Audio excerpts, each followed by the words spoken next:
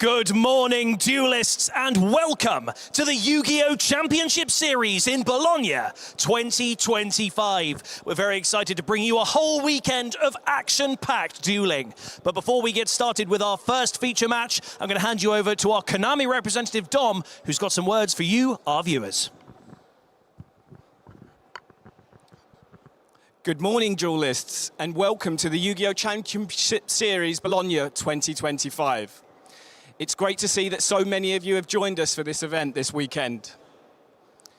We can now inform you that there are over 2,400 players participating in the main event. As always, we'd like to extend our gratitude to our partners, the staff, and the judges that help to make these events possible. Most importantly, we'd like to thank you, the duelists. Your passion continues to inspire us, so thank you very much. We hope that you enjoy this weekend's of duels and the event, whether you're watching from at home or participating here at the event itself. Without further ado, I'll hand you back to Ed. Enjoy the event. Thank you very much, Dom, and thank you very much all of you for joining us at home. And like you just heard, over 2,400 duelists are here, ready to see who is going to be making their way to that grand final in tomorrow's coverage. Thank you very much for joining us on YouTube and Twitch. We're about to go over to our feature match to kick things off here at YCS Bologna, but first, it's time for our welcome video.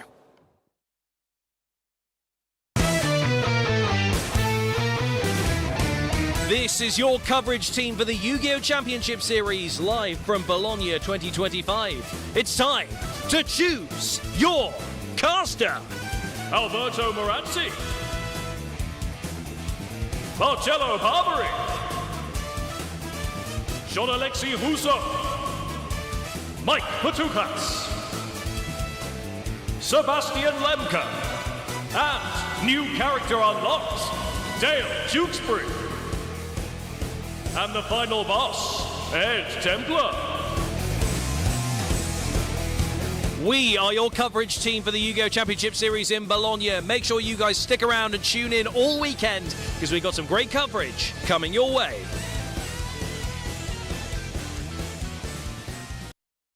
Always a bit of fun, and here we are ready to kick off this weekend of coverage here at YCS Bologna with our round one feature match. In front of me, your duelists, Matteo Tonello versus Matthew Brickard, who is the reigning YCS Bologna champion from the last time. So we are going to do a high roll to see who's going to go first, who would like to go first. So we're going to have Matteo rolling first. That is a 5. And for Matthew, we have a 4. Okay, are you going to go first, Matteo? Matteo is going to go first. So with that, I'm going to hand you guys over to Basti, to John Alexei, and our new face to our YCS coverage here at Bologna. Gentlemen, for the first time this weekend, take it away.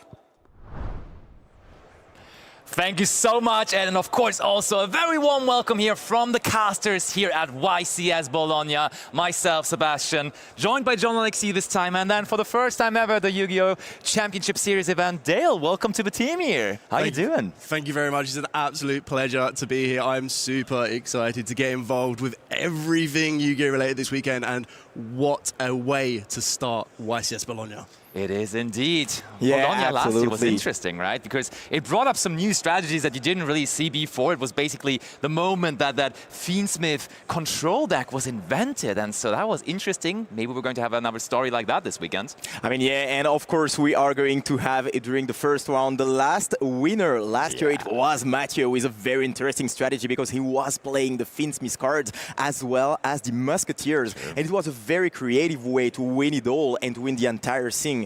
He is going to have to get back to the start because 15 rounds of Swiss, he is going to have to win all of those rounds to try to get to the top 8 and then try to win it all. I mean, that's a good point. Let's actually look at the tournament structure, at the tournament format for this weekend's tournament a little bit, because it has recently for this season changed, of course. As you mentioned, we are now playing 15 rounds of Swiss over 2 days, starting with 9 of them, of course, today. All of them now being 50 minutes. Still a best of 3, of course, but no draws at all. And then and tomorrow. Only the best 8 of them. So making top 8 now becomes even harder because you have to go through all of those rounds of Swiss, and then only the best 8 will make it to the single elimination stages, where then we will find out who is going to be our eventual winner and who's maybe going to decrown Mathieu, or Mathieu is going to defend his title. Who knows, you know? And on top of that, of course, if you win the entire thing, you will be able to get some very, very exciting prizes. Yeah, you have the victory, but you also have a lot of stuff to win. And you will have, for example, this giant card, and the giant card will be the winner's choice. And this is a very interesting thing that we've also seen already in Lille earlier this season. And you'll have a bunch of stuff, for example, a Steam Deck and some dice sets, an Ultra Series promo card. I mean, there is going to be a whole lot. It's so much, it barely fits onto the page, really. It's so many prizes at this point. You get the effect veil of a card trooper. It's just, it keeps on adding up. And like, especially, I think, the giant card of winner's choice. I've spoken to a couple of people that were like, I need to win a Yu-Gi-Oh! Championship Series event now because I finally need to make this card a giant card to get it into my home, really. But it's, of course, that's for first place, but there's plenty more to play for. Not only first place walks away with a bunch of prizes, but also, as we see here, even top 8 gets you so many things already. Yeah, exactly that. So the coveted metal dice, so these are something unique to the YCS event. Very, very important. And as you've already mentioned, Effect Veiler as an ultra rare. These are some very coveted prizes that you're able to get your hands on.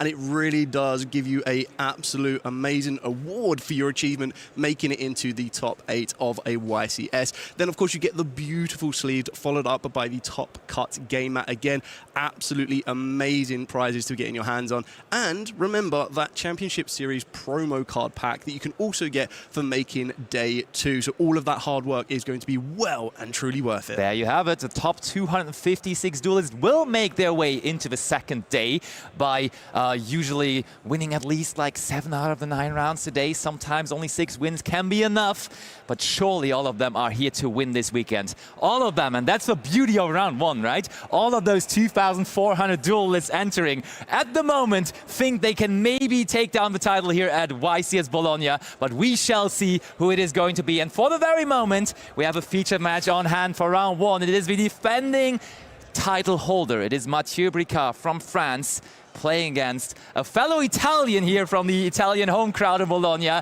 So we want to see it, of course. We have been waiting, and now's the moment. I'm happy to say that YCS Bologna gets underway. Round 1 starts now.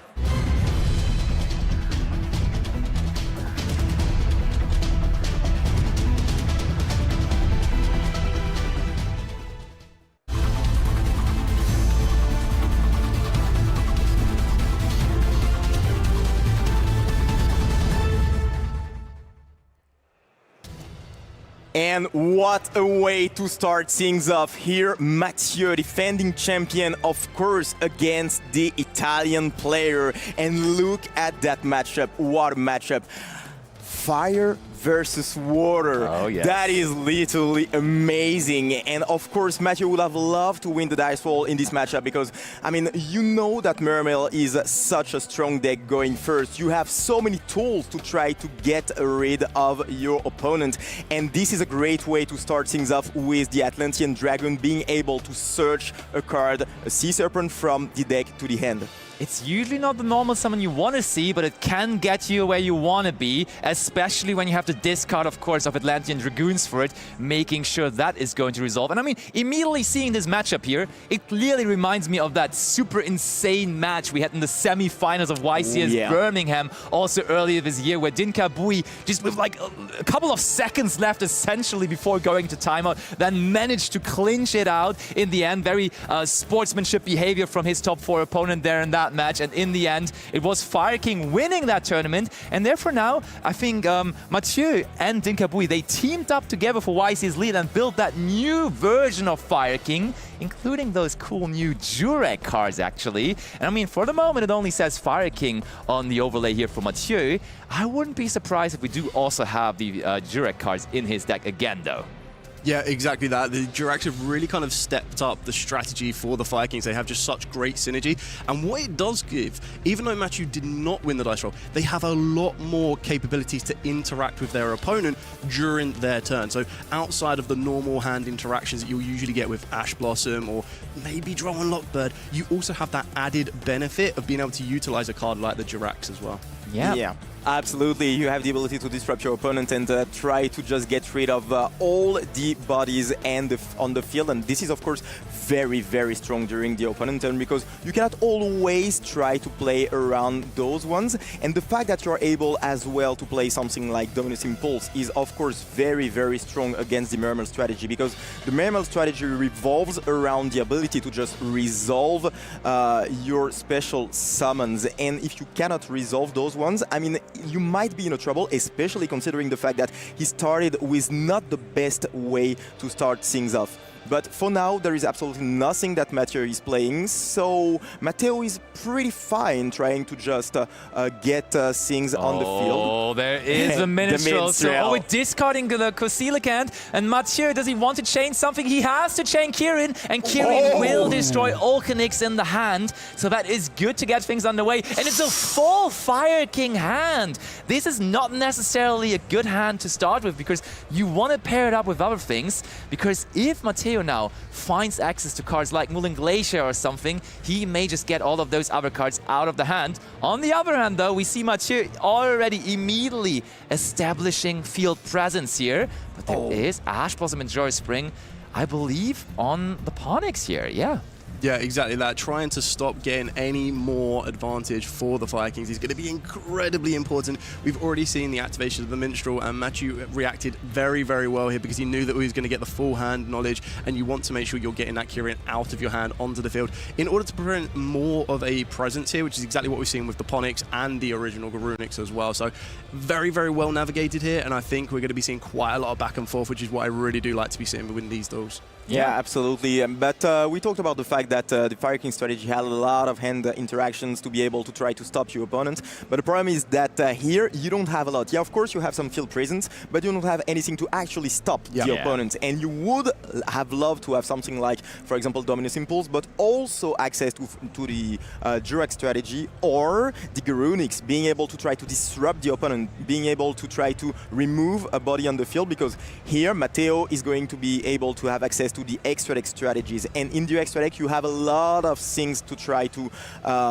get some monsters back from the graveyard. We have seen the Coelacanth in the graveyard, and of course you want to have it on the field. Usually it is not a very good sign to have it in the hand, but you always have some ways to put it on the field. For example, you have some link to strategies, but also some XYZ, or here the Anemone, which will be able to bring back a monster. Of course, not the Coelacanth, but there are some other monsters that you can bring back from the graveyard. Yeah, Marincis. Horrible Marincis monster. It has been a while since I saw Marincis actually at a featured match table, but at least the Coral Anemone is still out there rocking it for the water deck, helping the other water strategy here, bringing back Minstrel, and Minstrel can now just send the top 3 cards of the deck to the graveyard. Could we just get a little lucky and maybe hit a Dragoon for that here? I mean, he wants that, of course, because he wants to get access to the synchro plays. Ooh, heavy infantry could be interesting too, though. I mean, yeah, you can still go into some synchro 6, but you already have used the effect to just put all the monsters level 7, so I'm not sure it is exactly what you want, but still. Okay, so we put the Dragoons back into the deck. It's gonna be enough, though.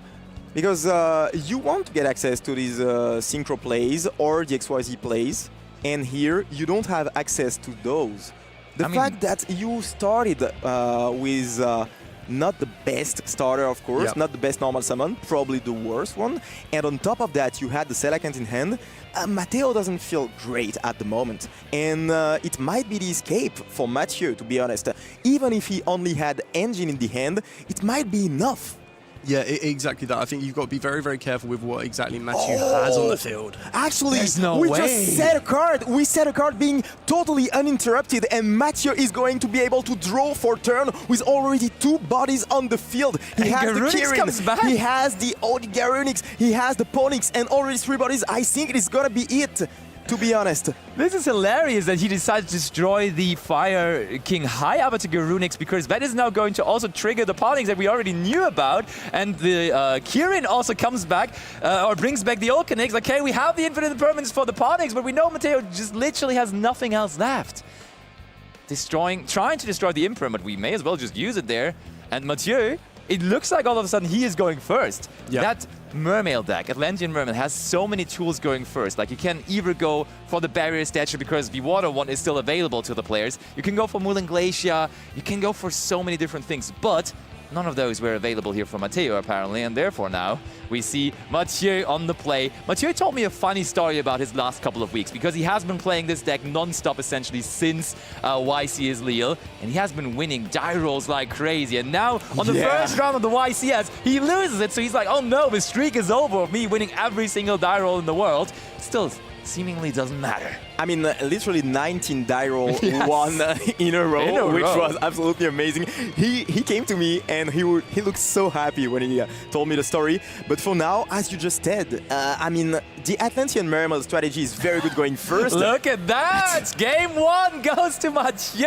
All those fire monsters in the end, bringing the fire to take game number 1 there. And I feel like Mathieu is nodding. He's nodding in approval, but he also may be asking himself, how did that just happen, really? I think that was very, very well navigated, though, because even though you didn't have any of those hand interactions, being able to get the original Grunix on the field, you knew that straight away your opponent was already under a little bit of pressure, that once that comes back, you're going to be able to reset the field state, and then you already have the guaranteed access to your Ponix. That can then work your way a little bit further forward. So the pressure is already on Mathieu to then try and Matteo to produce his best end field. And as we saw, he wasn't able to kind of create exactly what he wanted, and he was probably expected to see a little bit more in Mathieu's hand to get a bit more knowledge, a bit more advantage.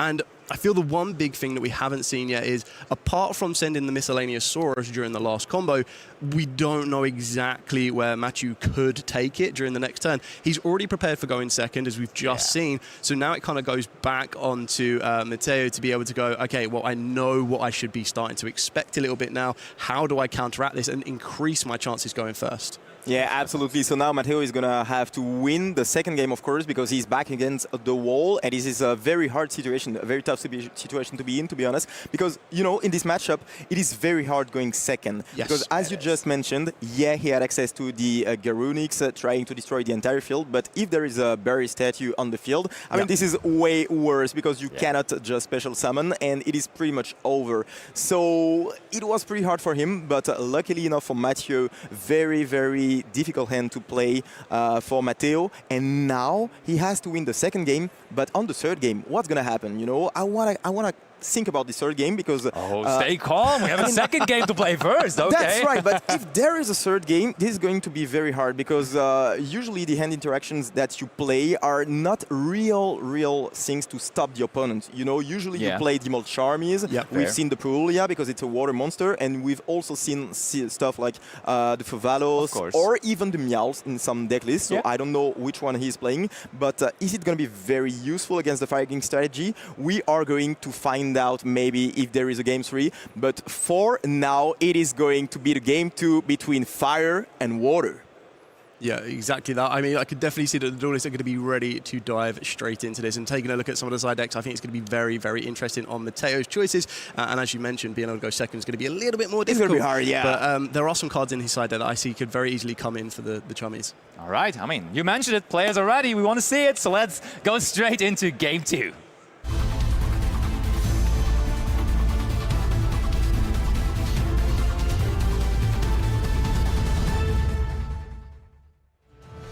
Step by step, game by game. It's a long tournament, but you have to always take the next game that is ahead of you, and you never can get carried away by how long of a day this is going to be. And let's see whether Matteo has a way to play better this time. I mean, yeah, it was very difficult during the last game. He didn't have the best of a hand because he just had to normal summon Shadow Squad. Is it going to be any better? He doesn't seem happy. Look at that. Yeah, he looks so unhappy. And what is he gonna play? I mean, he takes a lot of time trying to think how to play and trying to think carefully, but it doesn't seem to be a very good hand on his side. Yeah, Oh, we're no. sending a Oh, card no. and passing. Are you kidding me? Are you kidding me? Once again, during the first round of this YCS Bologna, Matteo just setting a card, and Mathieu is going to be able to try to win it all during this game. He's normal summoning the Volcanics, and this is, of course, a very, very good start. That is the start you need, the start you want. Mathieu, okay. What are we trying to figure out now? Oh, I think Matteo is just taking his time to... Oh yeah, it's all good. Here we are again. But that Volcanics alone kind of carries the whole combo. Like, you don't really need much more than that. So Yeah. easy peasy maybe for him here right away to get this one locked up. And I mean, that's the way you want to start to a tournament. Just go in, you have prepared for so long, you're ready to just really play those grindy games, especially when you bring Fire King, because that's usually how it goes, that you will have to work for your wins. And then just first round, quick, easy 2-0 in like 20 minutes. I think that's what you really can enjoy then. Just take some rest. Long day ahead, so that's the way to start usually. You like that. Yeah, exactly that. You kind of dust off the round one jitters and the round one kind of nerves, and then you get straight into it, especially starting off with that. But also remember, on the other side of that, even if you don't win round one, that is not your tournament over. You still have so many more rounds to go, and you learn from your experiences. That's the most important thing. So you learn what went wrong, how you can adapt it, how you can improve, what you can change, and then you learn, even if you have practiced the deck non-stop at home leading up to a YCS, you still have loads of different interactions. And I can't be, like, being completely honest, I can't imagine that Matteo sat down and went, my round one is going to be Fire King. So that's always going to be something you need to take into account. There is such a range of decks right now in this current format. Everyone brings their own style as well. So the way the player or the duelist kind of navigates the deck as well is always going to be different. So there is always going to be a learning experience that you can take from that. And I think regardless of the outcome of this one, it's going to be very, very interesting to see and kind of stick right into it. I mean, as you're saying, there is a wide array of decks currently available. Let's, as we're waiting for the players, let's address it. YC's Lille has been a while ago, but also not super long ago. How much did the format change? Because there was no new main set releasing since Lille, but I still feel like the format has evolved quite a bit, and therefore, is it still going to be the man with the mark winning again, as it did in Lille? Is that what we're going to see again, or what are we expecting? I mean, yeah, we saw that. Personally, yes. We saw that at Lille, Drake Hotel was not the most played strategy. True. It was a very, very good strategy indeed, but not the most played. And during all those weeks before this YCS, we saw that Drake Hotel just was way more played. We also saw some Mitsurugi strategy as well, and some Mali strategy. Yeah, but came back. Yeah, it is absolutely insane. And now players just play a little bit more answers to those decks, for example, the Lancias and all those cards. But for now, I just heard that our players are ready. So we are going to get back into this game. Yeah, so we are still in the same situation, unfortunately for Matteo, of course, because we still have a set cards. Players are just waiting to just get back in the game. And as we just mentioned, we are in a very difficult situation here for Matteo, because he's going to have to interact with the opponent and try to prevent Mathieu from having any advantage. And this is a real bad sign here, because I think that the Volcanics will resolve. And when it starts resolving like that, it is not very good, because Mathieu is going to have access to the Ponix right there, being able to special summon it, probably. Yeah, exactly that. I think we're he's going to be the Kirin. Going for the Kirin, but once you're activating, once you're going through all of these types of interactions, you start to check off the interactions that your opponent may have, and I think that's really, really important, because then it starts to allow you to be a little bit more free with some of your follow-up combos as well. Oh, is there something? It is Dominus Impulse. Very Interesting good card. to see that we decide to set that one, because in Mermaid you don't really have any other effects that you want to use that are conflicting with the Dominus Impulse. So making yourself vulnerable to cards like Happy's Feather Duster or Lightning Storm there was definitely an interesting decision from Matteo's side there. But maybe he just has another one in hand and was like, okay, I can send one, still have another one in hand there. And there now is the Jurak package. So we spoiled you of that. He already made top 64 at YC Lille with this version of the deck, and he's back with it using the on-field effect now here of Jurak Magalo. And Jurak Jurek Megalo is going to destroy another copy of it and the Ponix from hand to draw into 2 fresh new cards. And now you are in a very bad situation, of course, for Matteo. It's getting worse because Mathieu has access to the engine, and he is going to be able to enter battle phase. So you still will have another turn, and that is some good news for Matteo. But still, you weren't able to start during the last turn, so you are just hoping for a very good top deck right now. Yeah, exactly that. I think what you need to always remember and keep in mind that even though your hand might not look so great once you've drawn it for turn, as long as you navigate correctly, something as simple as a Dominus Impulse may allow you to kind of slow the momentum that your opponent might have, trying to kind of either try and win the duel right there and then, but trying to either come back into it as well. And exactly like you said, Matteo now has another chance to kind of come back at Mathieu and try and push a little bit more onto his field. And we already saw it in his first hand. When you're not playing any cards during turn 1, you then need to kind of reconsider from Mathieu's position that hand might contain a lot of go second cards or more kind of field interrupters than hand interactions themselves. And you know, the fact that Atlantean Mermail is such a good deck with a lot of engine, you know, and all of a sudden one card can just change everything. It can just change everything. We saw the Poseidra and we drew the Dragoon. So now we are able to have maybe one of the most important combos in the deck, being able to use the Poseidra, and you know, he was starting, so Poseidra wasn't that good, but now he's literally going second, so the Poseidra is being very, very good. Being able to just send for cost and being able to try to remove the presence on the field, not destroying it as well, which is very important. Into the hand. One thing we'll have to consider though, due to Mathieu having that turn, having access to the Jurek cards, there is a Jurek Astero waiting in the graveyard, ready to destroy all cards on the field. So Mathieu will have to find a way to play around that. But there also is another thing to hinder him here further, as Joel and Lockbird came down, and that against Mermail can be so painful. Absolutely. I mean, the only way to play around is literally the Coelacanth to get it on the field, to special summon it, and then being able to bring all those fishes on the field. Will he be able to do so? Because Mathieu will, of course, not let that happen, and we know that he has access to the Jurek strategy, and being able to just remove every single body on the field is a very strong interaction. So yeah, Matteo in a very difficult situation. Will he have what it takes to just win this game anyway? Okay, that can help. Triple tactic talents. No monsters on the field, no way to draw cards, so surely we're looking into the hand here. Is it that good, though? I feel it depends on what Mathieu has in his hand. If you're seeing exactly this, so we can see that there's a Kirin there that is probably the most damaging. Fumalos could also be relatively damaging here as well. I mean, there's Drone Lockbird, so Fumalos just doesn't do anything. Yes, correct. So. The Ash Blossom is very good against the Coelacanth effect, to be honest. But I feel like if you're taking out the Kirin, what are they supposed to do?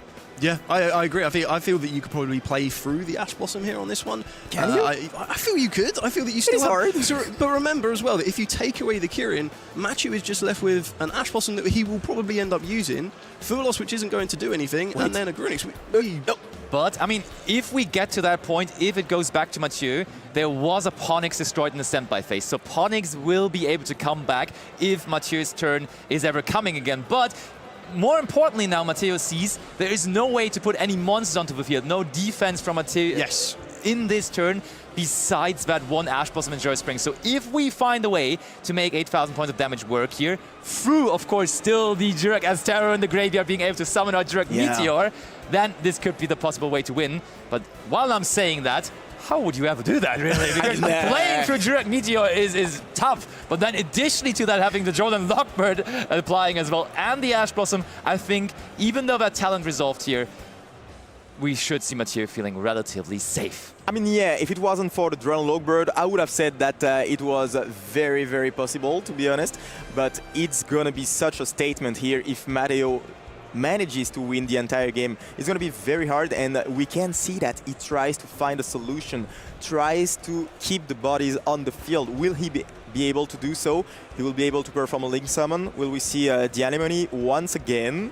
Probably. He's beloved. Oh, no, he's considering whether he wants to maybe rather go for Abyssalacia, exactly. And but it's going to be the Anemone. It's just going to be the one that it was in game number 1 already.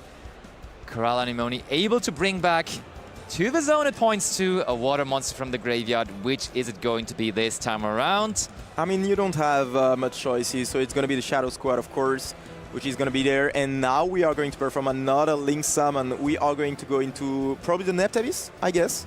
It is. There's so many Poseidons at this, Mermails at this moment, and this Link Free is one that you don't actually see that often in Mermail, I would say. Usually the ways have been different, but sometimes it, of course, it gives you that safety net of being able to protect your cards from being targeted while it is pointing towards them. And right now, I think Matteo is just valuing the attack points. Okay, Ooh, wow. That is now 5 waters in the graveyard, and I'm not sure whether Matteo was actually realizing that, because that could be huge, just taking out the Ash Blossom from the hand. Reading it again, of course. But yeah, Molten Glacier is going to be able to hit the field, and now we are going to get rid of 2 cards in Matthew's hand, and that could be huge, to be honest, because we could get rid of some cards that would allow him to just play again during the next turn. Of course, obviously, there is the Ponyx, which is safe and which is in the graveyard. But wait, the Kirin is still in hand. Yeah, Kirin, so we put back the Mulchumi Full so now we get to utilize the Kirin, send in the Garunix, then we lose the Ash Blossom, so we still have field presence. And as you've already mentioned, we have the Drat Meteor and we have the Ponyx coming back. So the Molten Glacier isn't as game-ending as we may feel, but there is still enough field presence here. So it's really going to come down to when does Metu want to kind of work its way into the Drat Meteor as well. Attacks over the Kirin. Kirin can now activate its effect. I'm not sure whether Matteo was actually considering that, because we can now just destroy 1 card on the field and bring back one of our monsters from the graveyard as well. And I mean, I actually didn't even see that he put back the Mulchami Fulos, but Matteo must have been in his dreams still to make that decision, because under Roll and Awkward, how on earth would you put back that Mulchami Fulos there out of those 4 cards? I mean, it is very early in the morning, so... Yes. I think exactly I can that. confirm from my personal side, but that was But remember that we are at a YCS first round playing against Mathieu, and on feature match on stage. Feature match, it is very, very hard, 100%. and I cannot even imagine after this first game. Remember, he wasn't even able to play properly his game, and it must be very hard to try to focus. And you know, it happens to forget those little details, and it is those details that make champions. To be honest, I mean, I was already nervous enough playing against Dale yesterday just on the stage, so I can totally relate for sure here to Matteo. But now in the end phase, Matteo is going to use the effect of Jurak Astero, and we see the alternative artwork of that so cool Jurak Meteor, destroying not only the opponent's monster, but also our very own, bringing back the Megalo afterwards as well. And now we destroyed the Ponyx, so Standby Flex Ponyx will come back. So Matteo, I think, should have a pretty decent time here for this turn. Also Garunix coming back. This is looking great. Yeah, and exactly that. So because the Fire Monster was destroyed, we're revealing the Ponyx in the hand to get it onto the field without even using your normal summon. This just opens up so many more options for you, as I feel normal summoning is such an important mechanic, or just part of the game, that the more you can hold on to that, the more you can put more pressure onto Matthew. And it's really going to kind of be coming down for Matteo as well, exactly what he might have to interact with this field. Otherwise, I feel Matthew could push further forward with this one. Fire King Sanctuary is going to bring us that beloved field spell that has already been so good back in the day, but it's still a centerpiece of the Fire King strategy. The Fire King Island is going to be used to destroy that Ponyx here again, getting us another Fire King, which of course turns out to be the Garunix we haven't seen all match yet. We only saw the other Garunix, but this is the one actually that made the deck so strong and good now. And that's the battle phase. And that's going to be sealing the deal. Mathieu Ricard is on the way to possibly defend his title here in Bologna, as he takes a swift 2-0 in round number 1 here against the Mermaid Atlantean deck,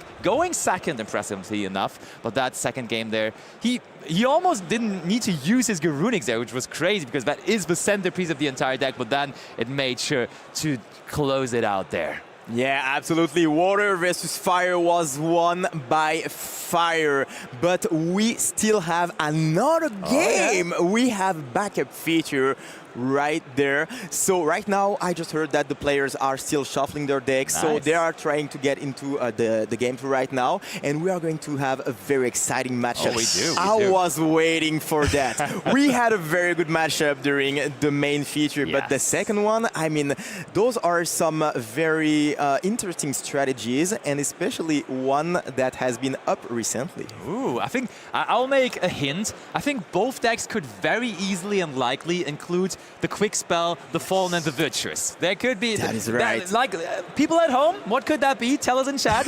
But I feel like that card has been a staple now for the one deck, but it has also been included in the other deck, funnily enough. So we will see in a very short moment. But yeah, we have again, of course, as you know it also already from YC's Lille, a backup featured match for every round. So if we have a quick main featured match, we have the chance to watch another match here, as it will be the case here for this round 1 already. So double the action for you. And besides that, yesterday we have already been working hard to pre-produce already a bunch of content for you. So you'll have all weekend long, all day long, no breaks, all Yu-Gi-Oh! Content for you here, live from Bologna, the beautiful city here in Italy. We've drew it back to now for the 3rd year in a row, right? 2 years ago, we saw Joshua Schmidt winning it here in Bologna with that runic deck that was so strong. And then now, last year, of course, Mathieu Ricard trying to make it happen again here this year again. And then this year, I think this season, it seems like the Italians are just ruling because they have won the European Championship, which was like the ending of the last season essentially, but still like also sort of the start of the new season. Then Lille was won by Diego Ziglia as well as another Italian, and now with a home turf YCS, it is going to be Italians again. I wouldn't be surprised. They look strong at the moment. They look really strong. But in the first round, Italian lost. But let's see. Oh, we got some tragic news. We were hyping you guys up for the backup feature match. Oh, actually, there's voices in my head. But wait, we have more. The players are ready indeed, and we are going to be able to just jump into that second match of the day. Yeah, so let's go. I'm super excited for this one. And look at this game. Yes. We are seeing some action right there. So they are in the game 2. We see that Ilian won the first game with the very interesting Sky Striker strategy. And in front of that, facing the Sky Strikers, we see the Branded strategy. And those two decks, I think they are very, very interesting in this metagame. Of course, that's not the main decks that we see in this format. You know, the usual Draco Tail, Mitsurugi Yami, but also the Mali strategy.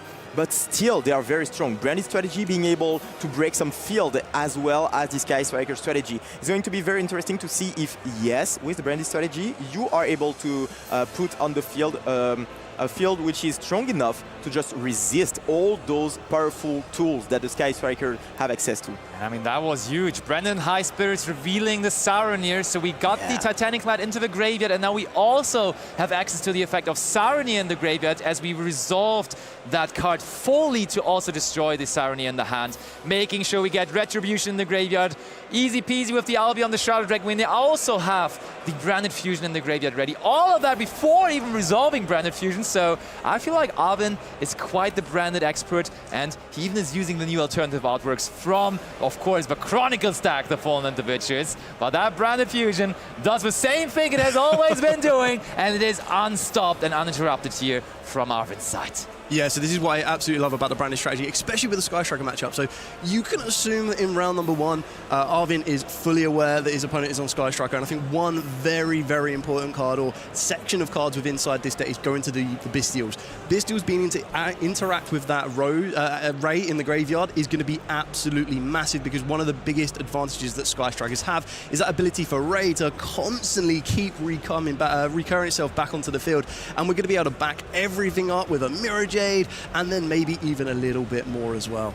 Totally. Now we are going through Albion into Lubellion. Lubellion discards the Katija, and there is the beloved and also powerful boss monster of the Branded strategy. The Mirror Jade is onto the field, and the Albion has just left the field as the Bystial Lubellion came back. Which card is it going to be? Usually, I think we are just going for the Branded Lost here, but maybe we're playing some more spies. Maybe there is Branded Beast, who knows? I mean, yeah, some players decided to include this card, but usually this is actually the Branded Lost, one of the most famous cards of the Branded strategy. And from now on, we see some very usual combo. We are going to see the Grand Guignol probably from the extra deck. And one interesting thing is going to be, will we use the Sanctifier? Because the Sanctifier is, of course, very good to put some monsters on the opponent's field, but also because it is not being able to get targeted. And it is very, very hard for the Sky Striker strategy to just get rid of it. But now we have another tool in the Sky Striker strategy, which is the new Link 2, which is of course a very, very good card. The Zero being able to destroy cards without targeting. So you know, the deck is a bit better against those cards. But yeah, I'm really curious to see if Arvin is going to just adapt itself to the Sky Striker strategy, or if he's going to perform the usual combo and just put the usual threats like the Mirror Jade multiple times, being able to just get the Quem on the field, and you know, usual brand stuff. Oh, one thing I definitely like is we have used the Springen's kit here to recover the banished branded trap cards. So we now also have a counter trap established here with the Retribution. So that is massive. And I think we're now heading into the end phase as we are eyeballing our graveyard here. And as per usual, there's like 5 different things we can use here. So the Khadija comes back to the hand, easy. And I think there also is the Titanic Clad still in the graveyard there, which we of course want to use here. And that is going to bring a Quem onto the field. Now to this setup is marvelous, but Ilion actually, and that is, some Sky Striker players recently have actually built the deck to go first, which has usually not been the case, as it is such a powerful go second strategy historically. But Ilion is still going the traditional way of playing in the go second way, and that can really pay off here, as he has all those crazy field breaking cards like Raigeki and Harpius Feather Duster in his deck. So it doesn't take much, honestly, to clear up a whole field when you're a Sky Striker player. Let's see whether we found those fitting and needed cards here. And we can see that he's already thinking of his strategy right now, and that is very important when you're playing Sky Striker. You just build your whole strategy during the opponent's turn, because you have so many little interactions that can lead you to victory or defeat, by the way.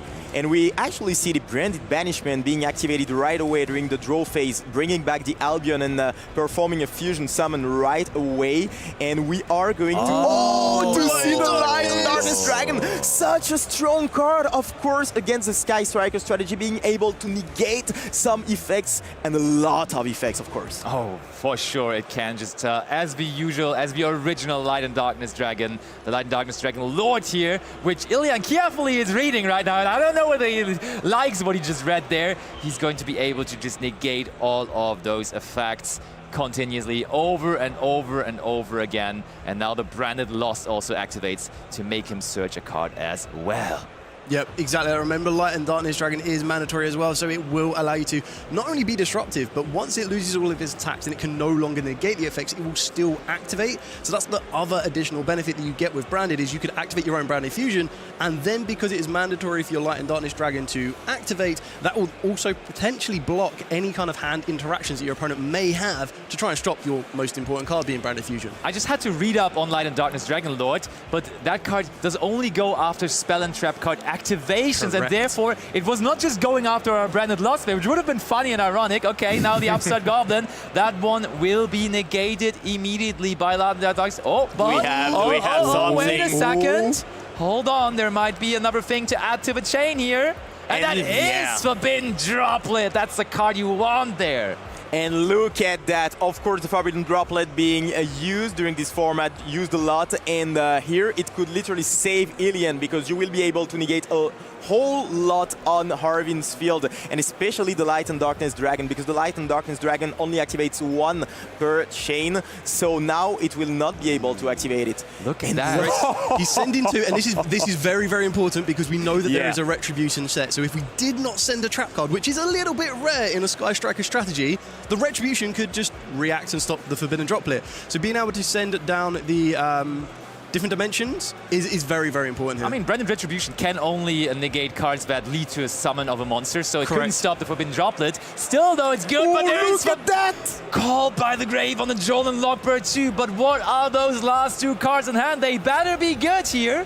Yeah, absolutely. The Droll and Lockbird being very good against the Sky Striker strategy, and this is something that prevents players to play this deck, to be honest, because how strong it is against it. But being able to have the Forbidden Droplet and the Call by the Grave is so strong. Do we have a starter? Do we have an access to Ray? It would be absolutely amazing.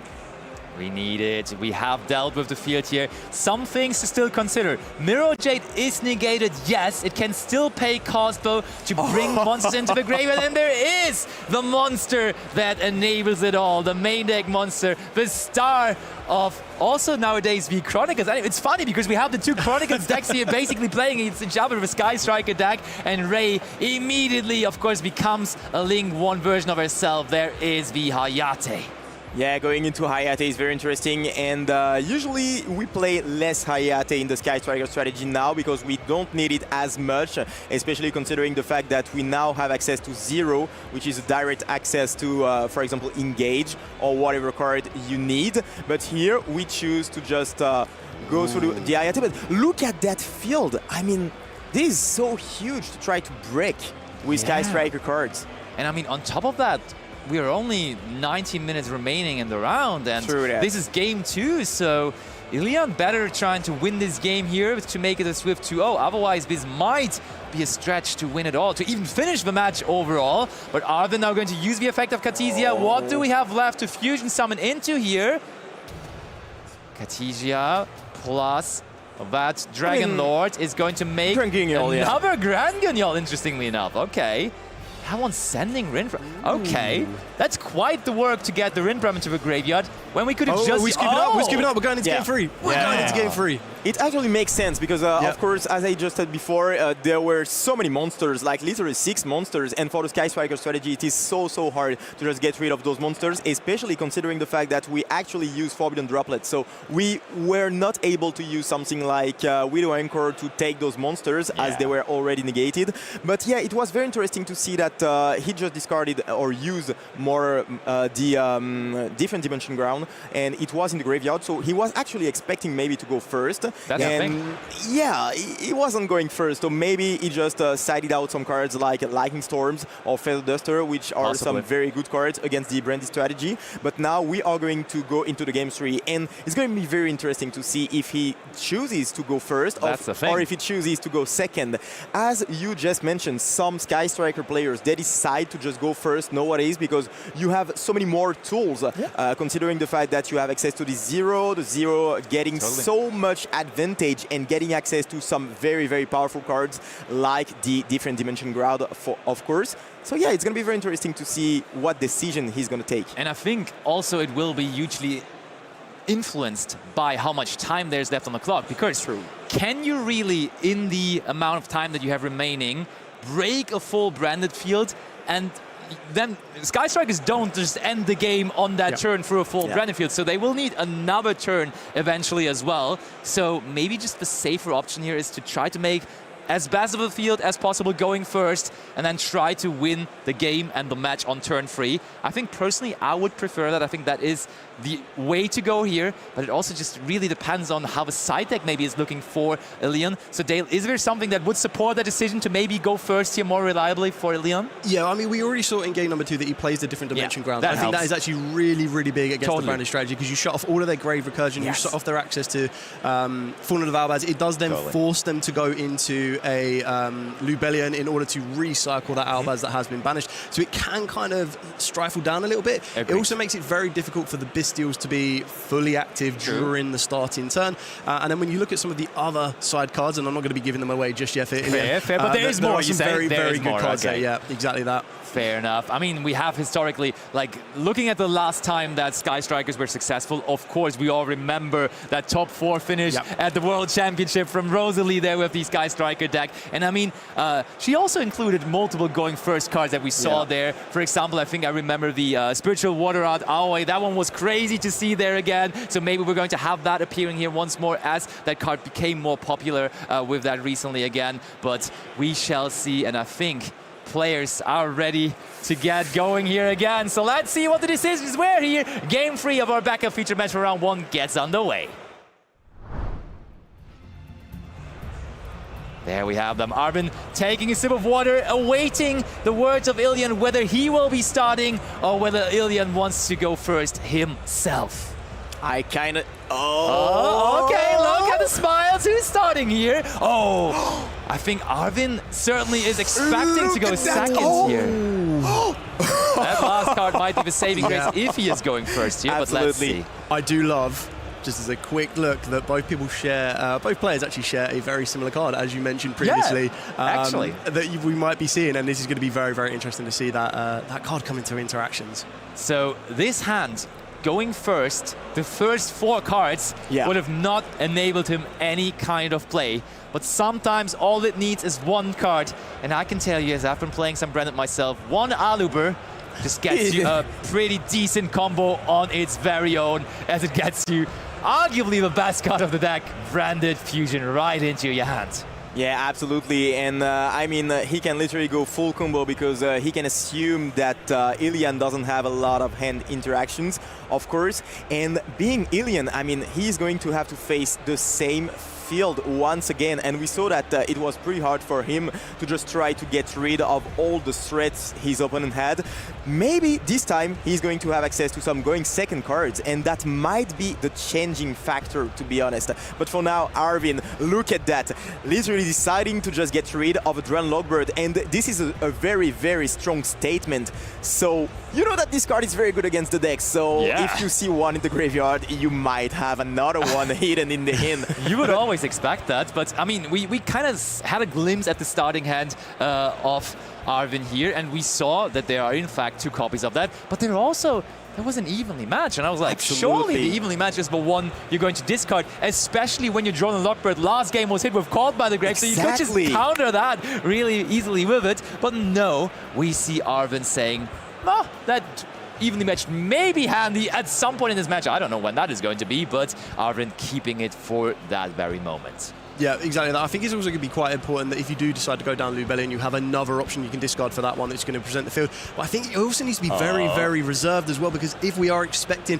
again, Ilian hasn't interacted with his opponent whatsoever, so you need to keep in the back of the mind that the rest of the hand could all be field disruptors. So when that's kind of being taken into account, you need to make sure that you're holding about some resource, because as you mentioned previously, the Sky Strikers aren't exactly known for completely ending the turn in 1 turn. That's true. So you do need to kind of make sure you maintain as much resource as possible should that outcome come across. All right, end phase, we see Titanic Lad once again special summoning out the Guiding Quem.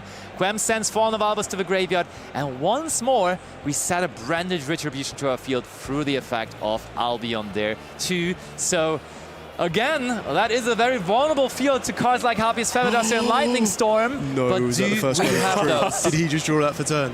He did actually, but you need to have a bit of luck to just get rid of this field. I can't believe he just drew that for turn. That is crazy. We talked about that. Of course, you have some very powerful card going second, and this is one of Harpy's those Feather cards. Duster! The Harpy's Feather Duster turn. being activated. Do we have any answer on the side of Arvin? But of course, we are going to activate our cards. Otherwise, they are just going to be able to get to the graveyard. So this is the first card. We are going to get access to the Rindbrom in the graveyard, and then Oh, he's trying to destroy his own Mirror Jade he could have destroyed the Harpy's Feather Duster, to be honest. Yeah, I mean, you can always bring back the Mirror Jade, of course, with the Guiding Quem. But the Quem, Quem is now going to revive because the card has left the extra deck. Very, very good heads up on this one.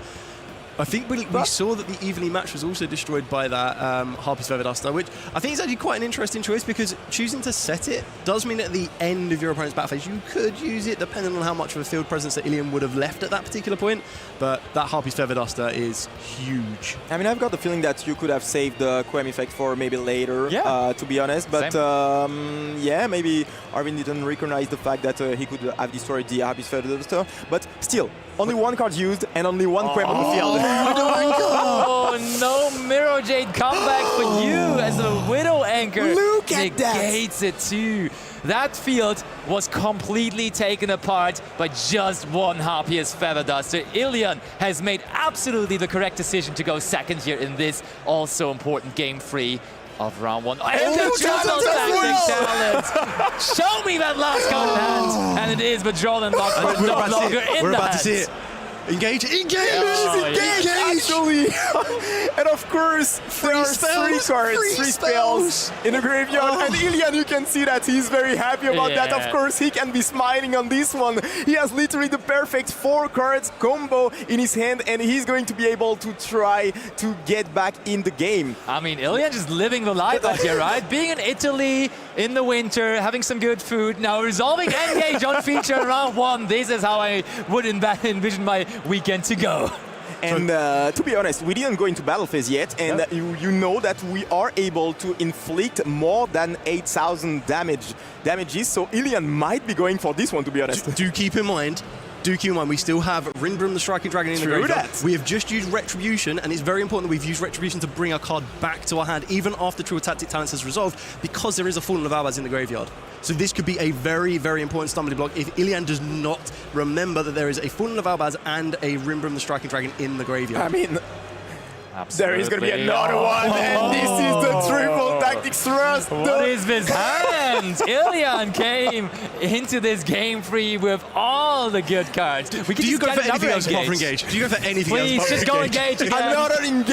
Another engage, the second one of the turn, and Ilian is going to get some resources once again, because of course he's going to be able to get access to indeed a Sky Striker card. It could be something to try to disrupt the graveyard. Of course, the Shark Cannon being very good in this situation, but on top of that you are going to get access to another card because you are going to be able to draw another card, and this is the strength of the Sky Striker engine, to be honest.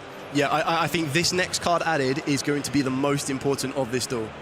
I really do, because I feel that the card added, if he chooses the one that we are both expecting, it has to be. Of course, we played, of course. Oh, Ilian. He's just checking. Yep, the Rindbrum does target. Yeah, has to check. Yeah, exactly. Yeah, the Shark Cannon, and now what can you do if you're Arvin? I mean, this is literally horrible for him. This is horrible for him, because your whole field There's now nothing left. is gone. It is totally gone, and Ilian has a lot of cards in hand. The multi-roll on top of that, so even if the game doesn't stop at the end of this turn, I mean, he will be able to get so many resources back and get this Widow Encore back on the field, as well as the Shark Cannon. So many strong disruptions. And nothing here just yet from Arvin, because he knows whenever he activates that Rindbrum, it will just be answered by that Surge Shark Cannon. So now we can add back Engage to the hand again. I'm getting some flashbacks here to YCS London back in the day. Engage into Engage into Engage. He didn't draw them with the Engage, but still that is Engage number 3 for this turn. Maybe now. Wow. Yeah, I know we have 7 minutes and 50 seconds, give or take, left on the clock, but I now think it is very, very important that unless Ilian is fully confident he can go for the full OTK this turn, you do need to take that into consideration as well. Arvin, as well, did navigate his field very, very well. I don't feel that there was much more he could have done. So it is just one of these ones where we're seeing two duelists go back and forth, head-to-head on this one, and sometimes the heart of the cards is what makes the big difference.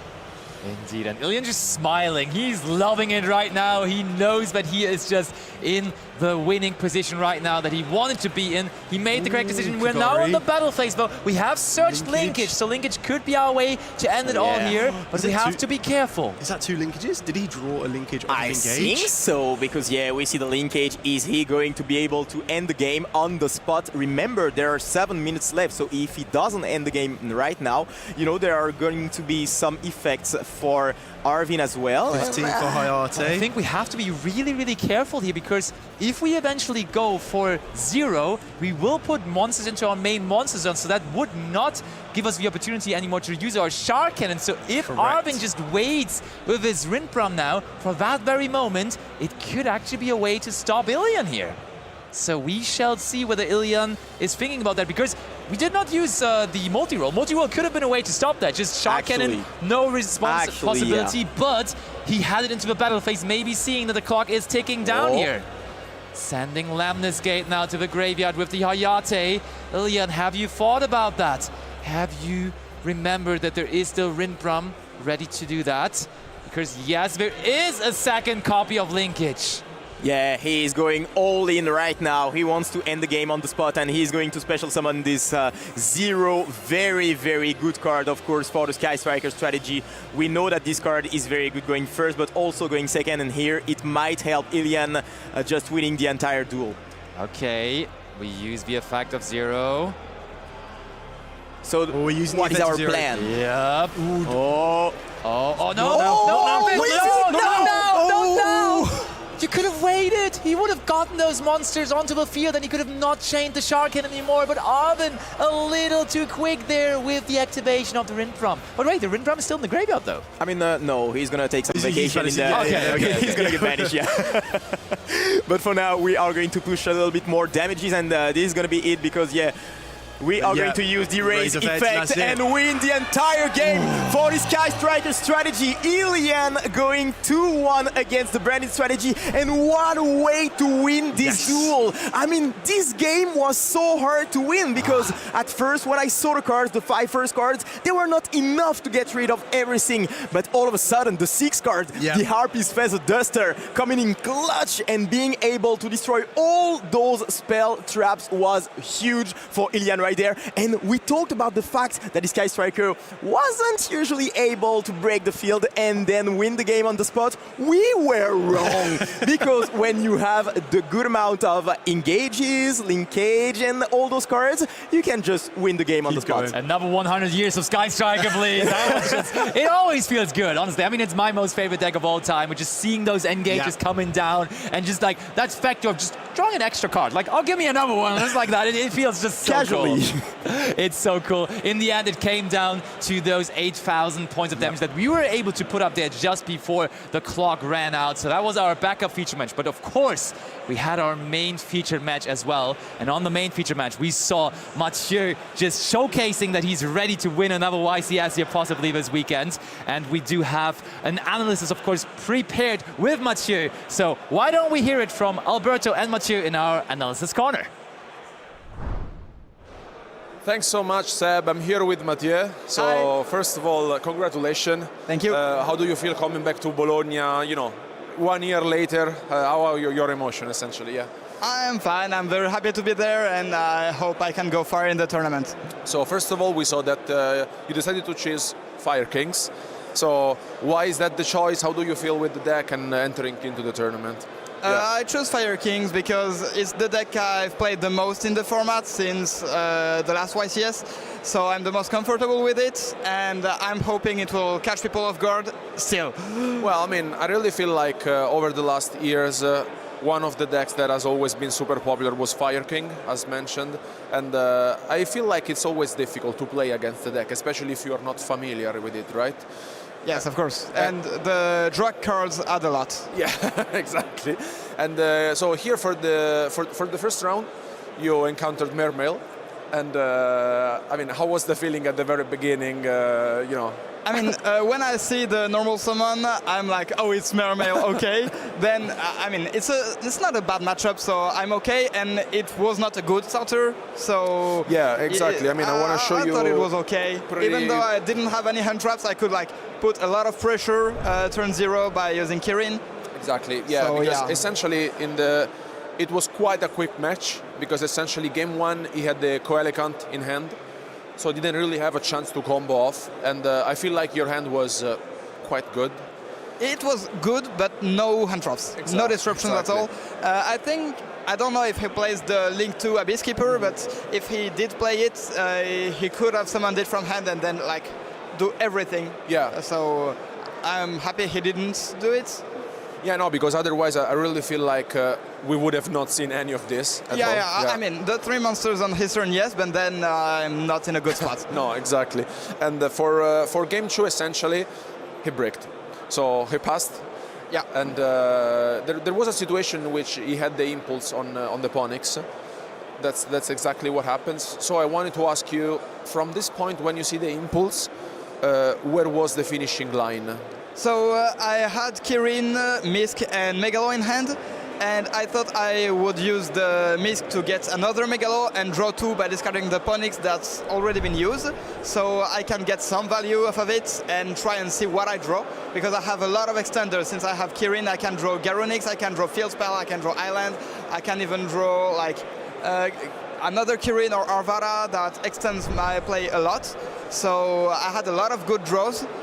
And worst case, if I don't draw any extender, I still get the double meteor setup with some follow-up. I drew Fua and Droll, so Fua was dead, but Droll was very good. And I also wanted to ask you, here in this specific situation, before the Mooling Glacier was summoned, there was a triple tactic talents activated from Matteo, but he shuffled back the Fuvalos. So we were thinking maybe if he would have shuffled the Kirin, it would have been different. Yeah, if I shuffled the Kirin, I was on top deck mode because I didn't have a way to get back a fire monster and destroy it. I had to keep the Ash in hand to normal summon it and crush it, but it doesn't do anything if I don't draw Garonix, so it was like kind of hard if I don't draw a good card. I think I drew fine though. It was Volcanix if I remember correctly. I drew. No, it was no. I drew Meowth. Exactly. It would have been hard. Yeah, but I mean, this is essentially how you finish up the match, and I mean, I think it was a solid 2-0 victory to enter into the tournament. You know, as a current champion, must not be easy, but. Congratulations, first of all, for first round, and hopefully we will see you again here on stream. I hope to. But I don't want to keep you waiting because I think we have the second round pairing. So thank you so much for being with us. And guys, don't go anywhere because we will be back soon with the future match for round 2 of YCS Bologna. Bye.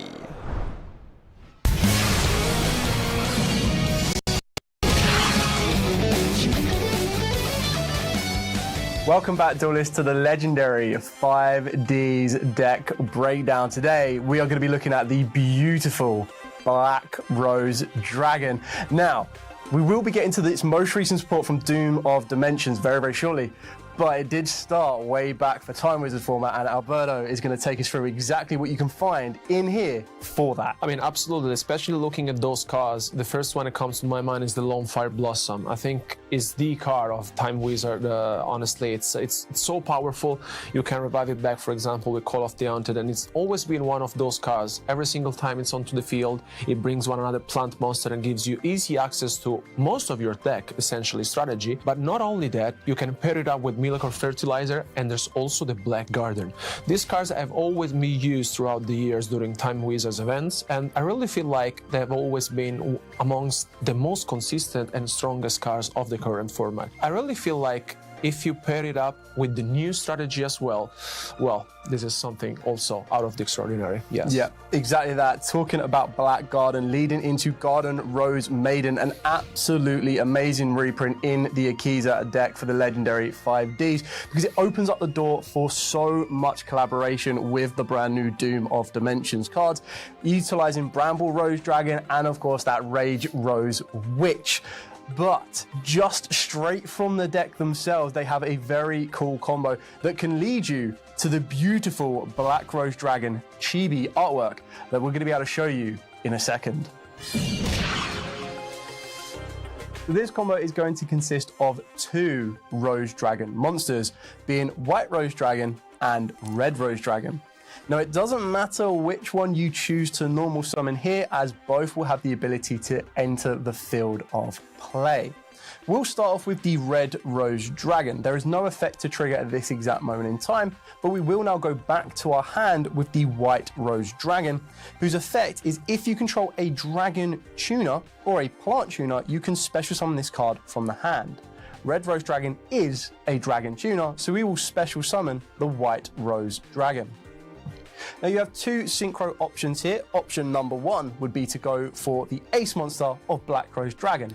We don't want to do that just yet. We want to push this combo a little bit further.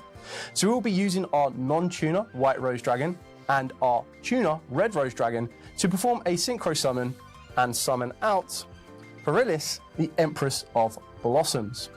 At this point, the Red Rose Dragon effect in the graveyard will trigger. In doing so, it will allow us to special summon a Rose Dragon monster from the deck, and the one we want to go for is our Rox Rose Dragon. As part of Red Rose Dragon's effect, we will also get the choice to choose one of 2 cards. Those cards being Frozen Rose or the Blooming of the Darkest Rose. The Blooming of the Darkest Rose will be a trap card that you can set up to interact with your opponent during their turn, or you can choose to take the Frozen Rose, which will allow you to send your Empress of Blossoms during the end phase of this turn to draw 2 cards and discard 1. For this example, we will choose Blooming of the Darkest Rose, and our Red Rose will continue to stay in the graveyard. We will now be able to trigger the Rox Rose Dragon's effect on normal or special summon to add a card that mentions Black Rose Dragon from the deck to the hand. The card we're going to want to add is going to be the Basil Rose Shoot. And in doing so, this is going to give us the ability to special summon back a Rose Dragon monster from the graveyard, or from the hand if we have another one there. Now, as you read the rest of its text, it also does say you can target one of your Black Rose Dragons or a monster that mentions it. So because it mentions that bit of text on it and the name specifically of Black Rose Dragon, we can add it with our Rox Rose Dragon. We are now going to activate the Basil Rose Shoot, and in doing so, we want to bring back our level 4 non-tuner in the form of the White Rose Dragon. This now sets us up with a level 3 tuner and a level 4 non-tuner to perform a second Synchro Summon. So at this point here, we want to perform a Synchro Summon using the Rox Rose Dragon and the White Rose Dragon to work our way into Akiza's beloved ace monster, Black Rose Dragon. Now, you could choose to clear the entire field should you want to, but we're not going to want to do that right here. I think our field presence is pretty good as it stands. So you'll set the blooming of the Darkest Rose, and then you can pass your opponent to play their turn out. So make sure you pick up the legendary 5Ds deck if you want to be just like Akiza and be able to present your opponent with the Black Rose Dragon.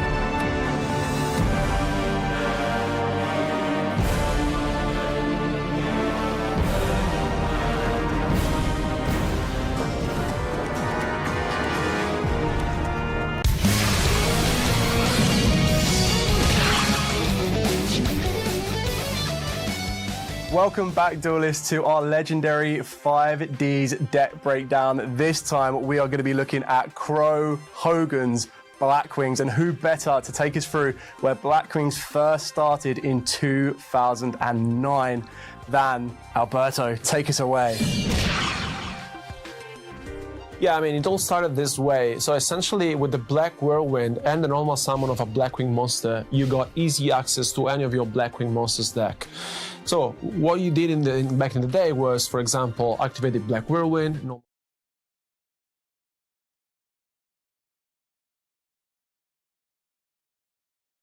You go. Hello, we are now back with more YCS Bologna coverage here. We're now ready to get into our round 2 feature match. In front of us, I have Eleonora Tessi, one of the Italian Yu-Gi-Oh! Content creators known as Colossa, and Dimitrios Kyriakopoulos. And they're ready to kick things off. We don't need to do a high roll because these two duelists have already done it, and LA is going to be going first. So with that, I'm going to hand you guys over to your wonderful commentary trio who are going to take you through this round 2 feature match here at YCS Bologna. Thank you, Ed, and welcome to YCS Bologna from us as well. It has been a pleasure seeing so many duelists assemble here in Italy. And, well, we have indeed an Italian content creator ready for this round 2. For anyone, I mean, not too familiar, we've seen Eleonora at multiple events. She has been crushing it, in particular at the Master Duel Invitational, I gotta say. And it will be interesting to see how she does in the TCG. She was also with me and Alberto for the Italian National Championship doing some commentary in some of the rounds. And here today she is representing Yummy, but just straight up Yummy, pure version. And to be fair, I think it also represents Italy, as we have Greece on the other side. Yeah. And I find it quite exciting, to be honest. Absolutely. And I think Dimitris is one of those players that likes a little bit more spicy text, spicy deck options, and I think that picking this deck for this event is a very good meta call. Yeah, I mean, he's playing Gimmick Puppet, a deck which is quite unexpected, I would say, and I think we are continuing with the trends of YCS Lille of maybe hopefully showing you at home different decks throughout our day 1 and day 2. But I really want to see the deck in action, especially because Yum is super popular, and I mean, Dimitrios honestly may have his chances in this match. It's quite a unique deck indeed, but if just a couple months ago Eleonora would have been absolutely hyped to win this die roll because the Gimme Puppet deck was basically a going first and win in the first turn strategy, now it turned into kind of a tempai going second and just you know, deal damage. And so in this case I think if you know what you're up against, you might even choose to go second. So let's see how she will be reacting once she finds out what his opponent is playing. So let's find out. Our duelists are ready. Let's see who's gonna take game 1.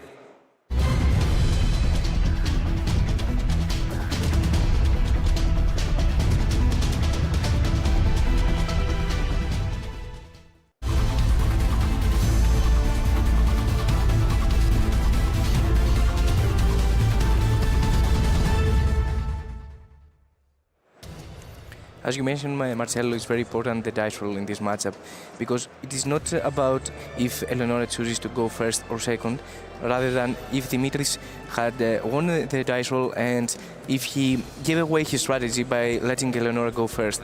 And I really want to see if Eleonora has already addressed this problem and summoning Fugalos, obviously, but it's a very good normal summon for the Yami strategy in order to go to Almiraj and have all the special summon from the hand Yami's monster.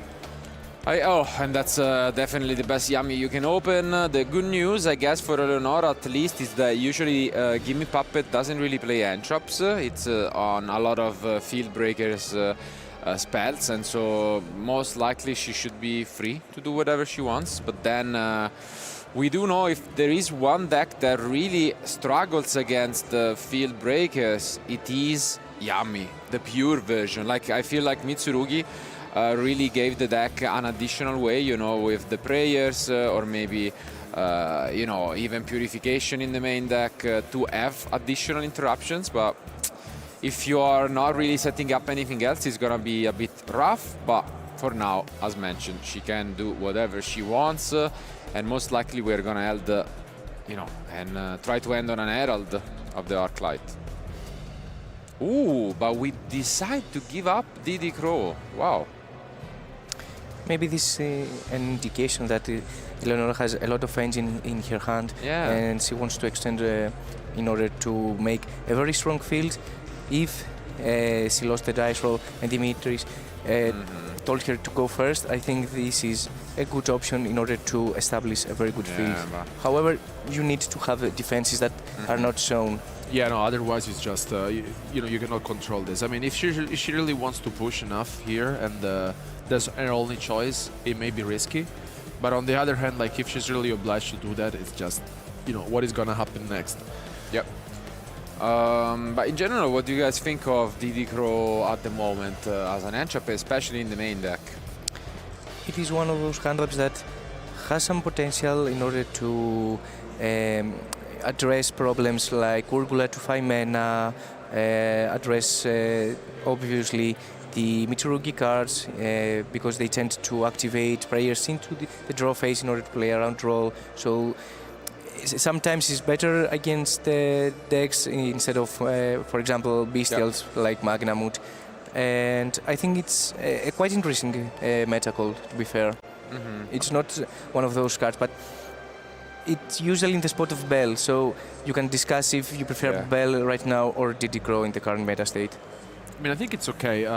For Jordan Lock, honestly, for example, we talked about with Jean Alex in the meta breakdown discussion. It's really a matter of how you really feel like approaching into the event, because I feel like at the end of the day, it's gonna be either the Jordan Lock Bird or also the Artifact Lancia, which has become super popular over the last weeks. But Didi Crow for sure, it's an interesting choice, and I mean, I really feel like that the more you play with the deck, the more you can be comfortable with certain interruption or head traps. And I mean, as you also mentioned, I think it would be very important to understand if Eleonora won the die roll or if Dimitrios let her go first. But I guess we will find out in game 2. Another interesting point here, I think, and we'll see if Eleonora comes back, you know, this decision comes back to bite her. When she activated the surprise, she chose to special summon the Marshmallow from end, essentially foregoing one extra piece. Because what you can do in that spot is you can bring back the Capsi from grave and then activate Marshmallow, special summon and get the surprise. So in this case, she would have one additional Yami monster on the field. Maybe she wants to play around Canines because Marshmallow is the only one who, you know, could actually activate instead of special summon, and so maybe that's the decision, but it seems like, I mean, one extra body wouldn't hurt. You think that discarding Didi Crow is maybe an indication that she won actually the dice roll? Because I don't think that if your opponent lets you go first, that you discard hand wraps. I think for sure it's a bit of a miscalculation anyways, because if you think about it, she was not interrupted, and then she chose to use the surprise to special summon Marshmallow from the end. So in that spot, if you want to go for that line, you can just discard the Marshmallow, keep the Didi Crow in hand, and then you just special summon it from grave, and it does the same thing. So she could have right now an additional Didi Crow in hand for no cost. So unfortunately, you know, maybe the emotions kicking in, it's still early in the morning, you know, and can't really blame her. And I mean, you need somewhere around in order to be into the zone for a YCS, because, as you said, the first 1-2 rounds are more, you know, just to understand the game state, understand how you feel about the event. And this is a big reveal. Okay, we do see what we wanted. Essentially here we needed non-engine, and we got Dominus Purge, which it's pretty good if you ask me. Seems like Dmitris is asking about the Yami cards, which is a bit surprising. Maybe he has not played that much. How do you feel about Bert with Didi Crow? It's quite interesting, right? I mean, I really feel like that also Eleonora is, she plays a lot, you know, she plays a lot of Yu-Gi-Oh! She tests a lot, and I mean, it will be also interesting to ask her if she's gonna be the winner of this match, some of her choices, both in the main deck and in the side deck.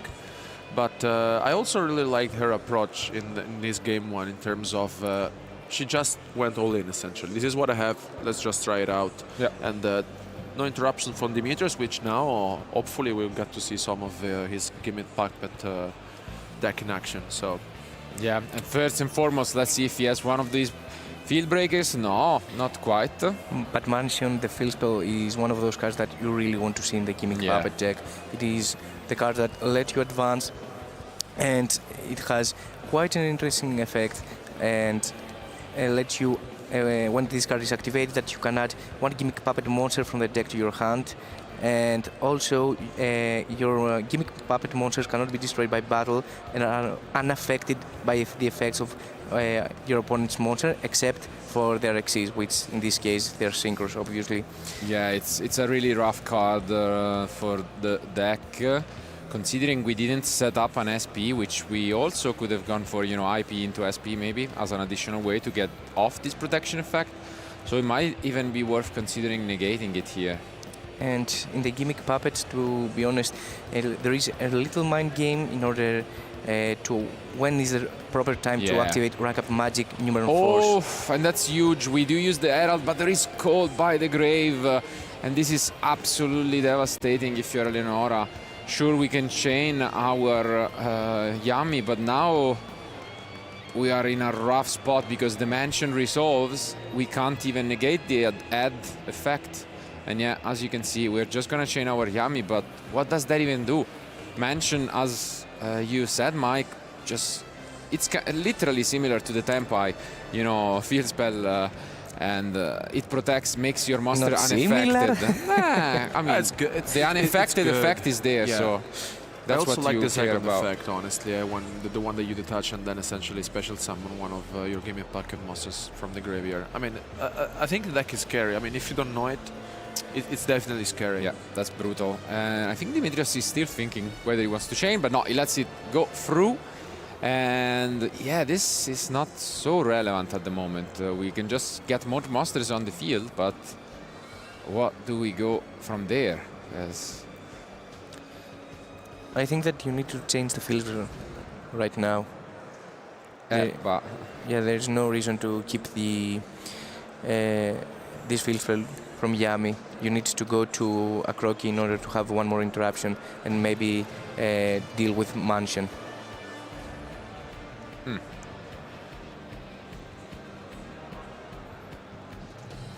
He's debating his options. Put a card face down. Let's see if he's happy with it. And yes, it is indeed. So it's gonna be the Little Soldiers added to the end. One of the best starters for the deck. And here is also where possibly Eleonora will regret even more not having that Didi Crow. And this is quite rough, because also differently from the Sangen Summoning, Dimension grants protection effect even during the battle phase. But as we can see here, since we are playing pure Yami, this is the way out.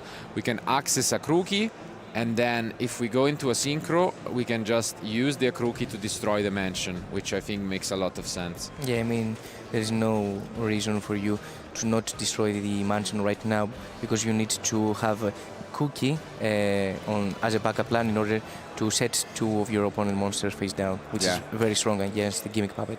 Very good find from Eleonora here, and as you can see, she's gonna access a Synchro Summon, and this way, the only annoying... but never mind. It's close to send, by the way. Straight from the new structure deck. The Fallen and the Virtuous, what a card. Do you think that it has shaped the meta right now? I mean, I really feel like it's the card is very new, and when there are like new cards, if you're not experienced to play against those, I feel like you also expect them less to be played. But in this situation, I really feel like in the field this weekend is going to be one of those cards that could really make the difference, to be fair. I think the card is super powerful, gives you so many different options, and at the end of the day, like as mentioned, the surprise factor always helps in this kind of events, right? We saw it with Mathieu in round 1, we decided to play the Fire King, although, you know, this is one definitely of the deck which has not been played super popularly. And on the other hand, of course, I think that a card like the Fallen and the Virtuous, it's definitely like very synergic. So you can play it in different decks, different strategies, and you can adapt also your deck. I really like it, honestly. I think it's a very good addition. And it is one of those cards that I really love the fact that it is very good, obviously going first and going second. Yes. Yeah. I think. No, I was thinking, okay, Eleonora lets it through because I think there was a huge play here she could have made because I think there is an additional effect of surprise, no? To swap. Yeah, to swap. Yeah. So I think this would have been a huge find where you can. It's almost never used, but the third effect says that you can return a field spell to the end and then place it again. So I think in this case, this might have been huge because if you just save the Akruki from destruction, then everything goes through. Yeah, it is. Back in the day, I mean, before some months. This looks like it's been a while, when September. When Yami mirrors were very famous, it was the play in order to play around SP Little Knight or Cosmic Cyclone. Yep. And I think, unfortunately, she did not find it, and now she's again a bit in trouble. But I mean, Akroki, I think it is hard once per turn, so I don't think that you can but also... she didn't use it already. Because Dimitros activated it in response to the effect of Yami to synchro, so it was not in response of Akruki to pop. So I guess both didn't take that effect into consideration if you think about it that way. But I mean, as you can see now, the chain pretty much resolved. Eleonora, now I think she's realizing a bit too late, unfortunately, and she's just gonna access all the names. To the Lollipo and Cookie engrave, but I mean, you still have the bounce effect of the surprise, which is very relevant. Yeah, absolutely.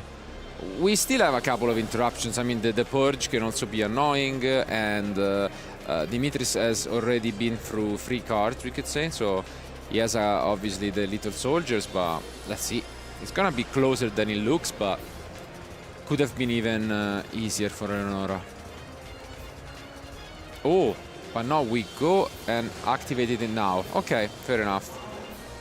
You can just do it after, I guess. But yeah, she realizes it, and although she could have done it in the same chain, she does it in a new open chain. The only thing here is that now we are forced to go for another synchro summon, I guess. But no, she just waits it out. Okay. At least, I mean, better late than never. And Dimitris has to ponder his option really well. What did she take in the end? The Purge, right? Yeah. She has Purge, and the last card I believe is a Forbidden Droplet actually, which is also going to be quite relevant. So let's see.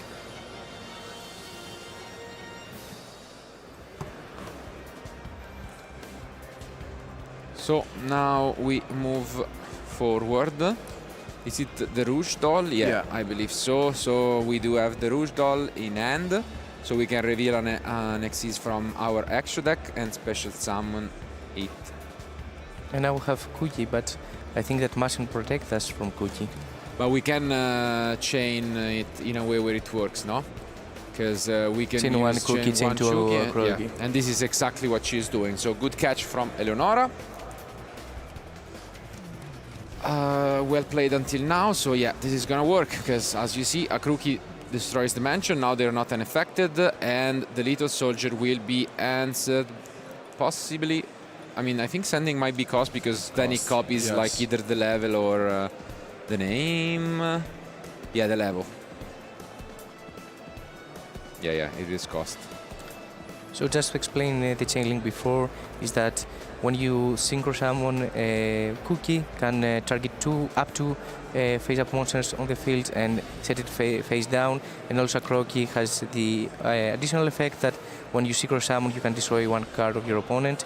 And you can, in this scenario, chain one Cookie to target the Gimmick Puppet monsters can't be targeted, but they are unaffected eventually from mansion, but then chain link to a Croaky to destroy the mansion.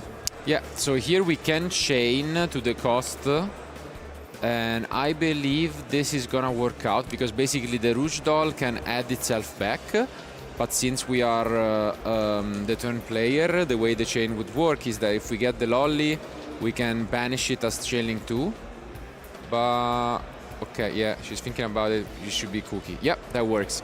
So now in a new chain, Dimitris will activate the Rouge Doll as chain link 1, since he's the turn player, and then we can chain the Lolly, and as Eleonora is doing, banish it, and also pop the soldiers. And I think that's gonna be it. Well played by Eleonora. Emotions are there, but she managed to fight through them, and in the end, her opening was just a bit much. And I gotta say, the good news for her is she didn't even have to use her non-engine. So both Purge and Droplet were still face down at the end of this match, and this should give her confidence, because I mean the beginning seemed extremely rough, you know. You use the Herald and you're met by the one-off called by the Grave. That's never a good feeling, but well played. And I mean, I really like the fact that she didn't be scared about Gimmick Puppet. She knew what how to interact, what cards she needs to stop, and as Marcelo mentioned, she only played with her engine in order to address any potential problem from Dimitris. I mean, I think she addressed it very well, especially because her starting end was, I think, was good. Of course, like playing against such a deck, if you're not familiar with it, you may have troubles and issues, which was not the case because I think she navigated it quite well, I would say. And on the other hand, I feel like also Dimitrios, maybe it's not super familiar with Yami, because like he was going through some effects from Eleonora, having a read, and I mean, I think at the end of the day, it's important to try and win those matches as much as possible for like if you play Yami, for example, because you don't really want to face those decks, especially because if you're not familiar with that, you can make mistakes when activating your opponent's hand. But, you know, here, what do you think? Dimitrios is going to go second once again? Yeah, I mean, the Gimmick Puppet strategy really needs to go second right now. Yeah. I think that going first has a lot of problems that probably gets addressed by side deck options, but are non-engine side deck options like Solems and, you know, strong trap cards. But in any case, when you choose to go first or second, I think that most of the time you choose to go second with Gimmick Puppet right now. Yeah, surely, and I mean, especially given the main deck that he's playing, he would need to take out too many of these, you know, field-breaking spells, and that's not going to be quite the case. Eleonora on her own, I'm not so sure how familiar she is with the deck. Again, if you have just short memory like about the deck, maybe she's still at the, okay, he's going to go first, try to combo off, and then that might lead to, you know, some mistakes in how you side deck, because we saw how important the Akruki is. And usually that is a card that you take out when you're going second, but it would be a huge, huge blunder in this case. So hopefully that is not going to be it, but they have done their side decks already, so why don't we just jump back into action?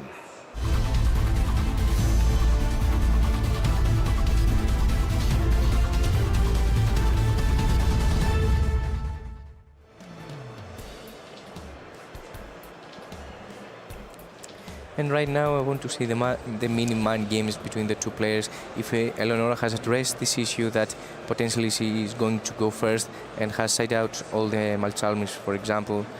But I think that he's going Dimitris first. is going first, actually. Wow, are you surprised? I am. Honestly, I am.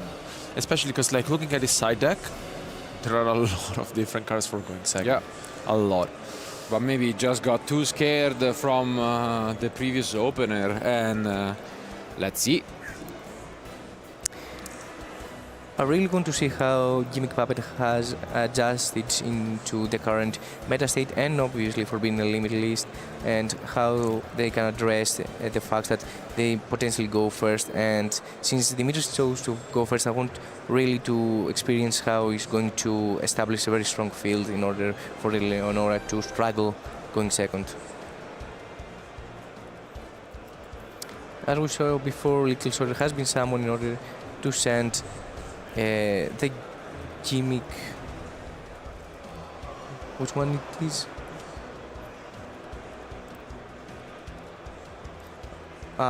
Beast Doll, yeah. Yes.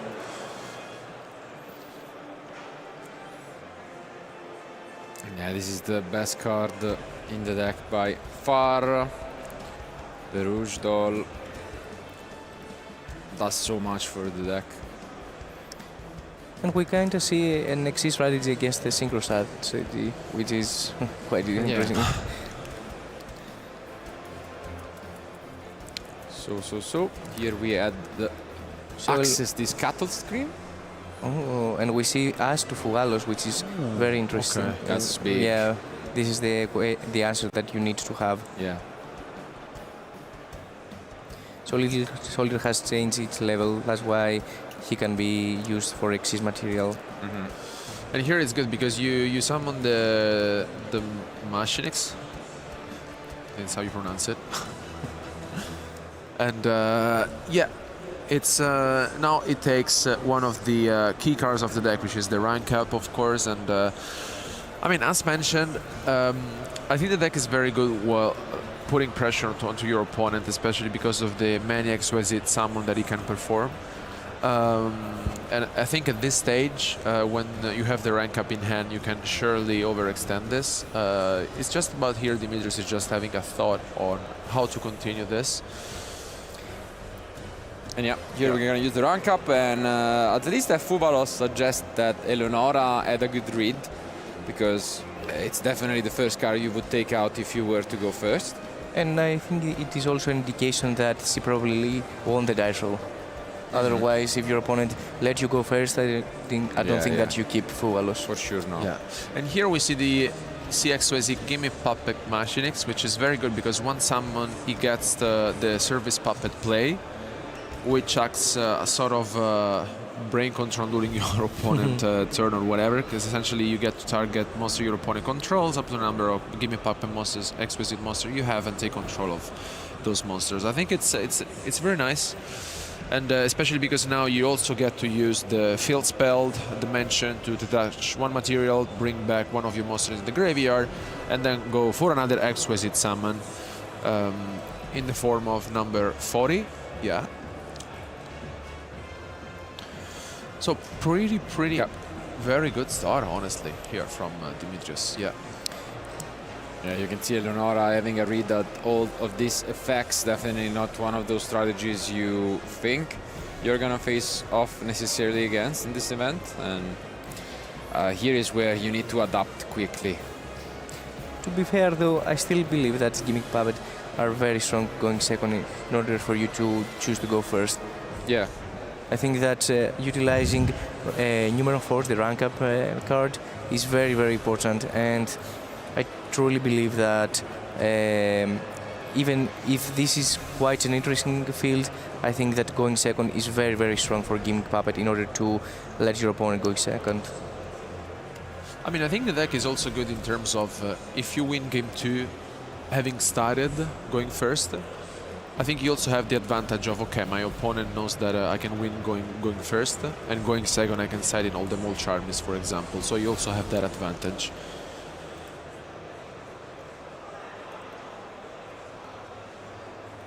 Ooh. Giving our opponents free stuff.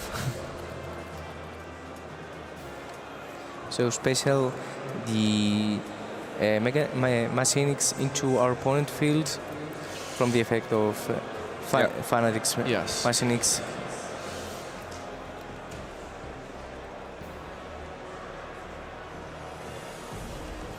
It's like having the upgraded version and giving our opponent the outdated one. Yeah, pretty much. Yeah. I mean, I think it's nice because essentially you oh, there's the bell. Okay, never mind. I mean, here I think it really depends on Eleonora's end. I mean, because she has 3 cards in hand, and I feel like maybe Dimitris is not done yet. He's just considering his options. No, and it's actually a pass. Okay. So, however, you need to remember that in the pure Yami strategy, having a monster that is not something like a Link 1 is very, very important because you cannot activate Engage or Obedience School. Yeah, yeah, absolutely. I mean, I think it's a very good strategy to counteract, honestly, the Yami deck. And here, yeah, you just have to crush. Yeah.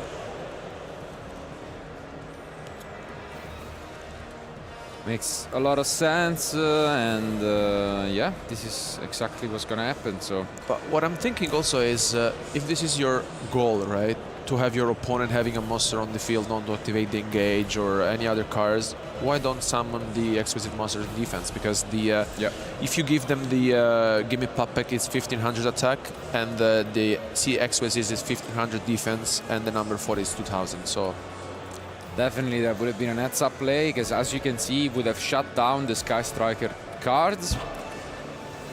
That wasn't quite the case, and now Eleonora will play in main phase 2. I think that maybe Dimitrios didn't expect to be interrupted by Bell. That's why he summoned both monsters in attack position. But in any case, the best way is to summon in defense, just to be sure that if anything goes wrong, that you have a backup plan. Because right now, Eleonora was really struggling against having a monster that cannot be used for a Link 1 in order for activating Sky Striker engage. And yeah, she's just gonna make sure to read this mention again. They are indeed unaffected by her monsters. So she needs to access again this Akruki, but yes, this does work, the Infinite Impermanence. What else do you have? Wow. Oh, that's huge. And we talk about the fact that having a monster can mess up an obedience and engage card, but she had both, which was very, very important. And although we have seen less of obedience in the Yamimitsu Rugi version, I mean in the pure, it's limited for a reason. The card is an absolute powerhouse. As you can see here, accessing 3 names, and just so difficult to interrupt the deck once you access that card. Yeah, I mean, Eleonora also knows that the set card is most likely the service puppet play that was added from Dimitrios in the previous turn, and she just needs to remember that essentially Dimitrios, yes, that's what's going to happen. So it's going to take control of those monsters until the end phase. And this is the best options that you have as a gimmick puppet player, because otherwise, if Eleonora goes to Snatchy and have the potential to synchro summon anything that will be targeted later, Dimitrios would be way back into the game, because Eleonora can just change Snatchy and synchro summon the targeted monsters. And yeah, as mentioned, now we do access this Akruki. We need to get rid of Mansion, otherwise we pretty much cannot play the game. And yeah, as you can see here, that's exactly going to be the case, I believe. And also gives a protection from Nibiru, which is also very important.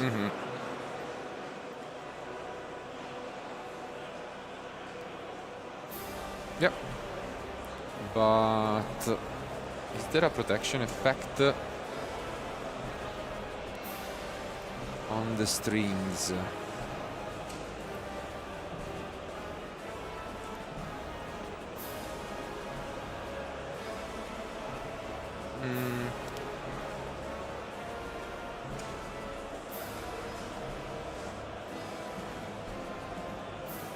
And I think right now Dimitrios doesn't have any more interruptions, right?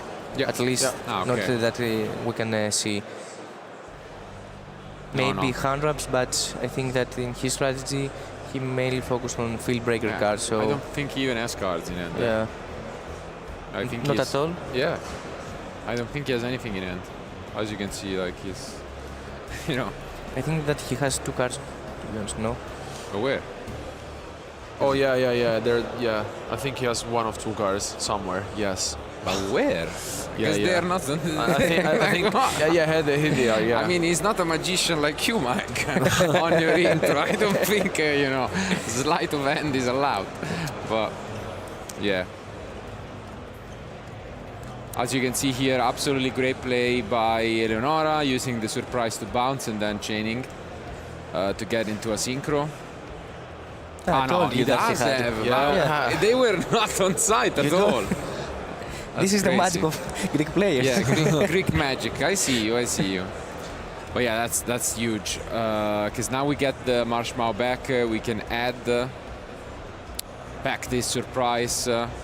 And we have pretty much dismantled the field. So really a good showcase of the Yami Pure deck from Eleonora. Well, because essentially Dimitrios is left with 1 card in hand, and the Yami monsters will be back to Eleonora's field at the end of the turn. So this is rough. Yeah. This is a good spot though to interact, because you cannot change Snatch at least right now. But What else? Prosperity? Oh, You wow. called it. Oh, it's in the perma column, to be fair, but it was activated from the hand. Yeah.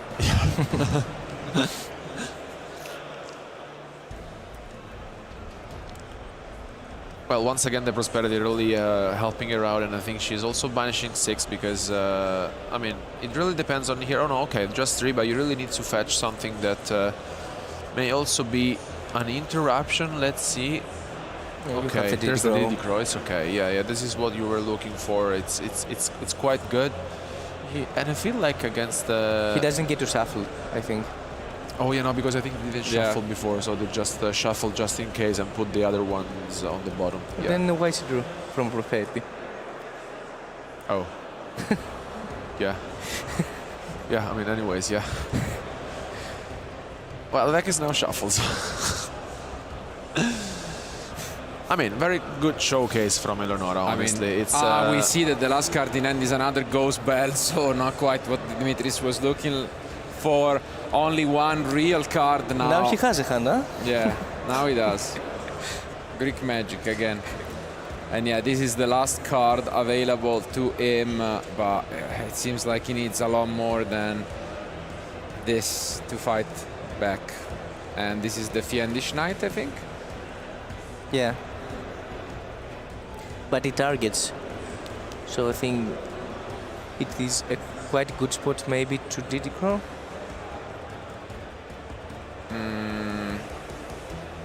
Yeah, and this is what she's asking for. J1.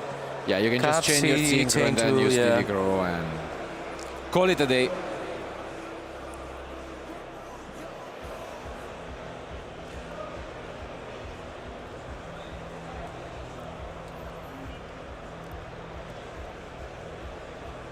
The only thing is the Yammis were summoned from Obedience, no?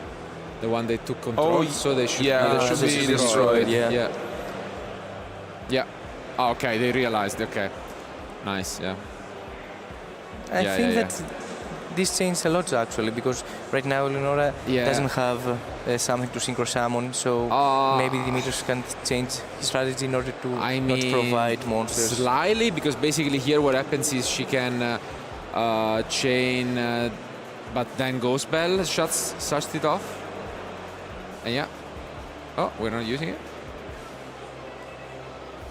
Let's see. And yeah, we do use the Ghost Bell, but we have Surprise from Eleonora, so we can use this Diddy Crow, we can use Surprise, and I think we might still be good at the end of the day. But we do have an additional interrupt, which is that in the graveyard we can also use the trap effect and bring back an Xyz Master from Dimitris.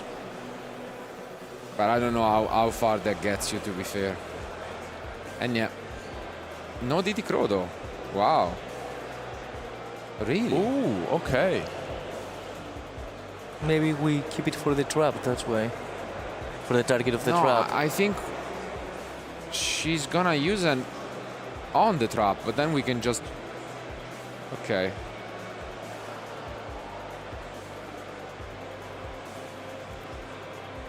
I guess we just try to go for the cookie to put them both face down now.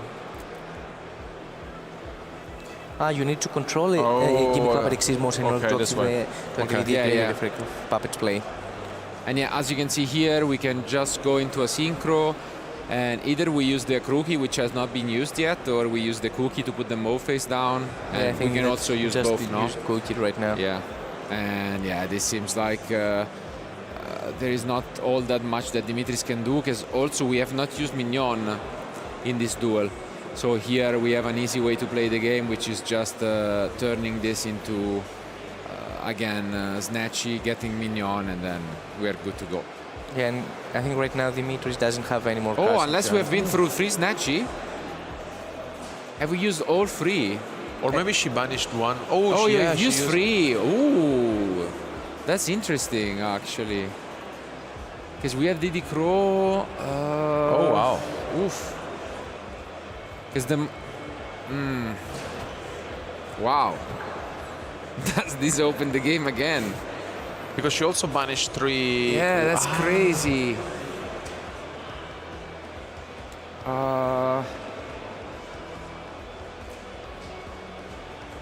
It's public knowledge to see the difference, by the way. Yeah, but the issue is both have recursion effects. Because if you attack the Fiendish, she can... basically both when they're sent to the graveyard, you can get back to the end. So it's not like attacking over them will do all that much. And yeah, you can see Eleonora now really struggling and passing back. Wow, what seemed like a game was over. Unfortunately, all 3 snatches were used, and what a draw. I mean, at this point, you really want to activate Cookie. Yeah. In the effect of terraforming for sure. instead of purge, because you can actually purge the mansion. Yeah. I mean, again, emotions getting to Eleonora a little bit, as you can see here, correct. And you can see Eleonora just shaking her head. And I think, yeah, she might even pick up her card soon. She's really unhappy with herself. And yeah, now, wow, what a game this has been. And sometimes, I know you're playing with this top deck game. Yeah, you can see her shaking her head. She knows she did a great job at breaking the field, but this is not quite what she wanted. Indeed, I agree with you, Mike. To the terraforming, you can just change the cookie, and that way you keep everything in check. And but we need to address the fact that she didn't expect to have went all 3 snatches, so all the emotions are there. You know, when your plan is messed up, you really get frustrated, and it's very, very logical to maybe don't be fully locked in. The only issue now is she aware of the time? Because there are about 12 minutes remaining, and I think this is one of those moments where just pick up your cards and call it a day. Even though you were close, you don't want to risk it, and that's exactly what she does. We are going to game 3. Wow, what a match, really. I mean, you can tell how, you know, playing a game of Yu-Gi-Oh! Is not just about drawing your cards and playing it out. A lot more factors come into play, and yeah, you can see Dimitri smiling. He's like, oh, I think like I dodged a bullet there, you know. And he really did. And I mean, emotions are a part of the game, and I'm sure Eleonora now will try her best to stay focused and pretty much repeat what she has been doing. I feel like she has dominated this match all along, but now she's possibly, you know, just 1 game away from losing it, and this has to feel, you know, quite strange. I think that she zoned out when she saw the 3 snatches in the graveyard. It was one of the things that she didn't expect because she didn't keep up with it, but it's very, very important, as we say every time, that the mentality when you play the game to be focused. Everything can happen, and as we can see, we can also see the other side of the coin. There are cases that you may think that you are going to lose, but everything can happen in a game of Yu-Gi-Oh! And you can take a win regardless any scenarios. I mean, she really needs to keep her nerves very steady and reset, essentially. I know that for sure, like, she was in control of the game, but she still has another one to redeem herself. Absolutely. And I mean, she's experienced. She's been on stage multiple times. She's been on the casting desk as well. She plays master duels. And I mean, from this point of view, I'm sure that she can surely do that, but she really needs to be calm and think about that there's still 1 more game to be played. Yeah. And I mean, if you really think about that, if it would have been for that small misplay, maybe she could have won 2-0. So essentially, she was in control of the game as well. Let's stay focused onto this one, because there are 10 minutes remaining, and obviously for anyone who might have missed it, I know since just a couple months we have a new rule for our Yu-Gi-Oh! Events, and so it would end in a double loss if time was to end. So both duelists for sure will try to avoid this possibility, and I think, you know, they're gonna try their best. Game 1 I don't think took that long, so that's a possibility, but I'm sure Dimitris is not happy with that. He wants to change things up, and as you can see, he has already done with his side deck. And I mean, gimmick puppet, that is a strategy that goes second. It is one of those interesting scenarios that you really, when attending an event like a YCS, that you are thinking that maybe is not the right choice because it takes so much long to let your opponent establish a field, go second, try to play through that field, and then trying to win the game and do it for game 1, game 2, and potentially game 3. Yeah. But regardless, they are giving us a show, but only one can advance with an undefeated record. Let's find out who it's going to be.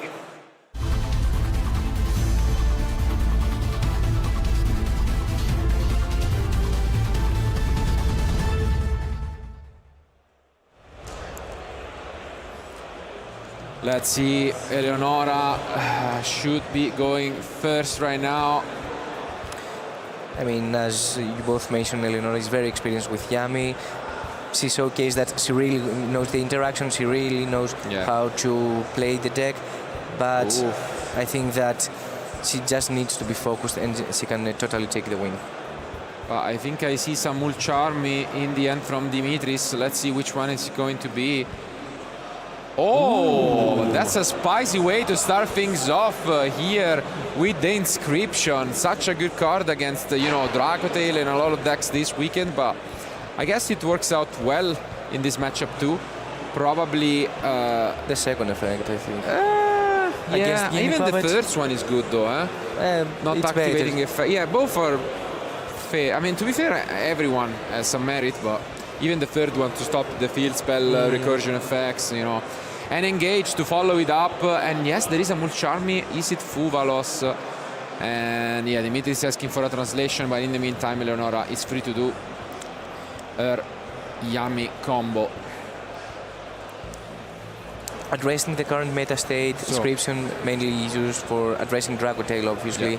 But I really love the fact that... Oh, and it's Fuvalos, though, that we have a response. We do not. That's big. There is a suggestion that you keep Fuvalos for the summon of Kagari in order to play around, because otherwise they need to pass with Kagari instead of just summoning a Capsi, for example. But maybe she doesn't have any Yamis. Yeah, you have to take the bet that she doesn't have any more Yamis. Otherwise you can keep Fuvalos for the summon of Kagari. I totally agree, but I don't think she has any, and so the bet worked out for Dimitris, and we used the impulse here. Wow. Really? Okay. I feel like, yeah, you can. Oh, wow! And that's brutal, yeah. That seems a bit unnecessary because I feel like she would have used the Yami before, no? But I guess. Well, she can like set something and pass also, right? But that doesn't feel good for Eleonora. How do you feel about Purulia in the main phase instead of the draw phase, for example? I don't like it, but probably we can assume. I'm pretty sure he only had one Charmy, so he drew it with Fuva. I'm almost certain about that. I mean, it plays kind of out Maskmao. Yeah. Well, she summons Didi Crow. But that gives a draw and another draw. So is that really what we're gonna have to? So, wow. It's huge.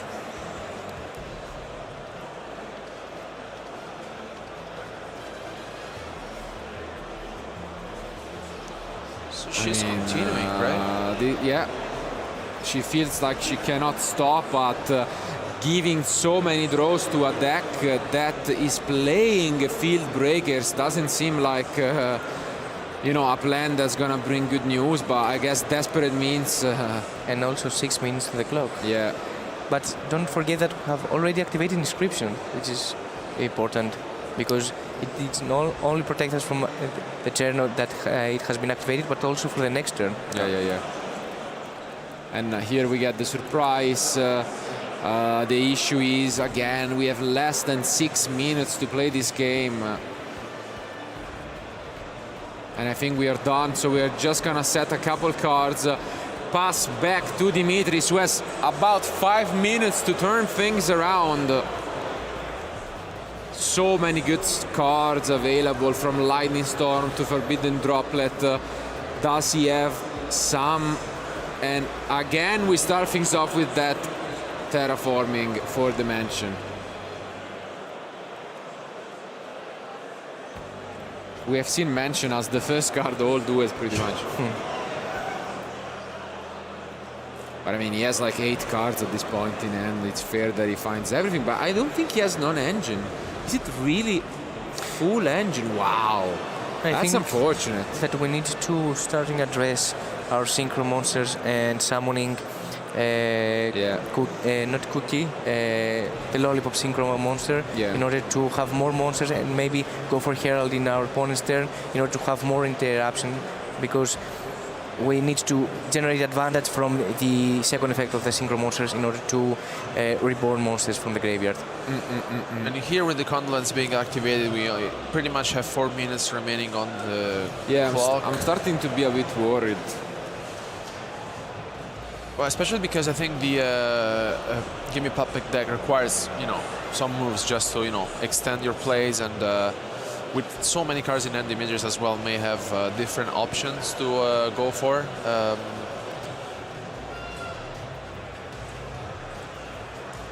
And I mean, going for the synchro would have been important also to play around Condolence, because it can only send monsters up to the monster special summon from the extra.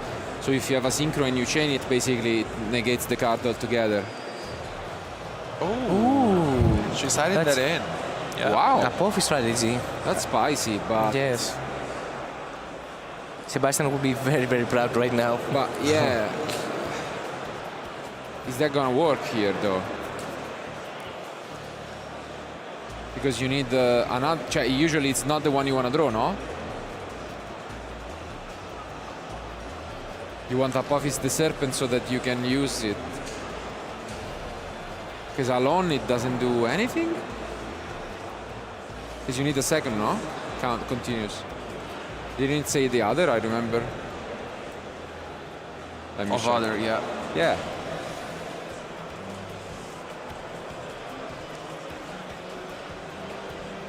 So yeah, it doesn't really do anything here. I usually want the Serpent, yeah. I'm guessing she's playing Silhouette Rabbit as well in the deck, possibly. Yeah, she is, yeah. That didn't quite work out here, and as you can see, so many monsters are brought. And only 2.5 minutes left. Yeah, also. It's really, really worrying. Like, I don't see a universe in which Eleonora wins this game. Just because of time, I mean.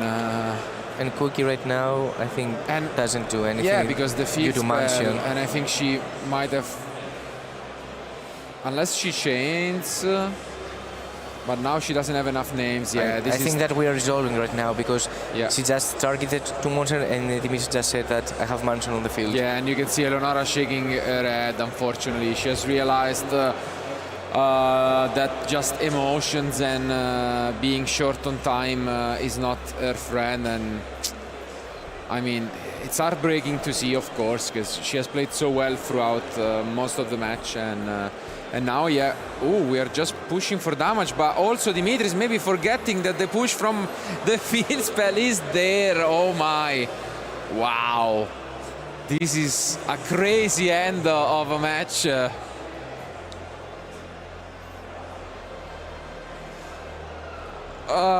Surely winning this one. But the issue is, I mean, if it was for the all-time rules, this could have been devastating. Yeah. This could just result in a double loss, unfortunately, unless one of the duelists just out of sportsmanship decides to, I don't know, just give up the game. But I don't think that's going to be a possibility. Like 1 minute on the clock. It's yeah. I think this is pretty much gonna be it. I don't know. Maybe there is just a speed run from Eleonora, but it's really rough. She needs to establish a lot of things Let's before going to battle phase. 40 seconds. Can she speed Not run? even, no, because she draws and still it's not her turn. She just drew a card from the Capsi, but Dimitris is still playing, and I mean, this is absolutely rough. The clock is ticking. Great match. Definitely not the ending we wanted to go and to have, but I mean, sometimes that's just how it is. And it is one of those scenarios that you really want to avoid.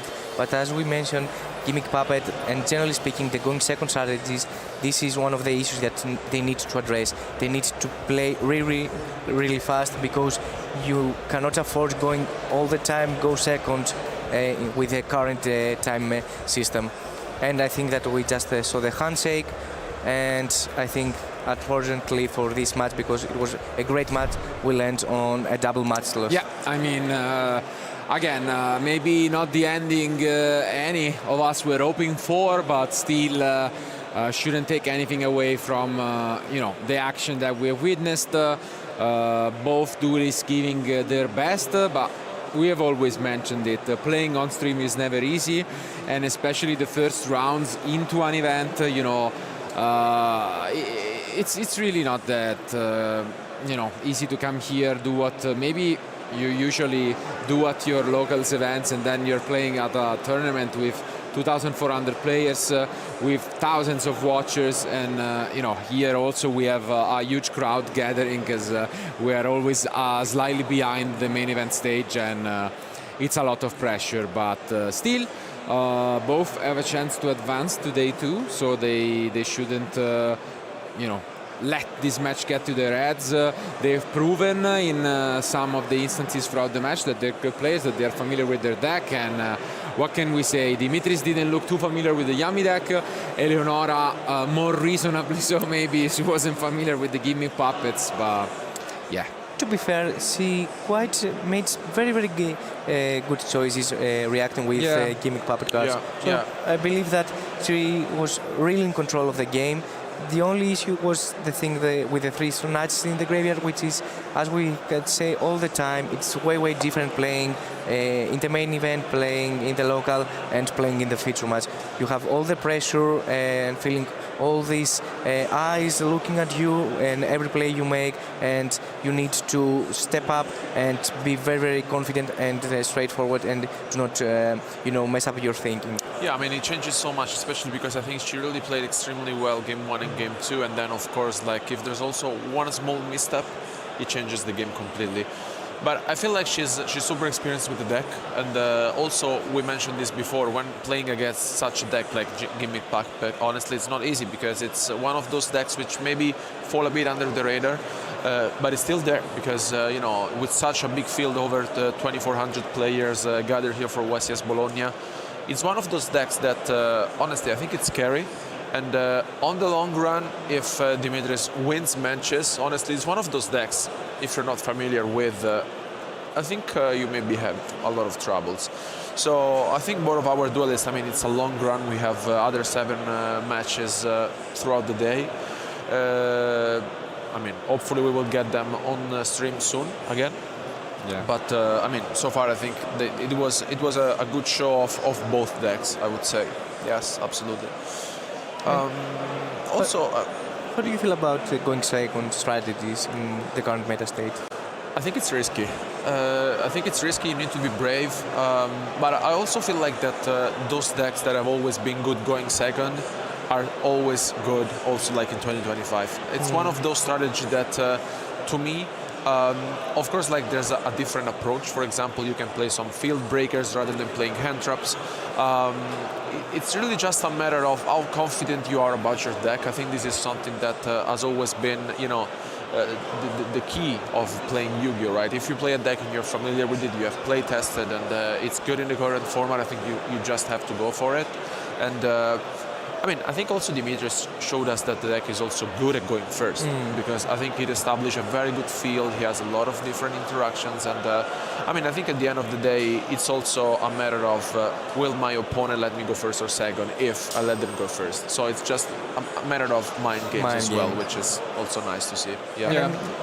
His general approach was, as I can understand right now, is that he wants to go second game 1, and later he's just going to go first post side deck, because he plays a lot of hand ramp instead of field breakers. For example, we saw Ghost Bell. I think that we also saw the Ash Blossom for the Furballos.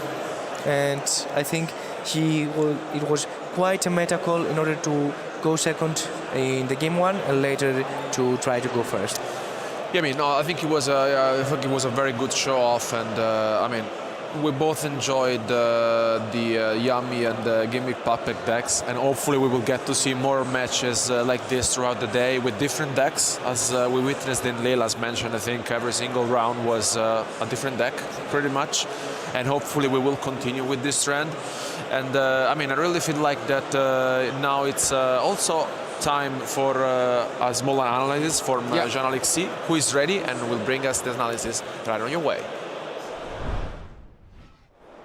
Yeah, indeed. We are going to talk a little bit more about this round 2 because there is a lot to say about those games. We saw a very interesting matchup between Yummy and the Gimmick Puppet strategy. And of course, when you are thinking about the tournament, you always think about the Yummy strategy, but the Gimmick Puppet strategy, instead, you don't always think about it. And it is very interesting to see this choice because, of course, it surprises the opponent. And you can take advantage of that, which was indeed very useful during these games. But starting things off, we saw Eleonora start with the normal summon of the Fuvalos, and of course we went literally uninterrupted during the first turn, which is pretty cool because we know that the Yummy strategy is very, very good going first. So we put the Herald, and the Herald is very good interruptions, very good interaction in the meta game, very good against, of course, the Dracotail matchup, which is very, very, very present in the room today. And then the Gimmick Puppets player started to play, and we saw that the first very good interaction was the Call by the Grave on the Herald, which is of course very good to try to get rid of this card and to try to get rid of a very strong interaction because it is of course an Omni-Negate. But still, there was a lot to do in this game, and we saw that a very good card was being used by the Gimmick Puppet player. We tried to get rid of the field spell, the Gimmick Puppet field spell, the Mansion, but we had here a very good card, which was the Fallen of the Victors. And this card, I want to put an emphasis on this, because yeah, it was made for Branded, of course, but a lot of strategies use this card. Actually, we saw during the last round that the Branded players were using it, and of course, the Sky Striker players were also using it. And here we can see that in the Gimmick Puppet strategy, we still play the Fallen of the Victors and the Albion as well. And it was very interesting because in this clip we see that we use the Fallen of Virtues in response to another card, but not to the effect of the field spell. And this is very important because if we had used it on the field spell, well, it would have been done probably. But the interesting part is that now we can still recycle the field spell with the surprise, and indeed Eleonora recognized that and used it to then get rid of this field spell. So very interesting to see those small interactions and the fact that, yes, some little differences can just make a whole lot during a game. And then during the following part and the second clip, we just see that, yeah, you have too many interruptions. You use the Synchro to just put the monsters face down and chain, of course, the effect of the field spell, the Acro Key, to get rid of the field spell, and you just win the game on the spot. So that was very interesting. And then we went to game 2. And during the game 2, I mean, it was very interesting to see that the Gimmick Puppet player decided to go first, indeed, which is sometimes a bit different. You know, sometimes you want to go second as a Gimmick Puppet player, but he decided to just try to put all his engine on the field, and it didn't really go well because we had the Fuvalos for Eleonora, and after a single Ghost Bell we had to pass turn, which was of course not was intended. But still we had a very good card, which was the Trap card, and the Trap card, I mean, this is such a strong interaction because you are able to just get rid of 2 monsters on the opponent field, and that came clutch because we see that on the third video, I mean, we had those 2 monsters, and we start very, very hard. We get rid of the monster on our field, and we activate Obedience Cooled, and this card has at 1 for a reason. We chain then the Sky Striker spell, the Hornet Drone, and all of a sudden we have 4 monsters on the field. So still, yeah, we get rid of 2 of them with the trap card, but for the Yomi strategy, it is enough to try to just break the field and put some interruption on the field. So very, very, very strong moment in the game, and at that moment, I think that both players saw that it was done. It was literally a done deal. But after that, even after the interaction and the fact that maybe Eleonora saw that it was pretty won, we saw that it was not won indeed, because, I mean, we went through the 3 snatches, and it was almost impossible for Eleonora to just get the things done. At that moment, we book the monsters, of course, and we just think, okay, now we can just start our turn and end the game. That was it, but that wasn't it. And we saw that some small mistakes can just lead then to a lot more mistakes, and we saw that, unfortunately for Eleonora, I mean, this little thing just got into her head and led to a defeat. And I think that Dimitrios didn't expect that, but all of a sudden we were in the game 3. And in the game 3, we saw very, very interesting thing. The first thing was the activation of the inscription, the Gravekeeper's inscription, that we saw during some recent formats and was indeed in Eleonora's deck. Of course, to get rid of some Dracotales monsters and Dracotale strategies, but here it was also very interesting to see that it was used against the Gimmick Puppet strategy to try to get rid of the presence of those monsters and those effects in the graveyard. And on top of that, we saw that the opponent, I mean, that was such a hand, because we had the Fuvalos, which was, of course, a very good card. And on top of that, we activated the Impulse on the Hornet Drone. So Eleonora was not in a very good position. And after that, for Dimitrios, we even had another Mulch Army, which was the Purulia that we are going to see in a few seconds. And that was a whole lot. So Eleonora had to do like a half field, which is possible, of course, with Yomi. But, I mean, you give up on some interruptions still. And unfortunately, with the next turn, I mean, Eleonora added some very interesting cards, like the Apophis cards, which are, of course, a great addition. But the problem is that I think that she thought it was enough to negate the field spell, but unfortunately, we need another continuous trap on the field to just be able to negate it. And I mean, yeah, with the time that you can see 7 minutes on the clock, it was pretty hard for both players to get the win. And you know, this is a thing that is very important. When you enter YCS, of course, you need to get good with the deck. Of course, you need to know the meta game, but you also need to be very confident in the fact that you can manage time properly. In this case, that was not actually the case for those 2 duelists.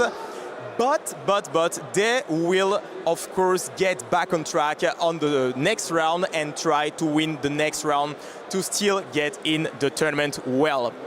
That being said, that was the analysis for this game, but don't go anywhere because we are going to be back soon for the next round. And then you essentially can special summon the Blackwing Armor Master onto the field. And then, if that was the case, you also had Icarus attack to essentially also use the Armor Master onto the field to destroy 2 cards your opponent controlled. And this was the tactic pretty much, essentially having easy access to any monsters from your deck thanks to Black Whirlwind, which was a phenomenal card and still is. Exactly that, a very nice combination from monsters, trap cards, spell cards, and even the synchro mechanic itself. So, where is the next stage of the evolution for Blackwings? Yeah, absolutely. With the next stage, we have Blackwing Value the Amulet of Honor, which changed Blackwings entirely, because once essentially values into the graveyard with another synchro monsters, you can special summon a synchro monster thanks to Value's effect. And for example, we got to see in action Blackwing Silverwind the Ascendant, which has always been very popular, especially because of the attack points. 2,800 is a very, very big monster. And with Value being played, you also get to play with the graveyard, which is something unbelievable because there are so many different cards that that have been used throughout the years to get you access to the graveyard. I'm thinking, for example, of cards such as Blizzard the Far North, a Blackwing card which is incredibly powerful, that triggers also the Black Whirlwind, get easy access to valued Medal of Honor. So, unbelievable cost. Yes. Blackwings don't stop there, they continue to progress. So, as we sit here right now with the legendary 5Ds deck, where do Blackwings now go? Well, the deck has changed quite a bit, especially in Duel Links. We got to see some of those cards in action, and at this stage, essentially, you can use Simoon in the hand. So essentially, you get to banish from your hand one Blackwing monster to search the Black Whirlwind. And this is what really changes most, because back in the day, Black Whirlwind is one of those cards that you really wanted to see on your very first turn, and you have very easy access thanks to its effect. So essentially, you can place it face up onto the field, and at this stage, you can also normal summon the Simoon, even without tributing, which is something very, very unbelievable, honestly. And that's purely because you control no monsters, correct? Exactly, yeah. Exactly. This is very nice. And at this stage, the Vara can also be used and special summon. And once it's special summon, you get to synchro monsters using this effect and sending them to the graveyard. So to make a level 8 to special summon from the extra deck, the Blackwing Dragon. This is something that I really like, especially because it really gives you easy access to this card. And on the other side, if you really want to use, for example, the Sudrid has a very cool effect that essentially you can tribute one monsters onto the field to bring the token. And given that you have so many different Blackwing monsters and Tuna monsters into your deck, you have a lot of variety of combinations. And this is what I really like about the deck. The more monsters you can put up on the field, the more pressure you can put into your opponent. And let's not remember that you also have the Whirlwind active, and every single time one of your normal Blackwing monsters is going to resolve the effect of a Whirlwind and search for a new one. Yeah, it's absolutely incredible what Blackwings can now do. The fact that you have a card like Vata that lets you send your materials from the deck to the grave to perform a synchro summon is something that is very, very unique to the Blackwing strategy. And being able to produce your ideal ace monster for Crow himself, being the Blackwing Dragon, is absolutely amazing. And you can do this straight from the box of the legendary 5Ds decks. So make sure you go and pick them up while they are available. You do not want to be missing out if you want to become a Black-Winged Master just like Crow Hogan.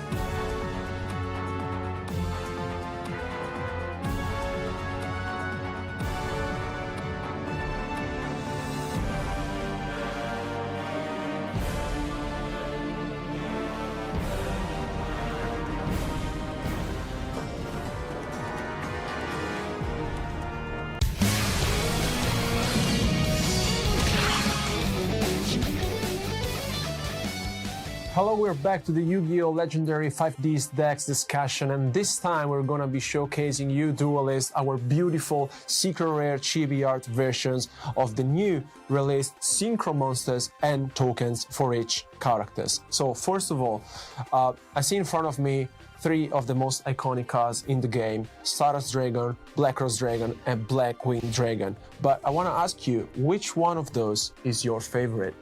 Well, it has to be Black Rose Dragon. It's just iconic in regards to the red and the blacks and the darks. And what really looks even more spectacular with these particular prints is the fact that they have corresponding backgrounds. So each background corresponds to the attribute of the particular monster. In regards to Black Rose Dragon, of course, it's the Burning Fire. And then one of your favorite ones, the Black Wing Dragon. I mean, I'm a Black Wing enjoyer, and honestly, I remember also seeing Crow Hogan in action in the anime. I mean, it was something else. Like when he summoned the Black Wing Dragon onto the field, it was a very special moment.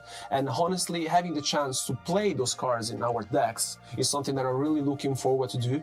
And this is something that I think we have been summoning the synchro monsters a lot of time throughout our duelist careers, and having finally the chance to see them in front of us, it's something else. Make sure to put your hands on a complete guaranteed set of chibi art version synchro monsters and tokens coming in the legendary 5D decks.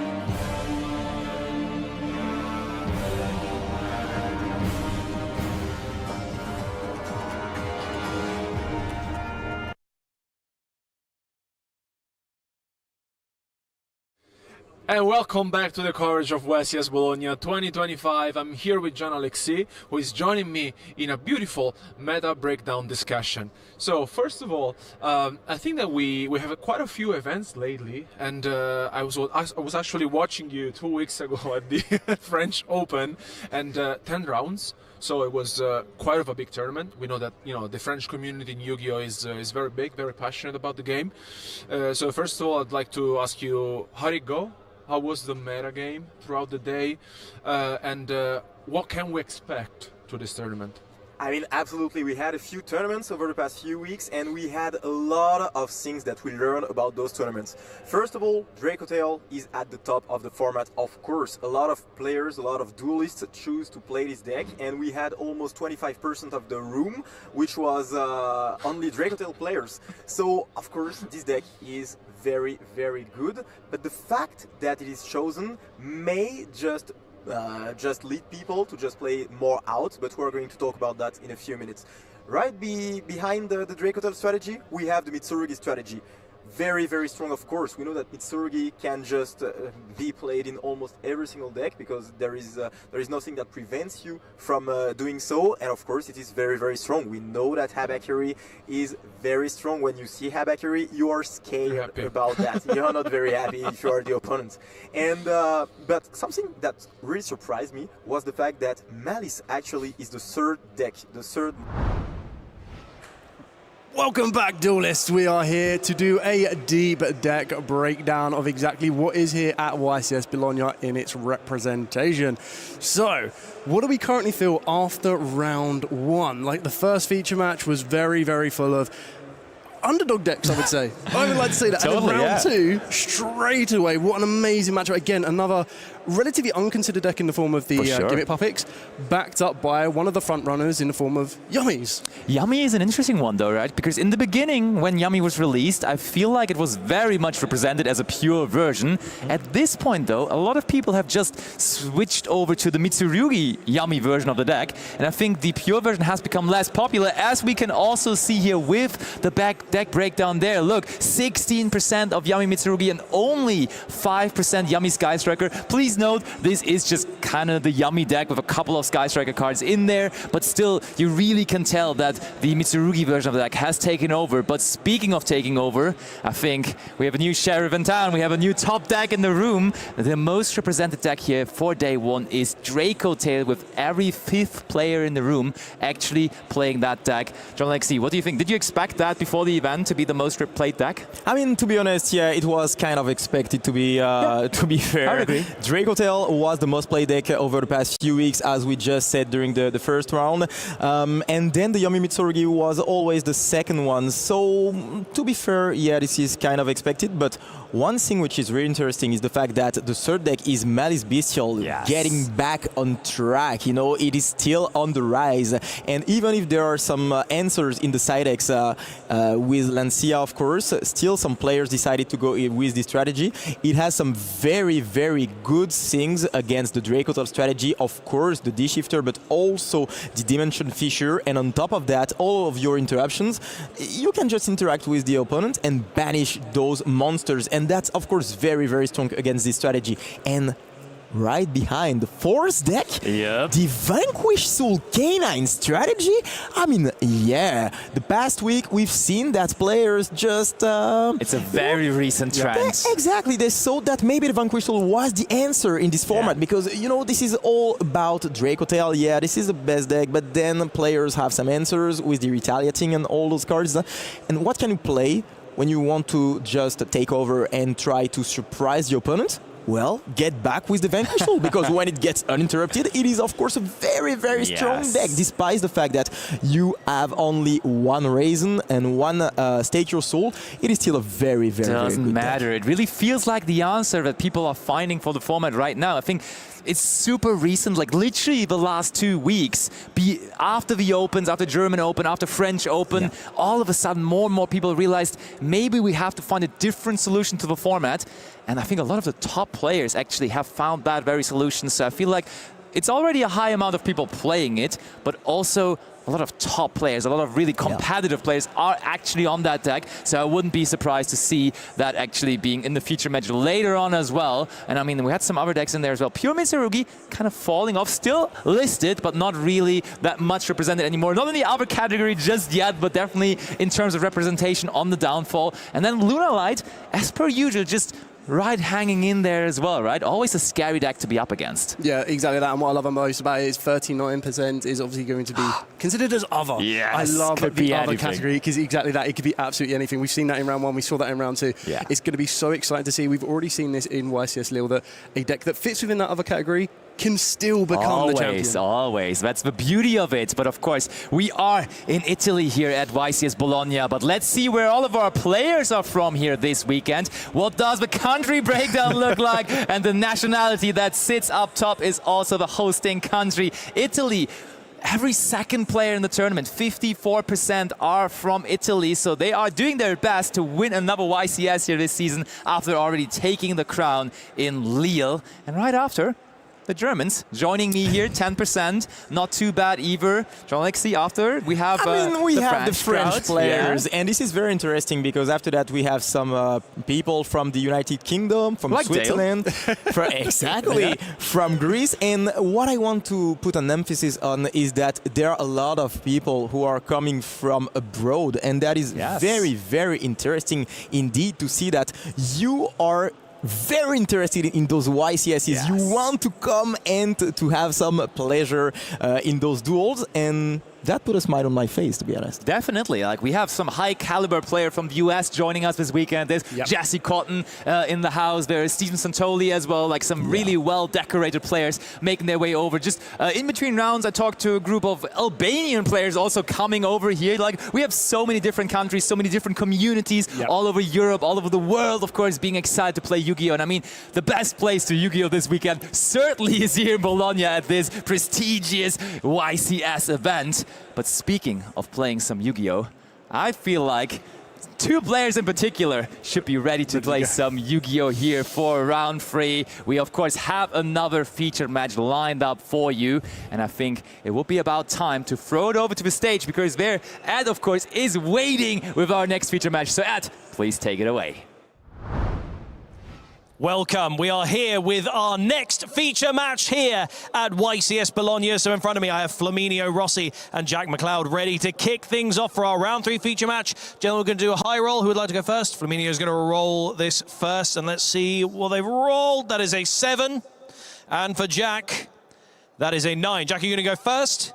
Jack is going to go first, so straight back over to you guys. Not a very long break over here for you guys, but now you've got to talk your way through another match. Gentlemen, take it away.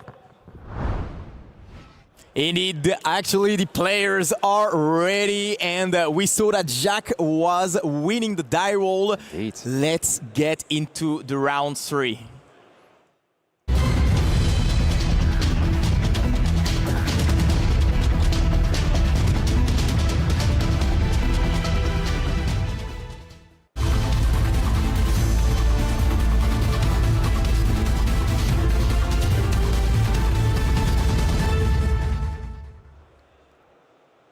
Jack may have won the die roll, but it is, on the other hand, Flaminio Rossi being on the top end here in the blue corner. And that man, when he is playing Yu-Gi-Oh! In Bologna, is certainly someone to be recognized because he is the national champion of Italy. That, of course, that national championship was held here in Bologna, and he made top 4 at YCS Bologna previously as well, and therefore is definitely someone you have to be feared of. Absolutely, and something that you can fear is, of course, also this Branded Fusion, such a powerful card that we saw during the last duels, but this time it is paired with some Dracotel cards, and we can see the Frixel being sent to the graveyard, basically, to special summon the Albion. And this is very interesting because there are multiple ways to play the Dracotel strategy, and one way is, of course, to add the branded cards, which allow you to just put the ceiling even higher, and that's very, very interesting because sometimes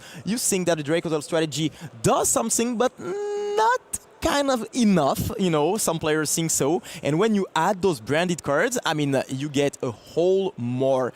What do you think about those different ways to play Dracotel? Because we've seen some branded, we've seen some canine, we've seen some pure Dracotel. What is the best, in your opinion? I mean, I absolutely love the inclusion of Dracotel Frixel right now because it is what allows Branded Fusion become such a low resource combo for the entire strategy. What Dracotel previously had before Frixel, and keeping in mind that Branded Fusion recently came back to 2, before that they really did kind of need 1, if not 2 cards to get their Fusion Summon plays, as most Fusion Summons need. Now when you have Branded Fusion, not only do you get to set a Dracotel spell or trap directly off of the Frixel, you're trying to get direct access into Lucaeus, you've got Mululu here now, and also you have Arfulion. So that you're just maintaining so much resources, incredible, and being able to bring back the Frixel allows you to get another card back from the graveyard to your hand, which is just absolutely insane when you're trying to control that scenario. Yeah, to answer your question shortly, John Alexi, I think the branded Dracotel version, in my personal opinion, is the best version of the deck right now, and if I would have to choose one of them, I would go with this very version, as Jack also did. And now that our overlay also is correct, of course, no surprise, the success that Flaminio had in Bologna previously always came with the Memento deck. So obviously, even the format drastically has changed since then, he is still on that deck and he's still successful with it as well, being 2-0 currently. And that is very interesting indeed. We see that some players decide to try to surprise the opponent, to try to find some strategies that are not really expected. And the Memento strategy is one of those. Of course, when you enter the tournament, you don't expect to play a lot of those players. You don't expect to play a lot of Mementos, of Branded and those cards. They can literally surprise the opponent, get advantage of that, and literally just win you the entire thing. We've seen that in Lille, of course, with the Apophis strategy, and we might as well see that here in Bologna. But for now, Jack is not stopping here. He is activating the Keru. It's not going to be able to fuse, of course, but still, we are going to get access to some more cards, and we know that is very, very, very important in the Dracotel strategy, since it is more interruptions. Yeah, so Dracotail as a deck in general, would you say it is a combo deck or is it rather a control deck? John Alexi, I know you have been playing the deck yourself quite a bit. Yeah, absolutely. And in my opinion, this is not really a combo deck because you are not going to go into huge combos like, for example, the Yomi strategy. You are keeping it, a little bit slower, but you have to play it in the right way and use it at the right time. And this is what makes the difference between a player which plays Dracotail like casually and a player who knows exactly what he is doing. You know, here Jack is not doing a whole combo, but still he has a lot of interruptions. Now we see the Gulamel as well as the Sting, which is a very good addition to the deck. And now he's gonna have to play it perfectly to try to interrupt the opponent. And he's gonna have to play perfectly because this is Memento. And Memento... I mean, Memento can make things happen for sure, that's true. I like how in Lille, it was still a little bit of a question whether the Dracotail players were running Dracotail Sting. And I think in the last couple of weeks, it has become a no-brainer. I rarely see any Dracotail list not just running every single trap card. They're just too good. They are basically your main piece of interaction on your end field. And therefore, it's no surprise, but also now Jack has access to all three. He has Sting, he has Flame, and he also has a Horn there. Are we about to see a Fallen of Virtus? No, we're going for a second branded fusion. Ooh. So you've got that as a follow-up for the next turn as well. So this is Jack really thinking ahead here. As you've already mentioned, Dracotail Sting backed up with a Dracotail Horn. We don't know. Oh, there is the Horn and the Flame. So we know Flame, we know Sting, we know Horn. We know three of them, yeah. Very, very powerful. One more unknown set card. Plus you have Mululu that can activate and Gulamel added on top of that.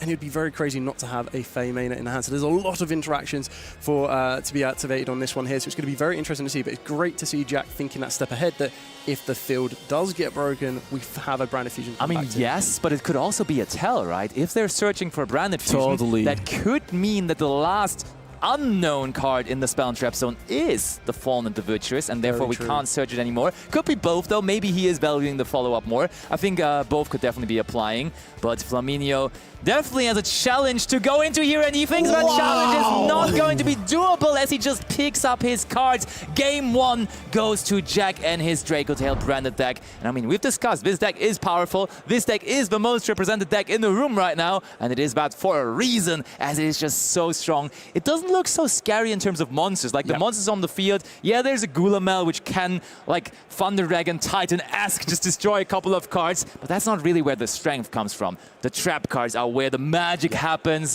where the interruption comes from, and then additionally to that, they're also just having the space for so many hand interactions as well. There's Ash Blossoms, there's sometimes even Effect Veilers and that kind of stuff, so that deck is just incredibly strong when going first, as we just saw. And it is also very strong going second because, as you just mentioned, you have a lot of hand interruptions, but also the Fae Mainer. Fae Mainer is such a good card, being able to fuse and to get some resources as well as interrupting the opponent. And speaking about the Fallen of the Virtue specifically, I mean, this is very interesting because when we saw the end field of Jack, I mean, you have some disruptions that are destructions, and going against Memento, I mean, activating your Fallen of the Virtues might not feel that good because, of course, when they get destroyed, you activate it enables a couple of things. Yeah, exactly. So it's going to be very interesting to see whether you are able to interrupt properly with those interactions or not, but also to see how you can deal with it. If you don't get access to the Fae Mainer, to those hand-in-hand interactions, I mean, it might be very hard because the Memento deck, when it's not stopped properly, it does a whole lot. For sure. And I mean, also, Flaminio Rossi is so brilliant with the Memento deck. I feel like he surely was anticipating this Dracotail deck to be so popular. Like, he always has a very good understanding of how the format is looking like. So he must have adjusted his non-engine to that Dracotail deck being so relevant, and therefore is he running non-engine cards that could be helpful? What are even non-engine cards that are able to drop? Okay. Droplet is a very good one because not only you try to interrupt your opponent, but you cut access to the follow-up because, of course, you are using some cards from your hand. Then you want to just get back those resources. If the Arsalion does not resolve, it is a bit harder because you start with almost no cards in hand, while you have an entire field to just get rid of. And I mean, you also can dodge like the spell negation then as well with the droplet, right? When they're targeting your spell card to negate it, you're like, okay, I'll chain my forbidden droplet, no negation anymore, and that can help so much because that also then denies withdraw, which is even less follow-up then eventually. So maybe Forbidden Droplet is the way to go. Forbidden Droplet being a staple and classic in Memento as well, though, right? That card has been around there forever. What do we think about Super Polymerization? Is it good? It's kind of good, right? I think it's a really good game, especially if you are able to play the Secturion Dragon. Yeah. In the Dracotel matchup, that ultimately comes down to, if you're playing that is one of the biggest forms of weaknesses against the Dracotel strategy. Agreed. You can consider something like the Retaliating Sea, but I feel that if a deck has the ability to play Super Polymerization, which has that added benefit of your opponent not being able to react with anything, it really does give you the ability to stop a chain as you want it, and then you're also being able to get yourself a very powerful monster on the field. And in the particular Dracotel matchup that we're about to watch, it does give you an additional edge because then you're starting to negate and stop all of the effects of the Gulamel, the Arfulion, all the cards that want to kind of give back that resource, give back the interruption. It's a very, very powerful 100%. And I mean, in the extra deck of a Memento deck, usually you have the space to include those kind of cards, and therefore I would expect, if there's Super Polymerization, to also have Secretarion right next to it. But right next to it is also the featured match stage, and I think I just saw a glimpse of the players, and I think they are ready to play again. So why don't we go back right into the dueling action for game number 2?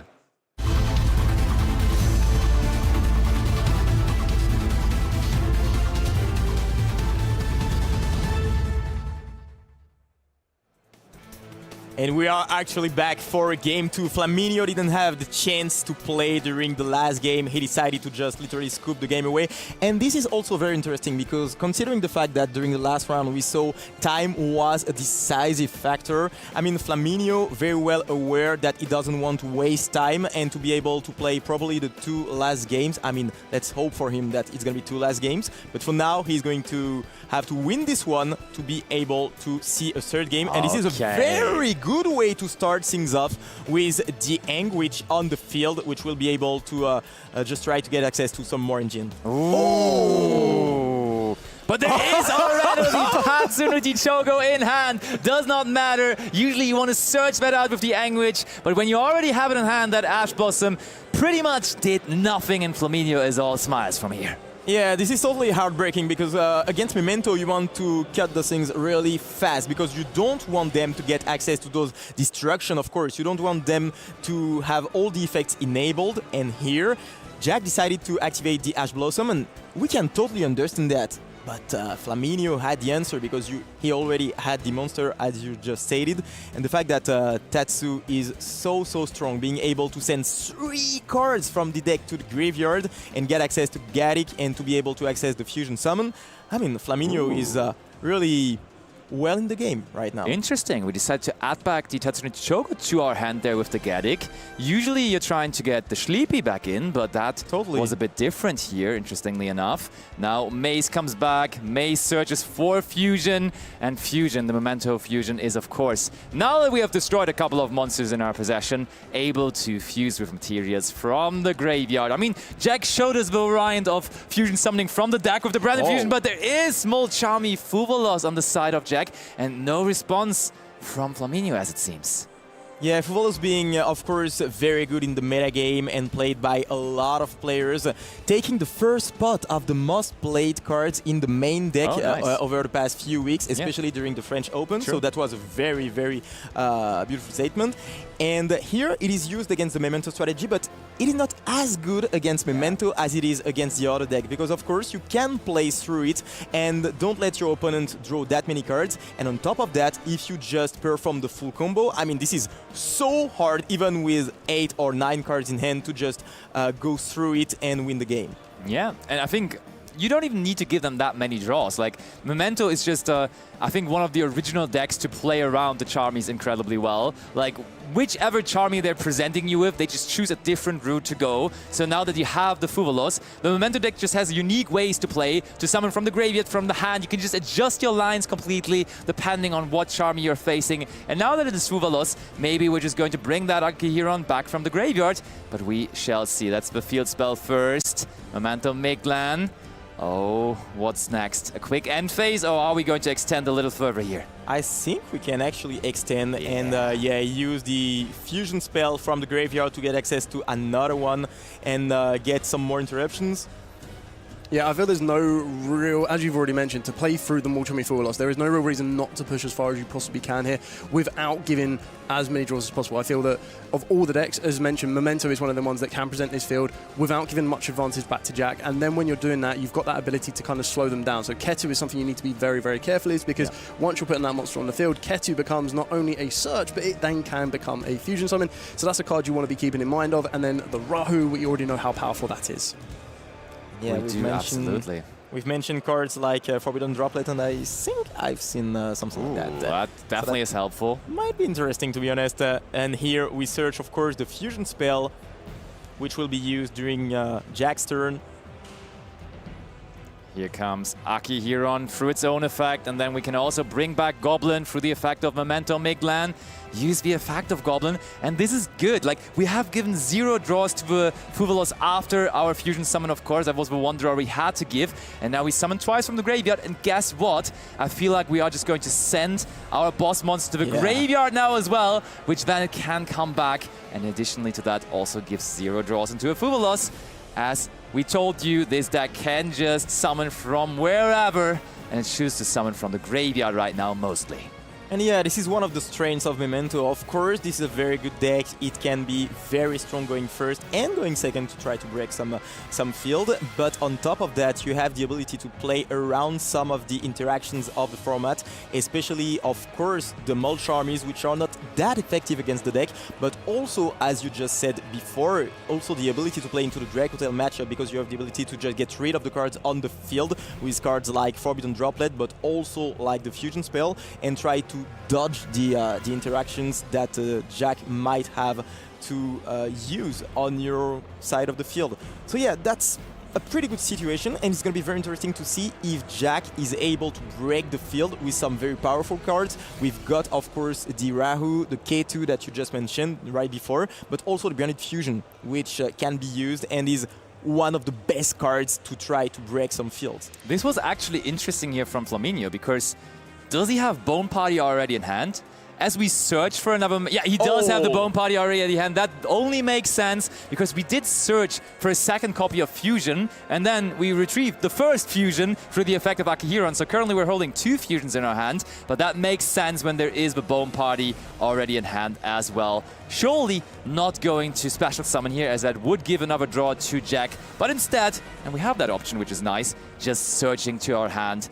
Jack's still waiting for another card to be drawn there of that Fuvalos. He was like, that Fuvalos is going to give me a million draws, and Flaminio just says, no, not going to happen.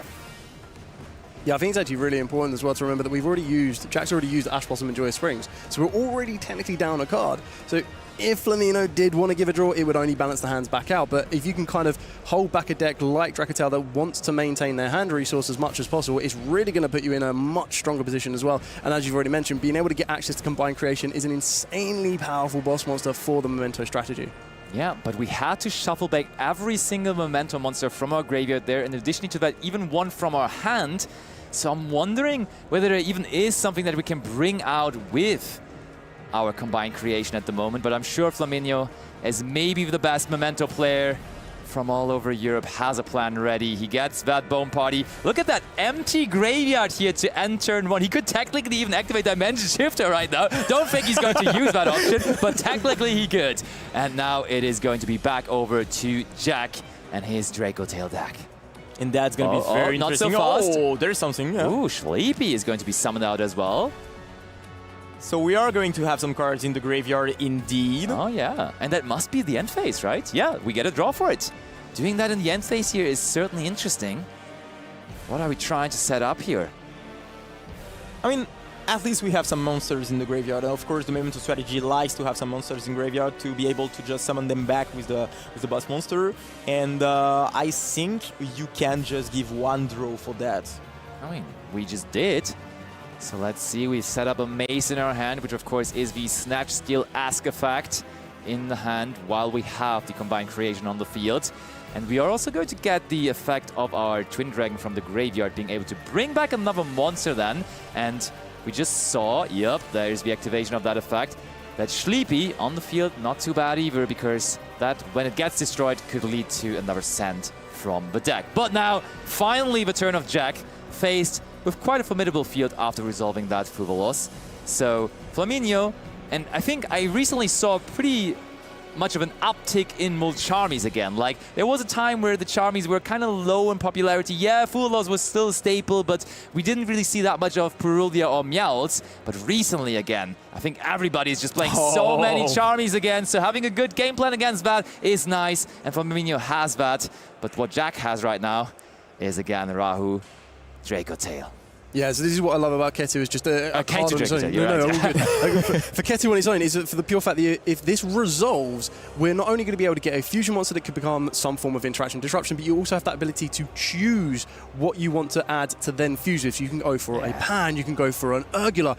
That will then start to interact with your opponent, trying to either take away one of their monsters, take away one of their spells or traps. So you're starting to kind of attempt to pick this field apart through just one card alone, and Jack still has 5 more to utilize. Yeah, absolutely. That is very scary when you are the opponent. And going second this card is, of course, amazing. He's going to get the Arsalian on the field, and all of a sudden you are able to force some spell and traps, because, of course, this Urgula was chosen to be used as a fusion material. And now Flaminio will have to do a choice. Will he chain anything or not? And that is the question, because, of course, Urgula will not be able to target. So, I mean, we used 3 materials from hand, so stopping that Aphalion also seems really good, to be honest, because otherwise it could just get 3 cards back into the hand here from the graveyard.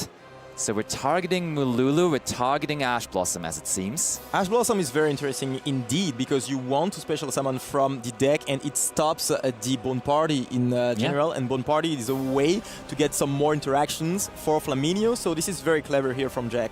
For sure, I like it. And Flaminio is considering whether he has to respond to this, and I wouldn't be surprised if he has to. We did decide to search for the Gulamel, and I think the other material we used is a Pan. Yes, we've used Mululu, Pan, and Urgula. This is so strong. Of your best go second cards. Yep. And now we're having these abilities to destroy one monster, destroy one spell and trap, but then also attempt a non-target negation. Plus, with the Arphelion, we're able to add back our starter in the form of the Mululu as well. Like, we're going to be able to push through so much. It's really going to put Flaminio into this position here. Remember, there are some cards that can interact with Arphelion. I completely agree with you. Trying to shut off that resource loop back is very, very important, because if you're trying to add back the Mululu, it could telegraph that you don't have a direct starter. But remember, we already saw in game number 1 that Jack also plays Branded Fusion, which is an incredibly powerful card. We do chain the Bone Party, but maybe there's the Forbidden Droplet after that. Yep, we maybe just want to have a good send for it. Flaminio signalizing there's something more that I want to do here. He thinks about it, but on its own, I think activating Bone Party is fine as well, because, of course, we are going to get back the Ash Blossom, so if we do not activate it right away, it will not be able to resolve. So here, Flaminio recognized that, and I'm not even sure if he's going to chain something. He still thinks about it, though. Oh, that works! Oh, we've talked about that. Of course, we don't want to get the resources back for Jack, so Flaminio here activates the Infinite Impermanence on the Arsalion. Droplet is, of course, very good during your own turn to try to prevent the Arsalion from resolving, and Infinite Impermanence on the opponent's turn, it's great as well. It is truly infinite, but is this chain going to end here, or is it also going to be infinite? Because Flaminio, I think, is still thinking whether he wants to add more to this, because we have to, of course, recognize that one of our cards could still be destroyed here, so maybe just activating cards beforehand is the solution. But no, we are resolving the chain. Infinite Impermanence is successfully negating the Aphalion, and now we can go ahead and resolve all of those graveyard effects that Jack has activated. And this is very interesting because, of course, we've talked about the fact that Draco Tail is very strong strategy going second, thanks to the 5 mana, thanks to all those cards, those hands interactions. But it is also very good because of the fusion materials. You have some ways to interact with your opponent, and the fact that it does not target is very, very, of course, interesting for the deck, because it forces your opponent to just make a choice. Do you activate those cards, or do you take the risk that they get destroyed or negated? And that might be the final thing that makes your strategy off. So, yeah, Draco Tail being good and being the first deck represented in the room for a good reason, and we see that right now.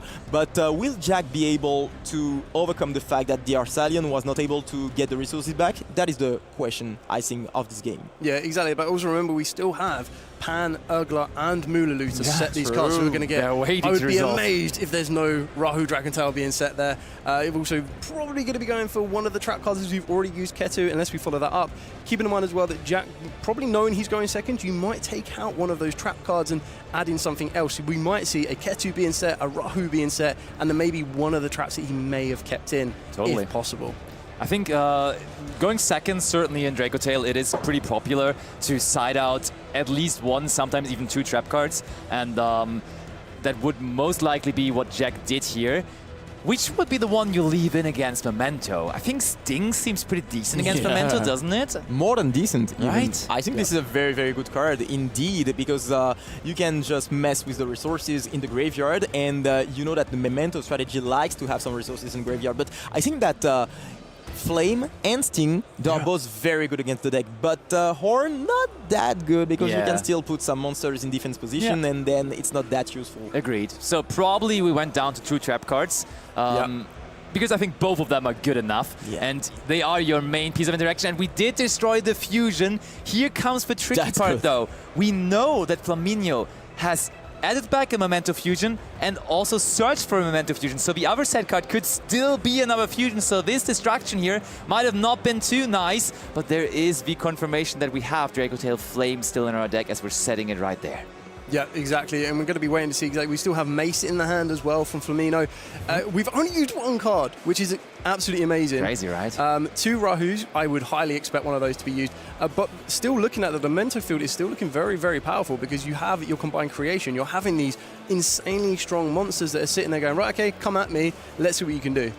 Absolutely. Now, Akihiron was destroyed through the effect of Bone Party, so we get to put our Fusion monster back into the extra deck here, but in the process of that long chain, an Anguish found its way onto the field, but it was not able to resolve its effect because it was immediately negated with the effect of Pan. And it's very interesting. I mean, this game state right now is so interesting, because, of course, Jack used a lot of resources, and it's going to be very interesting to see if he can still push through the field, because Flaminio, on the other hand, he has 4 monsters in the field. He still has some recursive plays, and he didn't use a whole lot as well. Still, yeah, of course, the Infinite Impermanence was used, but he has some interactions left, and Jack is going to normal summon the Lucias, which is, of course, the best normal summon, I guess. It definitely is. Flaminio thinking whether he has to respond to that, but no, we're searching for Draco Tail 5 mana here. And that's always scary, as we can now just get that additional fusion summon out. But do we immediately want to do that, or is there a different way first? Because we have multiple ways now to bring back that Creation King, because there is the Creation King in the graveyard now, but there also is the Creation King in the extra deck again, as we have just recycled it, and therefore multiple ways to just access that card again. And with 4 other Memento monsters currently on the field, that could lead to a destruction of 4 cards in total on the opponent's side as well. Therefore, I would really be afraid of a Creation King coming back to the field here somehow. Yeah, this is probably what Flaminio will try here. We are going to take control of the Arsalion, or at least try to do so with the Mace. Such a strong interaction, to be honest, and trying to... I mean, this game is all about taking the resources of your opponent, and especially taking the monsters, because you need those monsters to be able to fusion summon, and therefore be able to resolve all your effects and try to get back in the game. But here, Jack, 1 monster less, he's going to activate the Rahu. Fusing with the 5 mana from hand, so not using that effect just yet. I'm wondering why it was so important to Flaminio right there to take control of the Aphelion. Interesting timing on that, because it didn't feel like it was threatening too much there at that very moment. But I'm sure with Flaminio being so experienced with his deck, but also with the current format, he has a decent reason for it for sure. Also, I would like to put an emphasis on the fact that the Mace would have been able to get used to try to, you know, be used in chain of some Draco Tail effects, so that you cannot use the Gulamel effect. And I I was thinking about that, you know, during the last turn when he wanted to get the mace in the hand. I was thinking that, yeah, he wanted to chain block the effect. And of course, you were absolutely right. There is another fusion spell, of course. Oh, and I think that is what Flaminio is just explaining to him. Oh, hold on. Is that going into game 3? Looks like we're going into game 3. Going into game 3. That is the equalizer. Flaminio has taken this game. Jack was trying to force his way into this game, but no! Flaminio does in the end still come out on top and equals the scoreline here. After a super quick game 1, this second was a little bit more competitive. It really felt like Jack was playing into this field successfully, but then still ultimately decided, I would just rather go into game 3, go first again, and decided that way. Yeah. That was actually very interesting to see that Dracotail has so many tools to try to break the field, but the Memento field, even under Fugalos or some Charmies, I mean, it is, of course, very, very strong. Yeah. We saw 4 cards set which were all very useful. The Infinite Impermanence on top of that to try to disrupt the Arsalian, and I've said that many times before. I think that the Arsalian is kind of the card that you want to interrupt because the Dracotail strategy, of course, it's very strong, but you want to get all the resources back, otherwise it is very hard for you to try to continue to fuse, to use all those effects. And even with the Ketu, with, remember, all those effects in the graveyard, like the Pen, the Muluru as well as the Orgula, which are so strong. Well, if you negate the Arsalian, you don't have that much resources, and it becomes very hard to try to get rid of all the field, especially against Memento, which has so many ways to put some things on the field. And speaking of Memento, I think the moment that second Memento fusion was revealed, the moment where it was clear, oh, that other set card also is Memento fusion, I think Flaminio just, like, they were joking and laughing because Flaminio was like, yeah, I added the one back and then I searched another one, so surprise, there were 2. And that was immediately the moment where also Jack was in the clear that this was not winnable anymore. Really. Yeah, I mean, you already mentioned Flaminio knows Memento inside and out, and you saw him pilot that expertly there. Oh, very, very resilient. We were all amazed when we were seeing Ketu being used free, and we already mentioned this, 3 of the strongest Go Second Dracotail monsters in Mululu, Pan, Urgula, and Flaminio was just in there like, I've got this. I know exactly what I have here. I know exactly how to count this. And this is what I love about this game right now, is so much back and forth. There might be 20% of Dracotail decks in this room, but that Memento, there is always going to be a chance, and this is what I love, is so much back and forth. It is going to be incredible. There is, absolutely, and the cool thing is, and that is maybe something also to learn for the people at home, it's not always only about your own deck. You got to be so aware and so informed about all the other decks in the room, because this is where the success comes from. Yes, you can play your own deck perfectly, as Flaminio surely does, but then having also that edge of knowing what your opponents are doing and knowing how to use your deck specifically against the matchup that you're expecting. And Dracotail is the deck to be expected the most, and also the most represented deck here in the end. In fact, that is, I think, where the top players are making the difference. Not only knowing your own deck, but knowing how to use it the most efficiently against any deck in the room, even against the low represented decks, really. So that is where it comes from. Yeah, absolutely, and you've talked about that, but being able to stay creative, to play some decks that are not expected still, if you know very well the meta and your own deck, you will more likely be able to make it to the top cut probably, and that is what those 2 players are going to start doing. I mean, we had such a great game 2, and we are going to have a great game 3 as well. I mean, I hope so. The 2 players are ready, I guess, and we are going to jump into this game.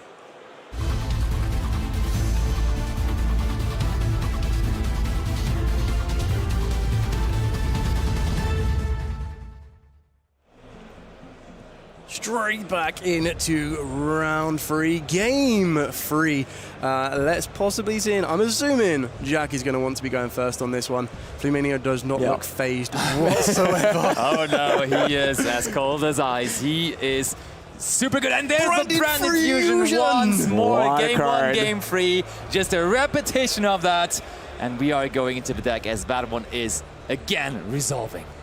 Absolutely, such a good card, and it would probably have been able to help Jack during the second game, because it is such a strong card going first but also going second. The fact that you are able to get access to your engine thanks to the Frixel, but also get access to some interruptions. I mean, this card, yeah, it is good in Branded, but I've got the feeling that it's even better in Dracotail. There is a reason why so many of the Dracotail players have decided to put the branded cards alongside And now we're resolving the effect, as you said, of Frixa giving us access. And that's so good that actually you have the chance to bring your own Dracotail engine with the cards. Oh. And I told you, Flaminio knows the matchup inside out. He knows he does not need to use Ashblossom on Branded Fusion, really? As we just hold it for the K2 Dracotail. And that means we can just go ahead and take a turn where we're only facing an Albion normal summon Darkblade. Flaminio, the Memento Master, is cruising and resolving that Darkblade as well. Wow. It resolves. I mean, if you're Jack, you want to interrupt as soon as possible, like the last game. You want to use, for example, the Ash Blossom on the first card, but being able to resolve that is so huge for Flaminio. But because now all the cards are enabled, you are able to get the second effect of those cards, especially, for example, the Fusion spell, and that is huge for Flaminio. But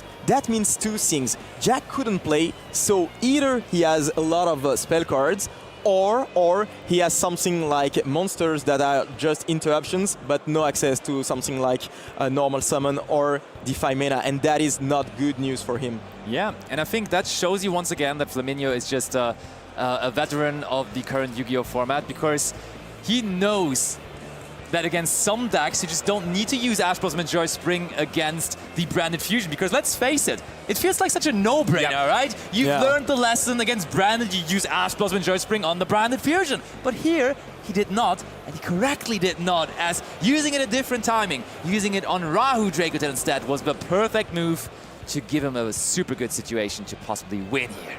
Yeah, again, you want to get the engine, to be honest. You want to get the fact that you want to remove the access to the Dracotail strategy, and of course the Rahu is the card which is obviously the most important, because once you negate it, you force your opponent to have literally the right answer, which is of course the Femena or a normal summon like the Lucias, which is the best one out of the two other ones. And yeah, Flaminio knows that. Of course, you said that he's very experienced, and he decided to use it right away. Jack didn't have anything else, so I mean, it's a bit odd for him. We also see that there is a Dralon Logbird, and this Dralon Logbird is not that good, I guess, against the Memento strategy, which means maybe Jack didn't have some good replacement for this card in his side deck. I'm just remembering how good Memento is. I had so much fun playing this deck myself, and like you see it here in action. It can play around Charmy so well. It is not really bothered by the Dralon Logbird that much, which is super popular again here in this current format. So maybe Flaminio is just going to surprise us all again here this weekend, and is going to bring another title to the Memento deck. Yeah, I mean, I absolutely love the Mementos in general. I love the art style. I think art style is something that is very undervalued in this deck, but the classic reincarnations of these monsters is absolutely amazing. And as you mentioned, the one big thing about Memento is it takes a lot of dedication. It's one of those decks that requires a little bit more practice, a little bit more research, but once you put that effort in, you will start to reap the benefits of that, as we are seeing here, because you do need to navigate around a little bit more. Yes, you might already have a slight immunity to some of the more charmies, but then you need to be able to learn your decks inside out, and this can be said about every single deck. You need to be able to know how fast you can adapt if you do get interacted with certain cards like Dralon Logbird, Ash Blossom. How do you navigate your strategy to still get a match winning or a duel winning end field, or just try and put as much pressure back on your opponent rather than just having to kind of leave it all there and pass along? Yeah, and you said there, duel winning, match winning. It's kind of the same here right now, because if Flaminio wins this game here, this duel, then this whole match is his too, and he might add a third victory to his so far undefeated record here at YCS Bologna. When he plays in Bologna, he usually wins a lot of matches, and it seems to be that trend again here that day and maybe that entire weekend. And I'm wondering what is in Jack's hand, to be honest, because he only used, if I guess correctly, two cards, being the Dralon Logbird and the Branded Fusion, because he got access to the Rahu thanks to the Frixel. So that means that he doesn't have any... Wow! That's it! Doesn't have anything. What was the rest of the hand? What is in the hand? I want to know! It looks like it was a possible double Dralon Logbird. Oh! The curiosity.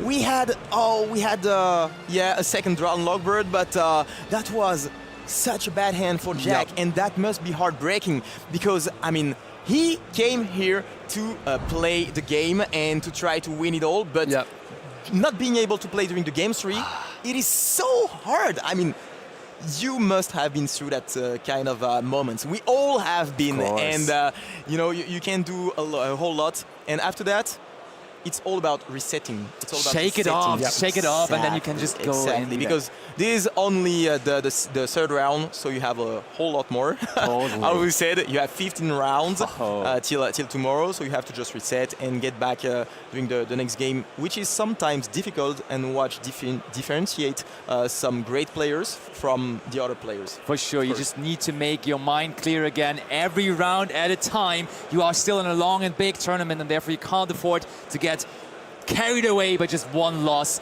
And as we are playing Swiss, which is the tournament structure mode, we are not just outright here. We can still go very, very, very far. And we are going even further here as we have another feature match, of course. Backup feature match still in the running. So let's watch some more Yu-Gi-Oh! On the backup feature. Who do we have here? Oscar versus Marco. Inferno. You're getting excited, Dale. I can see that. I did not tell you. I saw that. I put it onto the backup feature. I was also surprised to see a 60-card Inferno doing so well here. But yes, Marco has brought a deck that we haven't seen in a while. But Oscar, on the other end, looks like he might just be wrapping this one up here with his Malice deck. Yeah, absolutely. The meta strategy going all out here. And we came to see the handshake between the two players. The meta strategy getting 2-0 against the Inferno strategy, but that was all for you, Dale. They wanted you to get excited about this one. And your happy face was enough for me to not be worth. That was all worth it. But yeah, very interesting to see also some Malice, because we didn't have the chance to see a lot of Malice. And Malice, as we saw, was the third deck being represented in this tournament. And I think that it might literally take it all. A very, very good deck going first, going second. That's my call for the event. Yeah, I mean, Malice is going to win it all. You're probably kind of right. Even if there are some Lancias, the deck has some ways to play around it. And still very, very strong. Actually, now that you're just mentioning it, we have another segment where we all give away the pick for the tournament that we think is going to make it. But for me personally, I can already tell you right here, right now, I think it's Malice time again. It's just coming back, and it's, I think, going to make it all. No Apophis? It's always in my heart. I'm very surprised. I know the back-to-back would be crazy. I would wish, but I think just realistically, analytically, Malice is in a really good spot right now. Totally. How about you, Dale? What do you think is going to win this weekend? That's a very good question. I think there is a lot going for it. I really want to be rooting for these underdogs. I'm seeing Memento taking it in game. I've seen Gimmick Puppets turn up. I'm like, this is absolutely amazing. But I honestly feel that Loonlights, even with that 3%, it's one of the ones that has that disadvantage of having a weakness against Lancia, quite like Malice. So with Malice representation, you then take it into account. But quite like how Malice are learning to adapt their strategy to play against their weaknesses, Loonlights are doing that as well. And we already saw at Worlds, we've seen how good Loonlights can be. And if you're not prepared for them, they will catch you. Easy. And your pick, what is going to win, John Alexi? I mean, I would have loved to say Cyber Dragon, but more realistically... Why not? I can tell you why not. But more realistically, I think that it is not going to be one of the best decks, probably. So not Yumi Mitsurugi or Drake Hotel. I think that it's going to be more of an underdog, like the previous tournaments. I think this is way better to try to sneak in and try to get the victory. Maybe some pure Mitsurugi, something like that. I mean, it was in the finals of YC's Lille, so why not? It was also there on our breakdown, so definitely a couple of players brought it. But the deck that Flaminio brought, of course, is Memento, as we just very, very much saw. So why don't we hear it from the winner of our round 3 feature match, Flaminio Rossi, and Marcello, take it away. Thank you, Seb, and indeed, what a match it is. I mean, Flaminio plus Memento plus Bologna, I guess it's just the perfect match, no? You're incredible, of course, for anyone who doesn't know you. You are the current reigning Italian national champion, and you did it here in the same venue with the same deck you just piloted. What is it about Memento that you like so much? I like the fact that it's a really, really strong deck when goes first, but has like a really strong engine even when goes second. It has some problem, but it can be fixed by playing the good non-engine in your deck. Yeah, and you definitely showed us during this match. We can say that for a few months you put the deck maybe on the side, playing Dragotail yourself at some regionals in Italy. But maybe, I don't know, the latest Forbidden Unlimited list gave you the chance to bring your favorite pet deck again. What was the decision? The decision was that I thought Dragotail was the most respected deck, and there was a lot of hate to Dragotail. So I think it was like a good choice, but a greedy choice, because a lot of people are prepared for Dracotail, but not for Memento. For Memento, people don't have anything in the side deck. Yeah, for sure, and it's still one of those decks that a bit reminds me of Plants back in the day, where although it keeps on winning events, people maybe are not too familiar, they refuse to read the cards, and maybe you'll show them once again why they should, as you are still undefeated after 3 rounds, but we can go through some of the key moments in the match. I'm not going to show game 1 just because it was super quick. I mean, your opponent went first, had everything. And also my hand was not that good, so... Yeah, so you just picked up your cards, but from game 2 on, there were some interesting moments. So the first one was mostly on your opponent. So he decided to basically shotgun this Ash Blossom right away. I've heard some people discuss that usually you should always keep it for the Tatsu. I don't know, what's your stance on this? You should probably keep it. It was like a little bit greedy, but still, if Witch resolves, then I have like more mementos on play, so I have more ways to fusion summons. So it was like a greedy choice for him, and it got punished. Yeah, definitely got punished, and then we saw also something that you have mentioned in the previous events on how this deck can also play well through Fuvalos, because your opponent had the Fuvalos, but I mean throughout the duel you were able to pretty much come up with this incredible field and only give them 2 draws. Yes, the second draws was in end phase, because I just wanted to have like more mementos on hand, because against Dracotail I just win by follow-up, so I just want to have like the more engine on rotation as possible. So I give the draw on the end phase so that they cannot draw Nibiru, they cannot draw 5 mana, so I'm able to just make my board. Yeah, that's a great choice. I heard, the commentators talking about, your decisions. Then they were a little caught off guard, but as you've mentioned, doing it during the end phase is crucial because 5 mana can only be used during the main.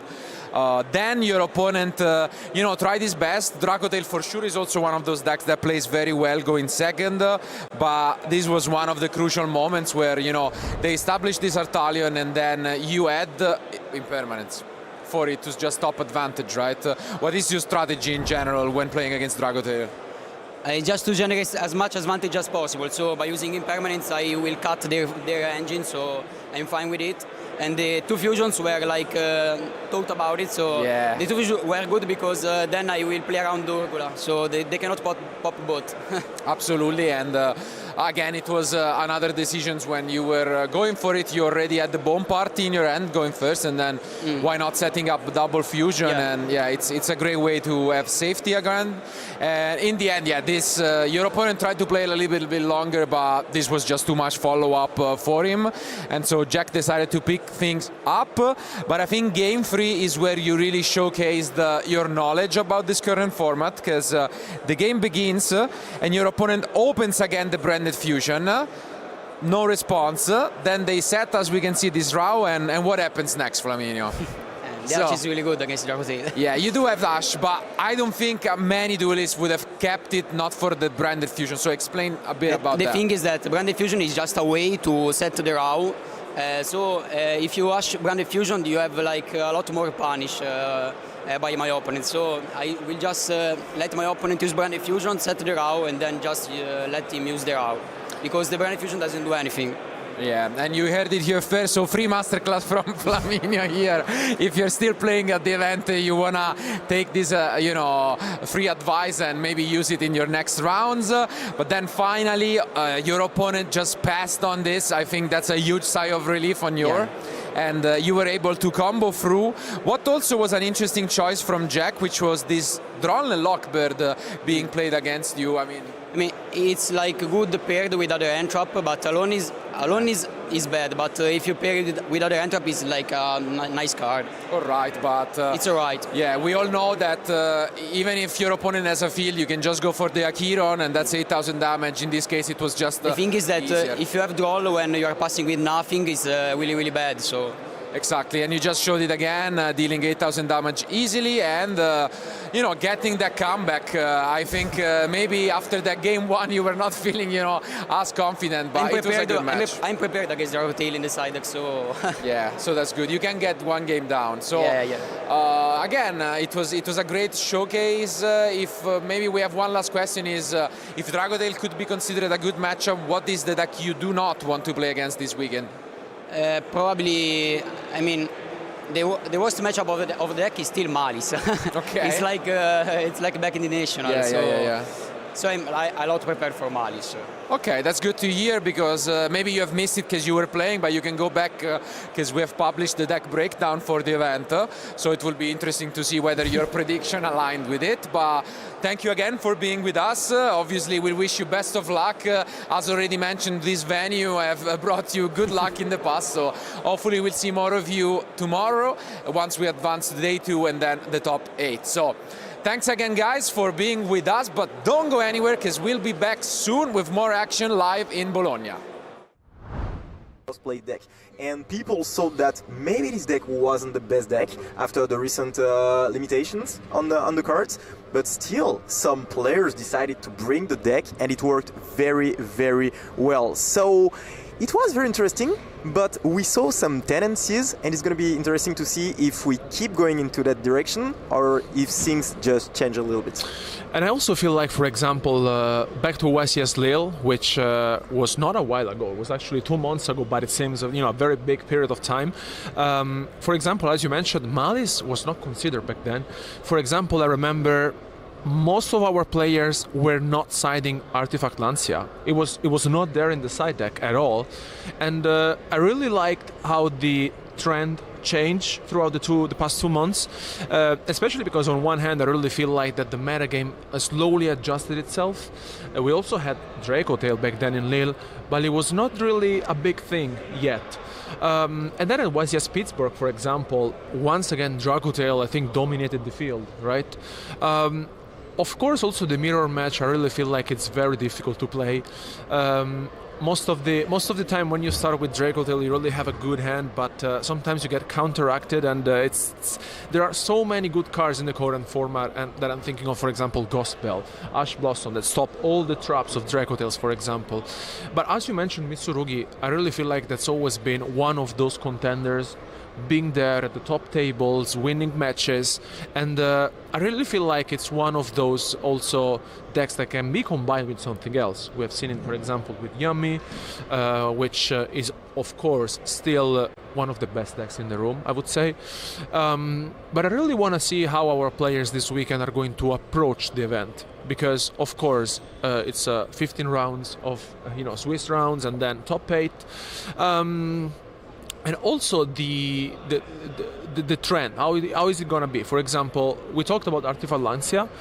What about John and Lockbird? Do you expect people are going to be playing it during this event? Absolutely. I mean, if I remember correctly, it was something like 40% of Droll and Lockbird in the main deck last week at Paris for the regional.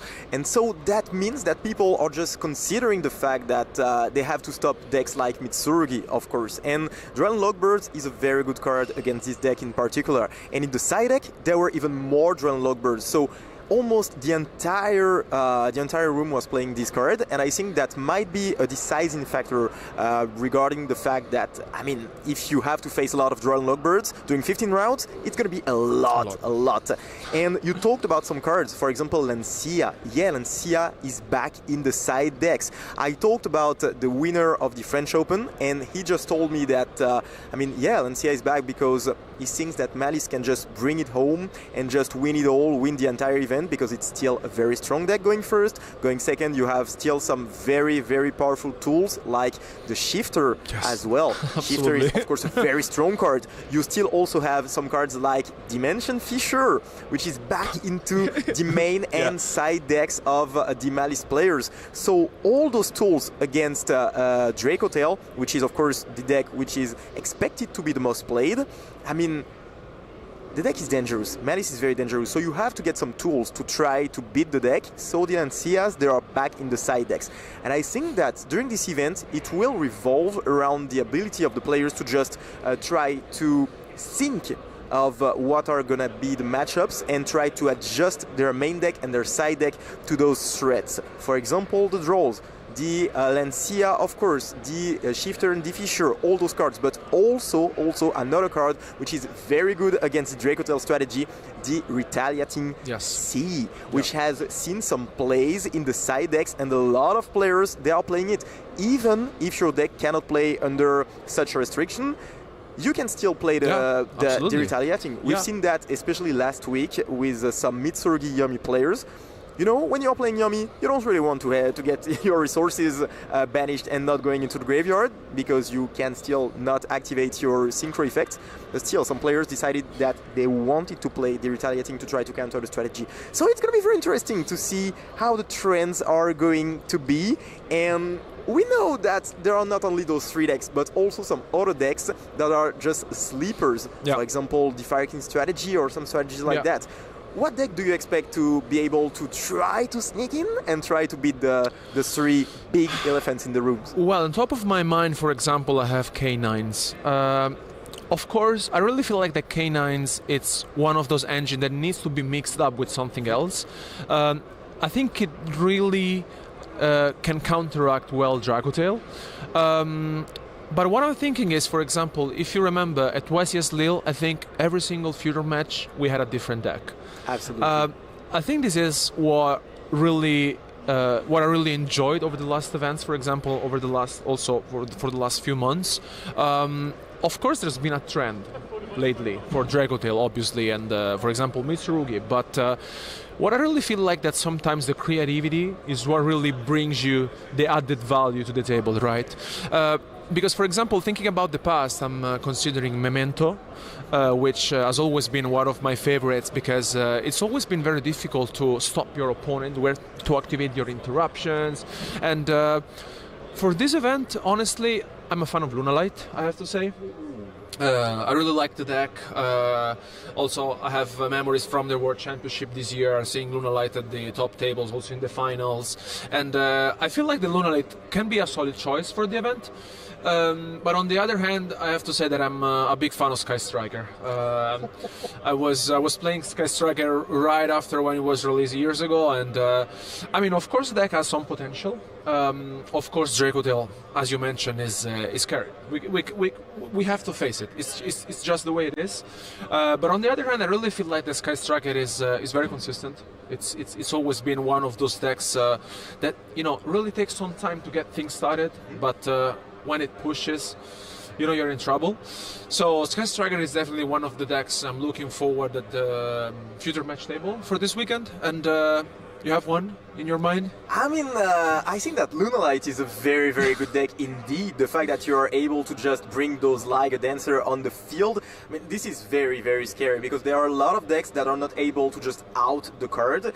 And the fact that also it can surprise some players, because not all the people in the room will be prepared to this matchup. And it is kind of difficult, you know, to see all the lines, to see how the guy in front of you plays. And yeah, I think this is a very, very, very solid choice to get into the tournament. But you mentioned Sky Striker. This is one of my favorite decks. I've been playing this for almost 3 months right now, and I think that it can bring a lot. I don't think it is strong enough to just go and win it all, to be honest, because of course you have some very, very, very strong things in the deck. The fact that you can just break any field thanks to all those cards that you have, the Widow Encore, but also the non-engine cards.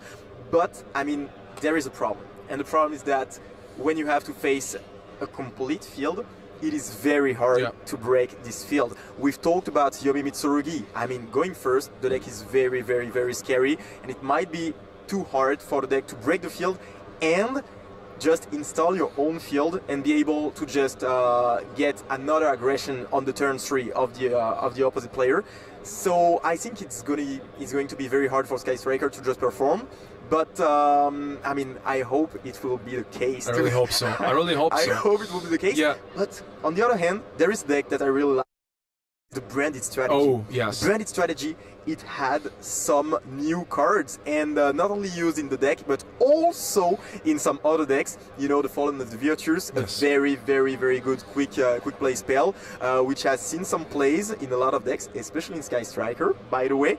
And I wonder if the deck can do well, because going first, it's of course very good with the engine, but also with the ability to play some cards like For example, the Sanctifier. Just one random card, you know, the first card that comes to your mind, right? Yeah. Why not? Also going second, the deck is very, very good. Yeah. You know, you have the ability to break some field, like Sky Strikers, Yeah. for example. But I think it's even stronger. You know, it is very powerful. And when you are the opponent, it is very hard to just deal with all the cards that you have, because a single card can lead to so many resources. The Brand Fusion, fantastic card, of course, but also the High Spirit, which is very good, and all those new additions, and the fact that now Albaz is able to take multiple monsters with the new addition of the new fusion card. I mean, the deck is very good, and I hope that we're going to see some branded players during the weekend. I mean, I really hope so, and I mean, as mentioned, I really feel like it really comes to your, you know, approach to the tournament, how you really want to have consistency on one hand, but on the other side, I really feel like if you are to play Malice, you have to say, I'm gonna go for it, even though Lancia is becoming more popular. I really feel like that the trend has always been, you have to play what you really feel comfortable of and with at the table, and also, you know, the added values, of course. For example, on top of my mind, there's Dinkabui. We always mention him during the stream. Is one of these deck builders that are really impressed us over the past years, I would say.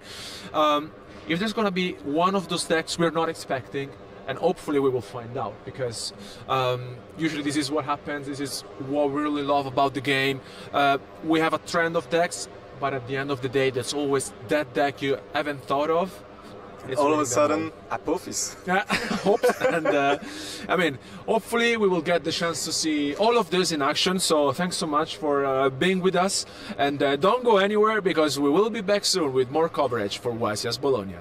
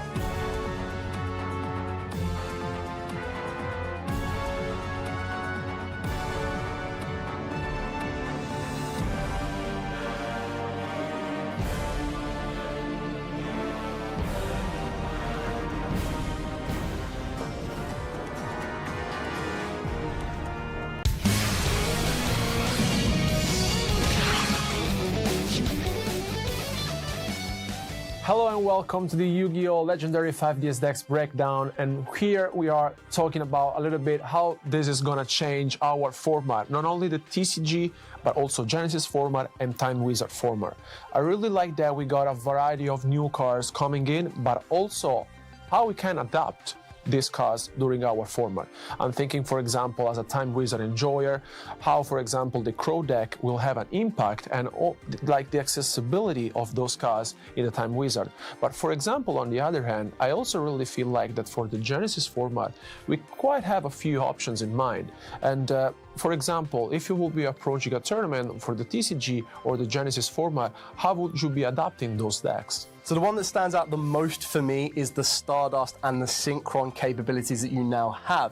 So what you have the ability for within the point structure is you can adapt utilizing the new cards to not rely so heavily on the higher point cast cards like your Junk Speeder.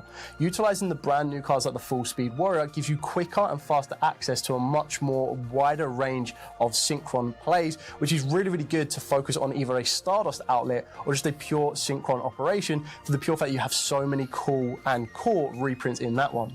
Then if you move over to Black Rose and utilize the brand new cards from Doom of Dimension, like your Bramble Rose Dragon, your Black Rose Garden, and of course your Rage Rose Witch, you don't need to rely on Black Garden as much, which does take a bit of a higher points cost for your total, but it still gives you the ability to utilize Black Rose Dragon itself and its completely destructive field power. And I really feel like it's all about fantasy, it's all about building your decks and feel confident about the deck that you will be playing, whether it's on your local store or with your friends. And I really feel like we really want to give it a chance. You already have some very good ideas, but now it's your turn. So if you want to put your hands on those decks and see what you will be playing next, if it's going to be a YCS, if it's going to be at your regional, if it's going to be at your local OTS store, get your hand on the newest Yu-Gi-Oh! Legendary 5Ds decks and bring your Genesis deck to your next level.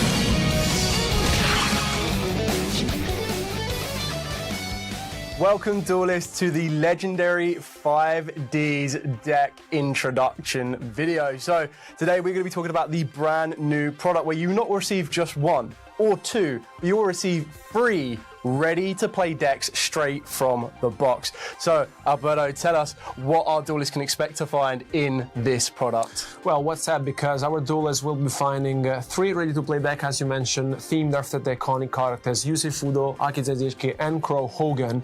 And essentially, in each deck, there's 40 cards in the main deck, 10 cards in the extra deck, plus a 51st card in the form of a secret rare chibi art version of each character's main monster: Stardust Dragon for Yusei, Black Rose Dragon for Akiza, and Blackwing Dragon for Crow Hogan, which is something incredible, especially because we also get the chance to put our hands on a lovely chibi art version of tokens. I'm really looking forward to play with those decks, especially because this is not only about gameplay, but it's about nostalgia as well. I think we all grew up with Yu-Gi-Oh! And the 5Ds era. It's something that we cannot ever forget. And I remember myself buying boosters of the Duelist Genesis, showing off the Stardust Dragon on the booster pack itself. And the Synchro Summon mechanic has changed Yu-Gi-Oh! Forever. And here we are with those cards in front of us years later. Yeah. Exactly that. So we're going to be able to go through the legendary 5Ds decks. So it's about time that you pick these up at your local stores, and let's rev it up.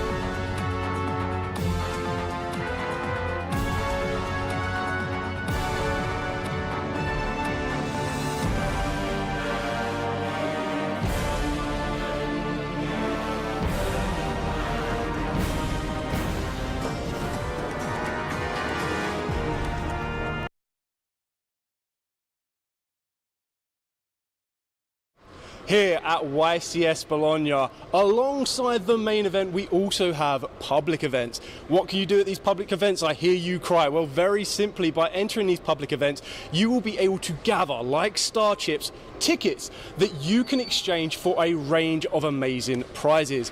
All the way from sleeves, OTS packs and deck boxes to exclusive event playmats and the top ends, amazing giant cards.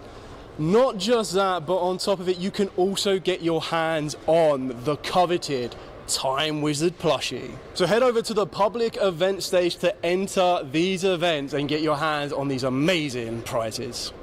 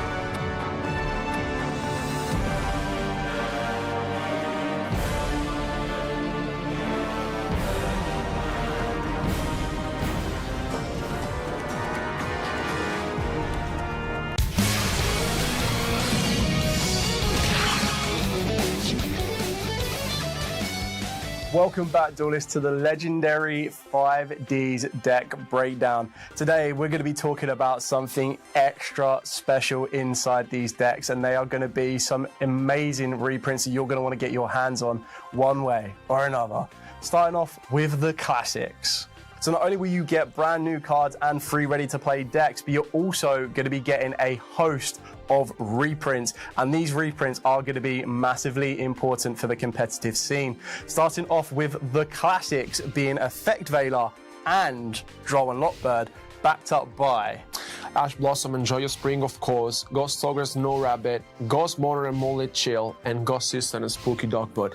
Those classics have been played in the TCG format over the last years, and honestly, I mean, I really can't see a deck playing these cards also in the Genesis format, because you get so many different options in the legendary 5Ds decks. But not only that, because we also have some new ones. Yeah, so branching away from the classics, we're now moving into the more modernly used cards that you're going to be seeing everywhere you turn. So you can now get your hands on Molchummy Perulia, Molchummy Fuelos, and Molchummy Meows. These cards are absolutely incredible because they will provide you with the ability to draw cards when your opponent summons from a specific location. So with Molchummy Perulia, from the hand. With Molchummy Fuelos, it's from the extra deck or the main deck. And then with the Molchummy Meows, draw a card when they summon from the graveyard or banishment. And that's not all. There is one final card, and that is, of course, the Infinite Impermanence, a card that we have seen over the last years being played most of the time in 3-ofs in every single deck. And it's fantastic because not only you get the chance to put your hands on those cards, but also to counteract them with Cross-Out Designator, Called by the Grave, one of my favorites, and Forbidden Droplet. I mean, I think you cannot ask for more. The Legendary 5Ds decks give you everything you need. The decks, the staples, and the beautiful chibi artwork. So make sure you head to your local stores to pick these up while you can.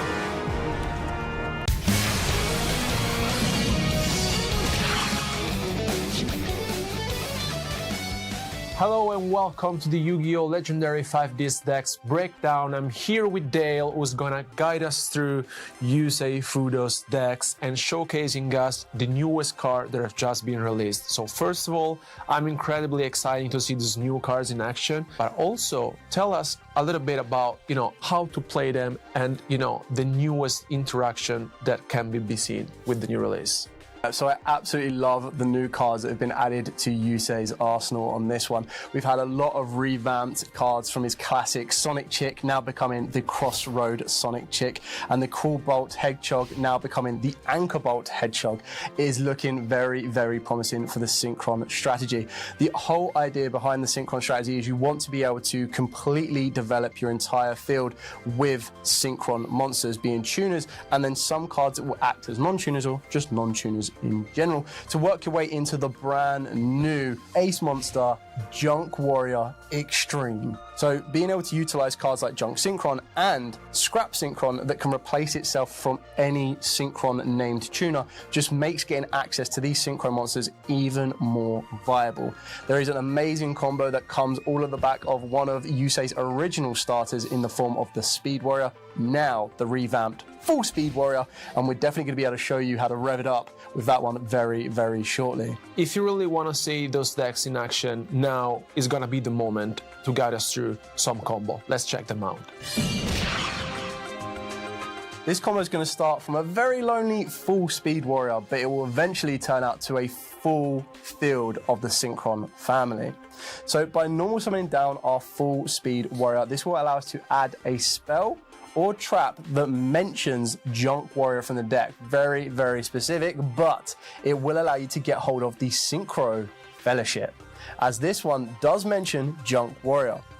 You can activate this card to add 2 monsters from the deck to the hand, 1 Junk Synchron and 1 monster that mentions Junk Warrior or Stardust Dragon from the deck to the hand, and then discard 1. So we're going to want to add the Scrap Synchron that does mention Junk Warrior, and then we're going to add the Junk Synchron. We will, in this example, decide to discard the Junk Synchron, as we are going to be working with this 1 card combo and maximize its potential. Then, using the hand effect of the Scrap Synchron, for a Synchro Summon, you can substitute this card for any 1 Synchron Tuner. As an added benefit, if you Synchro Summon a monster that mentions a Synchron Tuner as material, this card from the hand can also be used. So using our level 1 tuner and our level 2 non-tuner of the full speed warrior on the field, we will be able to Synchro Summon one of Yusei's new monsters, being the Scrap Warrior. On Synchro Summon, the Scrap Warrior will then allow you to take 1 Junk Synchron or a card that mentions Junk Warrior from the deck and either add it to the hand or send it to the graveyard. We're going to want to add the Junk Synchron back to the hand. We will then be able to use the secondary effect of the Synchro Fellowship in the graveyard. You can banish this card from the graveyard, then target 1 Synchro monster you control, reduce its level by 1, and then you get to normal summon 1 Synchro monster during your main phase this turn, in addition to your original normal summon or set. So by banishing this card and reducing the level of Scrap Warrior down to 2, we can then perform a second normal summon of Junk Synchron. When this card is normal summoned, we get to target a level 2 or lower monster in our graveyard and special summon it back in defense position. So the level 2 we have sitting in our graveyard is going to be the Full Speed Warrior.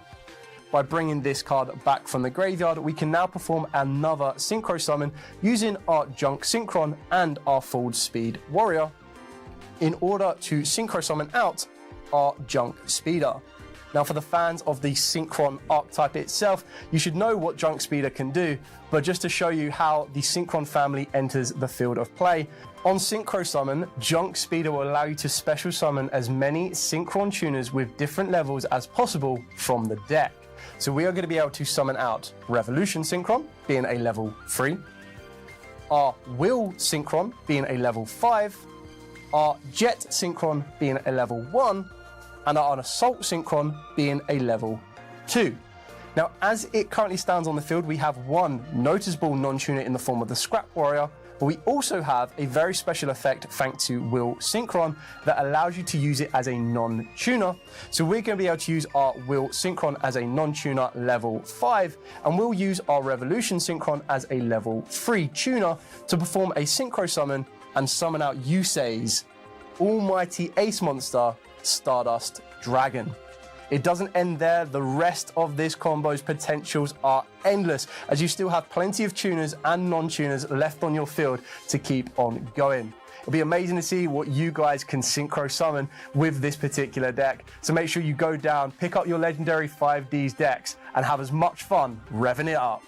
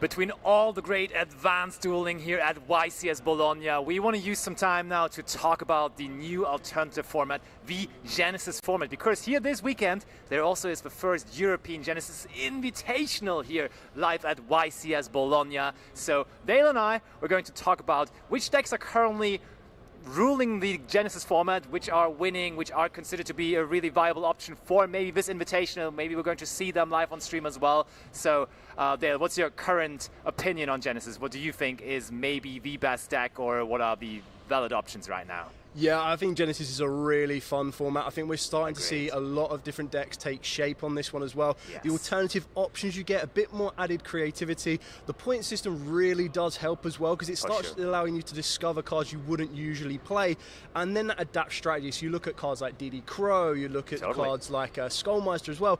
So that then has a bit of an effect on the current decks that are working around. So Odeon is one of the ones that we saw previously mixed with Apophis that obviously won YCS Lille just in normal advance, and now it's starting to take a bit of shape in the Genesis format. Actually, this one was addressed on the latest update for the points for Genesis as well, with Treasures of the Kings, the field spell of the deck actually being a little more expansive. You can still definitely play like a full engine Apophis deck with all the cards you want. You just have to go a little lower on the non-engine then, of course, but which is fine though. That deck, as you say, still very, very viable and possibly a candidate to take the whole invitational here this weekend as well. But I think one deck type, not even that old, is very, very popular, and that is Radiant Typhoon. It was very popular before the update, and it's still so popular now. I feel like at the Invitational, for example, at YCS Pittsburgh, I think 2 of them sneaked into top 8. Also, a lot of the field was consisting of that. And the good thing with Radiant Typhoon is you can play it pure,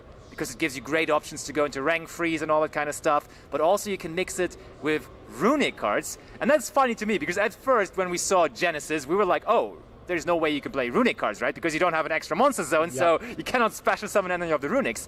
Guess what? The runic cards, even without that added bonus, are pretty good. Just searching, drawing, destroying. So runic Radiant Typhoon is a really, really, really valid option in the current Genesis format, and maybe actually even one of the most feared decks at the moment. Yeah, I completely agree with that, and I think when you're trying to look at what else it could compete against in that lineup, I think Vanquish Soul is also a very, very good selection on that one. Yes, in advanced it's not as strong as it once was, but especially when you're taking into account the Genesis style format, it's quite nice that you have a counteraction to the runic cards themselves, because trying to keep it off of Runic Fountain can be very, very important. And when you're able to use stuff like your Holly Sue, working your way into, even without access to the Vanquish Soul Rock, it still gives you an edge to keep playing, and most of your point allocation will go down to the K9 package as well.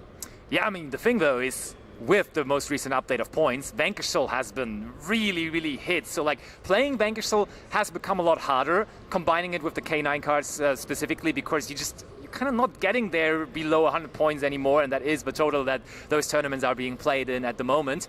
And therefore, a recent trend was just including Regenesis cards in the Genesis format. Playing the Regenesis card is kind of fitting, but Regenesis Vanquish Soul was something that was popping off a little bit, so maybe that is the new way to make sure that you're staying below that 100 point total, and I really like that option, and maybe that is the way to go forward with the Vanquish Soul deck, because that is definitely still working, having of course the stat line working together with the Vanquish Soul cards and then the Regenesis stuff, so that's really, really cool to see. I mentioned the Invitational in Pittsburgh that we had there at that YCS. It was actually won in the end, though, by Ono Mods. And that deck is so good as well, because, yes, Dodo Warrior was adjusted to 7 points. So it got upped a little bit, but 7 points, 21 points for a playset. Let's go. I mean, that's easy still to include, and it just gives you so much viability. Like, that deck is so insanely consistent, because you can also include the starters like 7th Tachyon, 7th Ascension, search for all of your stuff. It gives you those rank 4 options, which are so amazing. Yes, number 99 Utopia Dragonar was put to 100 points, and that was a card you were just playing in that deck. But guess what? You're fine without it still. So I feel like it won that tournament, and it also was very, very much represented in so many different ones. Another cool option you can play in that actually is the Traptic cards as well. We saw that in Ryziel in the current format. You just play Rafflesia, play like the Trap Holes in your deck as well. Like any kind of rank 4 you want to go for, the Onomad deck is your world, really. Yeah, exactly that. And I think once you kind of look at the XZ's available option you have for the Honor match, you kind of look at other kind of summoning mechanics, because we know with Genesis you don't have access to links, you don't have access to pendulum monsters, so you want to start to look at other mechanics. So you can start to look at Draco Tails as well. I think are really, really good. Probably one of the best fusion-based art types around right now, and it really does allow you to get a little bit more advantage, especially when you're starting to utilize stuff like your Draco Tail Horn, Draco Tail Flame. Cards like those do become a bit of a premium when you're trying to activate them against decks that have particular core components. So you mentioned Regenesis earlier, so Regenesis spell card, being able to get access to your other Regenesis monsters, which are very important because of all the different attributes they share for the Vanquish Soul strategy. You then go back to, if they are playing the Apophis strategy, trying to stop some of the Apophis spells resolving could be very, very important. And then you look at the Onomats, have a big difference that if they lean into the trap element, that could become a bit of a complication for the Dracotales themselves. But that's just what I love about Genesis, is there's a lot of back and forth. There isn't one that is at the top of the pile right now, and I think it gives a lot of creativity going back and forth for them. 100% agree. The interesting thing about Draco Tail is a lot of people also thought that is not really viable in the Genesis format, because there is some hefty points on both Draco Tail 5 mana and also on Aphelion. But then people realized, hey, you'll see more of that video later on, because right now it's time to get into our round 4 feature match. In front of me, I have Pietro Mazzaneri and Antonio Nistico, and also Antonio has already won a dice roll before we've come on here. So with all that in mind, we're going to hand you guys over to your amazing casters who are going to take you through our round 4 feature match. Boys, take it away. Thank you, Ed. And well, we had a look at the breakdown, and when more than half of the field are Italian duelists, it's not a surprise that at some point we get two facing off against each other. And this is going to be the case here in round 4. But just to showcase also the diversity in terms of decks, we have at least one of the two, one of those, underdog picks, I would say. We have had the chance to see before a deck that tries to go second and win in the form of the gimmick puppet, and this time around it's going to be Gem Knights. I mean, it's not only different approaches regarding the deck choices, but also the strategies that you want to follow. Meaning that gimmick puppet, and as we saw before, and right now the Gem Knights are those decks that really want to go second and try to win in their battle phase. However, we saw before that there may be an issue with the time, because since time rules have changed right now, it is one of those matches and strategies that you need to play fast, but you need to let your opponent establish a field and later try to play through that. I mean, it takes surely some time, but I think it's also interesting to see another different deck going second, so doing second approach. And I mean, on the other side instead, we have another deck that, I mean, we were expecting, so Yami Mitsurugi from Antonio, and yeah, it's going to be quite of a battle, especially because, it will be interesting how Antonio will be facing his opponent's deck. But I think we all wanted to see that because our players are ready, so let's jump into game 1.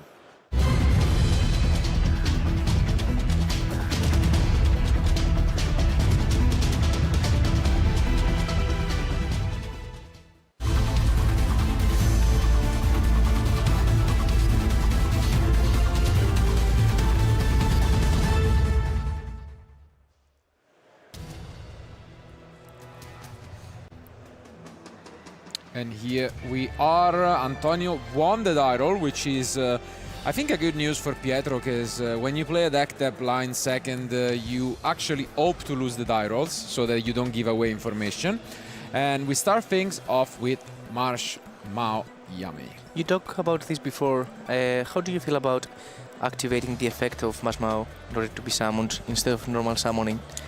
I mean, I think back in Lille, I would have said that's not too much of a big deal, but nowadays we saw that in the deck breakdown, K9 Vanquish Soul is back. It's one of the most represented decks, and definitely, that Izuna is something you should start respecting a bit more. And I mean, it is one of those strategies because I think a lot of players anticipated Draco Tail to be very popular right now, and K9 with Vanquish or even Grayson are very, very strong. And yes, Draco Tail, for example. So you're waiting for Izuna to be there. I mean, I really like it, honestly. I think Vanquish Soul with K9s, it's definitely one of the biggest choice, I think, for this event. And I can't wait to see the deck in action. I think it's consistent, and the K9s in general are very good against Draco Tail. So And here we see quite the opener from Antonio. This is also the deck I picked to win the event, and it does have some consistency issue when you open, you know, like this Abakiri plus the Yami engine. It can do so much.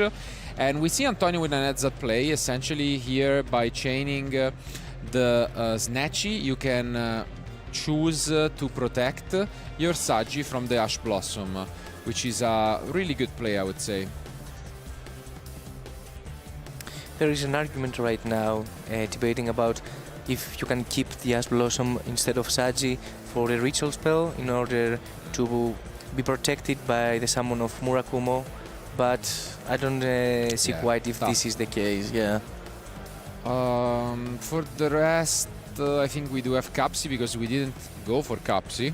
So, I mean, we access the one-offs usually in the deck, but for now, no response from Pietro. And you talked about it. It's most likely, again, one other deck that just relies on spells, not really on entraps. Do we have the Purification in the main deck from Antonio? It does. Okay. Yeah, here we see it. Just calling it. Yeah, immediately answered. This has been a trend in the, I think, last maybe not even couple weeks. But I think it's fair, I guess. When Dracotail gets so popular, you want to have additional interruptions, and it doesn't really cost you that much. It's mostly a matter of consistency, because it's another of those cards where you don't want to see it, especially going second. But yeah. And I mean, after so many rounds of Swiss, you can afford to go a little bit more greedy in order to play only going first cards, but they give you so much bigger ceiling and so big protection and power to the deck. I mean, I feel like it's one of those cards you can surely side in if you feel like, but also having it in the main deck if you win the die roll, honestly, just, I mean, it's another form of interruption, so I think it makes sense, you know. Yeah, here we see the Samsara. This card is amazing to allow the Yami deck to bridge into the Mitsurugi, because obviously Herald of the Arclight is not only a fundamental piece of your end field, but it has the graveyard effect to add the ritual, and with the Samsara you can recycle it essentially as if you have two copies. And yeah, I mean, it's not only that it gives the bridge and the potential for going from Yami to Mitsu, but also gives the single copy of Herald of the Arclight again into the extra deck in order to be summoned again, and not only be a way to find your Mitsurugi engine, but also be an ending piece of your field. Yep. And at the end of everything, we see the Fuvalos. So, I mean, Antonio with double Mulcharmi in the opener. But just what he needed here. He can access the Lollipop, bring back two. Yep. I mean, very good opener for him, especially because he managed to get rid of the two Mulcharmies. You know, one being normal summon and the other one being discarded. So I think overall. This Purification here will be extremely relevant, because usually you can set up with the prayers face down and it already grants you more, but the decks like Pietro could line up really well, because they're full of cards like Forbidden Droplet, Lightning Storm and stuff like this. But the Purification adds another layer of disruption which can negate one of those you know, field-breaking spells.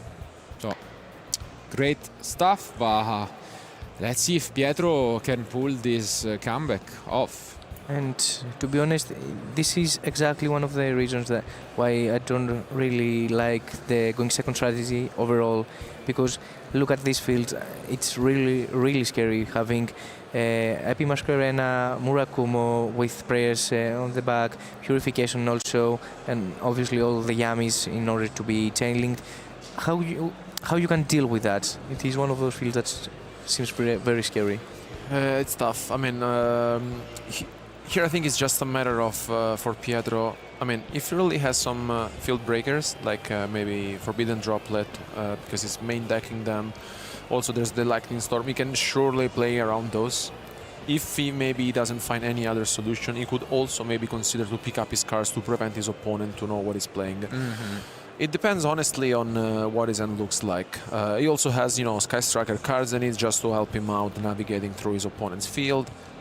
And not only engage with drones, but also all the arsenal of Sky Strikers like Jamming Wave and Afterburners. Yeah.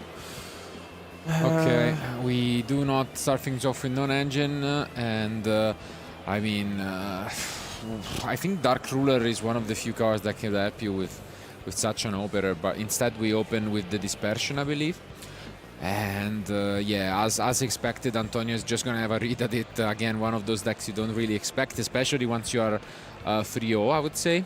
And we have Purification for Dark Ruler. Yeah, so exactly. Yeah.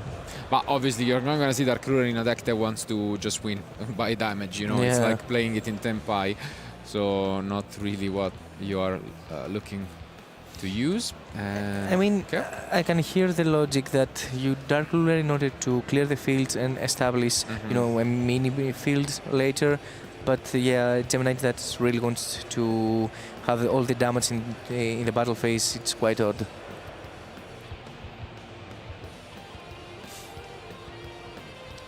So we have activated taps in order to draw, potentially.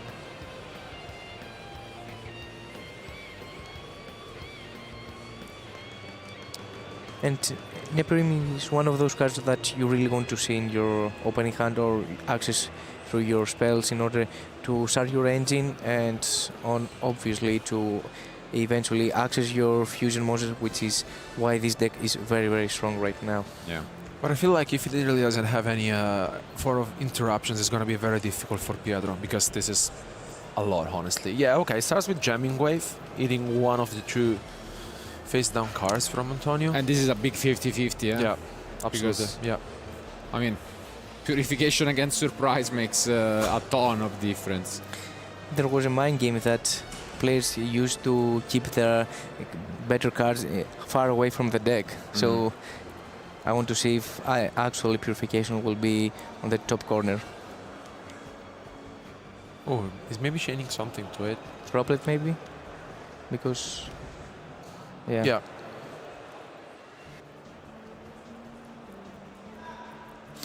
Only with a spell.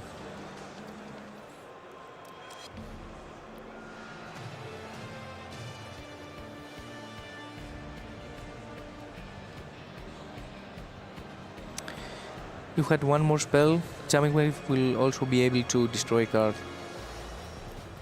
And hit the Purification, so... Yeah. Does Purification destroys also? Because Droplet will be on the grave and Jamming will destroy a card, right? Yeah.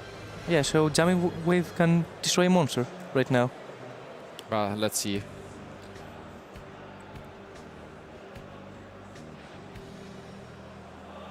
I mean, it is Yukanan effect. Yeah, so I'm pretty sure.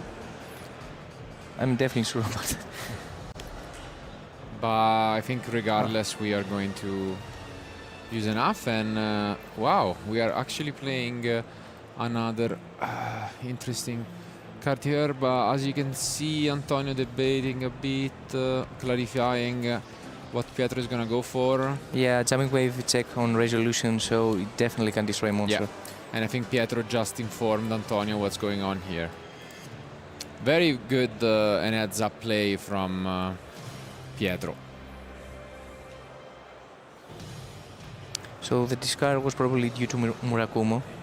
Yeah. Okay. And yeah, Herald is destroyed.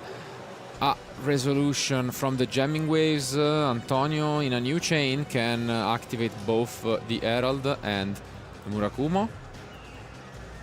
Oh, no. Yeah, that's not quite how it works. I mean, yeah. And now we can get two searches.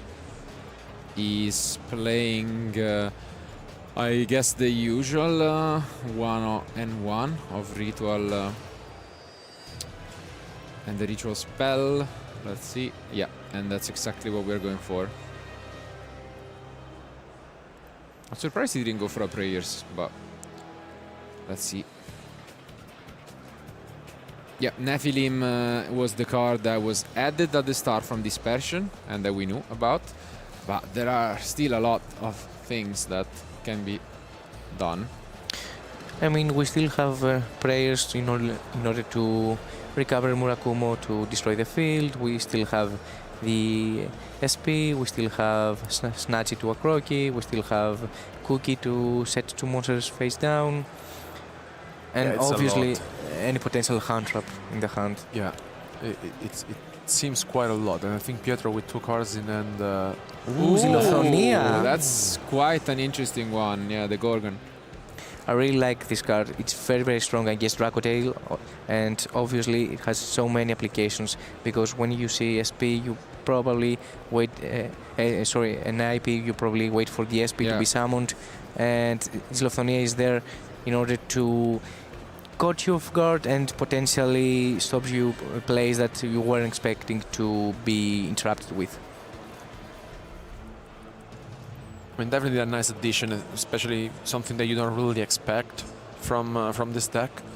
And you can tell that Pietro maybe is not super experienced with it. I mean, very nice. Yeah, honestly, it was an inclusion originally for the Luna Live matchup. It has found its way in a lot of different scenarios, and as you can see here, Pietro not quite happy with this, and now he will be able to resolve and bring back 2 yummy monsters, and it's going to be the Cookie.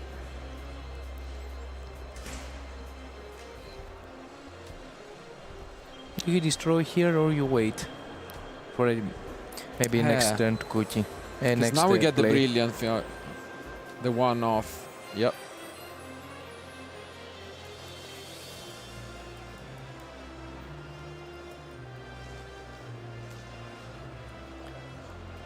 The potential last maybe.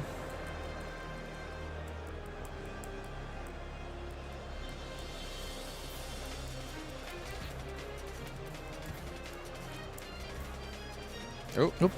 Bit of a slip. And I think the last card is Surprise, no? Should be. Yeah, it should be, yeah. Because we got it back with Marshmallow. So we don't have a Prayers? No, I don't think we have Prayers. I think we just got Purification instead of Prayers. We couldn't access both, I guess.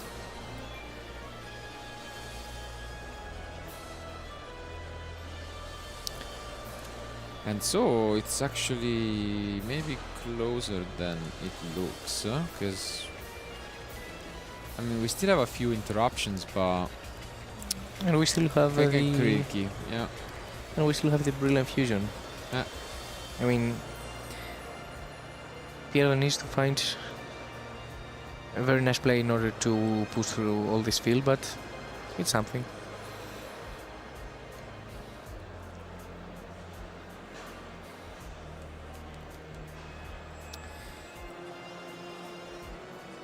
And now we will see the card that was discarded due to a Murakumo effect.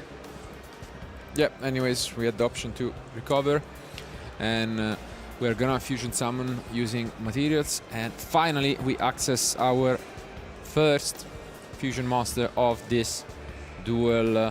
And yeah, Antonio regretting a little bit, maybe again not too familiar with this, and now we have the Lady Rose Diamond eating the field. I mean, with all the newest support of the Gem Knight, most of the players are not very familiar if you haven't played against it actually, because it has changed a lot as a deck. It has gained a lot of good cards, good supportive cards, and right now you need to know all the potential threats that you may be facing. But I think the end game for Gem Knight strategy is obviously the Diamond Dissipation. It is one of the cards that you really want to activate and resolve, summoning up to 3 fusion monsters. I mean, I feel like the deck is very powerful, especially because of the amount of fusion it can set up during one turn, and pushes a lot of damage. I think it's super scary, and I mean, as you can tell, I think Antonio really wants to be careful about all the possible interruptions he may have.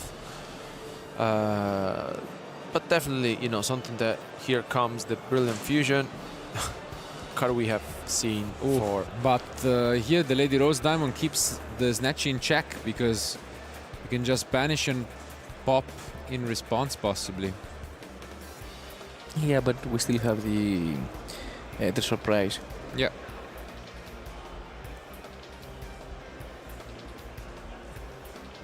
And it's exactly what we're gonna go for. We chain the Lady Rose Diamond, it seems, on the cookie. But yeah, as you've mentioned,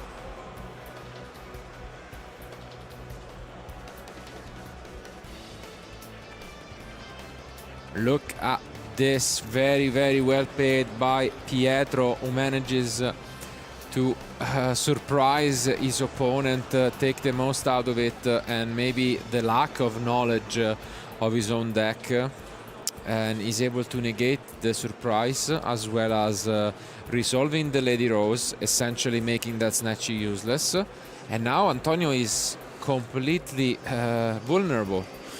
Yeah, No I mean, responses. The Hollow Core from the graveyard, honestly, it's something quite unexpected, I would say. It's just banishing it with other Gemini cards to negate another effect. It's great, especially because now I really feel like Pietro can put a lot of pressure and potentially also could look forward to seal the game. And I mean, Pietro seems very, very calm, and it is one of those scenarios that when you bring such a deck into an event like a YCS, that you are required to go second for 14, 15 rounds. Yeah. Right now, only for the Swiss. You need to know every interaction, you know, every matchup potentially. And as we can tell and see, Pietro is very, very calm, and he knows exactly which interaction he should follow in order to play around a Mitsurugi Yami field. I mean, very good show off here from Pietro, especially because,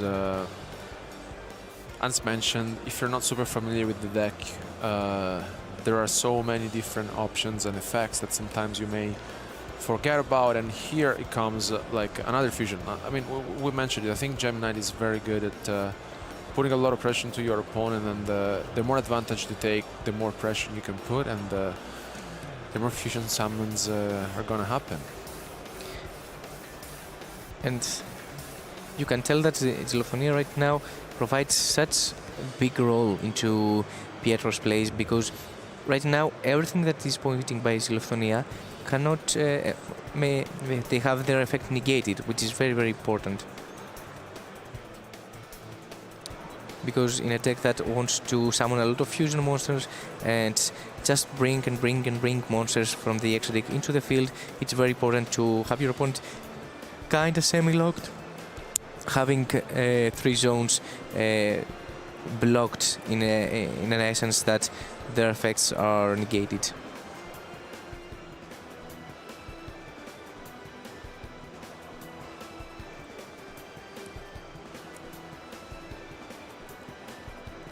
But yeah, now we finally get rid of this Gorgon. And let's see, can Pietro pull this off? It's a matter of math right now.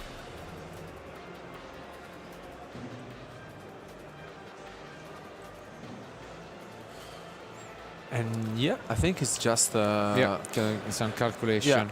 Yeah, just to clarify, effect of Ruby was activated in order to send Topaz and Xylophonia to the graveyard.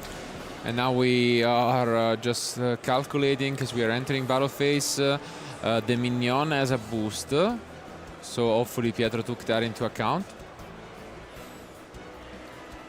They both look a bit confused. But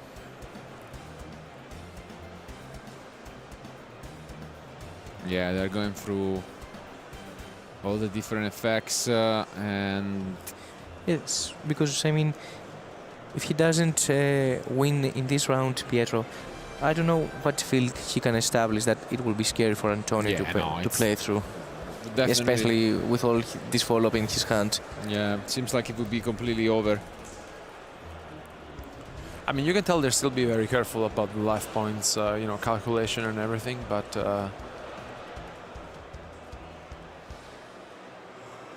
yeah. Topaz can make 2 attacks. Mm-hmm.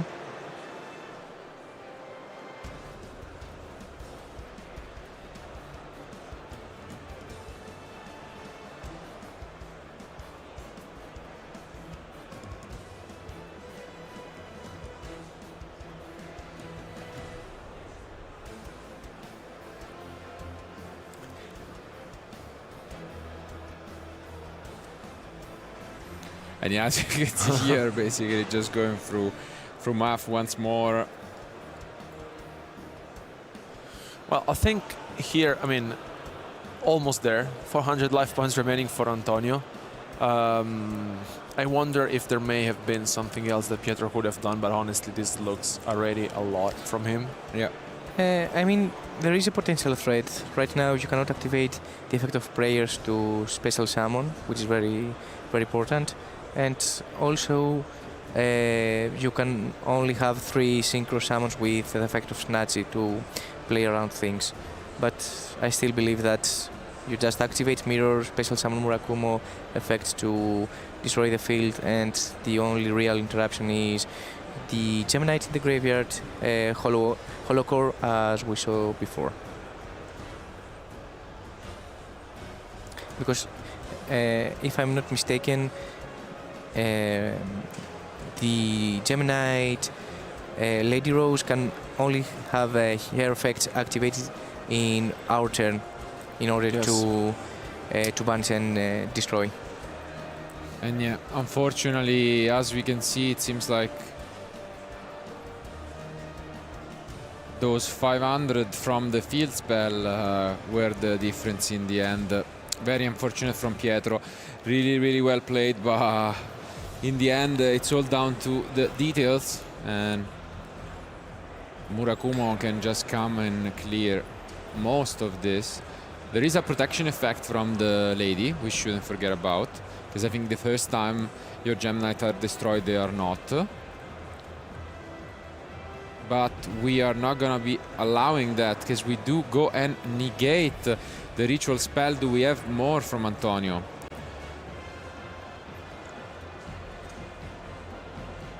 Ooh, wow. Top deck prayers. That was not in the end. We cannot special summon. We take the damage, right? Yeah. Yeah. Oh, Emma. Wow. Because the question is... it's an effect. It's not a cost. Yeah, yeah. So we lose, right? I believe so as well. Yeah, because I mean... we can pay the life points. Yeah.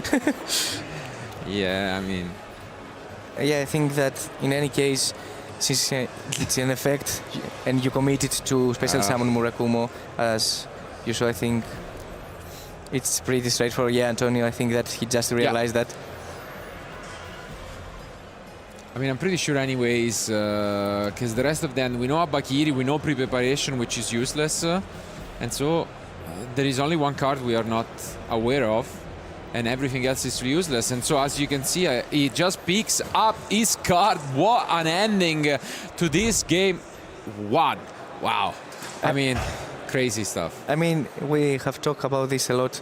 You need to write down every life point, because every life point matters. And as we just experienced, 400 is very tough for Mitsurugi, because you have always to keep in mind that prayers cannot activate the effect of special summoning a monster from the hand or graveyard, since you take 800 damage, and in many cases this is a cost, so you cannot activate it, so most of the time it will be an illegal activation, but in this case it's a part of the effect. So this is why Antonio was committed to take the damage and potentially lose the game. Yeah, I mean, talking about the details, sometimes this is what makes the difference, especially because on one hand from Pietro there was the field spell which prevented him from winning the game, and then maybe this is how it's supposed to be ended. I don't know. Like, yeah.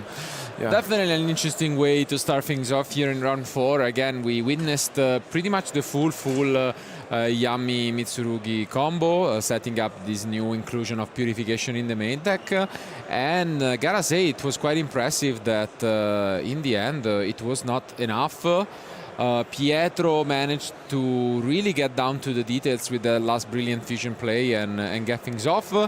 Then maybe a bit of a miscalculation. Not sure that he could have done much about it, because the 500 from the field spell were the key difference. But yeah, I mean, there was not enough for Antonio to then fight back on his own. And now we are back to game 2. And the thing is, what do you do if you're Antonio? I mean, we can tell that, as we saw in the previous round, that you need to clear your mind because this is a very huge misplay that you experience, and you need to understand that it happened. You cannot change it, and get back into the game, lock in again into the zone, and try to find your ways into going for the next game, because you're still playing in the round 4 of the YCS. I mean, I think you still go first if you're Antonio, especially because he's playing Solemns in the side deck. So I think that would be an option. There's also triple tactics talent to help him out. I don't think after such a misplay you tend to go second, honestly. I think maybe you could fear it. I don't think it's going to I would be shocked for sure. I think you might just go back to your comfort zone. It was close nonetheless, and so I'm pretty sure now that especially you know what you're up against, you know better how to maneuver and what to go for. So it will be interesting to see, but regardless, they are done with their side decks, so let's jump back into action.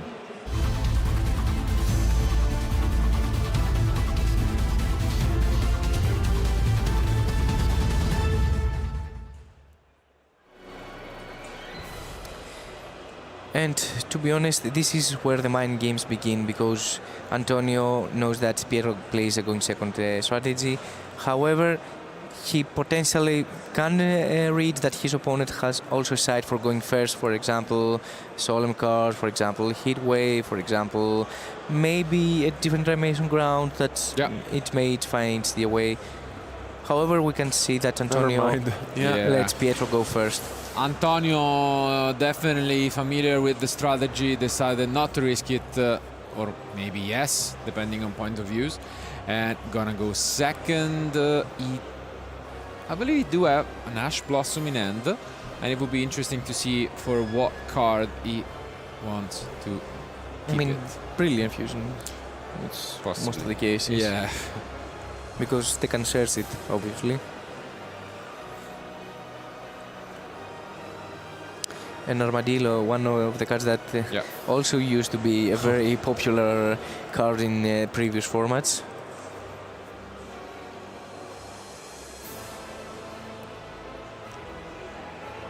And right now we have starting to establish our field step by step, and obviously Holocore, the interruption of the deck and a potential backup plan when you go first, in order to have him in the graveyard, as we saw before, in order to establish a negate.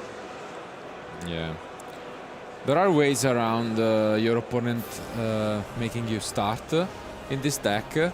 Of course, before it was also relying on Mjolnir and different ways, sometimes Protoss, but nowadays it's not really possible anymore.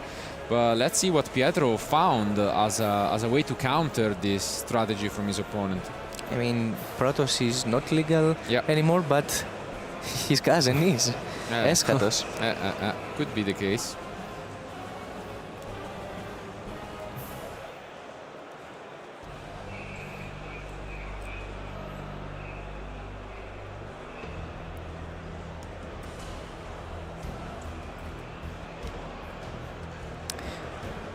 And right now we can tell that Pietro, as we saw in the first round, in the first game, he's very experienced for even going first. He's prepared, because we can tell from his body language and how he is making his moves that he knows what he's doing, and that he has a backup plan, and he has a strategy for going first. And I think right now we are going to see a Baguska, one of those X4 that is pretty generic and obviously gives the opportunity for any deck to establish a mini floodgate in order to be protected from strategies like Mitsurugi. I think it's a very good starting hand, honestly, with a field like this. I'm just a bit skeptic on why Antonio didn't activate Ash Blossom, honestly. Maybe he was feeling like it was not the right moment. But I feel like this is good from Pietro. I mean, of course, there was no interruption from Antonius, but the Baguska himself is just already annoying to deal with.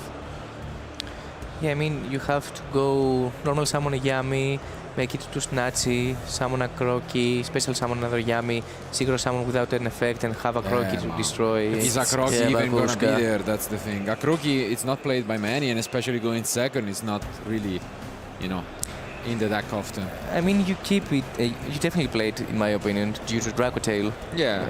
But for going second, yes, potentially it can be sided out. And we start things off the cold buy, I guess, on the Allo core. Yeah. Anyways, it's quite an annoying card. We saw pretty much it was the card that probably won Pietro the game at the end. So yeah, this extra interruption, which is so good. Also hidden in the graveyard, it's very, very important. Oh, and that's another good card to start things off, but we need a way to play through this Baguska.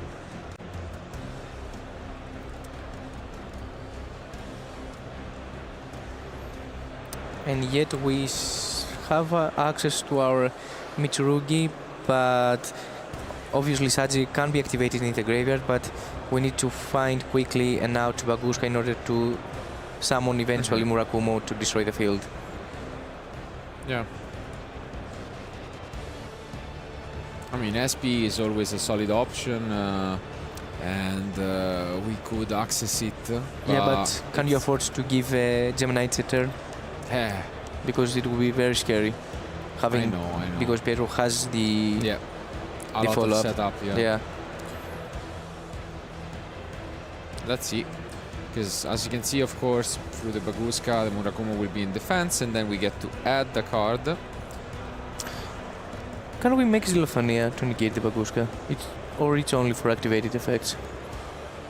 No, it's only activated. Activated, yeah.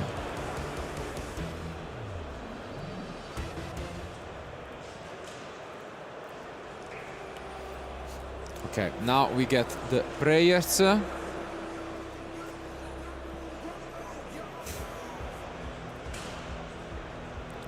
I think that at this moment we're just going through monsters in order to generate advantage, since obviously we cannot activate the effects on the field, and trying to find bodies into the field in order to go for a potential link that will give us the option to out the Baguska eventually. Okay, Dynamondo also works.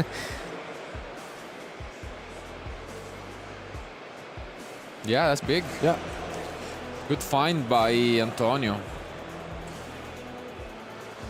It was there for a reason. Maybe it was there for the Baguska itself. And it's also good against the Dracotail, because you can bounce the traps they set.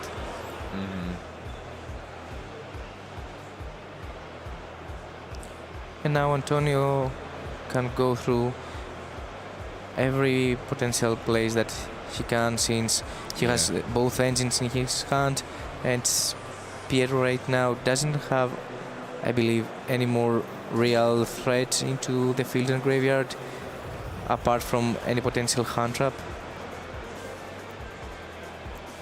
Yeah, and I don't believe that to be the case. And we go through Capsi in order to search for 2 Yami monsters and discard a card. Capsi and Masmau maybe? Yes.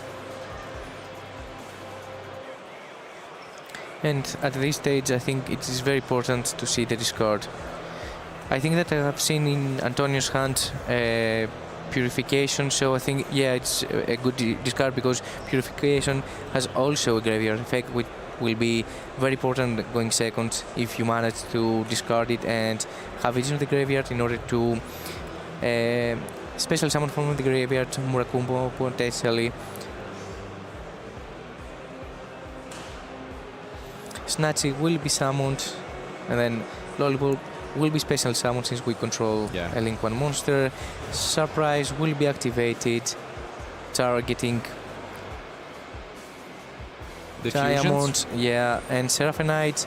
And this is a very cool interaction to explain, because the cost is to target, but in order to shuffle back into the extra deck the potential targets or getting it to the hand. You can just chain snatches, synchro summon, and then you can just bounce only your opponent monster.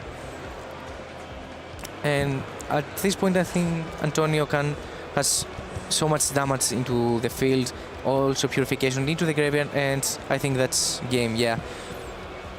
Yeah, that's the end of the game. Antonio managing to actually tie the score. It's 1-1, which means we are heading into game 3. 17 minutes remain, which is, I guess, technically about right, but I don't know how comfortable that would be. And most importantly, the question is going to be, who is going to go first? I mean, it's a pretty clear answer, to be fair. Yeah, I think that you let Antonio to go first in any case, because, as we say, Pietro was very familiar going second.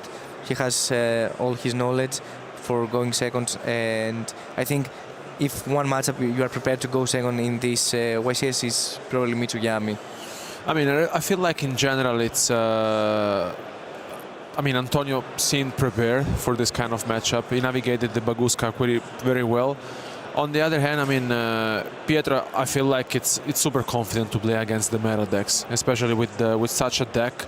But I also see that on the other hand, Antonio has good cards for going second. He has the Mulcharmis, has the Nibiru, so he has options essentially. I think it's more a matter of now here how Pietro is going to approach this. I mean, I would be interested, honestly, or shocked if he goes second, but I mean, need to go first, yes. But I mean, let's see, because I mean, so far we have seen a very back and forth match. So for this game 3, I'm really looking forward to it. Yeah, absolutely. And I mean, the key point here is how strong, not only how strong field Antonio can establish, but also what the non-engines will be that will be in his hand, also drawn through the caps in our opponent's turn. So I think this will determine, because engine through engine, I think that it's pretty clear that Pietro is prepared for that. But the only risk with the go second strategy is obviously not the interruptions that you know, like purification, surprise, and all the cards that's going through the combo, but the cards that you don't know, the potential as Blossom, the potential Nibiru, the potential, for example, Digicrow, and all those cards that potentially can interact with you without being shown and just be secret and stick in the hand. Yeah, and I mean, I think we will soon find out if Pietro will go first or go second, because our both players are ready, so let's jump into game 3.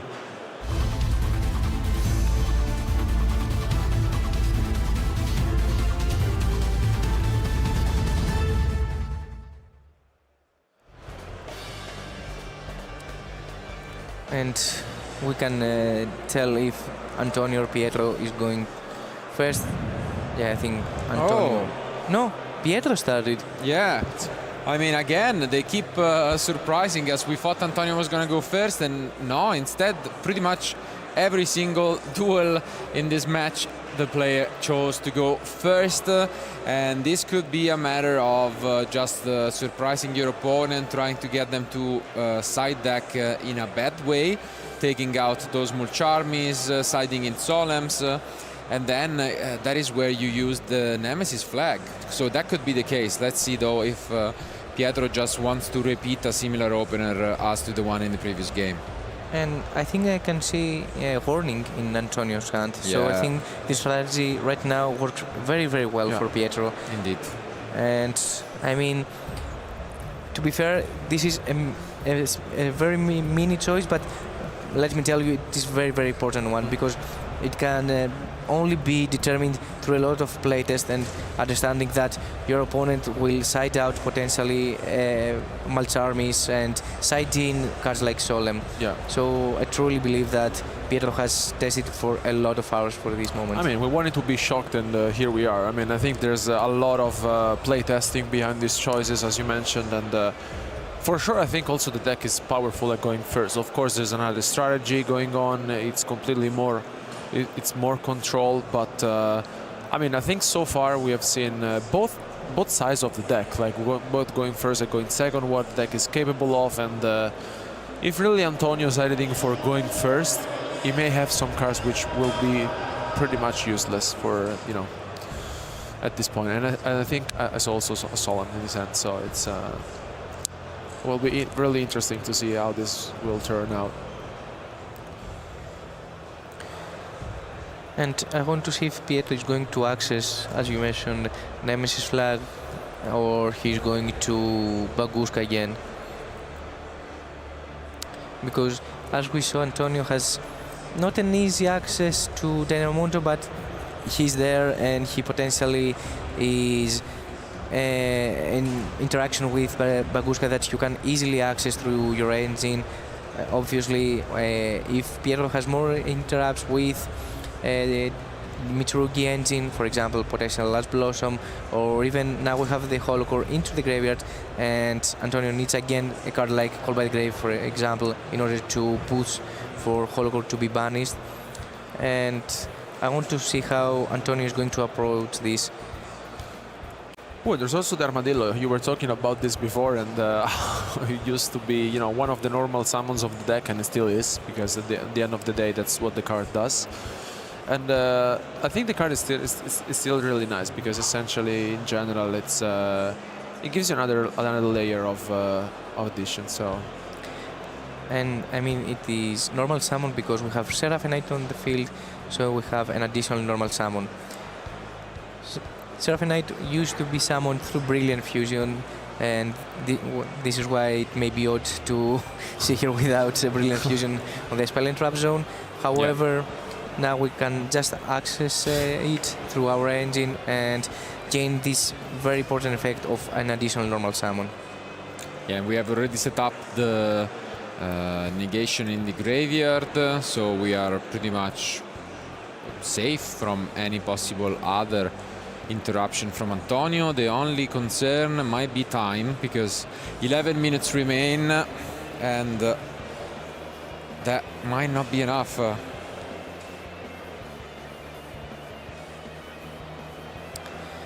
Again, we go for the Lady to Fusion Summon, since we generated the effect of Seraphinite for the additional normal summon, and Lady Rose Diamond has also the protection effect, which is very important and maybe play a role into this matchup. However, we see a very old strategy, summoning Reprodocus as our link summon, and we're probably going to change the type or the attributes. Ooh, the type, definitely. Yeah, and we see Eschatos. There he comes. You called it in the previous game, Mike, and decided to make an appearance. So just to clear things up, Eschatos is quite the opposite of Protoss, because and Thrust with it. Wow. So Eschatos gives the same effect of Protoss but for type. So with Reprodocus we can call either Reptile, or we can call them Beast for the Yam strategy. But I think with Black Goat Gloves to be set through the Thrust, we can address the Snatchy with it and just have Eschatos for Reptile, and we are pretty safe for both engines actually. What a hand, honestly. What a starting hand, because like if we really wanted to be impressed by going first from Pietro's deck, well, we all have to say what a hand, what an opener, honestly. It's shutting down Antonio's strategy, and here let's see if he can come up with something, because this is more than scary, I would say. Yeah, right now we are protected from reptiles, because Antonio cannot special summon any reptile from his deck, hunt, grave or extra deck. And also the Black Coat Gloves, the on-field effect gives the opportunity to call a monster and that cannot be special summoned from the rest of the turn. Probably Yami Snatchy, yes. I don't find another option right here. It's really rough. We would need maybe Capsi to get things going and to try and play a little bit, but it's definitely and we still not have easy. a negation in the field. Yeah. So I think in any case. And even possibly the interrupt, but this prayers doesn't do all that much. We can access Sagi, because at least and we can normal summon him, because Eschatos only prevents special summoning, not normal summoning. And maybe we can go Saji into Almiraj. It has 1000, right? Into SP, maybe just to pull something. Potentially, yeah. I mean, just to have an option, maybe. Yeah. I mean, you can also play with Yamis, though. Because if you get into the Capsi Yami way, you can still play, no? Yeah, but I mean, probably Antonio doesn't have another Yami in his hand. No, now, I mean. You just go Capsi Yami, no? Oh, yeah. Because you're not under Beast Lock, you're on the Reptile Lock. So you can still play. It's not that bad. I mean, because I guess. But yeah. At the end, there's no point because you won't have a Snatchy in any case. So you won't have any synchro summoning your opponent turn. I know, but you can. Like, there is a universe in which you have maybe enough. Because like now just you generate advantage at this moment. Like, the only thing I'm a bit confused. I guess we didn't have free names to banish because we could have used these interruptions from Pietro. He can just wait for the field spell. I know, but now it's gone. Yeah, because he did Lollipop. Yeah. So maybe we could negate the Capsi Yami way and just isolate ourselves better. So you suggest right here to activate Caps in order to take the field spell? That one for sure is an option, just trying to clear a bit. I mean, desperate means require desperate measures, I guess, but...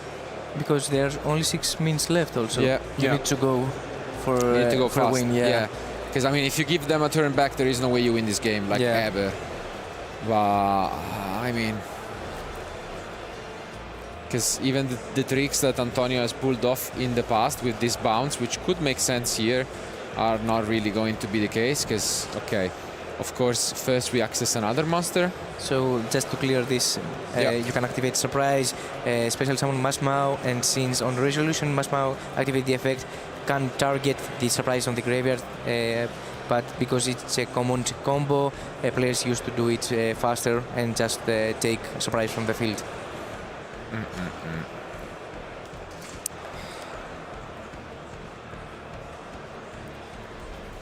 Oh, but we actually go for SP right here. Okay. So, yeah, scrap off that damage plan. We didn't have field spell anyways. So we're gonna go plan B, SP, getting rid of this Eschatos.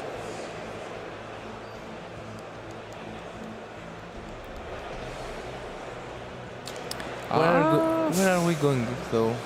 Like, if we have both, like, I know it sounded intriguing with Eschatos and Black Goat, but like, if we have both, isn't it really better to maybe do the opposite and go Beast with Eschatos and Murakumo with Goat? Because that's also an option, no? Possibly. Yeah, but I know what you still generate advantage from the... I mean, I don't have Murakumo, but I can push for game with the Habakiris. I mean, push for game with Habakiris. And here comes the heat wave. Yeah, but definitely something we wanted to see before. 4 minutes. Yeah. But I mean, it just saves us a little bit of time, and then we need to play next turn. And only 4 minutes left. Wow, what an ending. I mean, already the last time we were here as a team, we witnessed a double loss, but is that really going to be the case again? We could chain to heat wave the Surprise to summon the Masmau in order to generate advantage at least, because it would have been very important in this scenario to have more bodies. No, wait, but the Gorgon is a reptile. Oh, he couldn't go for it, no? Oh, yeah. That's right. Oh, yeah. The Gorgon is a reptile indeed. I mean, this is a bit of a shame, but unfortunately, yeah, they just realized. Makes sense. I mean, usually you don't really think about it because it's not part of the engine of like Mitsurugi. It's just there as an option for the Yami deck, but it is a reptile indeed, and I don't know how they can solve this one out, honestly. I mean, the only heat wave was drawn. Yeah. Does he have cards or no? Didn't draw any card. I think it can be repaired. Yeah. No? Possibly. Yeah, I mean, it just pulled it back and... yeah, the only issue right now is that you know that your opponent is going to activate heal wave. I mean, it's one of those scenarios that is definitely a bit shaky. Yeah, I mean, here we are. Obviously, I guess they're gonna get some extra time for it, but... Do you also see a world where you call Eschatos for Beast and keep the Black Goat Labs for Murakumo, for example? I mean, he could have done it, honestly. I mean, I would have blamed him. I mean, it's definitely one choice. I mean, I really feel like that Pietro with his opening hand could have really felt like I got this, you know, because he was very good, honestly, starter. Still, I feel like that on the other hand, I think Antonius tried to navigate this as, you know, as better as he could, but I don't know, it's still tough because the main issue is that there's only 3 minutes remaining. So either way, like, of course, this was a little bit of a misstep. It's not really gonna change much, but I mean, yeah, what can you do? As you can see here, we are just going to use the surprise to bounce back, set the solemn warning that was in the deck, and now the play is back to Pietro. We already know he was going to draw into this heat wave. But yeah, this is a bit rough at this point. And yeah, just going to take time away from Antonio. And the last card, is it the Radiant Typhoon? And I like the bet right now. No, not going for the bet. The Mystical Space Typhoon. Yeah, I mean, there is warning there, so that's actually a really funny way to get through this. And we're gonna put it face down. And yeah, so play should speed up a lot right here, because there are only about 3 minutes remaining. And we do have the Typhoon for the warning, so if we actually draw something good, this could be huge. I mean, maybe we have an extension also. Because we have Black Goat, no? Yeah. So, possible crucial top deck for Pietro to get anything. Let's see. His facial expression. Oh, is that my main? Oh, the Quartz, is it? Yeah, it's Gem Knight Quartz. Ooh, an interesting effect. That's brilliant. Yeah, he has access to Brilliant Fusion. Yeah. Wow. Well, what? 2 minutes remaining. So let's say if he can really pull this off, it would be absolutely insane to see this happen. But do you think this run? In this room, if I had to choose one deck to go second and win in the battle phase as fast as possible, it would definitely Gem Knight. I was also wondering whether it was the case to just use the Black Goat on the SP from the grave, or just, you know, before. But anyways, I guess as you can see here, Pietro playing as fast as possible, getting into these top hats now. Wow. What an ending. Look at this. Yeah, declared battle phase. And yeah, that is battle phase. And wow, keeps attacking, and Pietro might have done it. Yes. And there it is. Wow. With 1 minute remaining, he takes the match. And wow. I mean, we discussed about this, that if we had to choose one deck to take a win in 1 minute, only with battle phase, it would be even less. Definitely Even less than 1 minute. Yeah. Even less, it would be Gem Knight. What a top deck, honestly.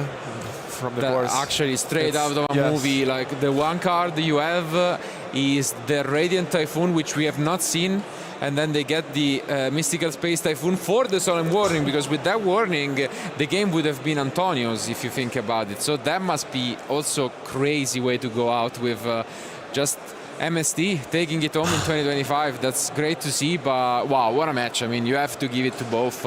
There is a reason why they were still undefeated after 3 rounds. Such fierce competitors, but it is Pietro and his crazy Gem Knight deck advancing 4-0. And I mean, MST right now kind of shows again its powerfulness and how strong a card it is, because it is a very good card. Obviously, you wouldn't run 3 copies of it, but right now, Radiant Engine gives such a potential threat against matchup, for example, Yami or Dracotail, obviously. And I think it is one of those old cards that have been again into the scene, and I really love the fact that we can experience how strong of a card it is. I mean, I feel like that at the end of the day, once again, we can witness how powerful one of those decks can be. Like, for example, we saw Fire King, we saw Gem Knight, we saw Gimme Puppet. There are so many different decks, especially going second. They're very good, but also going first, because we saw how powerful Pietro's first turn was in Game 3. And I really feel like that mixing up also Sky Striker cards in the main with also, you know, Typhoon cards. I really feel like there's a lot that the deck can say. And advancing into the tournament, I really feel like it's one of those decks that you really want to, you know, dodge and avoid. For sure, I'm sure. And also, I gotta say, overall, it was an impressive showcase because for most of the match, he just drew Engine. Like, if you take a look at this deck now, he has so many Sky Striker cards, these Radiant Typhoon options. Never draw them. Like, we only saw a jamming wave pretty basically, and for the rest, whenever he gets his hand on a lot more powerful, he has thrust, talents. We didn't see any of these cards. You can really tell why he has been, you know, still undefeated after 4 rounds, but there is still a long way to go, of course. We have 15 rounds total, so you can't claim you're safe until, you know, you advance first of all to day 2, and then you see how it goes on Sunday. But again, great spectacle. If any of you guys missed it, I suggest you, while we're on break, to go back and watch it. But we're gonna have to bring even more action. We're not able to show you the backup future as that was concluded already. And if the main one was a clash between Italians, the back was a clash between Greeks. But yeah, I was really hoping that we could showcase that. In the end, it was Georgios who won, but yeah, we didn't get to see them in action. Maybe we'll see him later on the main future match. Why not? But again, also feel free to comment in the chat if there is a particular deck or player that you would like to see, and we'll try to see what we can do. Maybe, you know, if they are doing well, or if there is a strategy you would like to see in action, we'll try to take a look at the top tables. For now, there is a lot of diversity. Yeah, and I mean, this is the aftermath of the recent Forbidden Limited list. Is that a lot of decks right now are, and all the meta for me, it is engine against engine, as we have experienced in both matches that we have casted and commentated. Right now we can see that it is a clash between the engine and what engine can outcrown the other and you know, perform better and to find the weak spots of the opponent's engine in order to push for game and potentially take the win. I mean, yeah, I think this has been the trend, especially since Lille, because, you know, round after round we get to witness a lot of different decks, a lot of variety, I would say. And I mean, at the end of the day, there are not only the top 3-4 decks which are the contenders, but I really feel like that the field is so open. Also looking at the top tables, there were so many different decks, and honestly, I think this will only be one of them. And I'm really looking forward to seeing in action, you know, what our duelists have brought during this weekend, especially because, as mentioned, this was round 4. So we're going to be playing other 4 rounds of Swiss more for today, so a total of 9. But before doing that, I would say that Dale is ready for Pietro with the post-match analysis. Welcome back, duelists. So we are going straight into the next round very shortly. We want to analyse of this previous duel. So we're going to be starting off with what I felt was a very pivotal point in the duel. So as we'll see here, this is where Jamming Waves has been activated. We've been then able to utilise Forbidden Droplet. Now the biggest thing that was picked up during commentary as well on this one is for the fact we have free spell cards in the graveyard, Jamming Waves being able to kind of check on resolution. Even though we were able to get rid of the purification as was originally intended, we then also got the added benefit of taking care of that Herald of the Arc Light, which was a massive piece to Antonio's strategy. So this then opens up the door for a little bit more, as we got to see with Pietro's way of being able to take that duel for victory. Very shortly, as we move on to the second clip, this is how this was kind of brought about to turn it into victory. So we'll be able to see here that the Lady Rose Diamond, working off of the back of the Gem Knight Fusion, is how we're able to counteract the Yummy Cookie, while also then utilizing the Holocore, very important graveyard negation effect, in order to deal with surprise. So we're changing off and trading off these interactions with all of these cards, leading into Master Diamond Dispersion, which is an absolute pivotal point, because this is what's going to allow us to kind of extend the field of the Gem Knight's presence, and as you saw, work our way into Gem Knight Aquamarine, Topaz, and Ruby, all of those being very aggressive options in order to kind of pull apart Antonio's field. Then, moving on to one of my favorite techniques when I play Yu-Gi-Oh! And this is actually quite an interesting technique, but it's always risk and reward. So as we see here, we can see that Pietro really did have to think about utilizing that Holocore for the final negation during duel number 1. So when you're kind of looking down at your opponent still has 4 cards in their hand, they're activating a ritual spell on you. You have to really think about, is it worth using that Holocore? And in this exact moment in time, that is exactly what paid off at Pietro to be able to take duel number 1. So then we're going to be moving on to the final duel. So this is duel number 3. So in this one, this is the biggest important thing. So we saw in duel number 2 that Antonio actually made Pietro go first. Now this is actually a really interesting tactic used by quite a few duelists, because usually when you're facing down what is considered to be a pure go second option deck, you're kind of really needing to think. And during that game where you have the upper hand of choosing who gets to go first or second, you could really throw a curveball at your opponent, so to speak. But then Pietro goes and does it again in game number 3. So where his opponent might expect him to go second, is that is the strongest version of the Gem Knight strategy. Being able to go, actually, I'm going to go first on this one. We saw throughout this particular duel some of the tech cards that were being utilized, such as Heatwave and, of course, Eschatos, in order to solidify that going first option. Then, the final moment of this duel, the heart of the cards, taking that Gem Knight Quartz right off the top of the deck, and this is what really does change the momentum. So as you can see, both players staring down a bit of time, the clock is ticking, and all it took was one incredibly important card off the top of the deck being Quartz, which opened up the entire strategy for Pietro here in order to work its way into, again, the pivotal point of the Master Diamond Dispersion, working into Topaz, and then, of course, follow up with more Gem Knight Fusion wants us to put the final dent in the life points. So a very, very good back and forth duel on that one there, utilizing one of the top picks for this entire event being the Mitsurugi Yummy, but up against one of those underdogs in Gem Knights. It's been absolutely exciting so far, so we're going to be heading back to the team as we move on to the next round for YCS Bologna.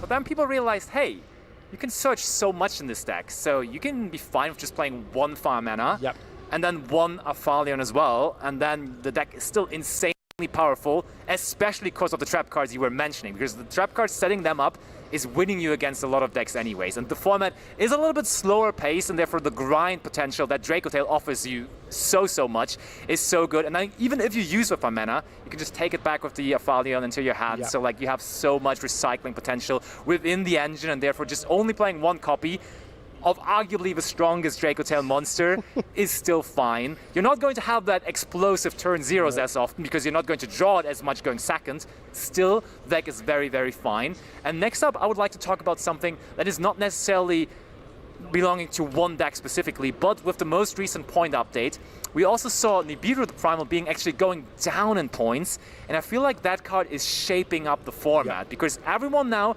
kind of has the spare points to drop in the playset of Nibiru the Primal being.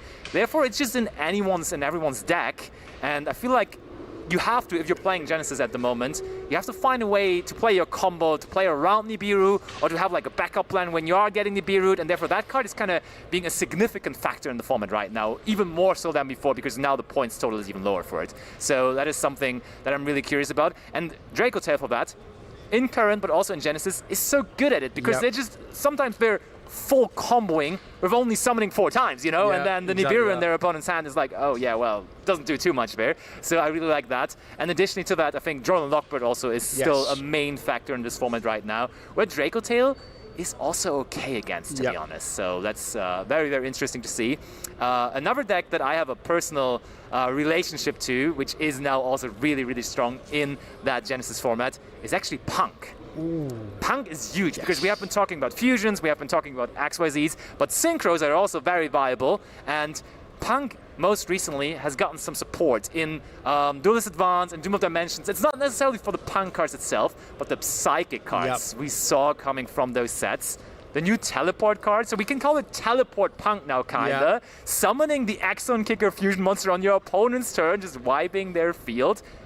That deck is scary. Yeah, exactly that. And I think instantly when you think of Teleport, you always go to Emergency Teleport as well. Emergency Teleport does have a hefty price cost, but then, as you mentioned, Parallel Teleport is just such an incredible card for the Psychics in general. And with the Punks being able to pay those life points, being able to work their ways into it, even paying that costly 20 points for maybe a Psychic Game Punisher is still a massive boss monster that can really turn the tide of the game straight away for you and could basically win you a duel on its own. And exactly like you mentioned, when we're ticking off these boxes for fusion mechanics, Xyz mechanics, synchro mechanics, we are showing such a range in a Genesis format that when you start to look at a deck that maybe doesn't even need to worry about those, something along the lines of the Fire Kings is something that I have a massive interest for, because I love to see that the Jiracs are being utilized for them as well, and it kind of opens up the door to lean itself either into a Fire King via strategy or go the other way and go for a dinosaur style strategy as well.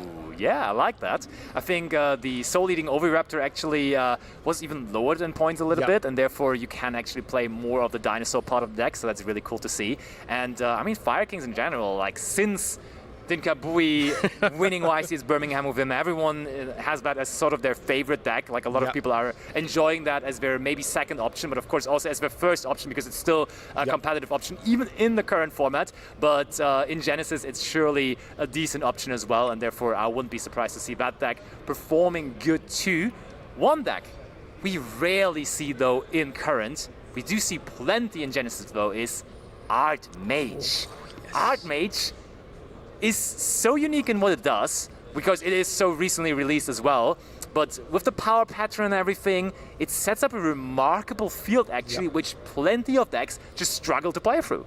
So Archmage is also, I think, a deck that made top 8 in Pittsburgh at the Invitational at YCS already, and I think it's still, because it wasn't so popular in the current format, has the advantage of people not necessarily knowing exactly how to play against it as well. And that's a huge factor, honestly. Yeah, exactly. I completely agree. And what I love about the Archmage, which I think appeals to a lot of players, is that it kind of gives the branded feels. It kind of makes you feel like you have Medius the Pure, and that kind of feels like Fallen of Albaz, with branded being a little bit harder to obtain with the Genesis kind of points allocations. Being able to play Archmage is the second best option to do something like that really does allow you to kind of merge quite quickly from Advanced to Genesis. And as you said, because of the Archmage strategy, the way it likes to play, and the type of cards it can utilize, it really does give you quite a hefty advantage as well. Yeah, absolutely. I mean, it was addressed a little bit on the most recent update for the points, so like the Fusion Monster is now a little more expansive, but let's face it, like you can still just totally play the deck the way it was played before. Playing one of the fusions, it's completely okay. You don't really have to worry about it. And I think that's what's interesting about the format. We have some decks at the top which are quite hefty with the points. So like Dracotail, for example, you have to like really find your way on how to even manage to play the deck at all. And they can be very successful because people find ways to do so. And on the other hand, you have decks that are really little addressed, like the Punk Teleport deck, for example. There is some restrictions to it, but not really that much. So both ways are possible. There's not really like the one way you have to go in Genesis right now, but both ways are basically open to you. And I'm still waiting, because historically, Europe has been really creative when it comes to deck building. So maybe there was someone hiding their specific Genesis deck for this Invitational. Because let's face it, this Invitational here this weekend, there's some good prizes on the line. So maybe they were hiding this crazy Genesis deck, and they're now just bringing it here to this Invitational this weekend. And maybe then we're going to know some more about Genesis and what possibly is the best deck for that, and that's going to then mark our route moving forward with a new best deck, very possibly. So I think Genesis is incredibly exciting at the moment. You can play whatever you like, really. I'm currently, for example, enjoying Naturia Vernisylph as well. Just brought it out back up from the binder and was like, actually, you can play this. Sacred Tree, I can play 3 copies. Why not? It's easy here in Genesis format. What's the deck you're enjoying the most right now in Genesis format? I quite like being creative. I'm very torn for Black Rose Dragon right now. Oh, that's I feel that Black Rose having a direct usage to something like Black Rose Dragon itself gives it its own Raigeki, its own Dark Hole. It gives it that ability to play field breakers that you might not need to be paying points for in the general system. Another one that I really do like, and that's just because it's a personal favourite of mine, is Skull Servants. Ooh. Not a lot of people expect Skull Servants. I really do love how aggressive they can be.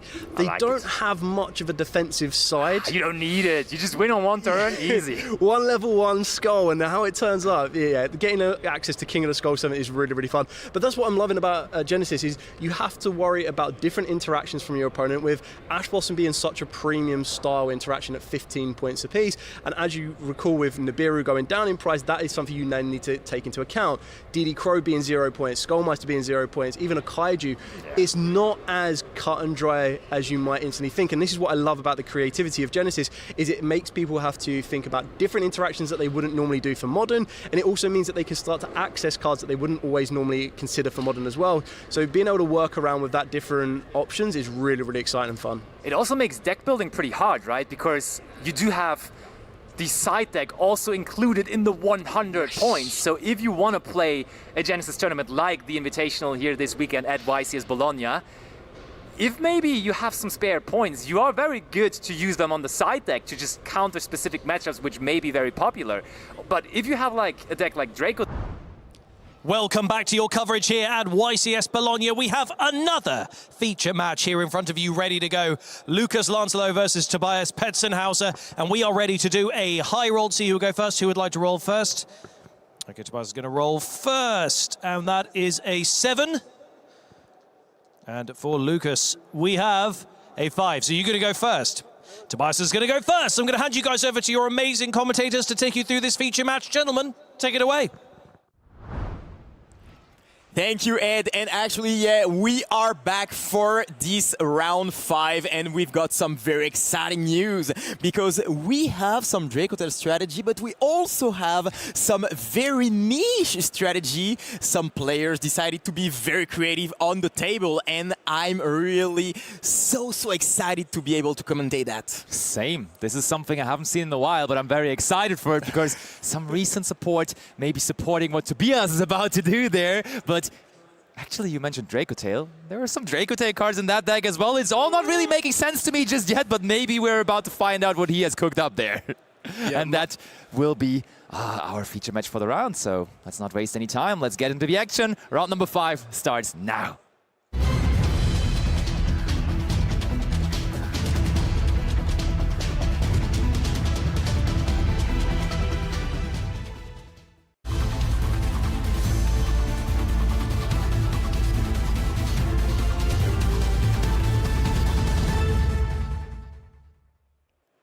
Yeah, so diving headfirst into this one, I wanted to contain my excitement so much when I saw these deck lists. I was like, just go. So, as you can see already, we have Dracotail K9, but also Monarch Dracotail. That's right. Yeah. Monarchs. We're not joking. The overlay is not. This is actually Monarchs, and somehow it is paired up with Dracotail, a small Dracotail package. And Tobias, look at his smile there on his face. I think that's not the first time today that he has to explain this card to his opponent, because he is playing one of those strategies that not many in the tournament are even bringing. I wouldn't be surprised if there's less than like 5 Monarch players in total here in the room. And he's playing such an interesting list as well, because he is respecting the original Monarchs, man. I am seeing Zaborg, the Thunder Monarch, in his list. And that's not the only Monarch even he's playing. So this is going to be a wild ride.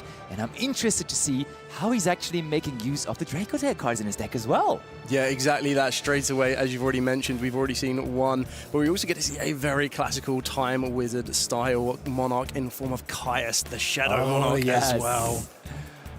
Leo's favorite card, actually, so shame that he can't see that, but I'm sure we will enjoy it in his place. And so we see one of the newer cards from Duelist Advance, that was the Monarch's master plan that just made sure that one of the older cards, on the other hand, the Pantheism of the Monarchs, was sent to the graveyard. And now that is pretty tricky, because you banish the Pantheism of the Monarchs, revealing 3 Monarch cards from your deck.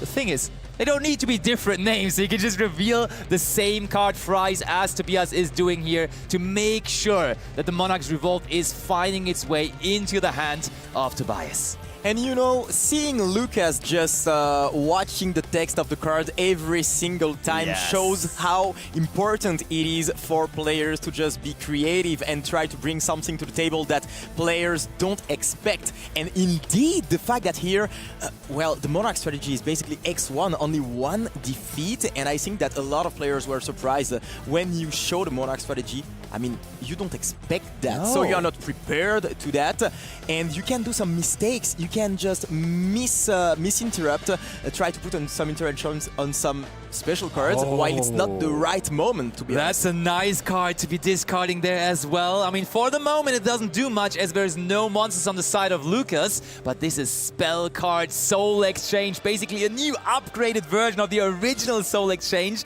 but right now just a good discard fodder for the Monarch's Revolt that we are resolving there. Yeah, exactly right. And as we already mentioned, that this is such an incredibly good hybrid of a deck because you have the Monarchs. That is the surprise factor. That is the underdog kind of factor that no one is going to be expecting. So straight away, you have that upper hand on your opponent and they need to kind of understand the cards then and there.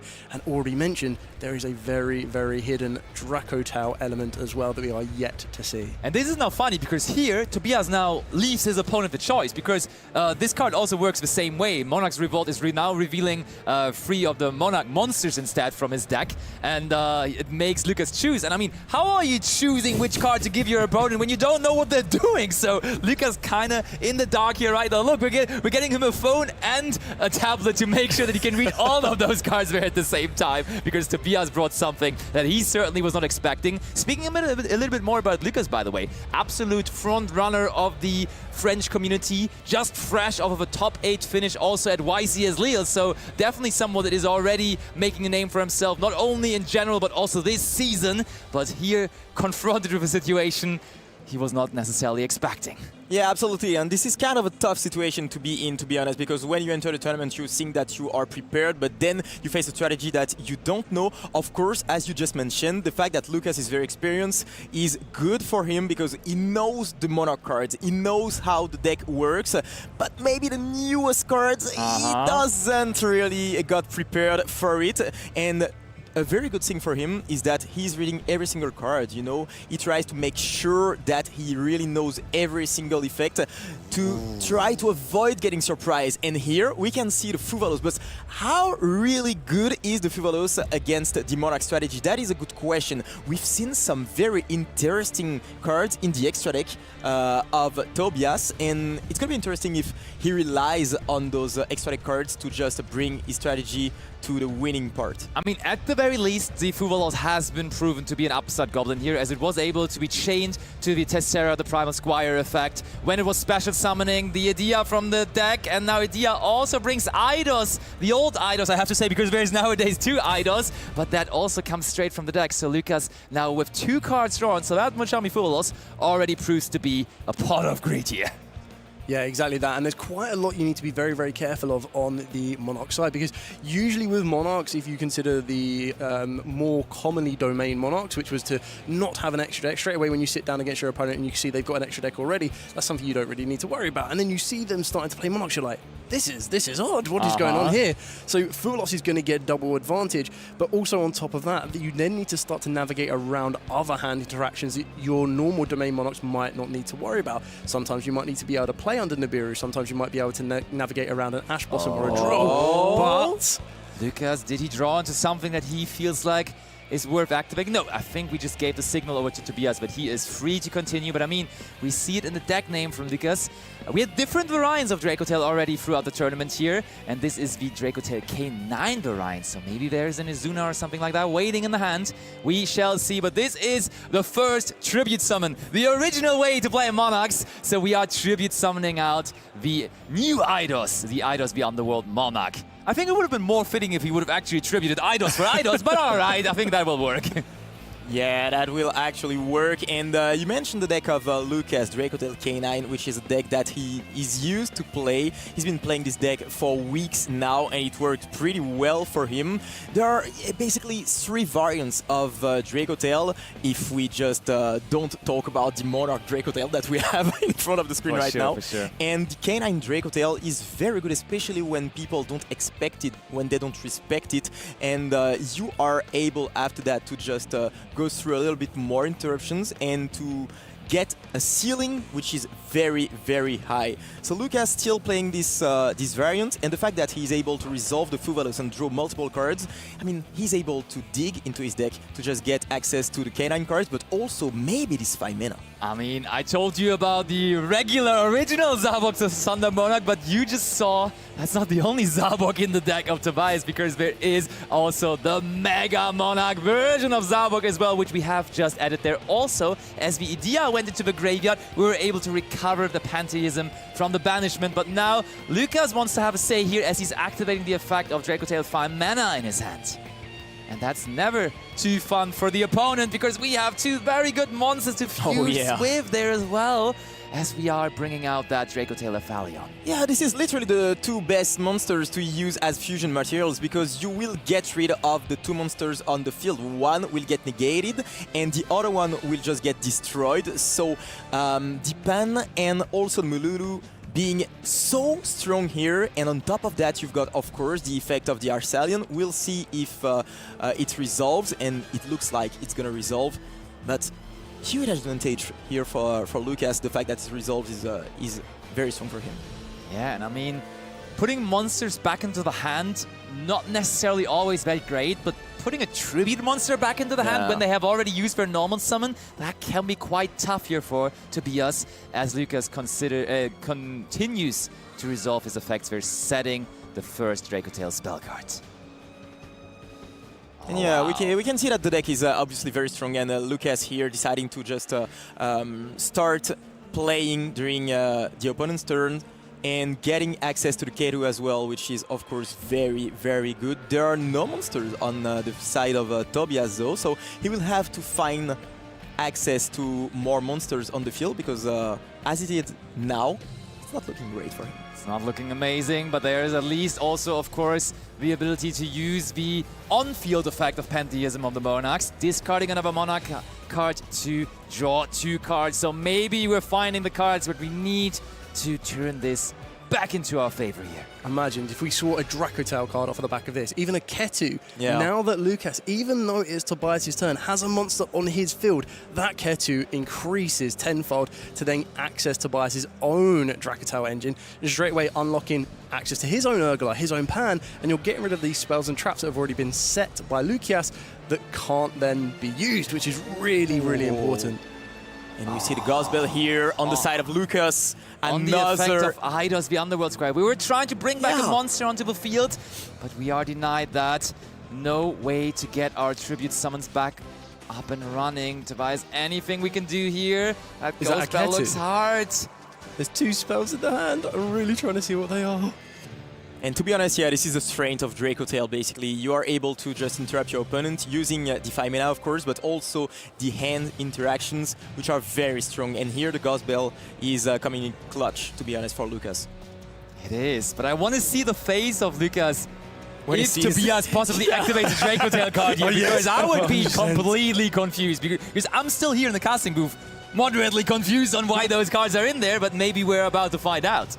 Oh, Tobias. He does have spell cards in the hand, but it feels like it's just more Monarch spell cards. We're setting a monster and passing over. That's not the kind of normal summon you want to conduct as a Monarch player. Oh no, are we counting? Are we counting the summons?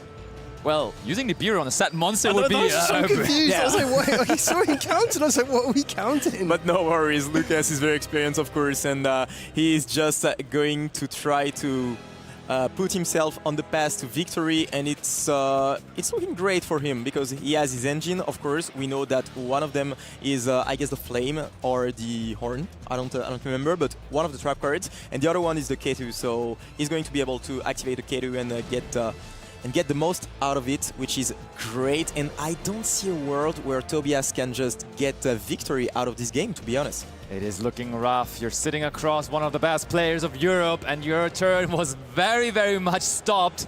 I think Tobias got excited already because he was able to go first. He was starting his combo off, but that one Fuva loss in combination with the Famena was just a little too much and really stopped him in his tracks. He was ready to tribute summon out that Zaborg, the Mega Monarch, but got stopped horribly in the process of it. Okay, now we are resolving to fusion summon. The Nibiru was not used. I think it was there in the opening hand, but we never got to use it. But that's the second copy of Aphalion now. And it's looking great, yeah, because we are going to use the effect of Arsalion, and I think that the set monster is not going to be a wall big enough to protect Tobias from a loss there. We are going to get back the Ghost Bell in hand for Lucas, and slowly but surely we are going to just put a lot of monsters on the field to try to get the victory there. This might very well be the last turn of the duel here, as Lucas is bringing those big monsters onto the field. He just basically needs one more big monster and a way to deal with that set monster. Whatever it could be, really. Okay, we're setting Sting now as well. Sure, why not? But I mean, it's very interesting, to be honest, because Lucas, he has not seen the Dracotail cards. So for now, he doesn't know that the opponent is playing some Dracotail strategy. So in his mind, he's probably playing only against Monarch. So it's going to be very interesting if he doesn't see it during this game, how he will react during the next game if he sees those cards. I want to have that moment still. I want to see him when he sees the Dracotail cards. Because I can tell you, he will not have to read the Dracotail cards, but he will still be so confused about them. So we are searching there with the Lucius. And surely there's a way past 8,000 points of life points here in this turn. Not even committing into 5 summons, I'm sure. Okay. Rahu Dracotail. This does it, doesn't it? So if Rahu resolves, we get Gulamel on the field, even without the pan, and then Gulamel can clear off that card. You've got Gulamel going in, you've got 2 Arfulions going in, plus the Lucas. Bit over the top, but that will get everything across the line exactly as you need it. Absolutely, you are totally right. And Lucas thinks the same way as you do, bringing the Gulamel on the field and activating the cards. And there it is, the victory for Lucas, 1-0 with the Dracotail strategy. And one thing which is really interesting is that, of course, we didn't see the Dracotail on the side of the Monarchs, but also we didn't see the Canine cards on the side of Lucas. So it's going to be very interesting. Both duelists will probably be surprised. Lucas a bit more than the opponent, of course. Possibly. But yeah, this is something to take into account. And I mean, the Monarch deck does play into the K9 cards, right? Yep. I think because you... A lot of them activate in the graveyard as well. Yep. Yeah, very much it does. So you have to really respect the Izuna, and therefore I think the decision to play the Monarch deck is in the first place already an interesting one in this format, because I feel like the amount of K9 cards and the K9 engine in general, it just is picking up in speed. Yep. It feels like in Lille, it was really falling off. Nobody was really relying on them anymore. I feel like in top 8, we had 0 decks with K9 cards in them, actually, which was quite surprising. There were some K9 strategies, but not in top 8. Like, nobody really made it with them. So, but here this weekend, it feels like people are really back on them. Like, it's fine to see, it's fun to see those meta shifts, right? Yep. Like, the one moment, it's all in that direction, and then just a couple weeks later, all of a sudden, boom, completely different format, even though barely any new cards released. So, if you want to stay on top of the meta game, you just have to follow so closely, and you have to be in touch with the community and with the current state of the game so much, which is really fun. I like to do that, honestly. Yeah, 100%. I absolutely love it. I love the creativity on it. Keeping up to date as well allows you to open up access to some more tech cards you might want to consider and everything else in between. And what I really do like about this strategy, and I think this is something that we could possibly see, even though it's risky, like we saw in the previous round. Okay. It could be very interesting if Tobias decides to go second. Now, the reason that I say that is that his Ketu then increases in power. His spell card, Soul Exchange, then increases in power. Right. It then also means he doesn't need to rely on so many normal summons. And I feel that one very important thing we could see is if he does play Execturion Dragon in his extra deck, that one card, getting access to that will completely smother the access from Lucas, and then the Monarchs themselves can start to run away. I'm not saying that's exactly what's going to happen, but Possibly, it is a very interesting strategy that we have seen. Where your head is there with that. That's not something I'm completely ruling out, but still, like, me remembering Monarch Yes. from back Oh, in the no, day, 100%. playing it there, it just very much feels like a go first strategy, right? You're just like setting up your Monarchs. You have also that super crazy new trap card, which we haven't seen just yet, but we may see here because there is now Monarchic Perfection as well. So that is basically a combination of all the original Monarchs, because like you can just use the effect of Zarborg in that turn, you can use Grandmark, you can use Mobius, it's like all of them combined into one trap card. Yes. Once per chain, once per chain. Like, this is absolutely amazing for sure, but yeah, it's going to be very interesting to see if he decides to go first or second. I think he might choose to go first, to be honest, because I think that the strategy is way better going first, and we might see the same game with Lucas trying to just interrupt his opponent. Now he knows a big part of his strategy, but still there is more to see during this second game. And yeah, the two duelists, they are almost ready. They shuffled their decks, and Lucas will try to get the second game while his opponent, backs against the wall, will try to get the victory. We are going to go into the game 2 right now.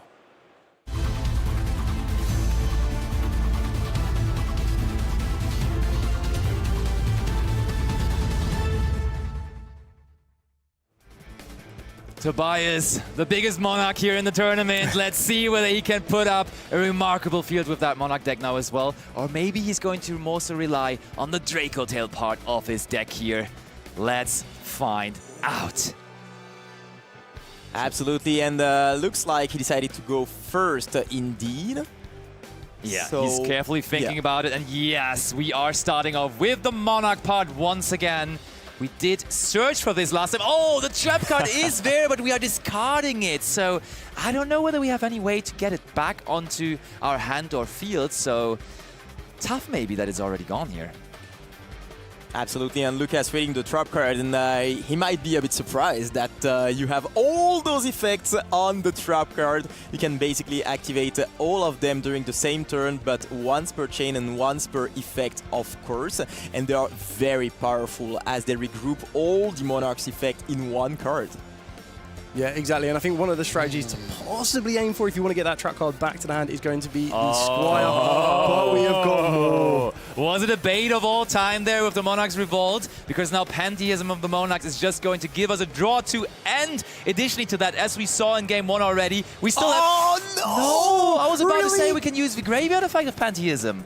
But it will not be the case, to be honest. We set 2 cards, and looks like it's going to be the turn of Lucas. Lucas thinking carefully. Maybe he wants to activate something like a 5-mana at the end of the main phase, and it is going to be the case. Actually, yeah, Lucas decided to play. I mean, this is a bit dangerous if your opponent plays something like Call by the Grave or the triple tactic talents. We've seen that before, but for now, we are going to resolve the 5-mana using 2 monsters.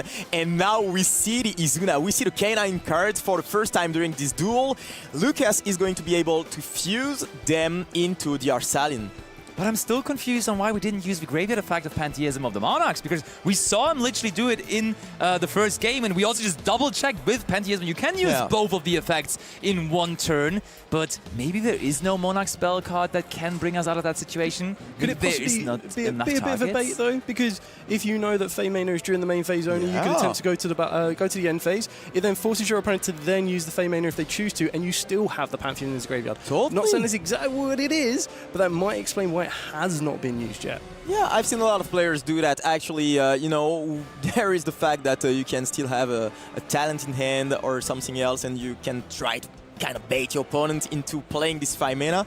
Will it be the case here? I'm not sure about that, but that might be interesting to The only other reason I could possibly consider is if it's all spells and traps. He's already opened up as many of the Monarch spells and traps and he has. now, yeah, there you is. are right. Exactly, yeah. Banishing the Pantheism, reveal the 3. Wait, is that... We are in main phase still, huh? Yeah, because it'll bring it back, because you've got the Fey Mana can only be activated in the main phase, so you're getting the main phase. It's quite important, actually, that the that's crazy. The Canine Izuna has gone to the graveyard. This could actually be quite a big turning point. To be honest, that was a huge mind game then.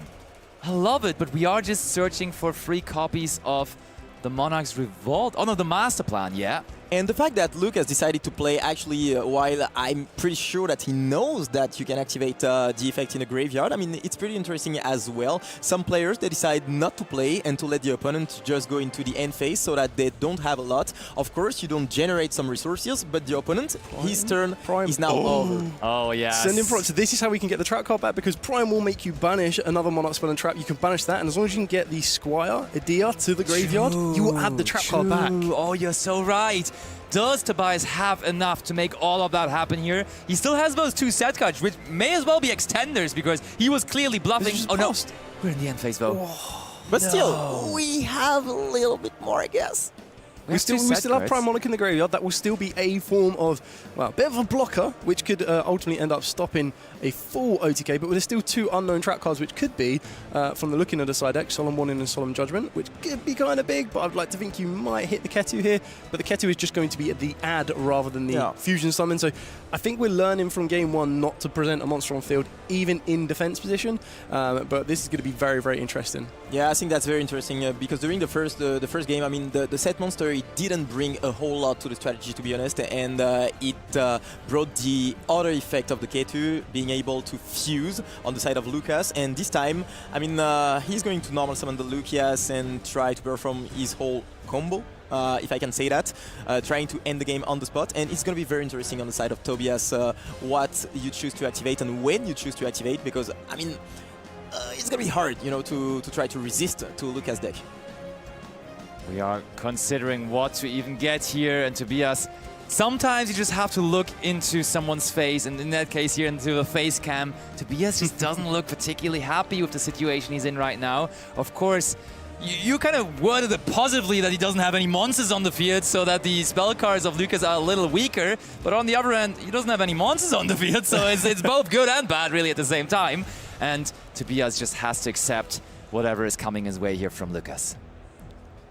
Can he find, again, a way to immediately end this game in 1 turn? Then both games pretty much would have gone the same way, with Lucas just going second, immediately making it happen. Okay, Mana effect. Seems like Tobias has something to possibly respond. But that's good, so he's going to be able to fuse once again like last turn. Are we using a monster from the field here, or is it going to be all monsters from the hand?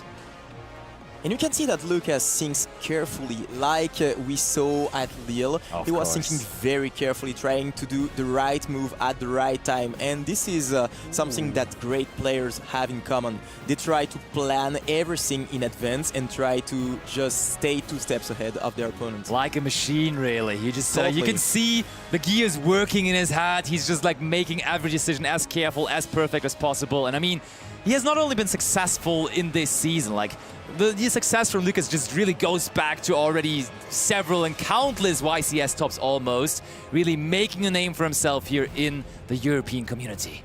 Yeah, some very ancient gears, to be honest.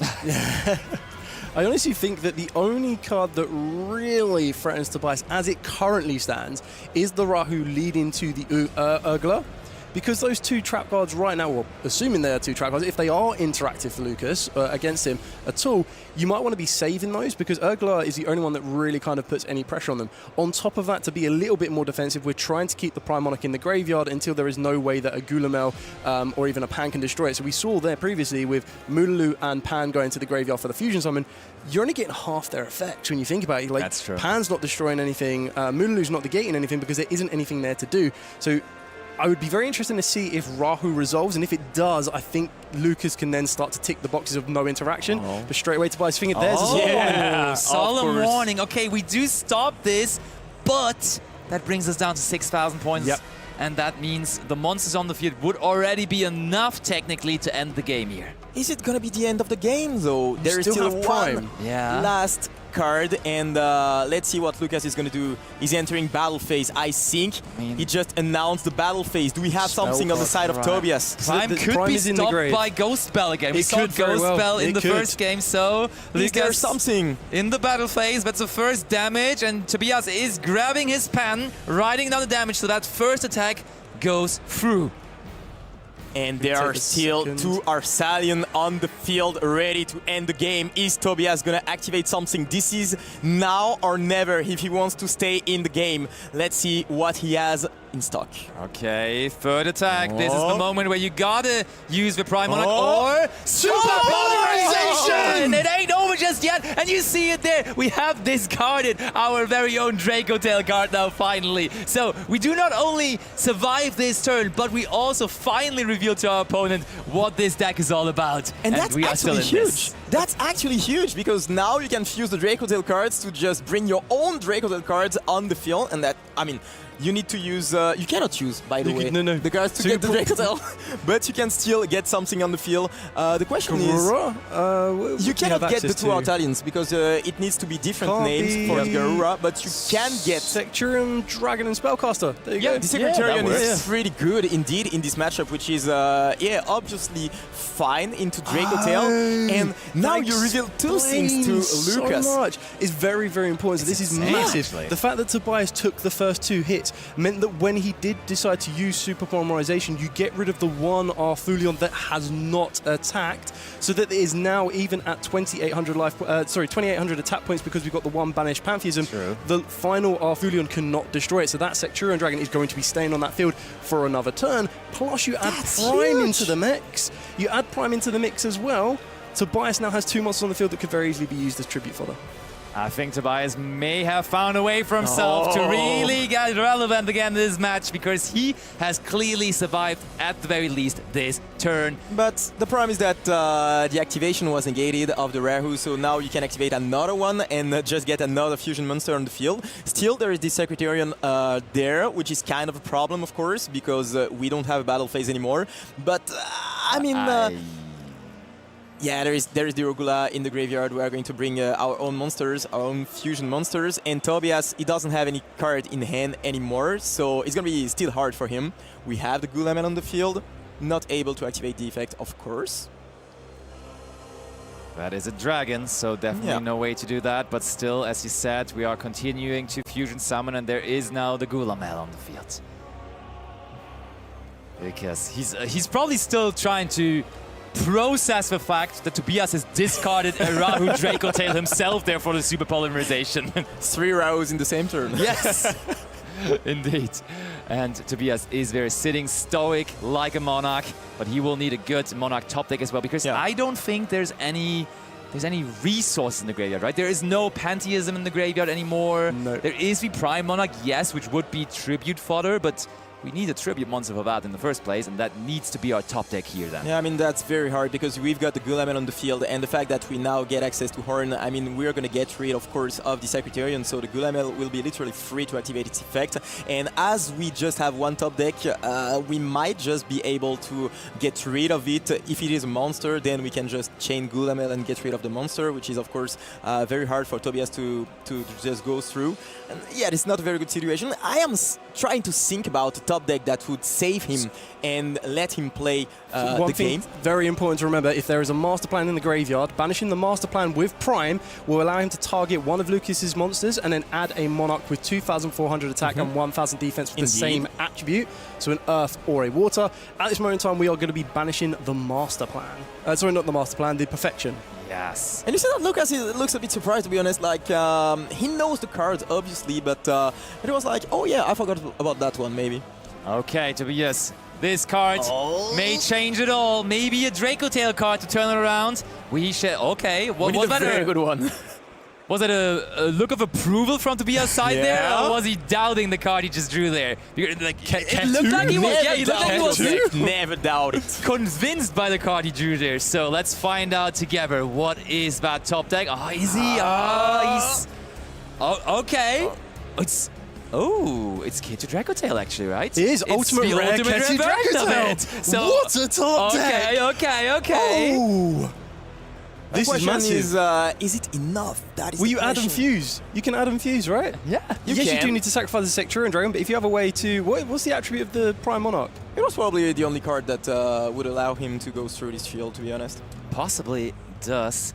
give him that opportunity, and the Prime Monarch is a fairy type. So could you use Prime Monarch? So the thought on this one is, what you want to be adding is you add a dragon, and the reason you add a dragon is if you have a spellcaster in your graveyard, your own Secturion dragon can bring you back one or the other. Oh, but there is Ash, and that's it. That is it. Ash turns it. Oh, Lucas, the best so top deck, carefully. but that Ash. Oh. It was not enough, but what a great game we witnessed, and I just want to praise Tobias, to be honest, the fact that he had such creativity bringing the Monarch strategy to the stage and to the biggest stage, because we got to see it on stream paired with the Draco Tail strategy.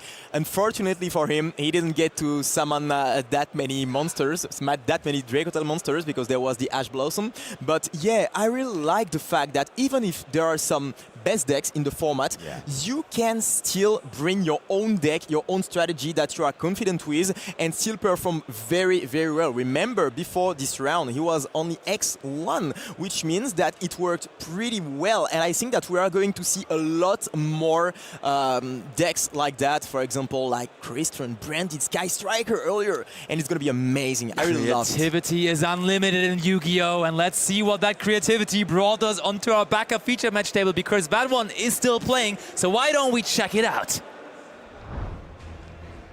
All right. Ooh, White Forest from Dominic. We haven't had that one yet today. And then a combination. Malice Mitsurugi. Malice I and love Mitsurugi. it. I can tell you something. A friend of mine decided to play this deck, and he was like, yeah, this is probably the best deck, because Malice is a really great engine. And on the other hand, Mitsurugi, I mean, probably the best engine right now. And so he decided to play both. You can literally try to bait some interruptions with one engine, and then all of a sudden you normal summon Dormouse, or you activate Habakiri in hand, and I mean, those engines are so strong that you can still win the game with only one of them. Very interesting to see that played by Francesco, and yeah, the White Forest strategy still there with the Caesar right there. And I mean, this deck, when going first, is of course still very, very strong. And I mean, you gotta realize it says White Forest, but just judging by the things we see there, there's at least Azamina in there. There's definitely Fiends within there as well. So we do know Dominic from a previous appearance actually at the YCS, because he had a top 8 finish actually with that very White Forest deck in the last season already at YCS Birmingham, if I remember correctly. So he has been so good with this deck, and he is still with it, and he still believes it is strong enough to compete in nowadays metagame. And I would say, at least in this game here right now, it does look quite decent for him. But he is already down the game, of course, as Francesco has that little 1 next to his name there. Yeah, exactly that. We already see, though, how good the resource management of White Forest are in general, and then adding in the Fiends list. We know that there is an graveyard already in the graveyard. We know that the DDD High Wave King Caesar is going to be coming back to the field. We've been able to get Wanted back into rotation, so even when it looks like the field is empty, it is going to be coming back very, very fast. That's completely true. And so Francesco passes the turn over to Dominic. Before that, of course, he's reminding him and his opponent that we have to return the monsters for SP Little Knight, which in that case are the Caesar and the Little Knight. The Caesar, without materia, it's not too scary anymore besides the 2,800 points of attack. The Little Knight, though, able to use its effect, of course, again here also in this turn. And we start things off by activating the Wanted, which is of course great because you will get some resources again in hand. And keep in mind that the White Forest strategy likes to discard or to send for cost some cards. So when you are, in the grind game, it might be difficult to just try to get things on the field once again. But here, that's why it's very important to just get another card in hand. Okay, resolving the Wanted. And saying all those different engines that are in this deck, and just judging by the size of the deck as well, this must be a 60-card deck, right? There's so many things going in for the deck from Dominic, and he just keeps on going now with the Hallowed Azamina, adding it back to the hand by returning to the deck one of those Azamina cards. I think we did return LZ there. And now we continue probably by just activating the Hallowed Azamina. There we are. Can we chain something to it or do we not? Because if we don't chain anything to it, we will just have to discard a card from our hand. But Francesco is yeah. going to use the Dominus Impulse on this. I mean, you kind of have to play it, to be honest, because as soon as the Examiner resolves, then you are probably able to get something very strong on the field. You have either the choice to get a negate or something that just gets some more engine. So yeah, Francesco here recognized that and recognized the fact that Dominic is maybe low on resources and wants to cut things off at the beginning with the Dominus Impulse. Probably one of the best cards of the format, to be honest. I mean, since that card came out, like I think whenever you can play this card, you are just absolutely going to do. You just want to have it in your deck, and then it can do the trick. Okay, we're now using the effect of SP Little Knight actually on that Caesar in itself, which leaves us with an open field though, which is dangerous because White Forest has quite a bit of big monsters, so getting to 8,000 is usually quite an easy task, especially when there is still Fiends of Monsters waiting in the graveyard like that Engraver. Yep, exactly that. So being able to bring back the Engraver straight away, we already have the Diabell Witch on the field as well. So that's going to be a decent chunk of damage. But then there still is that one more unknown set card from Francesco. Plus, it looks like a very hefty hand. Unfortunately, no Nibiru in there from what I can see. And are we scooping this on going into game? Yes, we are scooping it up. Game 3. Nice. So we just dove into that second game there, saw that Dominic already was really cruising and winning, now closing it out, but we will have the pleasure and the luck to get a full game 3 here between these two as well, between the 3 of us here, watching it, of course, and every single person at home in front of a stream screen as well. But yeah, White Forest is always, whenever I play against White Forest, I'm praying beforehand that I'm drawing Droll, but otherwise I'm always just struggling to deal with it because it has so many pushes. Whatever you Ash Blossom, they just go a different route. Like, I'm really struggling against that deck, and I'm happy that I'm not seeing it that much anymore because it's just so tough to deal with. I mean, yeah, exactly, absolutely. I mean, the White Forest cards, they are very, very strong, and one interruption might not be enough to try to stop the whole deck.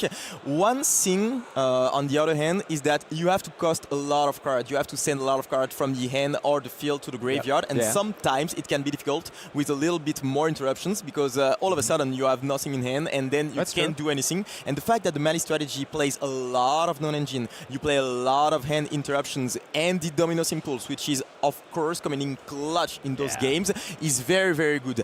On top of that, Malice is probably going to go first in this game, and going second, the White Forest strategy relies on the non-engine because, of course, it is very hard for you to just let your body stick on the field. And if they don't stick on the field, you cannot literally break the field. And we know that Malice literally thrives in those situations and just get the most out of it. So it's going to be, I mean, very, very hard, in my opinion, for the White Forest player to just get the victory there. But still, there are some tools, and we saw some non-engine, which were some hand interruptions with the Gauss Bell, and I think that's very good against the Malice strategy because Field Breaker, not that great, to be honest. I mean, easy rule, 60 cards, lower chance to see specific cards. So he's not going to see his non-engine cards so often anymore because just of the pure amount of cards that he's bringing to the table. Like when you're playing 40 engine cards and then fill it up with some non-engine cards, it's just, you struggle to see side deck cards and stuff like that in those 60 card piles. So we shall see whether Dominic will even be able to have those impactful cards going second, like maybe Artifact Lancea, because let's face it, Lancea got more popular, so maybe it's even in the deck from Dominic, but in those 60 card piles, not that easy to draw. No, exactly that. And I think the very important thing when you're coming around building White Forest, when you're working with White Forest, is that the ratio of spells and traps to monsters is massively important because you could open up an entire hand, but if you don't see a spell or trap that you can send with your White Forest monsters, you're in a bit of a deficit. So the best way to slide in cards like this, instantly when you know you're going second, you're like, right, okay, some of the trap cards can come out, they're going to be less effective for me. But then what do you put in? Yes, the go-to ones will be breakers. But then you also need to keep in mind that there are going to be hand traps you might want to consider, stuff like Molchomi, Meowth, and everything else. If you can find space for something like that, but we see that the duel lists are ready, so why don't we check out how it goes down here in Game 3. Ooh, it looks like we really walked into a White Forest here, right? Because all of a sudden it's all dark in there, so maybe that's a sign on who is going to win this third game here.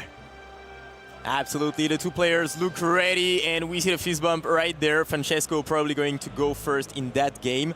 Not now yet. They're waiting a little bit, you know, to see the dispense. Yeah. Exactly. They are taking their time. 16 minutes on the clock, and now we will see Francesco is able to just get his way out of this game with the victory.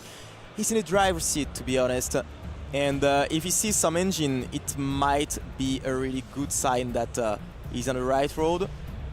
Oh, we have Mitsurugi prayers. That's a good way to start.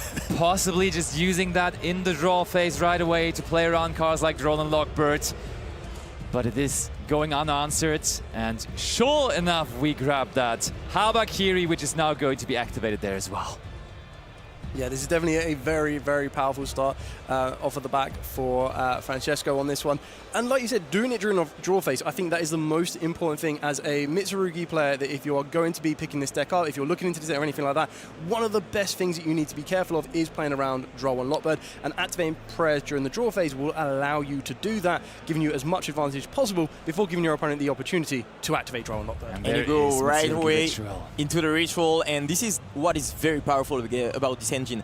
You can pair it up with a lot of things, and you know, it forces so much things, because of course the Mitsurugi engine is very, very strong. Getting the Murakumo on the field is of course already a big deal, and on top of that, if you get the second engine, which is here the Mali strategy, I mean, this is so hard to stop. But yeah, here uninterrupted, and Dominic doesn't look like he has something to try to prevent Francesco getting his field. Mitsurugi mirror in there as well, so seems like the Mitsurugi package in this deck is not even that small, because when you see mirror, you always can expect also that there is going to be the pre-preparation of rides, but that Bestial Druid could be massive. Absolutely. Here we want to get rid of the Murakumo right away, and that is a very, very good thing, of course, for Dominic, because we don't want the Murakumo to just get back on the field and be able to apply his effect. We want to get some card advantage. We want to get some resources, and the fact that we are kind of forced to discard a card if you want to get the effect resolved is something which is not really what you want when you are playing White Forest.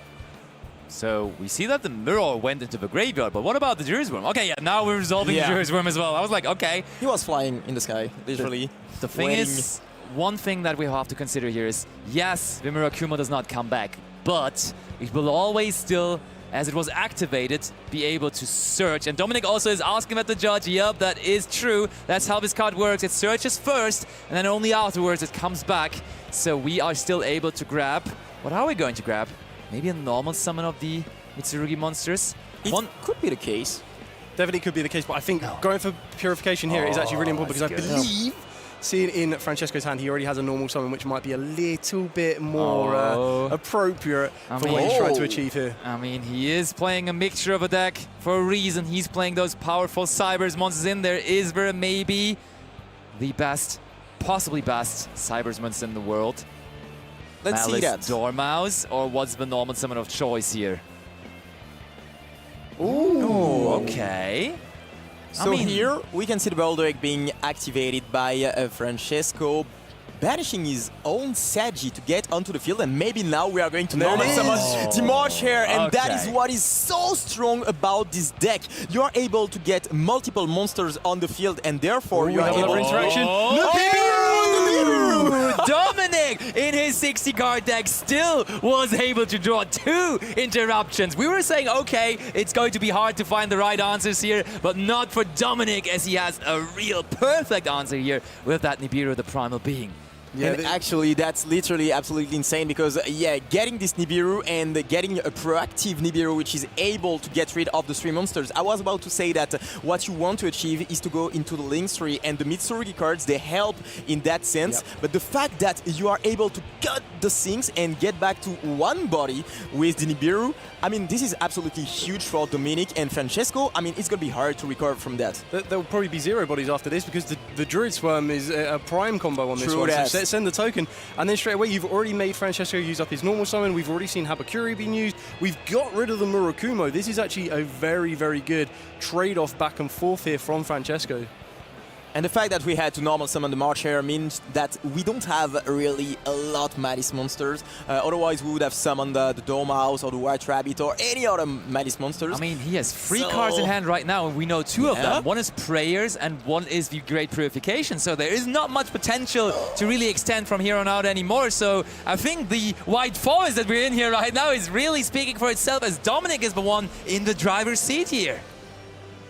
And I mean, it's so important that the Murakumo is banished, because that makes that Prayer so much worse, as we cannot get access to that. We're setting the 2 cards, which I probably have mentioned just there. The Great Purification and... We have anything else? Ooh, preparations.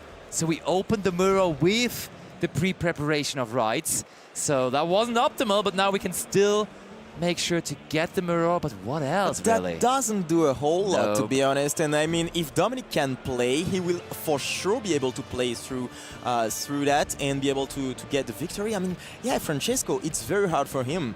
And the fact that he didn't see the best Malice monsters kind of hurts him there. It really does.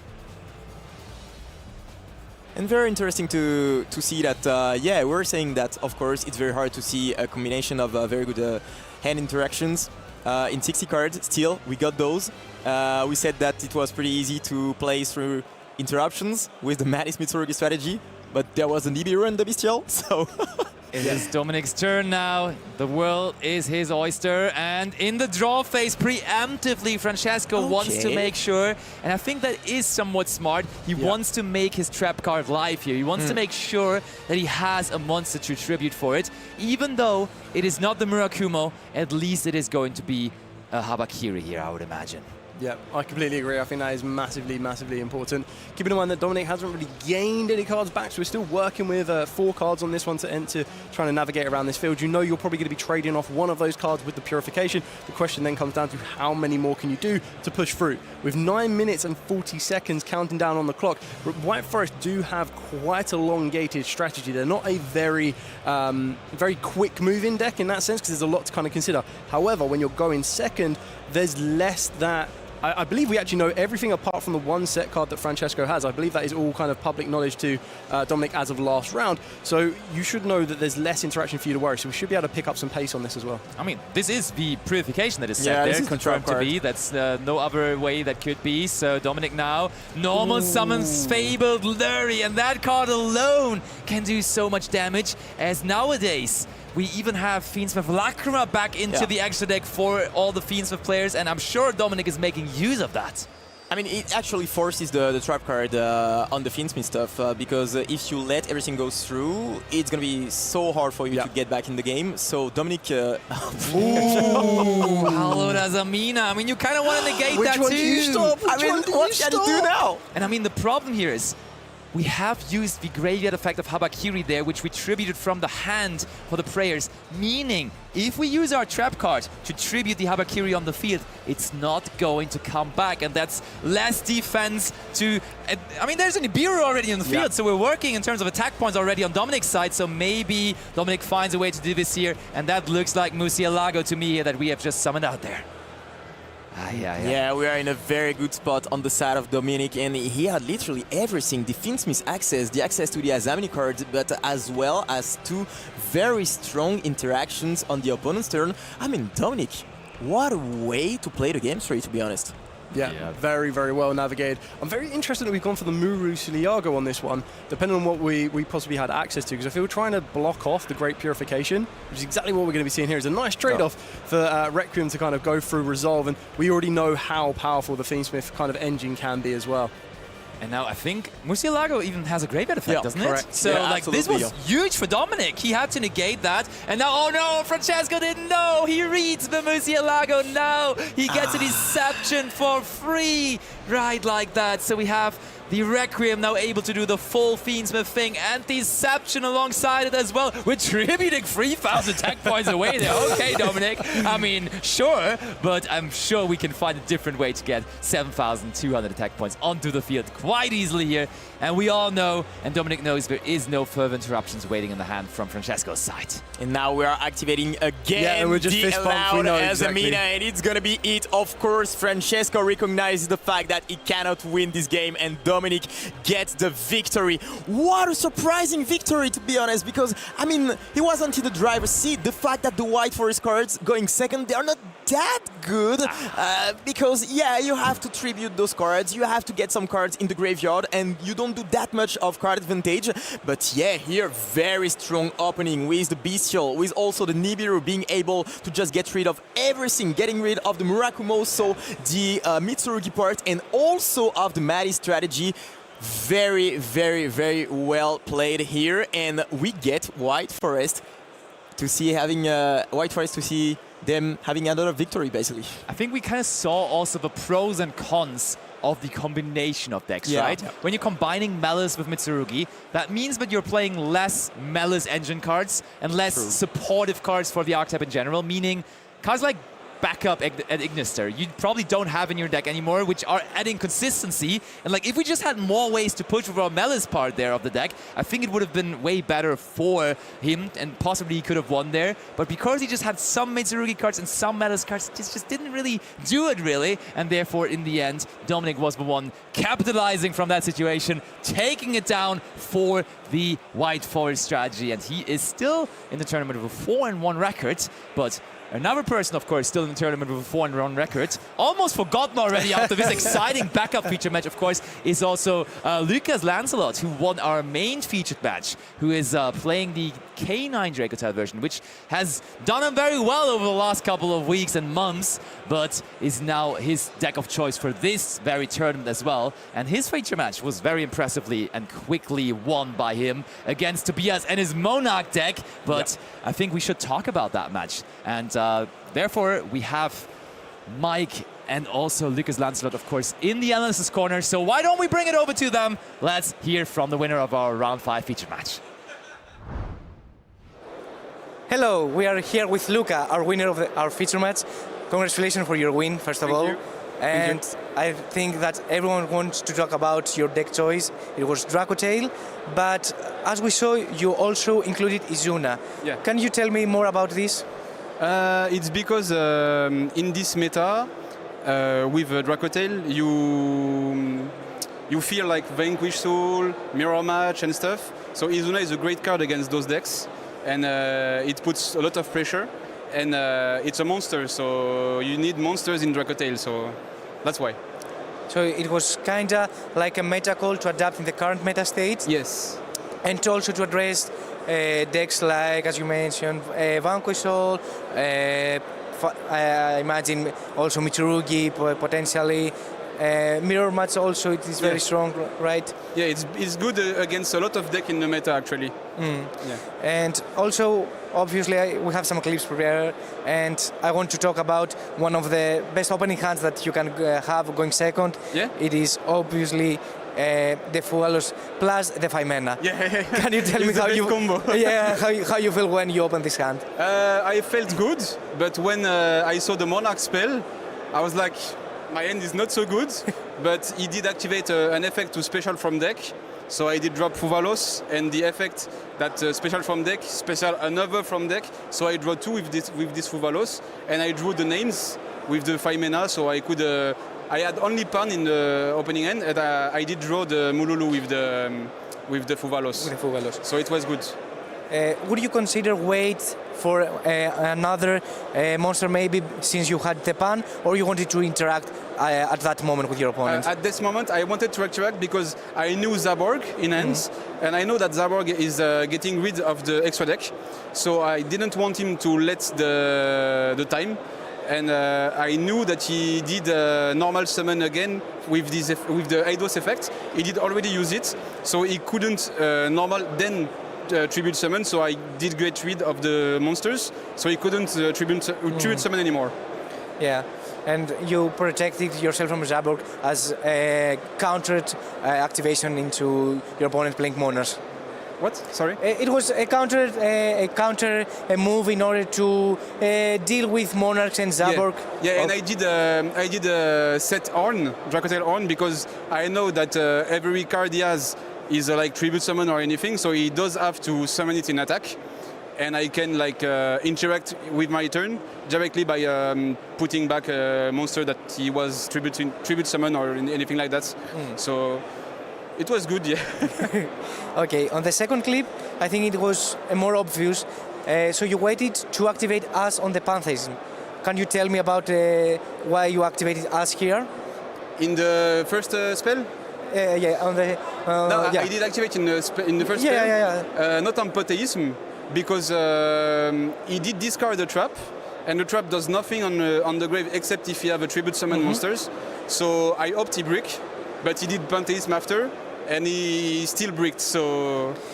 Yeah, this is my next topic that I want to talk about. So your opponent activated Pantheism, set 2 and pass. Yeah. As we saw later, Pantheism has a graveyard effect.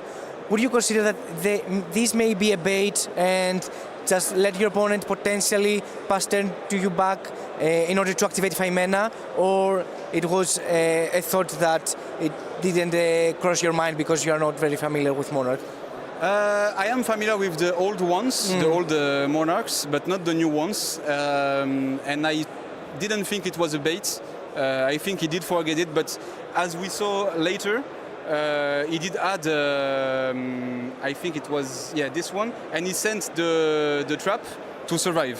Yeah. So I don't think it was a bait. And I played already an trap, so I'm not afraid of like triple tactic talents or anything like that. So I can go and establish my board before he pass back. So. And I mean, when you resolve 5 mana in your opponent's turn, in any case, you generate so much advantage by setting a Sting or a Rahu and just have more options. Yeah. Since you generate because all the effects. I do add back with the Artalion, so it's not like any minus. Yeah. You only get more and more pluses, right? Yeah. And lastly, I want to talk about the warning on the Rahu. It is one of those cards that we see on the side decks. How do you feel about Solemn Warning? And I think it's not a good card actually, because like against Dracotail, you can still activate back the spells because it's an activate and not an use. So you can activate back. And warning negates the activation, so it was not so good. Maybe he should have done this on the 5 mana. It was better, I think. And one minor tip that we can share with our viewers is that your opponent activated Super Poly in order to fusion summon Lucias and Arthalion into Secretarian, but you still get the effect to set a card since your monster was used for fusion material. And I set back a Rahu, and since it was negated by Solemn Warning, I could activate another.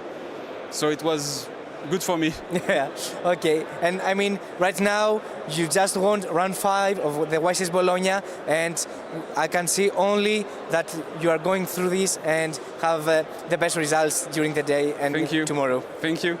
So thank you very much for the interview. I hope the best of luck into the rest of the tournament, and I hope that I can see you again in the States. I hope so. Thank you very much. Stay tuned, everyone, for more Yu-Gi-Oh content. And you're using all the points already on your main deck, on your extra deck, it's going to be pretty hard. You're not really having any points left of a side deck. And I think one big thing there for my beloved Apophis deck that made it hard for it was that people just auto-included cards like Twin Twister, Cosmic Cyclone into their side decks because it was free, and they were like, yeah, there is some good and viable spelling or rather trap decks in the format right now, so I may as well, right? Yeah. Exactly, and as you mentioned as well, you've got the Runics with Radiant Typhoons who naturally get to play Mystical Space Typhoon. Oh, that too, yeah. Indeed. So there's plenty of options. Please feel free to tell us what your favorite Genesis deck is at the moment, or what you think is going to win the Genesis Invitational live here at YCS Bologna. For more live coverage, we will be back very, very soon, so stay tuned.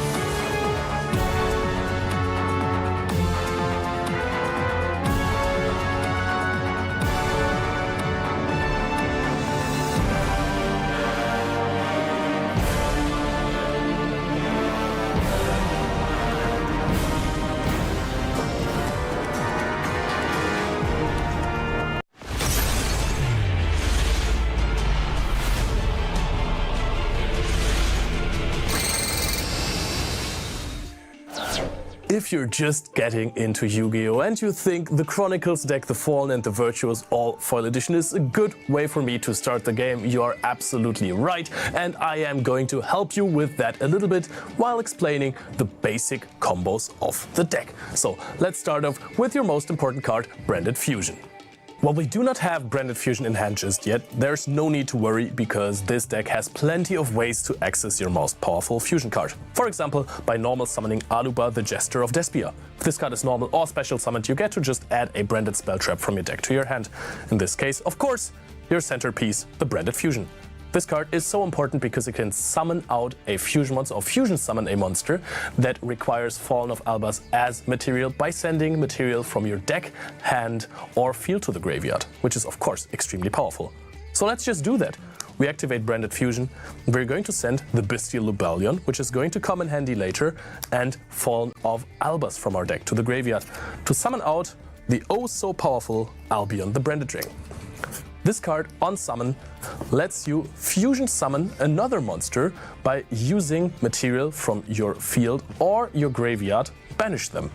So, we take the Fallen of Albas and a dark monster, which is Aluba the Jester of Despia, and we summon out Lubellion the Searing Dragon, our next fusion monster that is going to fusion summon further. This card lets you discard a card and then fusion summon by shuffling back material from the field or graveyard or banishment to the deck. So in this case, we're going to choose Lubellion the Searing Dragon itself and Fallen of Albas. We're going to put those cards back and we summon out Mirror Jade, the Ice Blade Dragon, one of your most powerful tools to win games. Because during either turn, this card can just put a card from your extra deck to the graveyard that mentions Fallen of Albas as material to banish a face-up monster card on the field without targeting it. This card is super good. So this is not quite your end field as well. You still have Albion the Branded Dragon, and this card, while it has a powerful summoning effect, really thrives in the graveyard. We also still, from the beginning if you remember, have our Bestial Lubellion in the graveyard. This card can special summon itself out by tributing Albion the Branded Dragon from your field easily. Now, this card has a really cool effect to activate a card from the deck, but the most important feature is that we have Albion the Branded Dragon in our graveyard, so we can add or set a branded spell or trap card in our end phase to the field or to the hand. This is your most basic Branded Fusion combo that you can play basically in the entire game, but there are many ways to just accelerate from that point and go for bigger combos. But this is a nice way to start off your Chronicles the Fallen and the Virtuous journey.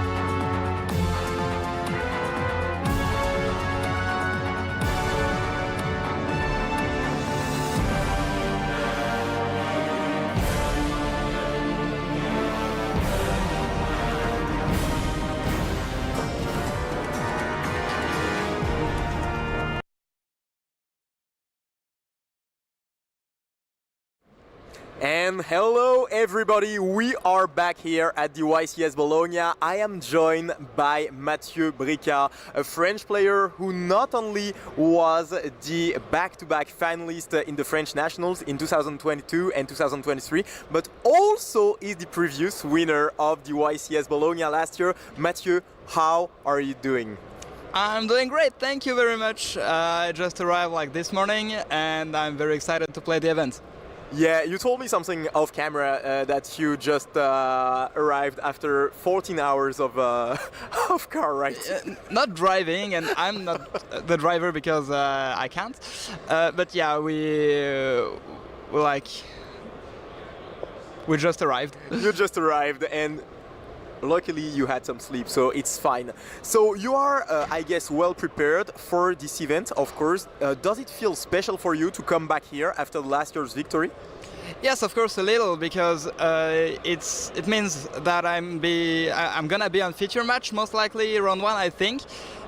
So it means I can show off something for sure. Usually when I go into an event, I'm not sure that I'll go on a feature match to show off my deck. So now it's something I have on top of everything else. And also I love YCSs in general. Yeah, right, and YCS loves you as well, as we can tell. But yeah, the fact that you won last year, does it add any extra pressure on your shoulders, or do you feel, fine as usual? I don't put any pressure on myself, any more pressure than usual, because I know how the events goes, and I know there's a lot of luck involved, so I don't want to think I can't lose because I won last year. It doesn't make sense for me, and I don't have any more control than I did last year. Yeah, makes sense actually. And for people at home, because there are a lot of people, they always ask for advice, for some pieces of advice to try to prepare the best they can for a tournament. How do you prepare specifically for some YCSs? So the best way to prepare, I think, is to play every deck in the format a little bit and then pick either one of them or one that's not among them, and just play one of the deck you like to play, because it's a long tournament. It's 15 rounds of Swiss right now, and if you're playing a deck you don't like, you're gonna make a lot more mistakes and you're not gonna make it through day 1 even. So usually you like to choose and to pick a deck that you are comfortable with more than the best deck of the format. That is your way to pick a deck? Yes, because if you play the best deck in the room but you don't like it, you will not perform with it. You will misplay because you did not prepare enough, because it was not fun enough to prepare, because the preparation is a lot of volume, a lot of games that you have to play, and if it's not fun, you won't be as efficient, you know? Yeah, it does make sense, and I actually agree with you on the fact that you have to play all the decks of the format to just get prepared to all those strategies, and I think that's very, very clever. So if you want to perform at the next YCS, take that advice into account. And specifically about this YCS, by the way, speaking about the format and all the decks that are currently here, which deck for you is the best deck in the room? I would say the best deck in the room is Draco Tail, if I'm talking about the engines people are playing. But most people know that, so it's going to be targeted in the sideboards with cards like Dimensional Shifter and Fisher Dimensional for decks that can play them. Not far behind, I think there are Mitsurugi variants that can play those cards like Shifter and Dimensional Fissure, and then we have some other decks like the Yumis and the K9s, which are interesting, but I think Draco Tails is the best engine right now. So Draco Tail on top. I'm surprised because you didn't mention Malice deck, the Malice strategy, which is on the rise over the past few weeks. And do you think it's still off the radar, or how do you feel about this strategy? It's coming back for sure, and one of the biggest reasons is the Draco Tail matchup, I think, because it has a pretty good Draco Tail matchup, because like I said, Draco Tail is very weak to cards like Shifter, Fisher, and different dimension grounds, so Malice can play all of those, and even when Malice doesn't draw one of those, the Malice interruptions banish cards, so it's good into Draco Tails. and that makes the deck like come back a little bit. Also, it was pretty weak before because people were playing Lancia. Now they didn't, they stopped, so Malice could come back and didn't need Splash Mage any, it didn't need the card as much as before because it was the way to play around Lancia. Now, since there are less Lancias, the deck doesn't need Splash Mage as bad. But maybe people are starting to put them back in their deck. Yeah, absolutely. Especially, I talked about the winner of the French Open, and he told me that Lancias are back in the side. Yeah. So I mean, I don't know how it's gonna do for this event. Are you gonna surprise us? Are you gonna just put some spices in your deck, or are you gonna play something that a lot of players expect? I'll just say I'm not playing one of the 3 to 4 best decks. Oh, so we are going to see something special on stream, and it's gonna be great. Finally, Mathieu, do you feel confident during this event to win it all and bring it back home? I can only hope, but I'm confident I will have fun in the event. And that is the most important indeed, because fun is the key in this game. Thanks a lot, Mathieu, for your time. That was lovely to have you here. And at home, don't go anywhere, because we'll be back soon with some more content.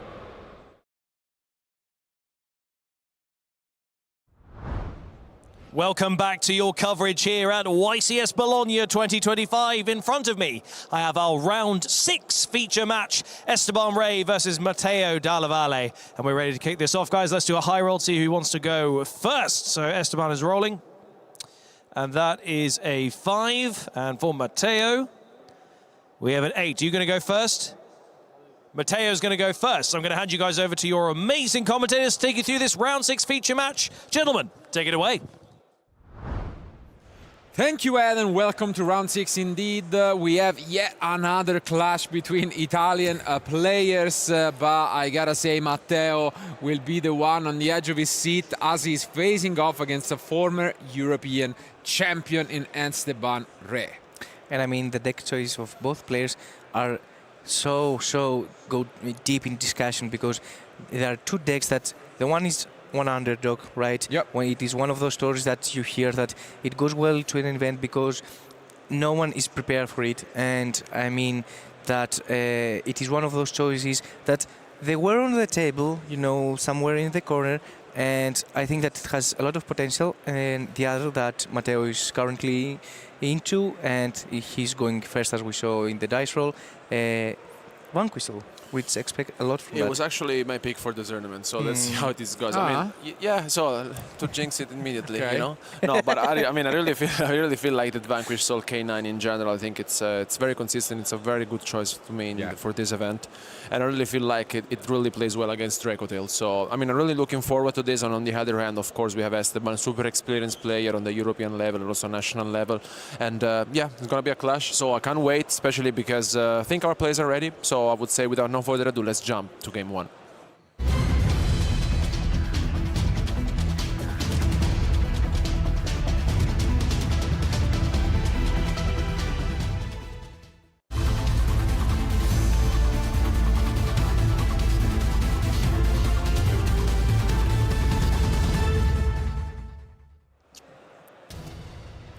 Here we are, and as you can see, there is another surprise, which is Esteban on Orcust out of all decks. But it is one of those decks that you really want to consider if you want to break in the event, because Orcust right now, it has getting very good support in the latest sets, and I truly believe that it is one of the decks that, if you're not prepared, can totally get you off guard. However, K9 is one of those decks that, with Vanquistle, obviously has a lot of potential. As Alberto already said, it was his pick for the tournament, and also K9 are very strong against Orcust. And what an opener it is. Esteban goes for the impulse, but I mean, this is hardly enough to stop Matteo. We didn't use the Jokul. We revealed also that we have the Medlov as a really, really good normal summon, and this is such a good opener.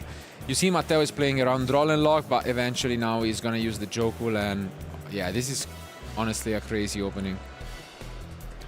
And Matteo right now, I think he has 2 level 5s on the field, and without even committing into a normal summon, so even Impulse that was activated into the Holy Shoe, I don't think that it is enough to stop his turn.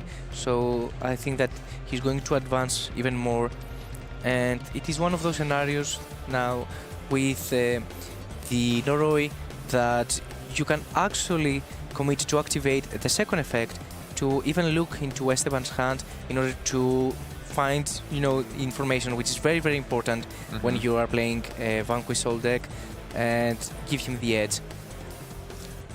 I mean, I feel like with such a deck you have so many different options, and K9 is super explosive, and I think paired up with Vanquish, I feel this deck has a lot of potential, especially because not only there's Dracotail, but also against Yami, I think Mitsurugi as well, and here, as you mentioned, Mike, you get to see your opponent's hand, which is but big. Such unfortunate draws, because both the Babel and the World Legacy you don't want to draw into because you can easily access, and so really the only threats right now are that Thrust and Ash Blossom, and I'm sure Matteo will do his best, as you can see here with this Ripper, to pretty much isolate himself from this Ash.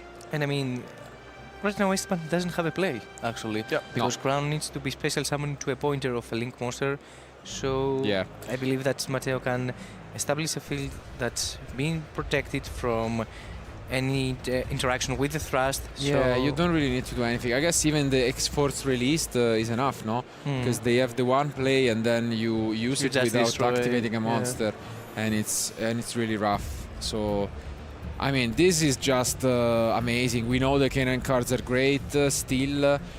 They were maybe underrepresented a bit, but with the newest Forbidden Unlimited list, they are back. A lot of different strategies this weekend, and I mean, Noroi is just an amazing card by his own.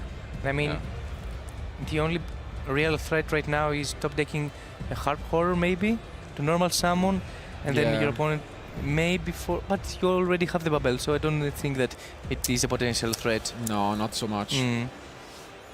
The thing is that with such a hand, it's so unfortunate to draw both of them. It's and here we see the Nash Knight, and I guess we still have more, because I mean we have okay, we had the first release, I believe. So we added it. We know, and then we have the Medlov, which we cannot use, and we also have Ash, by the way, because he revealed the Ash as a fire. So and then we deal with Thrust. This is crazy. Yeah. This is absolutely crazy from Matteo, and I mean, I really don't see how Esteban can get out of it. He will need a miracle off the top. Let's take a look at this one, and it could be a real quick game one for the former European champion. Another spell, okay. Also from the body language is not really... I think it could be the... Is he on return? No, the discard and draw 2. Return. Yeah. Because then it's even another... I think he can discard the World Legacy card. Or, yeah, but you know about the Ash, you know about everything. But then you have Thrust. Yeah, it's rough.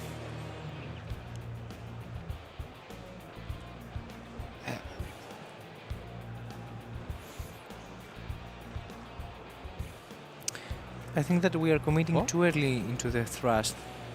I mean, yes, we have the Ash Blossom in our hand in order to feel safe. What do you think just happened? Just a pass?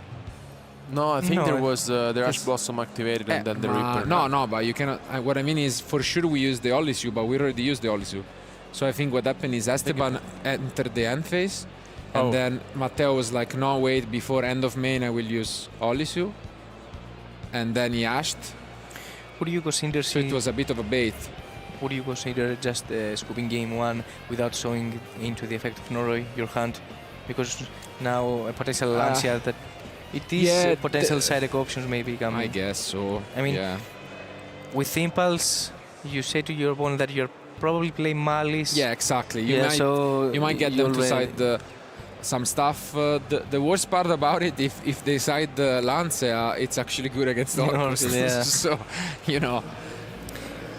Yeah, there was a debate behind Orcust because most of the time it is also with Mitsurugi.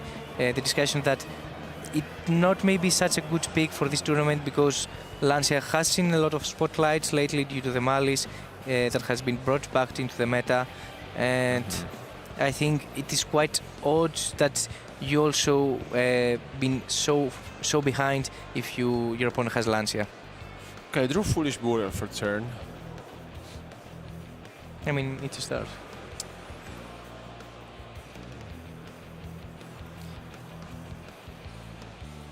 Tough spot, honestly. Yeah, quite tough. And there are only two cards in hand, which is Crown and Babel, right? Yeah. We can draw, revealing the Mad Love, and I mean, should be about it, honestly. What can you even do? You can steal this with the Nash Knight.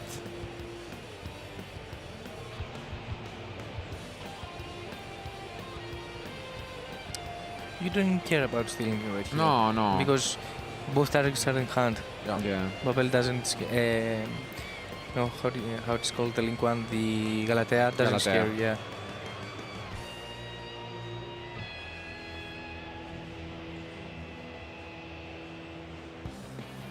Yeah, Matteo just having a read at every card. He knows this is pretty much a win, so you really don't wanna, disregard a potential effect. We have seen that with the Gem Knight deck before. And also that he probably knows that they're going for game 2 and Esteban may go first. You need to have read all the effects in order for you to know how to interact and what side deck options would you consider. But yeah, we do go for Nash Knight, and yeah, we know everything else pretty much. So we're gonna use that Babel. And I mean, Nightmare right now has the good part in its effect that you doesn't require to target one of your own monsters, but can also target opponent's monster as well, in order to send to the graveyard one Orcust or Dark Machine actually, right? Monster, because you can also send it Gizmek. So yeah. Yeah. Obviously won't. Yeah. And one will probably bring back from the banishment the horror. Because we still have to normal summon.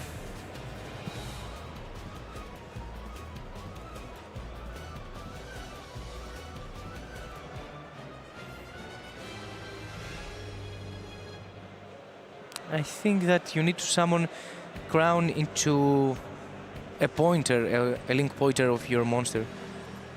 I don't think that it can be summoned straight away, right?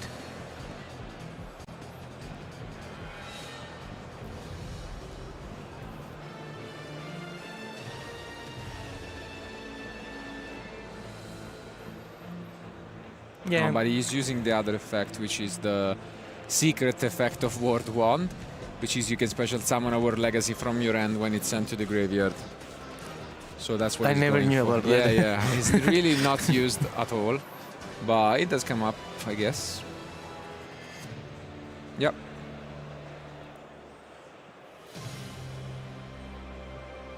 And yeah, this is pretty much the last thing he could do, as he has a normal summon. He goes for normal summon ARP, but ARP has already been activated.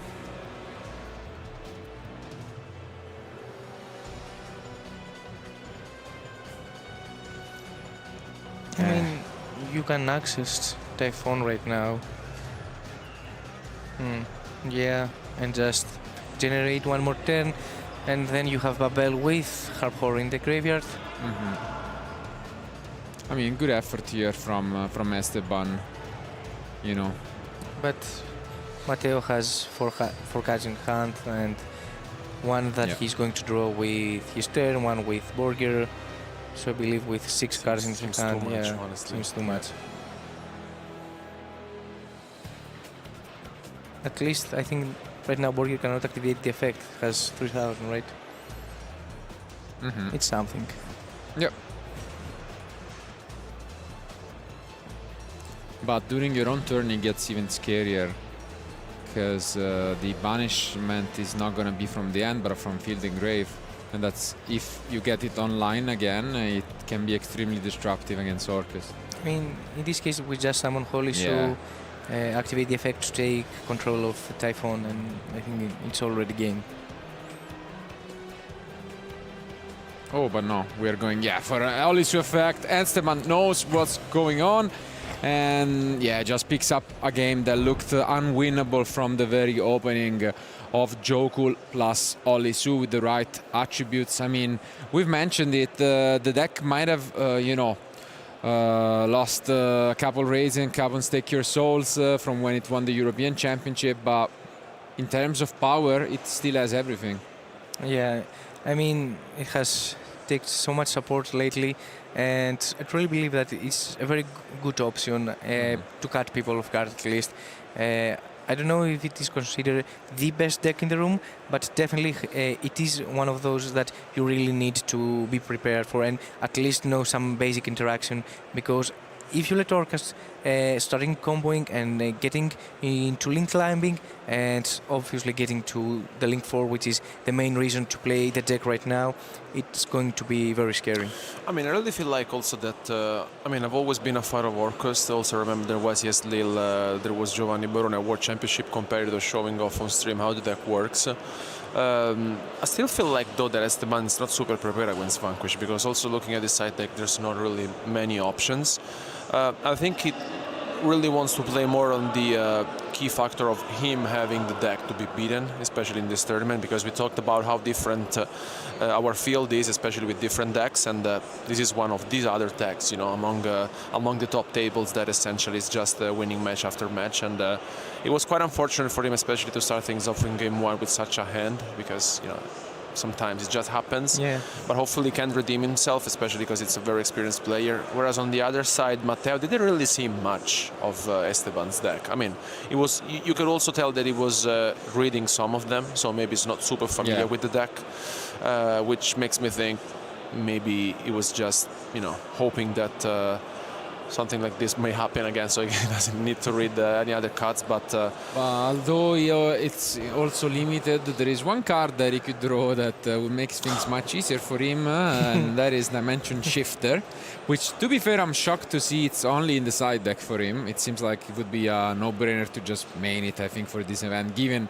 how many Dracotales we were expecting, but I mean, we'll see. It is a bit debate, because against Mitsurugi it's an okay card, and obviously there's still Malice in the meta scene right now. Sure. So there was the debate about playing Shifter in the main deck or on the side deck, but I believe this is all the mind games that Alberto and Zhang talked about in the meta discussion, is that right now the meta is very, very wide, and for me at least, the winner of this YCS, it is the one that you can see 2 to 3 steps ahead of the rest of the community. Yeah. And let's see if it's gonna be one of these two advancing with their undefeated records. Our duelists are ready, so let's go to game 2.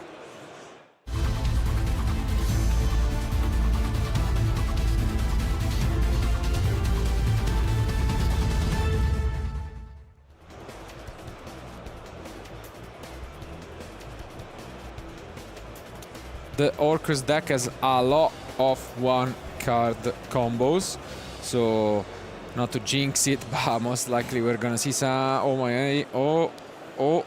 No, we have a play. Okay, the first 3 were entraps. I didn't see the other 2. I saw it spells. It is Sarcophagus. Ah, okay. I mean, it's not the one that you wanna draw, but at least it's a play. Let's see. Because pretty much, as long as you normal summon one of your Orcus, you can get into some decent lines. What is the last card? Too shiny. Maybe return? Could be. Passed. Wow. No, Mike, it's a pass. I told you. Oh my God, I jinxed it. No, it is a sarcophagus, but at this point, yeah, you need to discard your. But King Sarcophagus, you mean? Yeah, Yeah, King Sarcophagus. Yeah. The one that inserted searches. However, with those hand traps, because we saw Droll, Ass, and Impulse, it is not quite the ideal to discard hand traps in order to go for a potential play that can be interrupted by any hand trap into the game right now. At least the good news is Droll is extremely good against this opener of a case, and especially when we get the Jokul instead of Noroi, which I'm a bit surprised about. And yeah, here comes Droll and Lock Bird. And another relevant thing is that we have a case on the field, so we can activate Impulse into Jokul, which I think it may be a potential play right here. Let's see what we reveal first. It seems like we have a couple options. Okay. Jialong is the card revealed. I mean... I think you're quite obliged to do it, honestly. Yeah. And here comes Dominus Impulse. I don't know if really that was better than Noroi, or do we already have the Noroi? That's the big question from Matteo.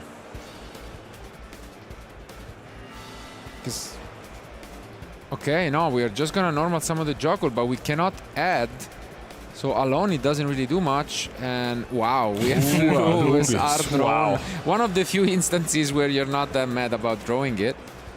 And just to clear things up, K9 monsters can be normal summoned without a tribute if our opponent has 2 or more cards in the hand. Yeah, but I think here we just push damage, no? So we just attack, deal a bit of damage, and then, I mean... I guess it could be either Arc or either NXCs. You can definitely be. I mean, Nash Knight is good. Even Reaper is not that bad, I guess. Reaper. Yeah, I don't know. Let's see. Even though you cannot add the effect to negating Grave, is really good. But I think maybe Nash Knight is just safer. I'm not sure. Even when our opponent has already shown us that he doesn't have a play. Exactly. So. Let's take a look what it will be. And you can see Matteo is also debating about it. It's a big decision, honestly. It can really change a lot. And it is whether you want to interact with the field or the graveyard. And it's neither of the two. It's the Valon. Interesting. Probably thinks that if he has to take control of it, it's safer to put the monster face down, because then it's not going to the graveyard most likely. But interesting call, and yeah, we knew about this King Sarcophagus. I mean, we cannot wait any longer, and yes, it was indeed that one-off copy of the return. Oh, but we see an Ash, okay, but I mean, we have 2 more cards, no? Yeah, we have 2 more. And King Sarcophagus can be activated up to 4 times per turn. So we can still access. Yeah, but Valon. We need to discard our whole hand, and we still have the effect of Valon to set. So unless we have an Orcust with top deck that can be activated in grave, it's rough. And yeah, you can see here Esteban is not so happy about it, because probably in his mind he was like, okay, he cannot put face down free. But now he only has 2 cards. You believe that he plays a third copy? No, probably not. To be fair, probably not. But I mean, maybe your opponent misplays. He puts, you never know. It's a rough one, because I think he has Ash. Yeah, Ash was there. And the card drawn for turn is the only one we don't know. And I mean, at this point, you summon him Seti, Battle Phase in order to bait Valon. And you hope that you have something in hand. Yeah. It will be... It's not a great bait, let me tell you that, yeah. Because you don't deal with the field. You gave them Lupis. Yeah. No, you don't give them Lupis. No, I mean back in the grave, possibly. Yeah, but the effect cannot be activated. Yeah. And no, we decide to keep it just as a protection. Last card in hand, it's Talk. Oh, It's a phase down Wow. from Esteban. So unfortunate, honestly. Both games really not getting into this Orcust cards. And the relevant thing about Valen right now is that if we find a way to link summon him, we Yeah. can just force the back, Or the spell even and trap. tribute, no? Even tribute, yeah. You could actually tribute summon it for Joy Long, for example. It's a funny way to do things, and it works. So let's see if he goes for it. Okay, for now we're just turning it to attack. Is that really it? No. Yeah, but we need to read King Sarcophagus maybe. Wait. Because I also... Oh, goes for Zeus. Okay. Yeah. I also thought... yeah, because there was a hidden effect. There is the hidden effect. Ma baby... It doesn't work for Lubis? Let me check. No way, it doesn't target. No, but it's also the protection, no? Yeah, no, it's just targeting. What can you say? Because, yeah, Sarcophagus has a secret effect, we could say, which is that once your Horus monster battles an opponent monster, you can send that monsters to the graveyard.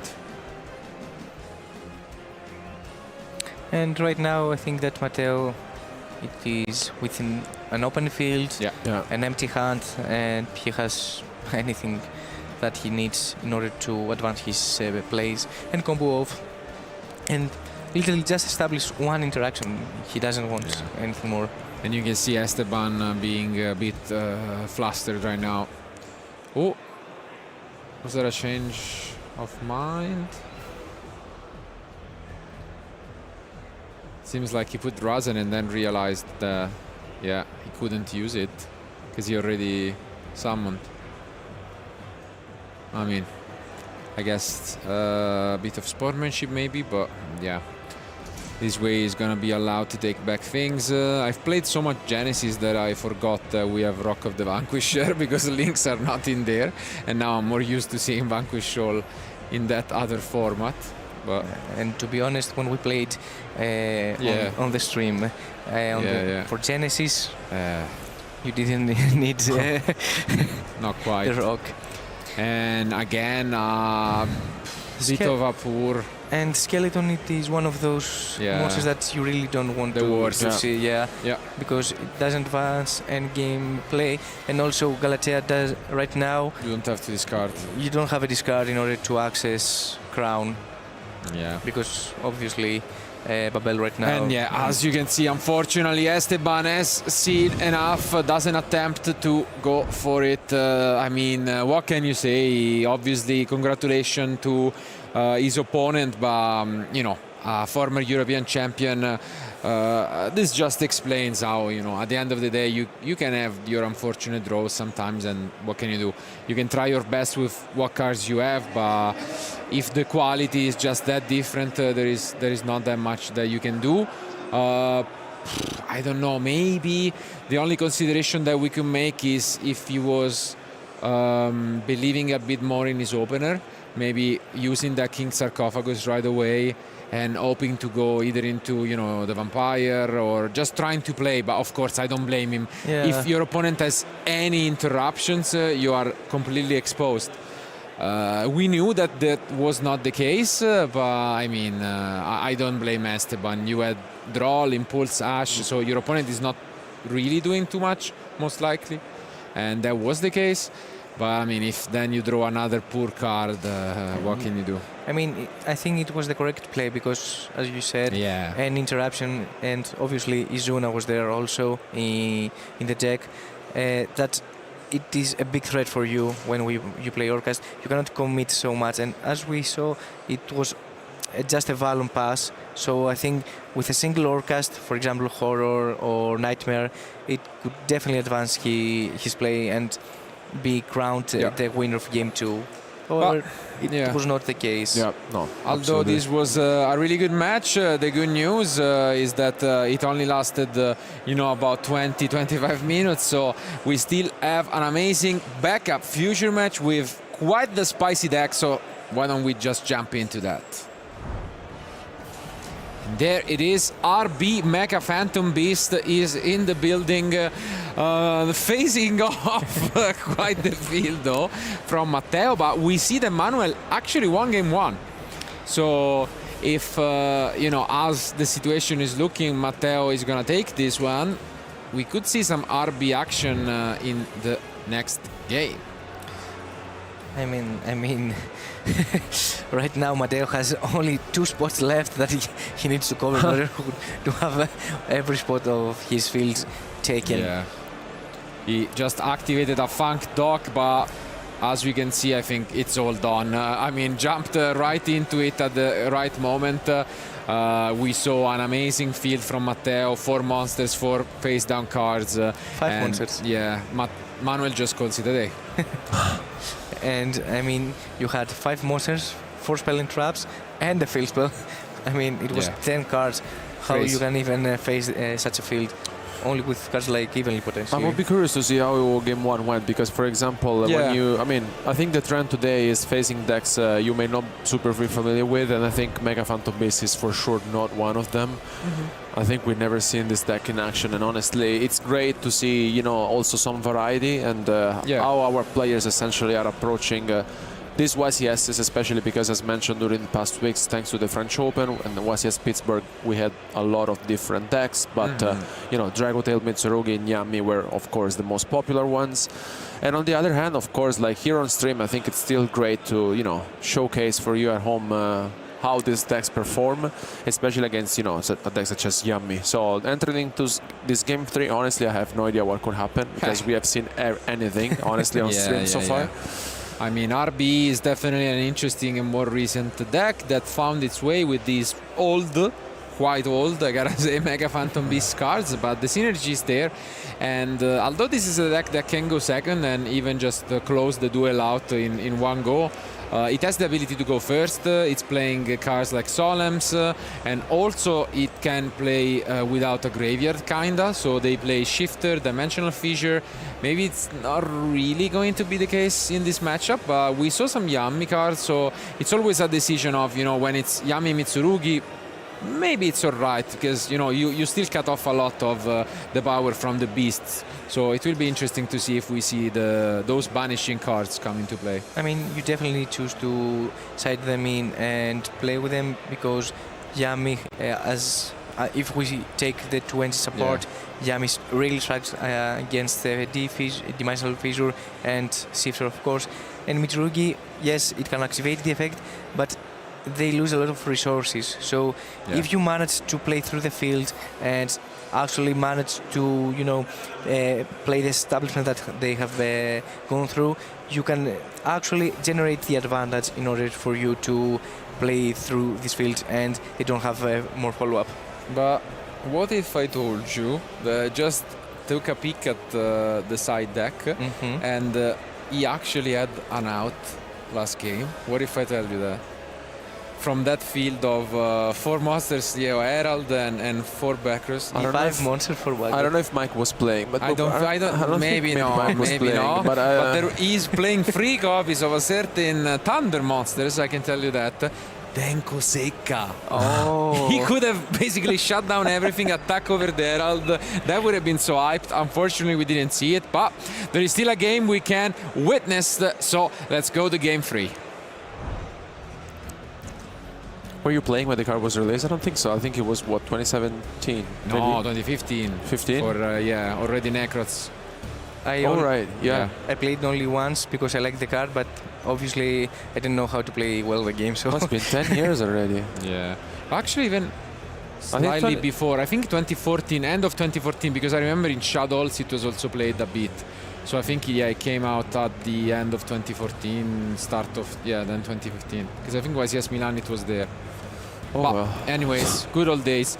We do go first, and we open arguably one of the best cards in the deck, which is the field spell RB Funk dock. This allows us to add any RB card. And the choice has been, I think, Stage Landing. But yeah, this card is absolutely crazy because it allows you to special summon RB monsters from your deck or extra deck with a different name from what you control. So if you don't control any, you can special summon any of your cards. And it's really, really, really good. And I really love the fact that for now, at least Manuel goes uninterrupted, because I really want to see how RB can potentially be part of the meta and actually address the current meta state and be in the YCS. Well, so far, normal charms from Matteo, and he has all of them in his deck. Between side deck, and there's no interruption. Let's take a look at this. So, wow, we do have a couple of bricks, let's say. You definitely don't want to open Murakumo, it's alright, but definitely don't want to open the Minion. But, I mean, Droplet and Talent is solid, so let's see. And Prayers with Murakumo. Yeah. It has a lot of potential. Absolutely. And right now we see Manuel that the fact that you can look at your opponent's hand, it is very, very important. Cards like Noroi and right now RBS, which has experience, it gives so much advantage, because not only gives you the protection from potential threats like Nibiru, Iperma, or any other hand trap that may be used later, but also gives you the knowledge in how to interact with your opponent, which is one of the most important skills in Yu-Gi-Oh! Yeah. And here we see this Vulcan booster. Advancing plays further.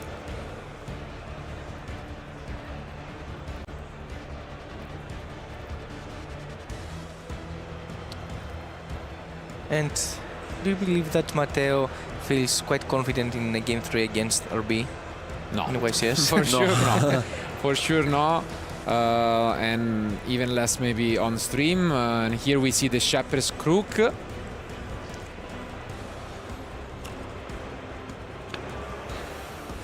I mean, on one hand, it's allows good to set any trap card if we play, and then during our opponent's turn, it special summons a bunch of RBs back. And yeah, here we do access the last stand.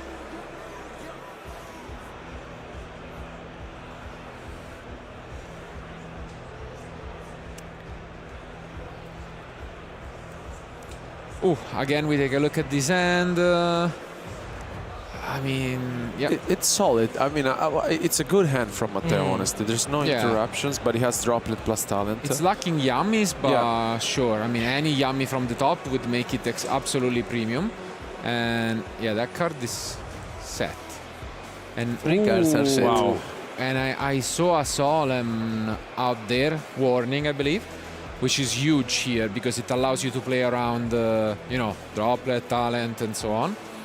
And also praise discard Murakumo, that you negate the whole effect.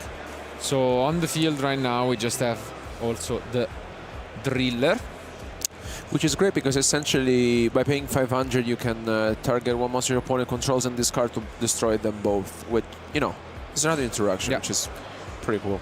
But this is a huge top deck from Matteo. Obviously, you don't want to draw into those end traps that you did not have before, and this is what we knew. Most likely gonna tributing the Murakumo. No, okay, just to add. I guess was the 6th card was, of course. I'm all charming. Yeah. Ay, ay, ay. Oh, and there's the Solemn Warning. I mean, you can activate, if it was a Fual, for example, in order to just get one draw from last stand. Just in any case, or worst case scenario to force to chain last stand. Yeah. This Solemn Warning hurts, honestly. But this is rough. We don't have anything. This hurts a lot, and I think Matteo was not even expecting it because it's just shuts down everything pretty much. Yeah, because right now we have Talent, Murakumo. No, it's completely gone pretty much. What is it? Talent, Murakumo, Droplet, Fuvalos, and Minion. Yeah. Very unfortunate end here from Matteo, and it seems like it might be RB taking it. So it's just gonna be a face down. I mean, I find all the way Morkumo was not discarded, to be honest.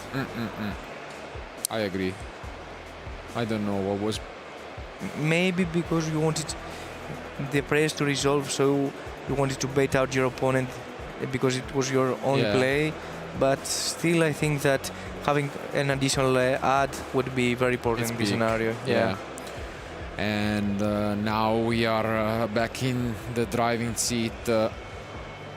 We access another of our RB in the rocket. And I mean, right now we have the droplet, as we can imagine. But Manuel knows that's also, you know, a big deal. And yeah, I mean, Manuel rightfully so doesn't activate his link in the previous turn, even though he could bring a lot back because then Talent would be alive. And now he's back in his own turn. He knows he's only facing a droplet. And already forcing it, I think. So he's in a very good spot. And the cards in hand are Talent, Murakumo, Mignon, and one potential threat.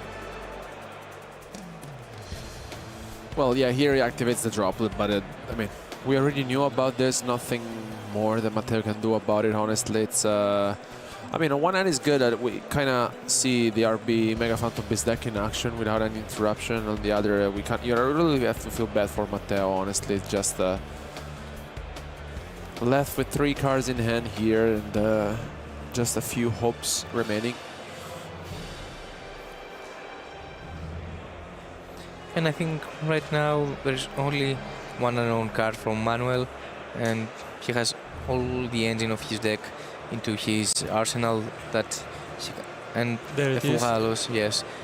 And at this point I think that it was a bigger threat, the card that you didn't know, rather than knowing that your opponent has a Fugalos. Because you can even just pass back. Kinda, yeah. Oh, but I think we are responding right away with the second trap card, which is the RB next phase, which is a counter trap that allows you to negate a monster effect. That's big. Yeah, I think there's no recovery from that. Yeah, absolutely not. It was a bit of a surprise that we set the last stand, and that was indeed because we are through the last, the next phase. And this makes a lot of sense, but now we are free to continue.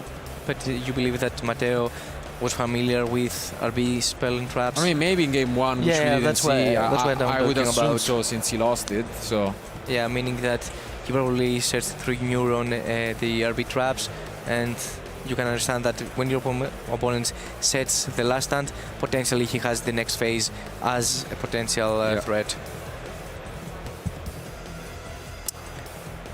And right now we can see that Manuel can combo off and probably go for the win in this turn, but he can also afford just gaining one more turn, since Matteo doesn't have a real playable card in his hand and, generally speaking, arsenal right now. And in any case, I think Manuel, it is in a very good spot. Yeah, I mean, I really feel like that in this situation, having the counter trap on the Fuvalos puts you so far ahead in the game. And I mean, I really feel like that this deck, besides being consistent, it's super unexpected. yeah, it's refreshing to see for sure. And we didn't see any Mega Phantom Beast cards yet, because this is just the RB package essentially. So pretty much a one-card combo with the field spell, what we witnessed. Maybe not, as explosive as other archetypes, but it does the job. And as we've mentioned, we have a lot of interruptions available to us with the driller. But in this case, we are just trying to push more damage, I think. Now going back to our extra deck to bring the Brute. The Brute Blues, yeah. Yeah, link free. and it's big because it gains attack equal to basically the RB it points to, and that's yeah, it stacks up real quick. So I think it's already over 4,000, and that is it indeed. It is Manuel with RB taking the match of all things. Wow. I mean, we were blessed by back-to-back future matches in this round 6. For anyone who might have missed it, in the main future match, we saw a clash between, Esteban Rey with the Zorkus deck, eventually losing out to his opponent Vanquish Soul K9. And now in the backup, RB, X1. I mean, both matches had one underdog and one of those meta decks that we can call them. And as we saw, currently it was 1-1, right? Yeah, because Orcast, it has a very, very difficult matchup against K9 Vanquish, but RB showcased why it needs to be out there. No, I mean, it was very interesting, especially because advancing in X1 record, it's, quite a big thing. Still 3 more rounds remaining for the day. So congratulations to Manuel. But in the meantime, let's hear it from Seb for the main future match analysis.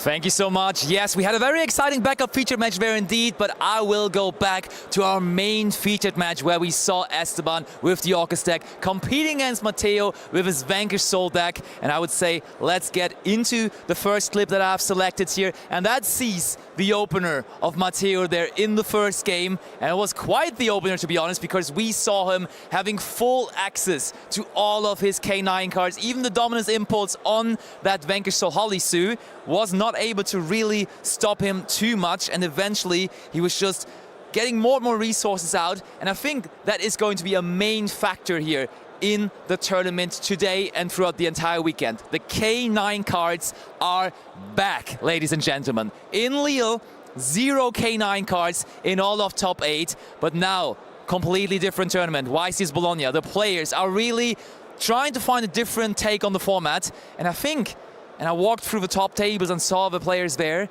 Vanquish Soul K9, all of a sudden, out of nowhere again, just after having a completely different format with this deck, seeing very, very little play, is just absolutely there. We see the Vanquish Soul K9 variants. We see also Crystron K9 with a decent bit of representation as well. And even all of the other decks, just for Izuna, for example, and the Lupus, which is a small package.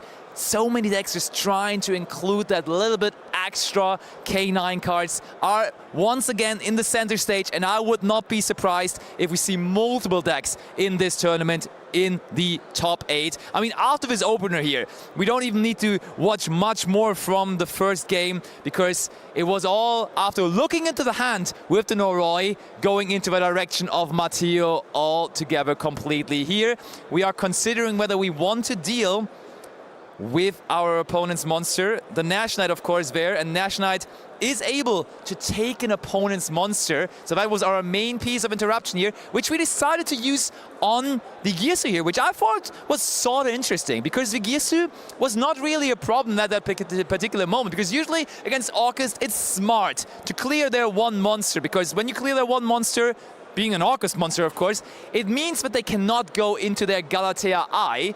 Here, though, in that very particular case, as we see, the Orchestrated Babel was already in hand, and the other target, the World Crown, additionally to that, also was already in the hand, meaning that that Link 1, that usually is pretty scary, would have not done particularly much here, and therefore I was rather surprised when we used the Nash Knight on this here. And here we do have now the World Wand to the graveyard, and that actually was somewhat of a surprise. We see here, we're reading it on Matteo's end, because Marcello called it a secret effect. I also almost didn't remember it, but when you send the World Wand to the graveyard, you can actually summon the World Crown from the hand, which we ended up doing. We were able to go into a Typhon, but when you see all of those cards on the side of Matteo, with additional 4 cards, I believe, also in the hand, it was clear quite quickly that that first game would be going to Matteo, bringing us to the second game, which I will bring up here right there. And the second game saw Esteban on the first turn just sending a card and passing afterwards. It wasn't the start he was hoping for to turn it around. And then we got to a game state where it was the turn of Esteban again, turn 3. We got to activate our King Sarcophagus. And the interesting decision from Matteo was, he did decide to use the Ash Blossom. We can still see it there underneath the Jockle in the graveyard. We used Ash Blossom on King Sarcophagus while our opponent still had 2 more cards remaining in hand. So technically, he could have still just kept on discarding cards to activate the effect of King Sarcophagus further. So I was somewhat surprised to see that happening, because we could have just, with the Valen on the field, waited to see what is coming out there from the King Sarcophagus. But we wanted to deny it immediately. Esteban kept on going, discarded another card, invested another card from the hand to then eventually, of course, get to that now set Imseti, which then was set by the Valen, of course. So the combination of Valen and the Ash Blossom in the end was enough to stop the turn of Esteban once again. And after that, I only have one more highlight to present to you, because this was the finishing touches then of the match as Matteo tribute summons the Jialong over the Zeus, which cleared the remaining. It was very little cards on the side of Esteban, that they were cleared by the Zeus after attacking over the Sedum Seti. One thing that's very important here, we were wondering, or some people may have been wondering, why the King Sarcophagus effect was not used when the Sedum Seti was attacked. Easy explanation for that. The effect of King Sarcophagus, which you can see here so big on the screen, the King Sarcophagus only can be used at the beginning of the damage step. When the monster is set, and the Imseti there was still set by the Valen, it's too late to use the effect of King Sarcophagus when it's being attacked. Therefore, we could not use King Sarcophagus. The Zeus could go through. Zeus cleared up the entire field. And I mean, we now have the Jialong, we have the Vanquish Soul start, and that's really all it needs. Big, big combo afterwards. All we need is to secure this swift and clean 2-0 victory in favor of Matteo. So Matteo now with a 6-0 record. And I can tell you, he's not the only Vanquish Soul duelist out there doing well with the deck. The deck is making a word for itself here in Bologna this weekend, and I would not be surprised after it winning the European Championship already if it is time again for Vanquish Soul to possibly take another title here this weekend at YCS Bologna. But we will see that throughout the rest of the tournament. We will be back with round 7 very shortly, so we'll go on a short break now, but see you soon.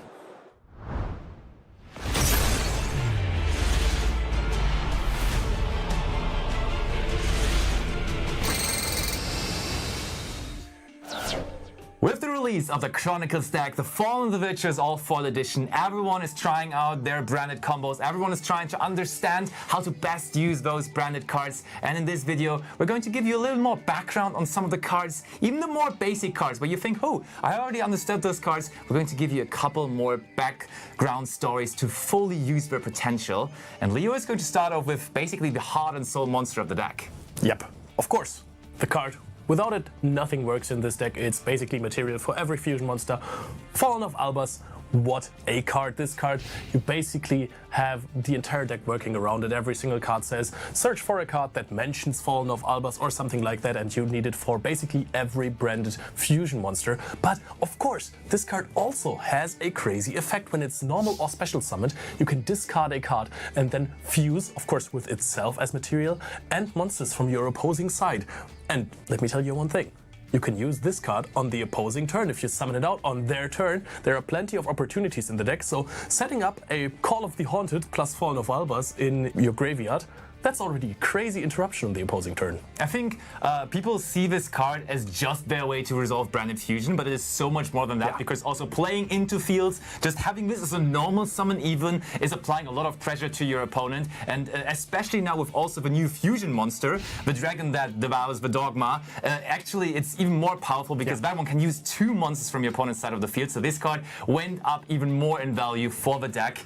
But yeah, you already explained that plenty. Yeah, but if you are playing versus dragon decks, you have Alba Lenatus in your extra deck as well. That just takes away Fallen of Albas and every dragon monster on the field. So you can just, if you're playing versus Blue Eyes, you can just fuse away everything. You can. Then, of course, the most powerful spell card of the deck, Branded Fusion, the card you always want to resolve. Every combo kind of cycles around it, just trying to get to Branded Fusion, trying to resolve Branded Fusion. And with that card, of course, you're always going to send that Fallen of Albas, and you're going to try to think about the best option to get out of your extra deck, because sometimes sometimes on your opening first combo, it will be the standard procedures of just going Albion, going the Ballion, then just trying to summon out Mirror Jade, the Ice Blade Dragon as your boss monster. It can be, when you're playing into fields especially, can be a bit more versatile though, because sometimes you want to summon out other fusion monsters. For example, you want to summon out Titaniclad. Usually you only see Titaniclad, the Ash Dragon, in the graveyard, but when your opponent has a monster with a lot of attack points, Titaniclad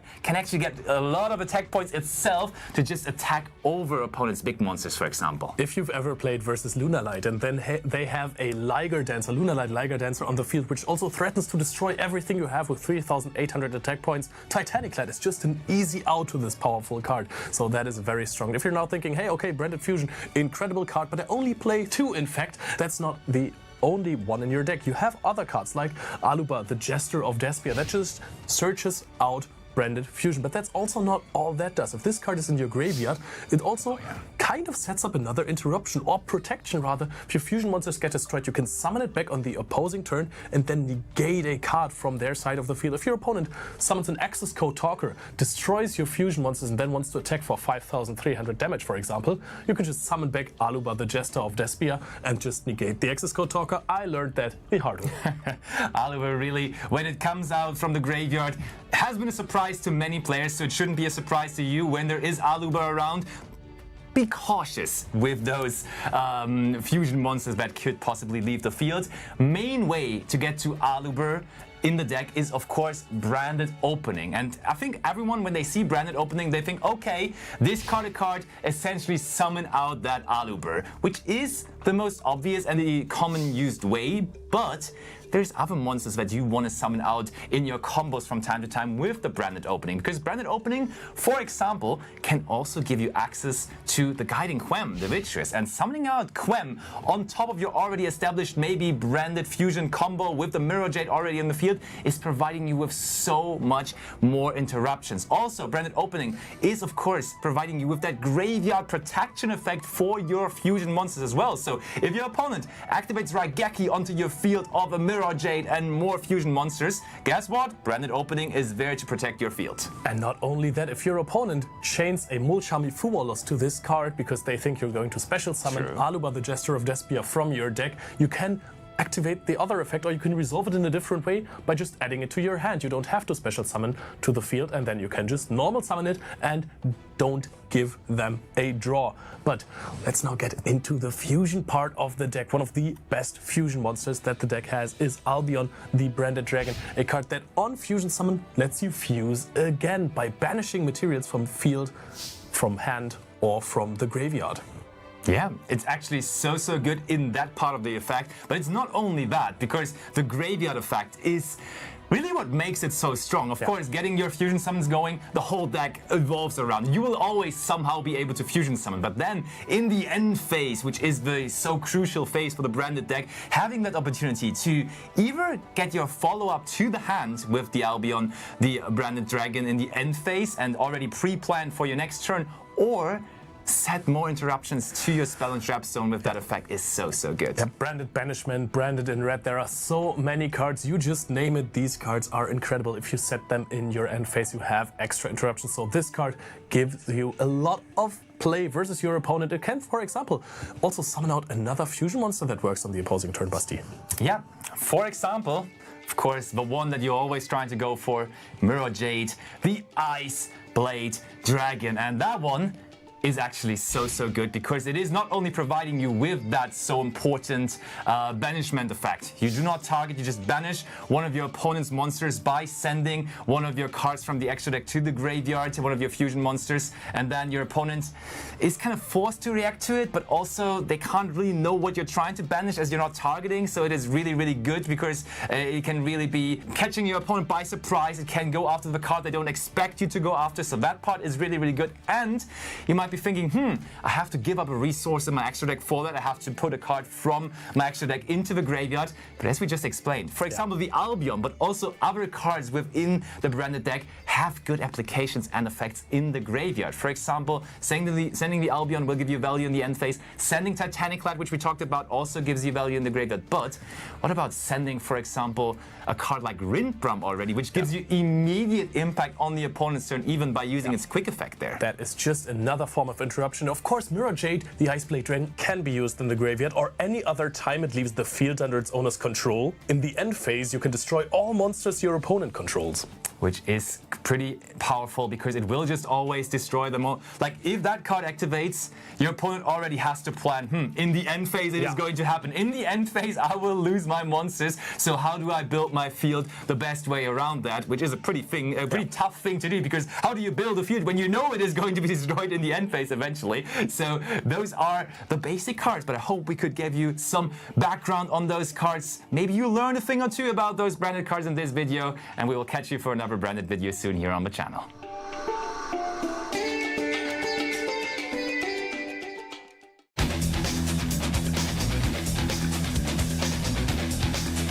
If you guys joined us at the World Championship Series in Paris or came to YCS Lille, you guys might recognize behind me Fine Chaos. Now, they're here at YCS Bologna showing off a brand new range. When we saw them in Lille and at the World Championship Series, it was Dark Magician and Dark Magician Girl themed. But today, they're showing off on a pre-sale their brand new range featuring the Blue Eyes White Dragon.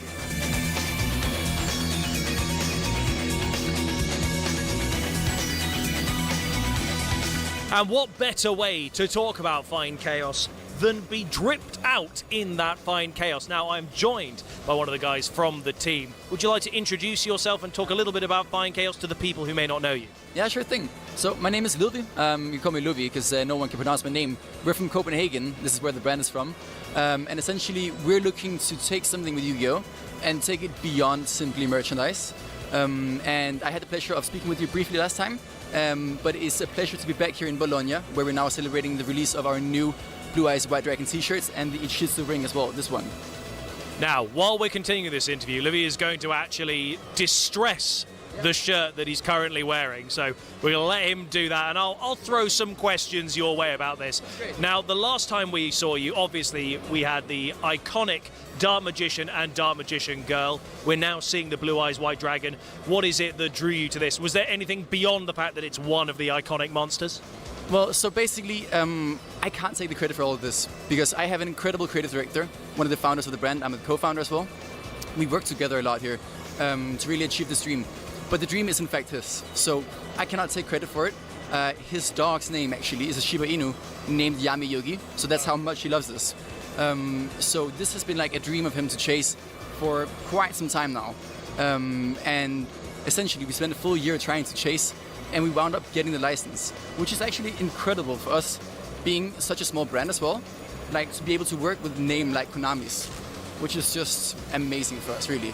Now, this is currently only available this weekend for people who are here, but there is a release coming soon. That's correct, yeah. So on Monday, we're doing the worldwide release. So for us, it's always about giving it to the people first, to the players, really. And that's why we were at the World Championships. We were in Lille, and now we're here in Bologna.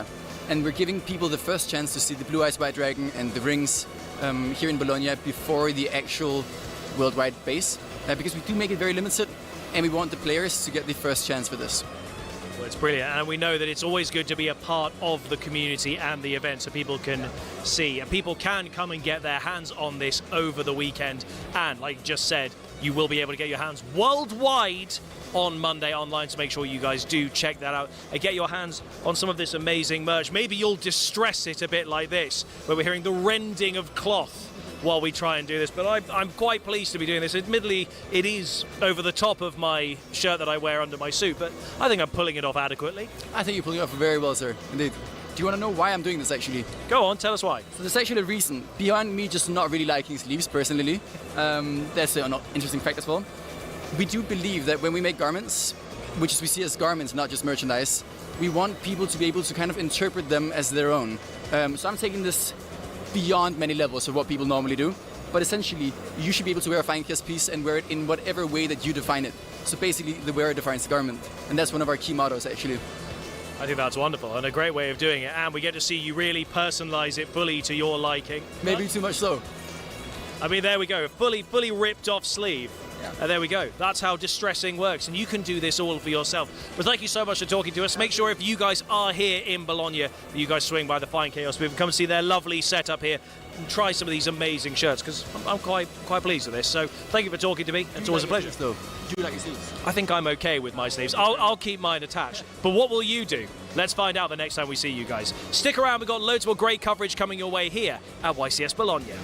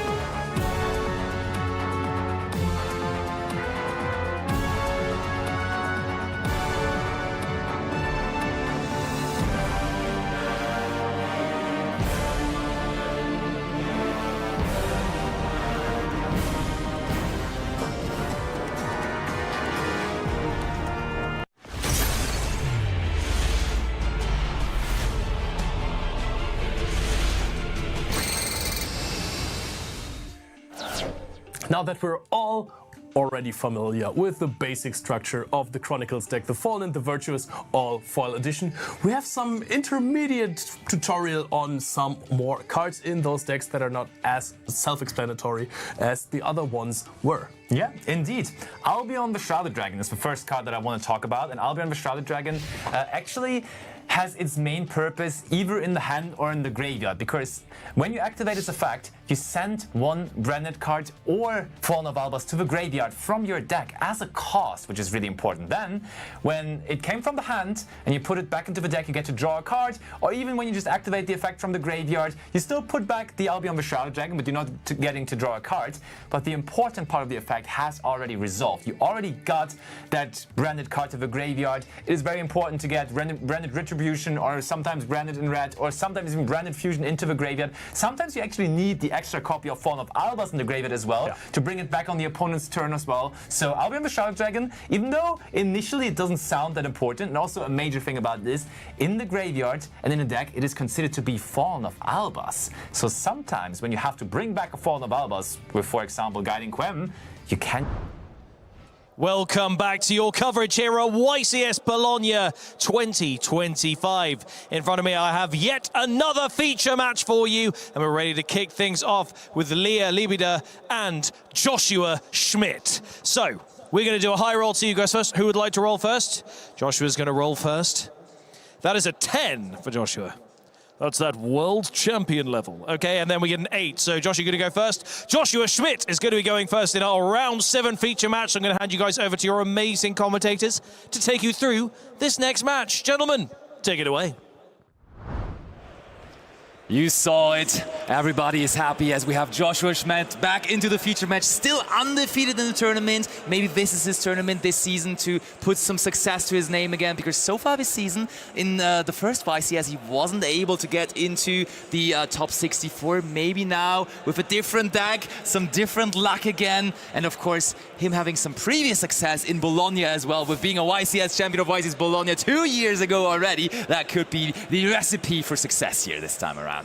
Yeah, absolutely. And 2 years ago, it was with a very interesting strategy. Nobody saw that coming, and still he won the entire event. And this time, this is not like the main strategies that we are used to see, and it's going to be very interesting because the matchup, it's some matchup that we had earlier this season, and it's going to be very interesting to see those two decks coming back on stage. Yeah, because on the other hand, we have Leah, and Leah actually is the main deck building and testing partner from Yuna, which we know from the World Championship, of course. And I can tell you, usually the mastermind behind the decks that Yuna is running, so that could already be a hint for you what she might be bringing here. But that will be interesting to see playing those two decks out against each other. Yeah, I'm super excited to see this because we're seeing what was considered, exactly as you said previously, a deck like...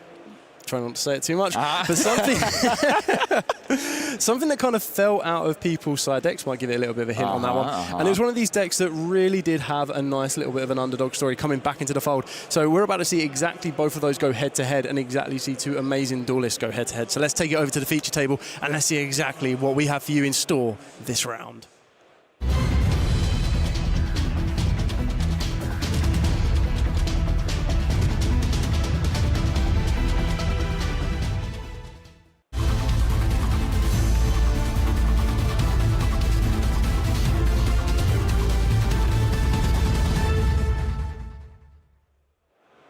Well, will it be Joshua Schmidt here winning again, or can Leah stop the winning streak of the champion of so many previous tournaments? We shall see. Joshua did win the die roll already.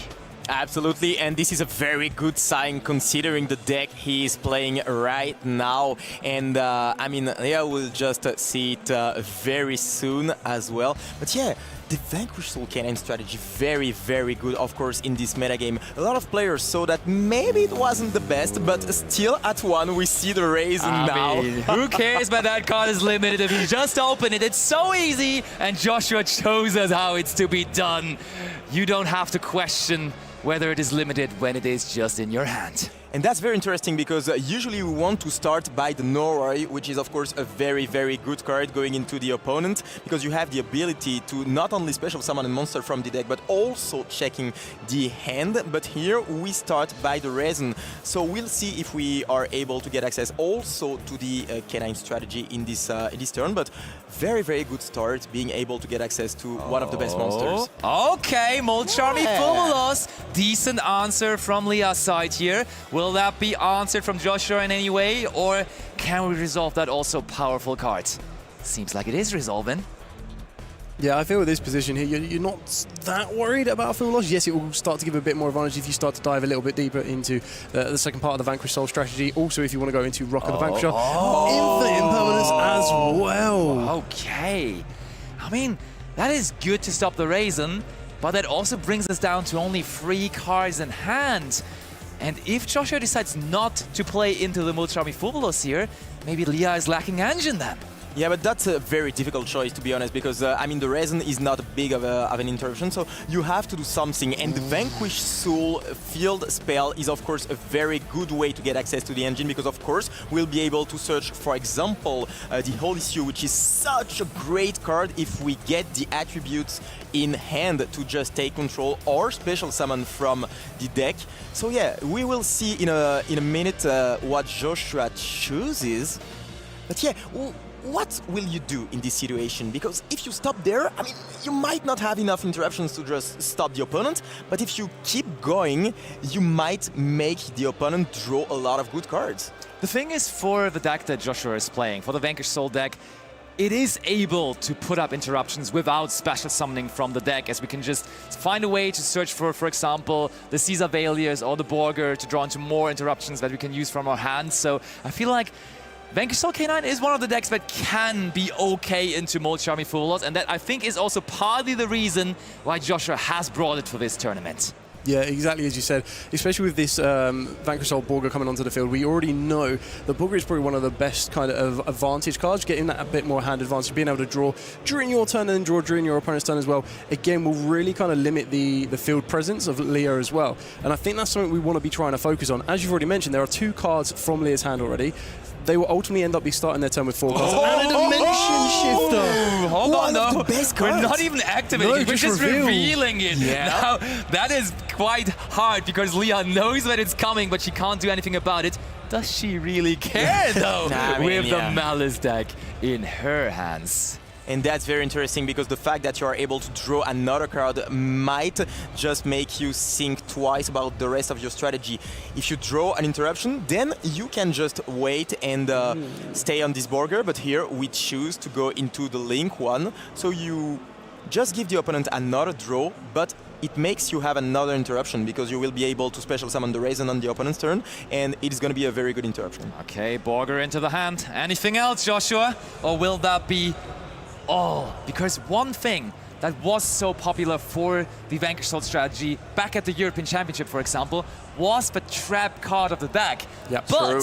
This deck has developed, as so many decks do, and Vanquish Soul Snow Devil actually all of a sudden is not necessarily an auto-include into the main deck anymore, but there is a card that obviously is an auto-include, and can you believe it? Joshua Schmidt has actually drawn into both the Limited Razed and the Stake Your Soul. See, I think this is very interesting as well, because he's revealing a K9 Noroi, and doing so, it means that he ultimately made the decision between normal summoning out the Noroi or normal summoning the Raisin, and valued the Raisin well above the Noroi, which is actually very, very interesting to see this develop. But we also got to remember, the more we do this, the more we summon from the deck, the more we summon from the extra deck, the more advantage we're going to be giving back to Leah as well. And Joshua is very well equipped with exactly what he knows and exactly what he wants to be doing. And I feel trying to minimize the amount of advantage you give Leah back on this one could really help his strategy. And I think Joshua also is very well equipped with knowledge about what Leah is playing, because Leah and Yuna, you usually see them in doubles, and you know that they're usually bringing the Malice deck and working on that deck consistently to make it better. So Joshua just made the smart decision to not even use the Dimension Shifter, but have it as a dark monster that we can reveal off of our Vanquish Soul effects instead, leaving it in the hand there. But still, this is a very difficult situation to be in there, because Leah will have a lot of cards in hand to try to deal with this situation. So it's not one for Joshua. We actually decided to just summon out the Holy Issue and then bring it back into our hand, because that is what Stake Your Soul, of course, has to do. So our field here is only that, and we have another infinite opponent, meaning possibly that Joshua will lack a Vanquish Soul monster on the field, but we just searched the Holy Issue, so at least that one can possibly come back onto the field. Normal summon Chassis Cat, and Joshua's like, yeah, I kind of knew that already.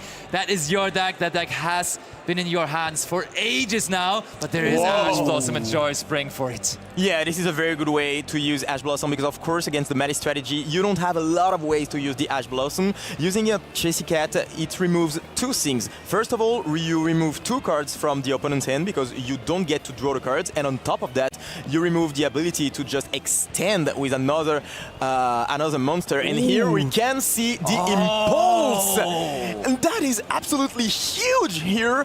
I mean, the whole issue is gone. The Link one is gone. And now I just wonder, what can Josh do? Because we are going to go into the game state where there is 3 bodies on the field with the Chessy Cat as well as the 2 other monsters. And now we can just go into the Link's replays and get access to the field spell with the Red Ransom. And I mean, this is a very good situation to be in.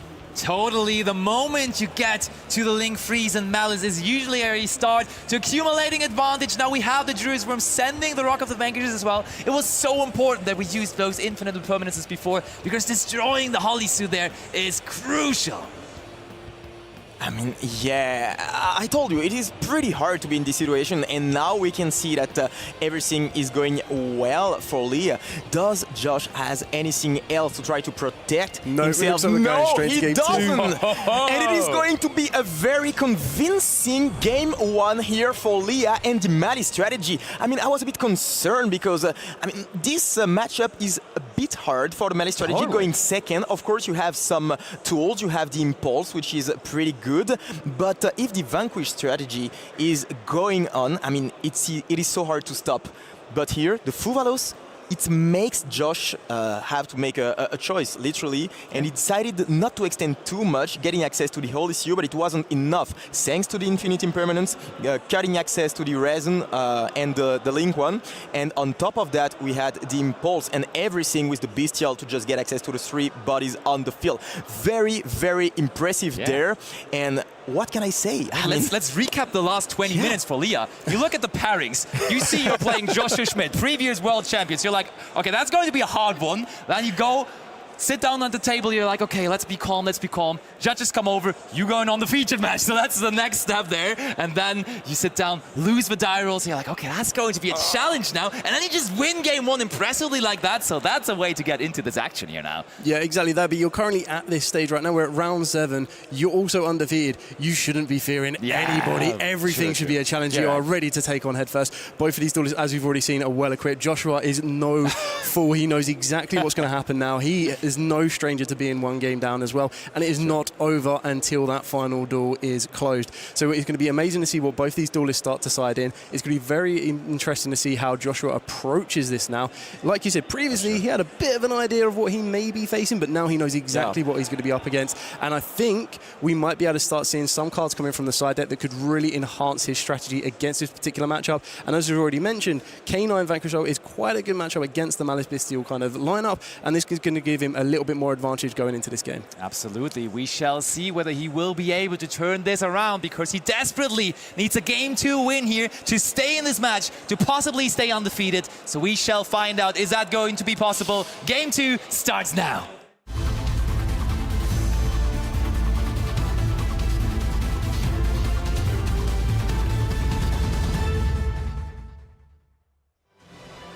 And it's actually going to be very interesting because, yes, going first, the Malice strategy is very good, but going second, you have to get the hands on those cards. The Dominus Impulse, very good, of course.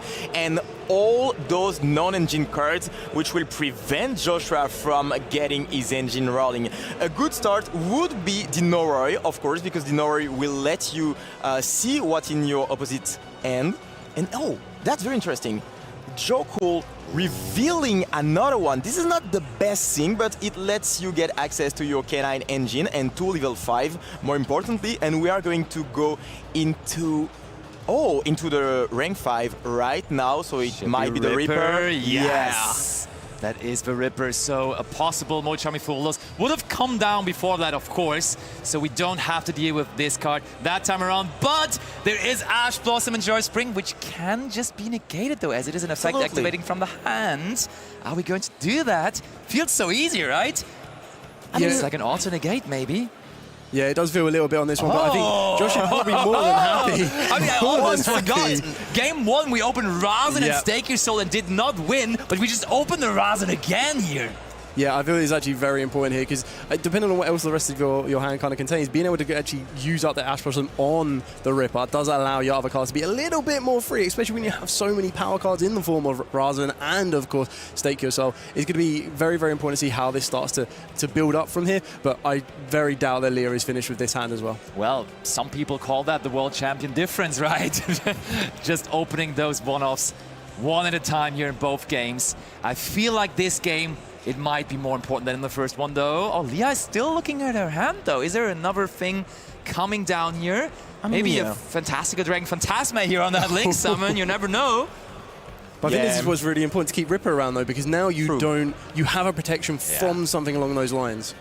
Absolutely, and now Josh is just going to get access to probably another fire in the hand, thanks to the resin, and he's going to be able to probably get the search out of Jiaolong. Yeah, we are going to special summon the Holy Sue, and what is great is that on resolution we are going to be able to just special summon from the deck and then special summon the Jiaolong from hand, and all of a sudden we get access to a whole lot of Vanquish Soul cards, a whole lot attributes, and this is where it starts being difficult for the Madi strategy, because of course you're gonna get access to a lot of interruptions and a lot of ways to deal with the field presence of the Madi strategy.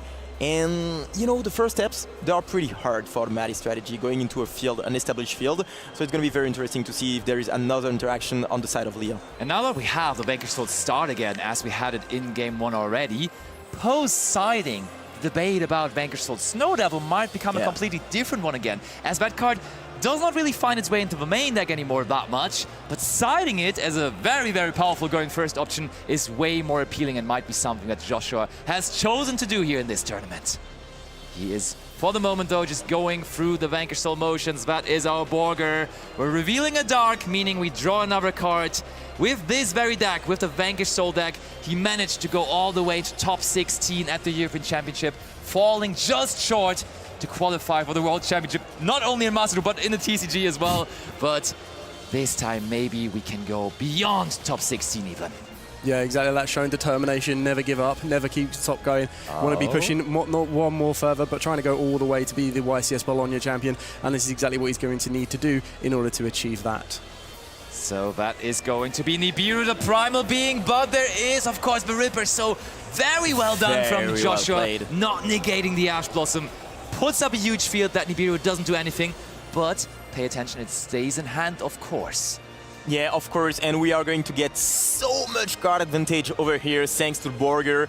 But we know that there is a card in Leah's hand, which, wow, that's not what you want to put there. Well, it is a Malice spell card, but that is Malice and Underground that we're activating into the field spell zone, of course. Yeah, not the best way to start things out, to be honest, because you would rather start with like a better normal summon or something like that, because, I mean, yeah, you are still going to banish something from the deck, but as soon as it hits the field, it is going to be destroyed or taken.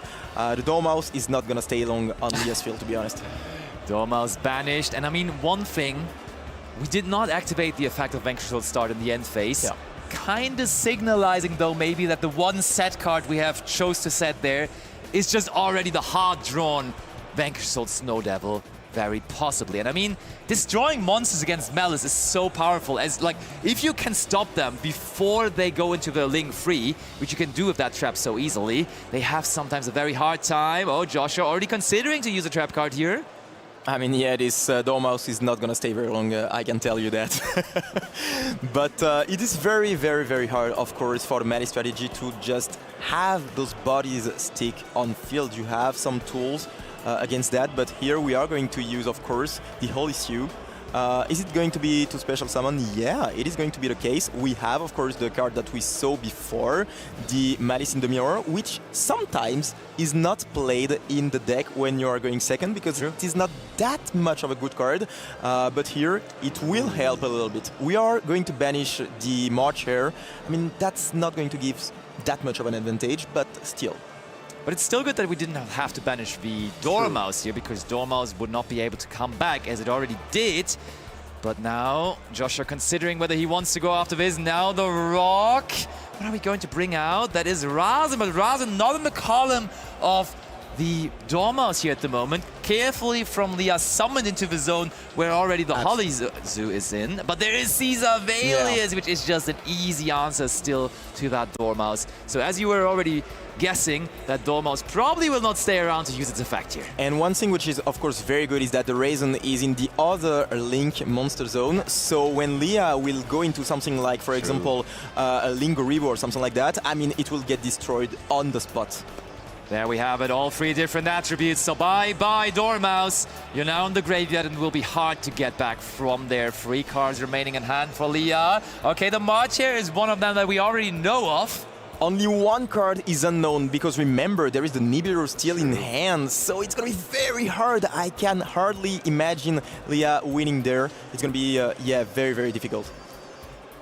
Okay, Malice in the Mirror now proves to be a pretty decent card to banish there, as we can here banish the Dormouse, and we have not, as you say, normal summon, so that should just be White Rabbit, I would imagine? I guess so. We could go Chassis Cat as well if the last card in hand also is a Malice, but it is the White Rabbit that we're searching for here. It's intense. Leah decides to go for the Link one, which will be the Lingoribo, and that, I mean, not gonna stay long. Checks the trap card. Like it does trade off with the trap card, which I think is very, very important here. It now kind of puts a little bit of pressure on Josh on the last card, being that Wizard is going to really kind of make Josh think a little bit more on this one here. Yeah, of course we are going to use the Raisin effects as we just said before, and now we are normal summoning the White Rabbit, but I guess the trap card will get activated. Can use the trap card here. Wizard at Ignister was revealed to be the last unknown card in hand though. And Wizard at Ignister is the same as back at Ignister, right? You need an extra monster on the field to use the effect, so that would be the card that we cannot use really. If we just stop it right here, right now, feels like a good moment. If this is Vanquish Soul Snow Devil, Joshua, maybe now is the moment to just use it. Oh, yeah, it is, of course. It just makes sense that it is that, as we did not set it. And Leah immediately picks up all the cards, tried hard to play into this field, but it is the Joshua Schmidt taking that second game. So we have the pleasure to watch them for another game here as well. Yeah, exactly. This is going to be very, very important to now to see Leah, because for the first time in this duel, Leah is going to be able to go first and show what Malice wants to try and achieve. On the flip side of that, this is where Josh really needs to start to think about what he could bring in to increase his chances of being able to interact with Leah's field. Is there Artifact Lancer? Is there Chaos Hunter? Because I also saw Chaos Hunter actually picking up in popularity. Of course, in Vanquish Soul specifically, it's even stronger as it is a dark attribute that you can reveal for your Vanquish Soul effects as well. So that could possibly an option in the side deck of Joshua. Don't know, not going to give it away just yet whether it is in there, but that is something that you could consider. I remember back at the European Championship that a lot of Vanquish Soul players were playing that card, and playing that card very successfully as well, with the deck being in both spots of the finals there, playing it out there with Lorenzo, ultimately winning that tournament. But on the other hand, I know I told you that Leah has been working on this Malice deck non-stop for the last couple of months together with Yuna, and they kept on finding solutions. They kept on finding new approaches to how to counter cards like Artifact Lancer and Chaos Hunter. At this point, I think they mentioned to me, we have like 14 starters that don't care about Artifact Lancer. They're actually doing like really innovative things, which I hope that we can see here, because that's not just only a Malice Bestial deck, but there's more to it. So I'm not going to say it just yet, but if you paid close attention to what they have been doing in the last couple of weeks, you will know that there is something else in there which we may see. But yeah, there is not only Lancia and the Chaos Hunter, but of course, by itself, the Vanquish Soul strategy, paired with the K9, of course, is very, very strong against the Malice. Back in the days, I mean, a few months ago. Yeah, not that long ago, really. A few months ago, it was very good going second, because you had access to cards like Holy Issue, which is, of course, amazing, because you can not only destroy, but also take control. If you don't choose to special summon the Raisin, but instead take control, I mean, you just lose access to, for example, the Extender, which is a Bestial, or maybe convert the body into like a Lingoribo and then special summon in the Ignister card. So I think this is some very, very strong things, and still, the Izuna is very good against the Malice strategy. So it's going to be very interesting to see if Josh can interrupt the opponent and just prevent the opponent to just getting into this full Malice field. Yeah, I mean, we all know Joshua Schmidt has a special relationship to Cyber's Archetypes. Is that relationship going to continue here, as he will have to go second against that Malice deck of Leah here in Game 3? I am excited. I am ready to see whether Leah can just profit off of that going first ability here. And as players are ready, why don't we go into the action again? Game 3 comes now.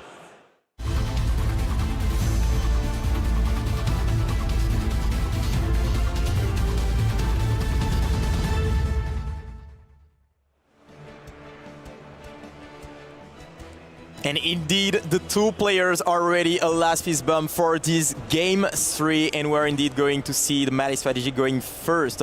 So it's going to be very interesting because there are multiple ways, of course, to interact and to try to go through the opponent's interruptions. And one way is to activate Gold Sarcophagus. So once again, not the best starter right now, of course, but still, you can go full combo with it. I mean, deep breath that you're taking there, right? Because a very, very awkward response to that would have been Artifact Lancia, but it was not there, so that's already a good start for Leah, because we can sort of already rule that card out. I think in Vanquish Soul, though, Chaos Hunter just makes so much more sense, so you're really expecting that rather, and there is, we talked about limited cards on the side of Joshua with him opening Razen multiple times. Leah now, not opening it, but also has her limited card on the field here.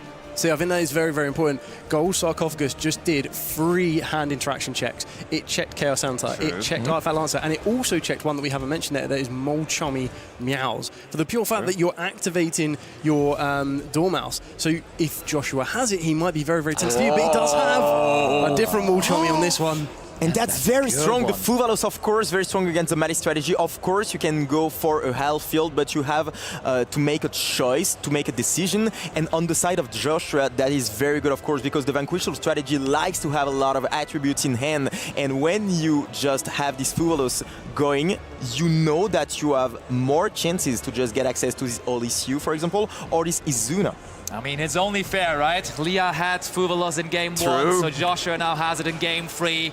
Even playing field, and Leah debating on what kind of field we're putting up against that Fuvalos. I mean, it depends on the cards that you have in hand. Of course, if you have a lot of hand interaction, then you can just sit on a small field and just end, you know, with like the Red Ransom, for example, and the spell card that we saw right before. And you also have the access to the MTP07, which is kind of a decent way to interact with your opponent. And if on top of that you have access to the Impulse, for example, or some Ash Blossom, it is already very good. But if you don't have access to Impulse, Ash Blossom, or your non-engine, then you are kind of forced to go into more plays, and that's where it becomes dangerous. So Leah carefully considering. I mean, we sort of need another monster if we want to get to that Link Free. So is there a normal summon we can use for that purpose? Seems like that is currently the plan, but it feels to be an awkward one maybe. Oh, it is Marcher. I think that's all right. I mean, that card would have also been decent in the hand, but it will be used alongside the 2 other monsters to most likely go into that Red Ransom there. And there it is. Joshua draws a card for that. That's what Molchummy Fuvalos does. Will Red Ransom resolve now? It does, okay. It does resolve, and now it comes to the decision of Leah. Do you choose to keep going and to go all in? Because of course, even if Josh draws a lot of cards, I mean, if the Malice field goes uninterrupted, it is so strong that, I mean, you pretty much win the game on the spot. So what is going to be the decision? And it's going to be a very important one. We don't keep going. Oh, sets one. Yeah. What do we have there? Oh, Bestial Baldrake. Okay. I mean, that is another piece of interaction for the opponent's turn. Baldrake has a pretty good on-field effect, so I can't see it. But we can't really capitalize on that. Okay, I guess, yeah, we get the Marcher back. That's not too bad, honestly. That makes sense. Paying 300 here. First damage in the deciding game. Is there another card we can set?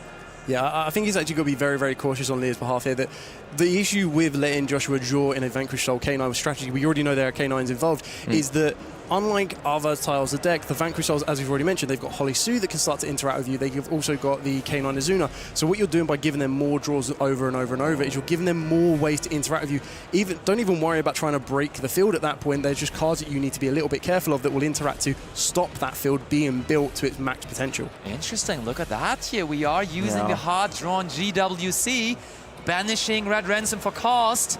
I think this is the right choice, to be honest, because I guess we are going to go into another Link 3, the Art Scriptor, which is another way to interact with the opponent, and a very strong way because it doesn't target, which means that even with the Vanquish Soul being able to literally get back into the hand, still you will banish the monster on the field on resolution. So this is a good way to add some interruptions, and still you just let Joshua draw only one card.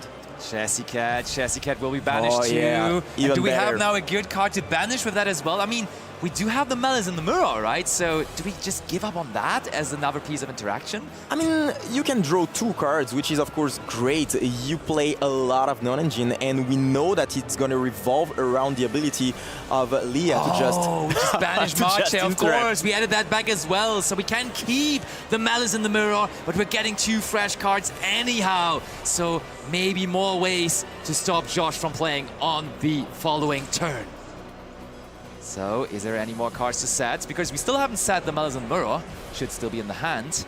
But I think we're really debating whether there is value in summoning another extra deck monster. I think you value in summoning the Cryptor. Yeah, the Cryptor, I think you have to summon it, to be honest. I mean, 1 draw for a very, very cool interaction, and the fact that it doesn't target, I mean, yeah, you'll take it any day, in my opinion. Is it though? I think against Vanquish Soul specifically, that deck relies on having attributes and cards on hand. So I feel like against that deck, just the less cards you can give it, the more valuable it is. But Leah, I think, seems to agree with you. One little draw only. Seems to agree with you. But we're... yes, we are going to go into the extra deck. And that definitely, as you said, should be like Cryptor. I mean, it makes sense, to be honest. I think the trade is pretty good for Leah. Of course, you don't want your opponent to draw a lot of cards being on this Vanquish Soul strategy. That would be a lot of cards, to be honest. So we decided to go all in, right? Maybe. We want to go into the full combo line, and that also makes sense, but that is kind of risky, to be honest, because Joshua is going to draw a lot, and I think he's pretty happy to be in this situation, to be honest. Yeah, I feel the draws off of Chessy Cat might have actually made Leah change the way that they're going to play, but for the pure fact that those draws could then be counteractions or something to increase the prison. Here we see Radiant Typhoon. There is something else in this deck that you would not necessarily expect. One of the tools to play around Artifact Landseer, and this Radiant Typhoon Sven, which is one of the cards that is coming in from the side deck. So for going first purposes, there is a small Radiant Typhoon package in this Malice deck of Leah, and we have also drawn into the Radiant Typhoon chant here.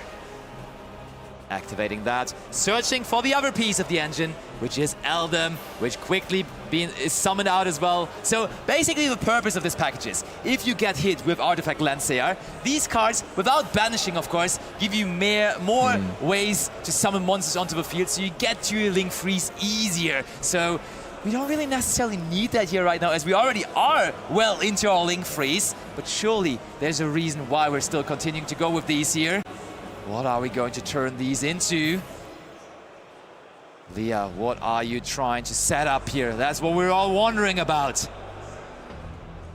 Taking another moment, going through that extra deck that was built so carefully over the last couple of weeks. But what is it going to help us with here right now? Are we maybe going... do we go to Cryptor? It feels like now that we have made the investment, Cryptor feels like something we should try to go into. Definitely. It's rough now. I mean, you have to go into Cryptor, you have to go into the full field, in my opinion, otherwise you're not going to be able to stop the opponent from playing. And Joshua, I mean, with already a lot of cards in his hand, it's going to be hard to stop. It is. That is a Link. SP Little Knight. So we are going to banish the binder, to be honest, here. Yep. And to be able to get another draw, try to get some more cards from the deck, because try to think about it. It's already a lot of draws on the side of Leah, and we are trying to see some cards to try to interrupt Joshua. It's all about this. This is what I love, is the look of no fear. No fear. You're in round number 7. Both of you are undefeated. You are not taking this last game lightly. You are not playing it conservatively. You are going all out, even under a Molchami full loss. You are staring Joshua directly in the face and saying, if you want this win, you're going to have to take it away from me. And this is exactly what I love seeing in duels. Pure determination here from Leah, not willing to stop, and continues to banish cards, and that white binder will not stay banished for very long as it wants to come back here. And yeah, that is going to be another draw with it. So Leah just keeps on pushing, comfortable enough with the deck, and look at that non-epic that card we just drew there. I'm sure Joshua saw that as well. Must have been a pretty good one. Absolutely, and now I think that we're just going to convert every single body into like a hard scripter would be great in my opinion. And remember, there is also another solution in the extra deck. We can still go into the Allied Code Talker at Ignister, which is a very, very good card, as it is an Omni-Negate, and maybe we are going to see it. And yeah, indeed, it is right there. We are going to be able to special summon back the 2 Malice monsters, which is of course very good. Now we have another layer of protection, and that is what Leah was looking for. Yeah, and don't think Leah is doing any of this lightly. This has been countless hours of playtesting, leading to the decision that against the Vanquish Soul K9 matchup, maybe it is the correct way to play this, to just commit as much as you can, because even though the Vanquish Soul deck has a lot of pushes, it's not like more than 4 really, and if you can... True. If you can get around the 4 pushes, and I think we are trying to set that up here. That might just be the way to success. Bringing back White Binder, bringing back Red Ransom, big field, sets another card, which could possibly be the Malice in the Mirror, and that is our turn end here. Anything from Josh? Oh, okay. End of main phase, Joshua. Saying that we still want to do that. But remember, there is still the SP on the field, so we are able to just get rid of the XYZ, because before it just hits the field, you are able to banish, for example, the SP and the Lupus. Oh, we're just negating it with the Allied Code Talker, though. Oh, that's interesting. I mean, we value the fact that we don't want the Izona to just get on the field, and we banish it, which is, of course, something good. Okay, Joshua still not ready to go into his turn, but now we're hitting turn number 2, and that of course also means that the Allied Code Talker resets its negation ability, so we can negate another card. So even though Joshua was able to draw so many cards, maybe we will be able to stop all of them eventually. And on top of that, by doing so and negating on your own turn, you are able to get the Lynx tree in the graveyard, which is what you want, because sometimes you are not able to get those Lynx tree in the graveyard unless you use your Allied Code Talker negate on something suboptimal. So here, I mean, we take the best, and we finally see the normal summon of No Worry, one of the best normal summons, going first, but going second, I mean, it is fine. But will it be enough? That is the question. We are going to consider activating the spell card. Is that Malice in the Mirror? It would make sense if that is. Yep, it is. We're just trying to negate the Noroi, and I love this. It's down to the wire here. Leah gave it her everything, and Joshua now has to invent a way to break this Malice field if he wants to stay undefeated in this tournament. Red Ransom ready to come back. Leah lowering, of course, her own life points, now almost at the halfway point there, lowering her own life points to 0. So Joshua, with of course having Heavy Borger in his deck, might also win a game like that with a surprise. So having low life points against that deck can be a bit tricky, but I think GWC is still set there, so that could still be a way to get our life points back up a little more healthy. Yeah, exactly that. I really do like the way that Leo approached this one, because when you do figure this, and this is something that you've mentioned previously, by researching the format, knowing the format, knowing the competition, you could actually take a very well-educated chance, and knowing that a Vanquish Soul strategy wants to play with more monsters, because exactly as you mentioned, they want those attributes. So the amount of space for the spell and trap field breakers that we like to consider, stuff like Raigekis, Lightning Storms, and everything else like that, are probably not going to be fitting into those side decks. So when you try to take that into account, when you're trying to settle these points, which is probably why Leah decided to push into the Molchami Full Loss, because the worst thing that Joshua could have possibly drawn in that one would have been a Holly Sue, or as we saw, the K9 Azuna, and by that point Leah already well and truly had the answer to those cards. Oh, he didn't draw the Stake Your Soul. Which is a pretty good draw. All, right? I was about to say there are not that many ways to just extend from that point. You still have the Jokul, of course, which is able to special summon itself and another level 5, or you have something like the Holy Sue, but a Stake Your Soul is also there, still at 1, but in Josh's hand. It is a high-stakes duel here with an undefeated record being on the line, and therefore only fitting that Josh is also now staking his soul for it. And it's going to be very hard for Josh, to be honest. I mean, that was probably the correct decision. It was the right decision from Leah to just play and go through the Molchami Frivolos. You gave a few draws, of course, but your field is so much stronger and very scary. And I think also what this is producing is that you're just creating a more complex game state. Because yes, your opponent has more cards to play, but that also gives them just more decisions to make. I'm not saying Joshua Schmidt is struggling with that, because if somebody can make good decisions in Yu-Gi-Oh! It's probably Joshua Schmidt, but I like the approach as well from Leah, just saying, hey, you have to really make this work, and you just because when you just don't commit into it, if they have the right cards and you're just on so little cards, it will be very tough for you, so you took the chances into your own hands, and I think we're letting this resolve. Yeah, it seems like it. And all of a sudden, you can see on the top right of the screen that there are only 14 minutes left, and yeah, it's been a lot of time on the game 3, because the game state is kind of complex, as you just said. So yeah, it's very interesting to see that both duelists are taking a lot of time to just think carefully about their action and how they want to perform against their opponent.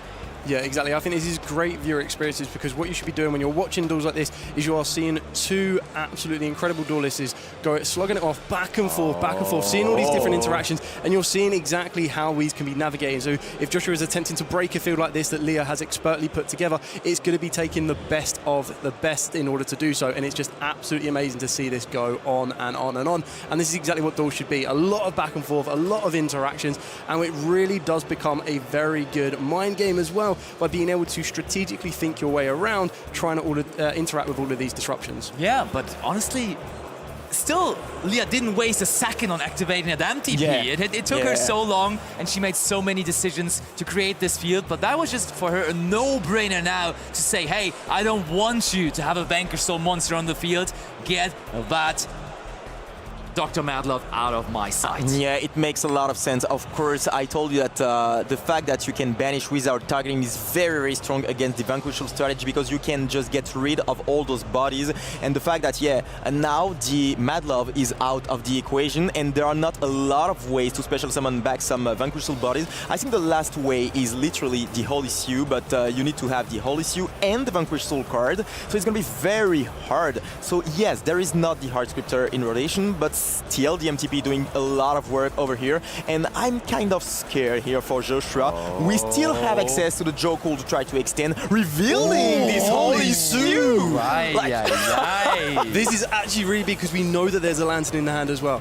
Jokul, Holy Sue, Lantern. Very, very interesting information that Leah now has.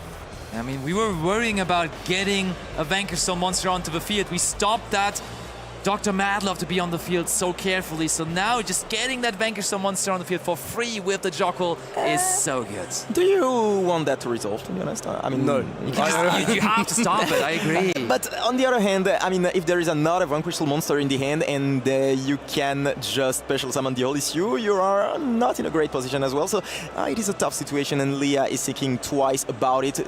Does she want to interact with this Jokul effect? Oh, Dominus Impulse would have been so nice here, right? Just Dominus Impulse to stop this would have been massive, but no, this game, there is no Dominus Impulse. So Joshua gets to resolve the Jokul and is accumulating level 5 monsters on the field here. But still, the Allied Code Talker can activate its effect, and I think that's huge. So holding onto this interruption is, of course, very, very clever on the side of Leah. I think so. Yeah, I think you do need to be very, very careful, though, because I feel with Jokul now in rotation and Holy Sue, all it takes is for one of those, or even K9 Noroi, to hit the graveyard, and then Lantern is now online. So you have to play these very, very cautiously. And we used SP Little Knight in response to the Jokul. making sure that the next Vanquish Soul monster is hitting the banishment. Joshua's Vanquish Soul deck is all of a sudden turning into a Malice deck as well, just banishing all of his Vanquish Soul monsters there.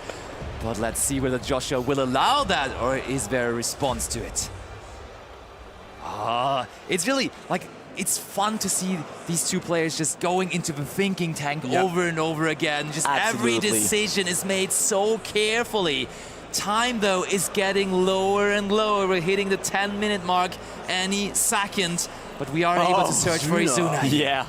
And that's great, but to be honest, I love those games. I really love those games. The fact that they're seeing so much about every single interaction. We can literally see the brain like burning, literally. And I mean, it's gonna revolve around some small decisions, small interactions. Can Josh just extend a little bit more? He is definitely trying, and I also love with this match taking so long, the message has gone through the venue, all the Joshua Schmidt fans gathering here, watching this match. Want to see, of course, what this prominent content creator of the Yu-Gi-Oh! Community is able to do here, and he is right now trying to make it happen here so badly, but Leah is doing her absolute everything to stop that. Yeah, exactly this, and I think that the next play we make, it could very well be negated by the Yellow Code Talker, but at the end of the day, what we're trying to achieve here is get that level 5 to the graveyard. Lantern then becomes back online. That can then start open up a little bit more doors for Joshua, and we know that allowing that Holisu to be banished, he may still have another trick up his sleeve as well. True. Yes. Oh, we are going to get access to the Jack, which is, of course, very interesting there. Getting access to, I mean, we are going to put another monster in the graveyard. K9, 66X, Jax. That one you don't see that often. That one was in the release wave of Noroi, of course. Noroi we see basically every game a K9 deck is playing. The Jax, though, not that much. Still very interesting in that position because we forced the Allied Code Talker negate and now we are free of it. That's what Josh wanted during the whole turn. But there's Bestial Druid's Worm once more for Leah, making sure to banish that White Binder from the graveyard. This could be massive because the White Binder effect to banish those level 5s from Joshua's graveyard will completely shut off Lantern. Very, very well played here. Leah was just waiting for those level 5 monsters to hit the graveyard, knowing completely what she wanted to answer it with. White Binder ready once more to just negate, but maybe there's an Ash Blossom on the side of Joshua. Remember that White Binder can be Ash, as it is also able to draw cards. Absolutely. Will there be an Ash Blossom? Not a quick effect. Well, there's there's no monsters. You're right. You're right. Yeah. Absolutely. We got carried away here. But there's the March Hare. It has March Hare anyhow. But that Druid's Worm, that's what. Like when you see it, you're like, oh, that Druid's Worm is nice. But Druid's Worm only is a quick effect, of course, when there is monsters on the opponent's side of the field. True that. Joshua was also not even questioning, right? When you're in the zone, when you're in the moment, sometimes you're not even, because they're both very high-level players. So you're like, yeah, sure. We see the bigger picture, basically. Yeah. But like you said already, March Hare is going to do the exact same job that we're trying to achieve anyway. We now know that there is a Bestial Druid's to be a little bit aware of on this one. But we are still going to be, I assume, targeting those level 5s in the graveyard and getting them out of the graveyard. And also there was no Ash Blossom on the White Binder banishment effect, so it will be able to do that just now. Yeah, and that's absolutely huge. I guess that we are going to banish of course, another Malice monster, so that we get a little bit more follow-up. And that's what's very strong about the Malice strategy. Of course, you have a strong field, but on top of that, you have a lot of free spots and also a lot of ways to just start again during the turn 3. And that's what it is all about during this turn. Oh man, carefully playing is all good and fun. It's usually the way to go. It can be a little dangerous though when you're at 6.5 minutes left on the clock. I think we have to get this a little quicker here if we're trying to avoid a double loss. Leah is resolving the White Binder. All of the Vanquish Soul cards have left the graveyard, or also the K9 cards. Okay, Izuna was searched, now gets us a K9 to the graveyard again, of course. I mean, this is a way to get into the XYZ 5 because we are going to get the Lupis on the field, which is of course very, very good. But the question is which X's you just make there, and is it enough because we see that Leah, look at all those cards in hand. Like, It's a look whole at the pile. follow-up. This deck draws so many cards, and on top of that, you are able to just get back during the turn 3 on all your engine. Oh, we have to send the case for K9. What's going on here? Where is Volupus? It must be in the hand. Surely all of those draws have actually turned into a bit more of a detriment. Being able to draw into the K9 Lupus means you don't get as much advantage. But I have absolutely loved how Josh has completely navigated this, because every step he's taken has been to draw out a hand interaction to get the Azuna into the play. We still have Lantern. Is there going to be any more interactions from Leah to stop Lantern giving any more field presence? As you've already mentioned, 2,900 life points left as well. Baldrick there again. That's huge, because with the Druid's Woman hand, this could create multiple interruptions. Yeah, this is, as you've already mentioned, absolutely huge, because what it does, it will shut off access to any XZ's monster trying to come up from Joshua's extra deck. Then, even if you do want to try and go into Lantern, you still have Druid Swarm that could then come down into the field of play. It is looking very, very good for Leah right now. I mean, yeah, I think that one way out was probably the access to Zeus. It would have been great, but the fact that the Baldrake hit the field, it's going to be very hard to get access to the Zeus, and I don't see Josh getting the victory there. I mean, it's going to be so hard. Like, look at the field. 5 monsters on the field, still a lot of follow-up, and not many cards that you can still activate on the side of Josh. And indeed, I think that the decision to play during the last turn was the right decision.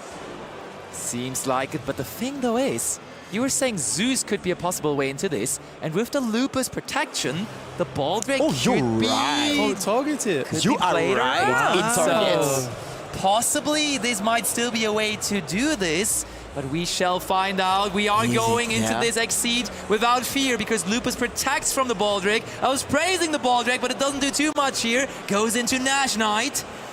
Oh, and it's great actually, because you can just get rid of something, and yeah, it is going to be the case here. We are going to take... We have to take... We've got the target protections now gone. Yeah. It is. But we are resolving, because it would have been on the summons of the Baldrake is gone. Yeah, we get rid of it, and now we are probably entering battle phase, I guess. Or we go one step further. Hold on! How much damage can we create here? With the CXYZ Nash Knight, it's only 2,600 for Leah. Is Joshua pulling this out of the hat here all of a sudden, using the effect also of the CXYZ Nash Knight? How much damage can this be? Is this really where Joshua is surprising us all once more? With only 3 minutes remaining on the clock, can Josh win the game right there? It would be absolutely amazing. We are going to force the WCO6, but we have the Ghost Bell in reaction, and that is a great one here. Josh, can you do it? Can you get the victory after an almost full field of Malice? We have the Lantern, and the Lantern will be able to get back access to the Lupus. So now we can get to the XRZ plays, and we still have the protection of the Lupus on the monster that we are going to get on the field. That's great. It What felt a game. hopeless for a moment, but Joshua now, with also the speed that he needs to possibly still make it happen, looks like he could actually turn it around here, even going second. Oh my, 2 minutes and a bit. We need to make this happen, but it needs to be fast. So, what is another rank 5 that we even have? Oh, we're in the battle phase. We are in the battle phase, clearing all of those monsters, getting some damage in, but that ain't enough damage to win the match here on the spot. What's going to be the following step? Yeah, of course, we are going... I think so, something like that, yeah. Maybe Would Ripper. be a great step, yeah. Raise the K9 Ripper. Is there any possible way to get to a heavy Borger here and then use it on our turn and on the opponent's turn? There is the Zeus. There is the Zeus, of course, yeah. And now we are going to get back the Holy Issue, and that might be It's the end phase. It's the end phase here. Yeah. But that means we can only, at best, use the Heavy Borger once on Leah's turn, so that would not be enough to win the game there. Remember, we have access to this Xyz on the field. The number C104 would be absolutely amazing, because we are able to just halve the life points of the opponents. You're right. It needs to be quick, though. Access code Talker. Super quick from Leah now. 1 minute left on the clock. Who will win this game? Did Jerusalem just target Zeus? I think there's a Lupus underneath, right? Yeah, there is, correct. So that won't work.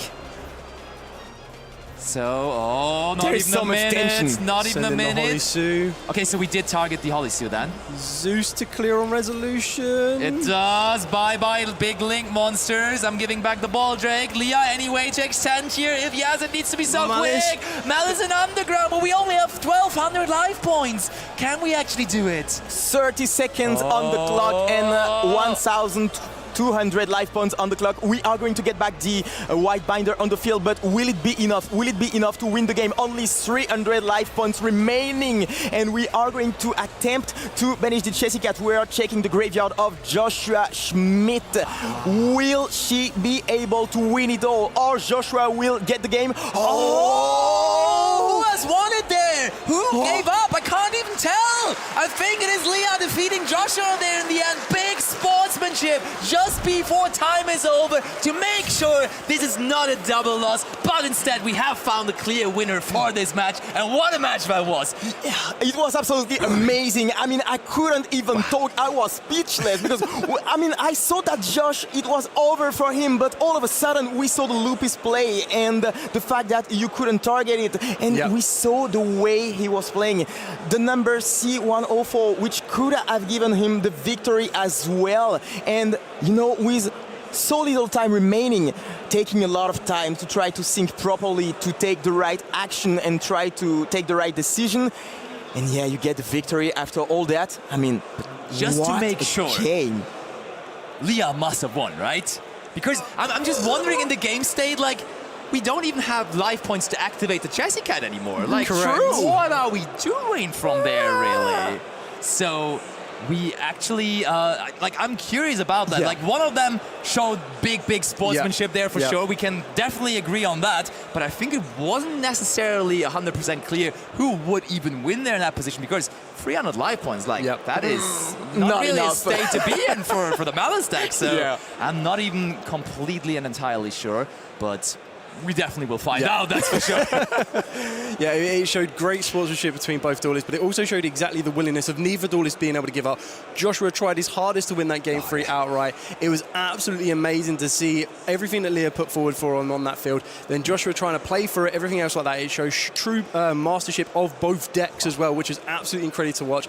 I feel that if you're a duelist at home, a young duelist at home, or anything like that, you should be watching duels like this. You will be able to learn just general interactions, being able to know when to hold stuff back, and one prime example, when to play through a Molchomi Foolos, when to kind of decide that you have enough cards in your hand to pull a field apart that may not look as easily breakable as you might think, but you do not give up. You keep going and going and going and going, and eventually you will be able to get there. It's been absolutely amazing watching this round conclude. And I mean, one sure thing as per usual, when you bring Joshua Schmidt onto the game stage, you already know that you're going to be in for a treat. And once again, he has delivered with a very cool match. But of course, we also have to give it to Leah, because Leah really made some very good decisions in that match. Really, you could tell how experienced she is with Malice, has been working on this deck for so long together with Yuna, and now maybe for this tournament, it is Leah's turn finally instead of Yuna, because Yuna has been at the World Championship, first after Swiss at the World Championship, so this tournament may be the one for Leah instead. Will be interesting to see,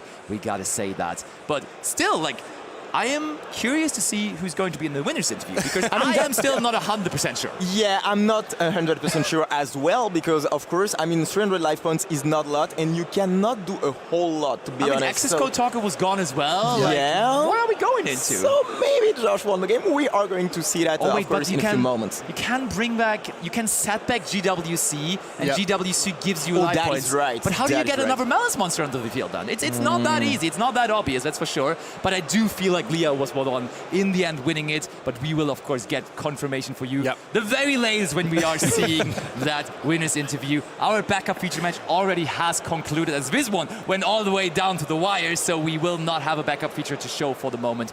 But of course, we do have a winner's interview with Leah. I now can confirm it was Leah, and Joshua showed great sportsmanship. Not only a great player, but also great sportsman, and therefore it is Leah with Malice still being undefeated. undefeated here at YCS Bologna. 7-0. That's the score you want to have at the moment. That's the score of champions. That's the score that definitely brings you in a good position to possibly make it to top 8. Topping that kind of a tournament nowadays is even harder than it has ever been, with only those 8 people making it to the knockout stages. So you cannot afford to lose a whole lot of matches over 15 rounds of Swiss. So now almost at the halfway point with having 7 out of 15 and not losing a single one.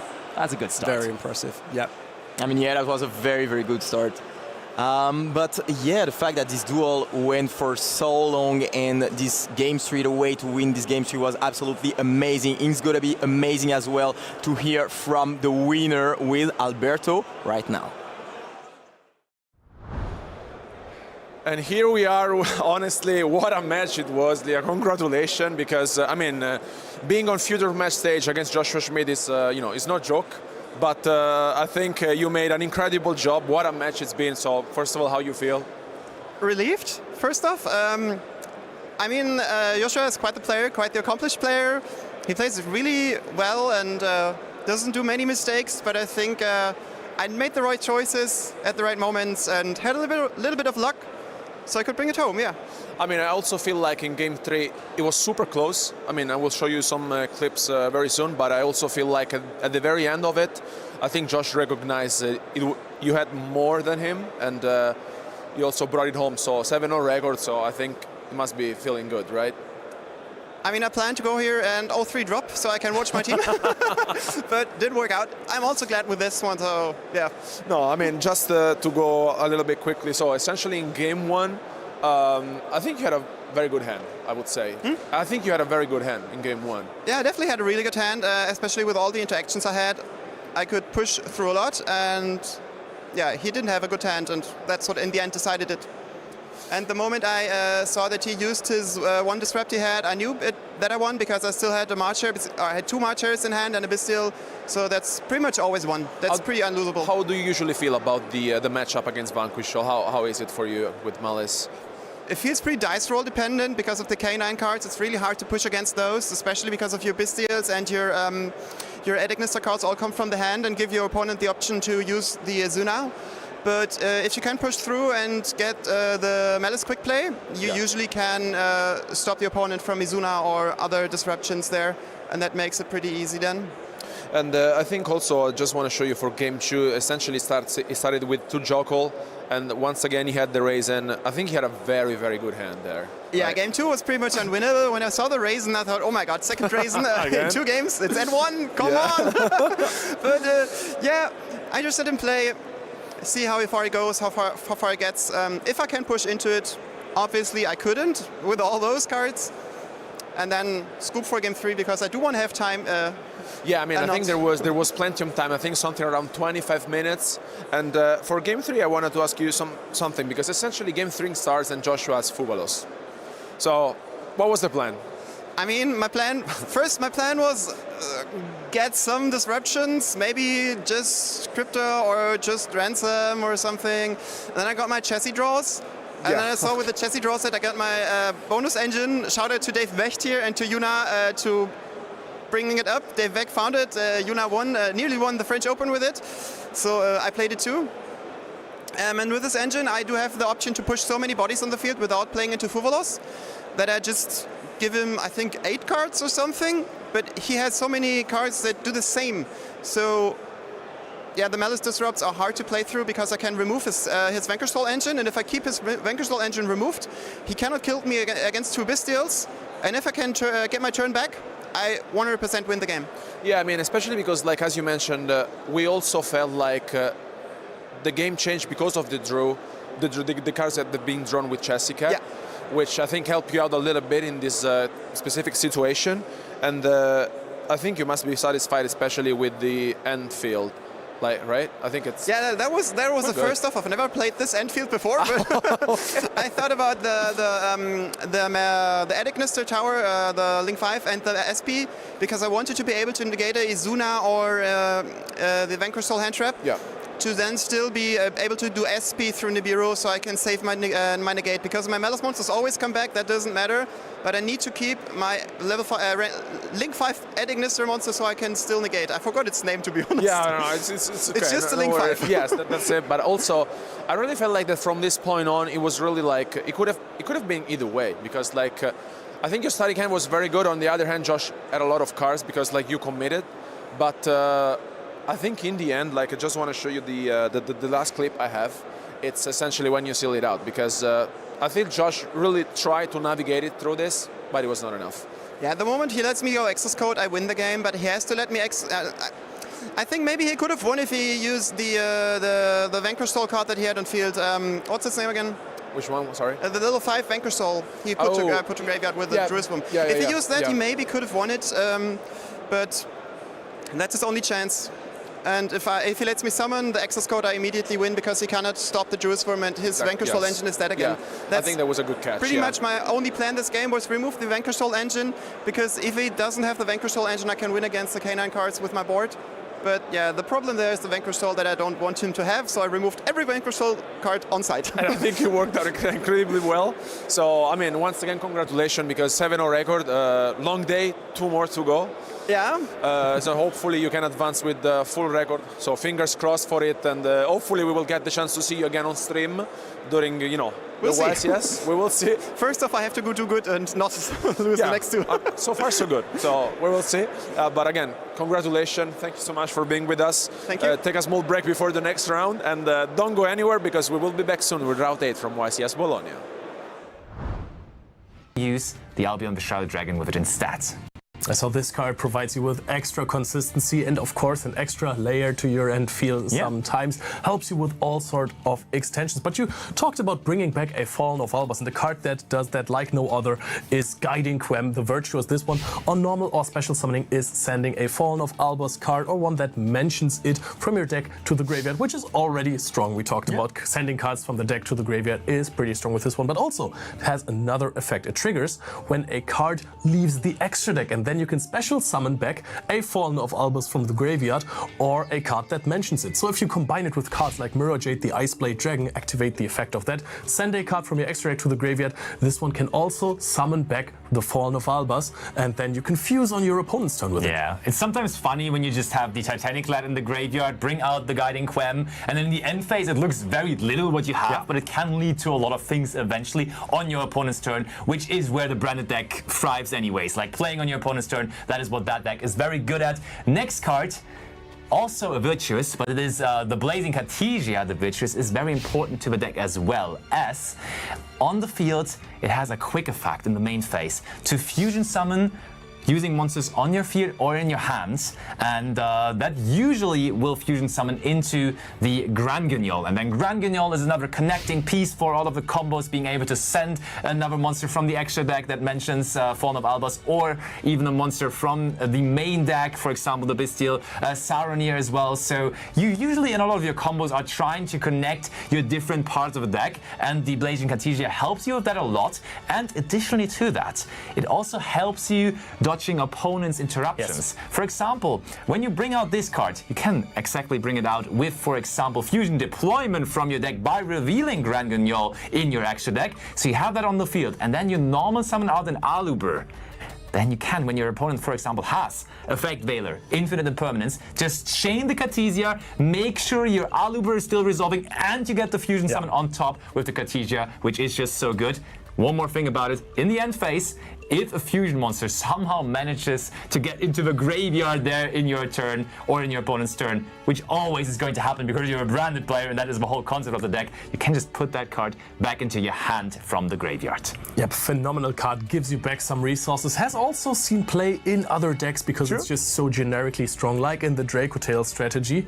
But we have talked a lot about sending cards to the graveyard, and there are also some other engines that do that. For example, Bestial Saronir. Not only a strong interruptions versus some decks, because this card, if your opponent has a monster on the field, it is a quick effect. You can target one light or dark monster in either player's graveyard, banish that, and then special summon the Bestial Siren. So this one works a little bit like DD Crow versus some decks. Really, really strong. Huge attack stat as well. 2,500 attack points is absolutely massive. But also, if this card is sent to the graveyard, you get to send either a Bestial card or a branded card from your deck to the graveyard, and then you can send something like Branded Fusion or maybe other cards, Basti? For example, another card which turns out to be Branded Retribution. And you may be thinking, why do I want to send a counter trap to my graveyard? What am I going to do with a counter trap in the graveyard?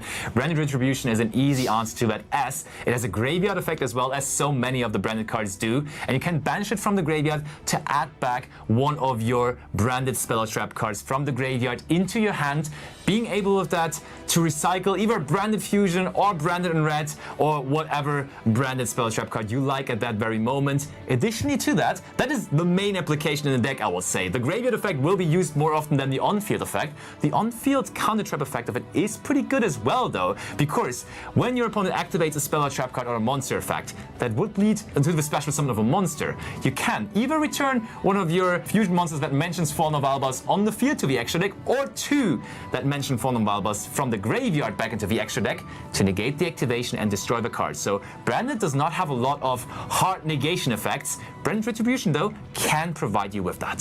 Very powerful extra ceiling for your end field. Another card that is very much almost in your standard combo, maybe Branded in Red. You mentioned it earlier. This card is a quick play spell, and this card lets you add back either Fallen of Albas or a Despia monster from your graveyard. Still want to have your Branded Fusion on your own turn. You have Aluba, the Jester of Despia, in your graveyard. You can just activate Branded in Red, you add back the Aluba, and then you normal summon it. But of course, also on your opposing turn, you can fusion summon something like a Guardian Chimera, or you can go into your extra copy of Mirror Jade, the Ice Blade Dragon. There are plenty of ways to utilize this card to finalize your end field or to just push through a field. Yeah, honestly, there is so many different cards in the Branded universe, so let us know what your favorite card out of all of those Branded support cards is in the comments, and then maybe we will play against you next as the next Branded enjoyer.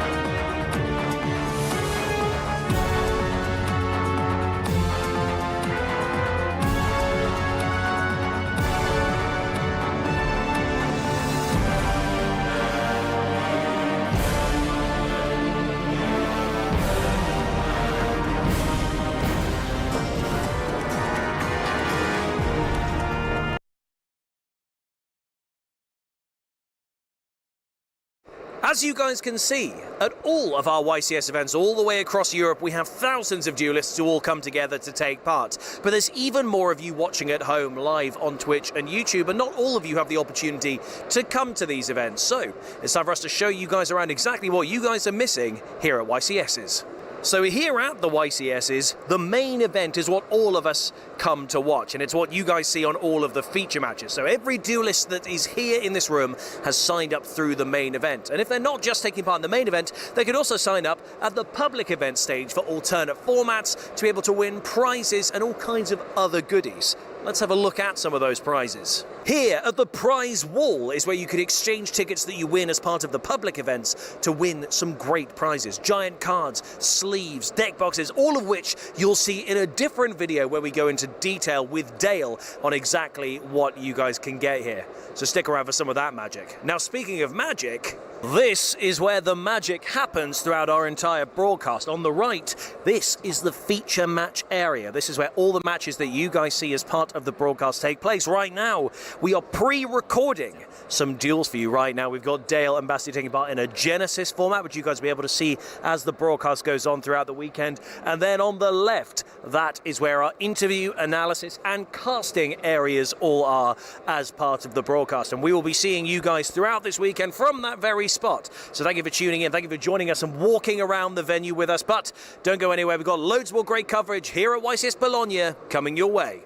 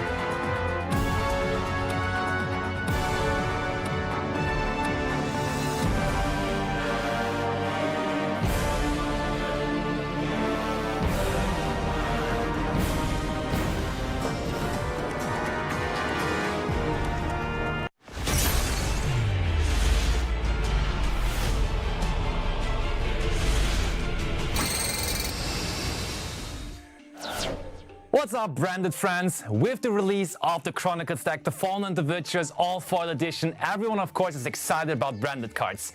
But how to use them is the question. Today I am going to show you a combo with those branded cards, and it's not only going to be Activate Branded Fusion, but we're trying to be a little bit more complicated. So stay tuned to see what I can do with the new cards.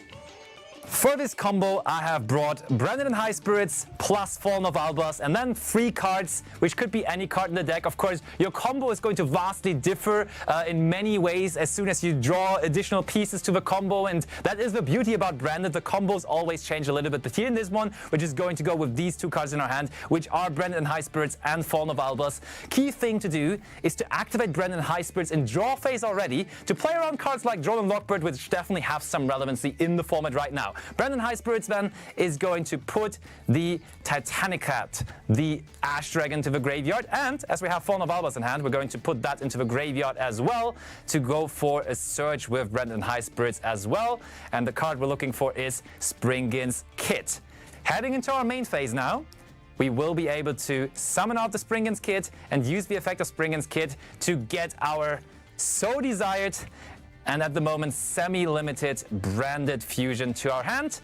And as we're searching it with Springin's Kit, we also have to put back 1 card from our hand back into the deck. And now we will activate Branded Fusion, sending, as we all know, the fusion materials from the deck to the graveyard. We are going to send, of course, Fallen of Albas, and then next to it we're going to send one of the most powerful Bestial cards, the Bestial Bellion, and as that is a light monster, that leads to us summoning Albion, the Branded Dragon. And now we can use Albion, the Branded Dragon effect, not going into our deck of course, but into our graveyard, banishing 1 copy of Fallen of Albas, and then also, as we do not necessarily need it anymore, the Springin's Kit from the field to bring out our next Dragon, Lubellion, the Shining Dragon. This one immediately is going to activate its effect as well. We're going to discard Triple Tactics Thrust, just another generic card that we can discard to put the Fallen of Albas into the deck again and put the Lubalion into the extra deck as well to bring out Mirror Jade, the Ice Blade Dragon, into the extra monster zone. Now, as we have sent the Bestial Lubalion to the graveyard through Branded Fusion, we can summon that out by sending Albion, the Branded Dragon, to the graveyard, can activate the effect of the Bestial Lubalion on the field to activate from our deck. Where is it? There we have it. Branded Lost.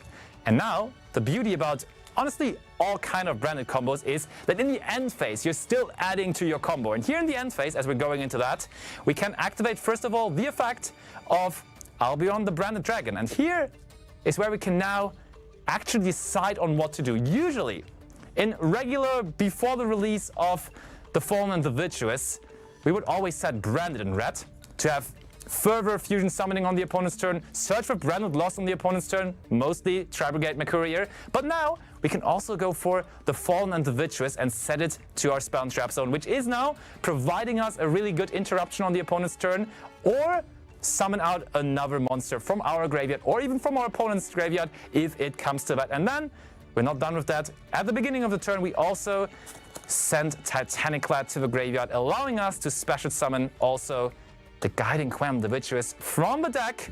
And with the Guiding Quem, we can, on its special summon, also then send the, where is it? There it is, the Blazing Cartesia, the Virtuous, to the graveyard as well. And now, that is our turn, but the beauty comes from the interaction on the opponent's turn as well, because now, on the opponent's turn, as soon as they summon a monster, we can use the effect of Mirror Jade to put the Rindbram into the graveyard. Let me get that Rindbram, there it is, to just banish one monster from their side.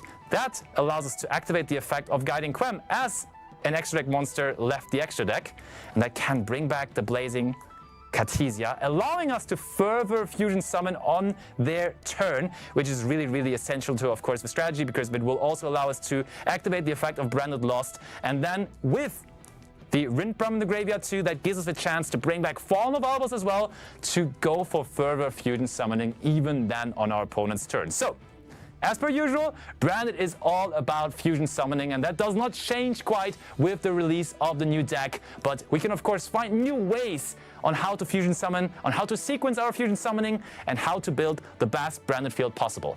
Let me know what your favorite combo for the Branded deck is down in the comments, and then we can all become Branded masters together.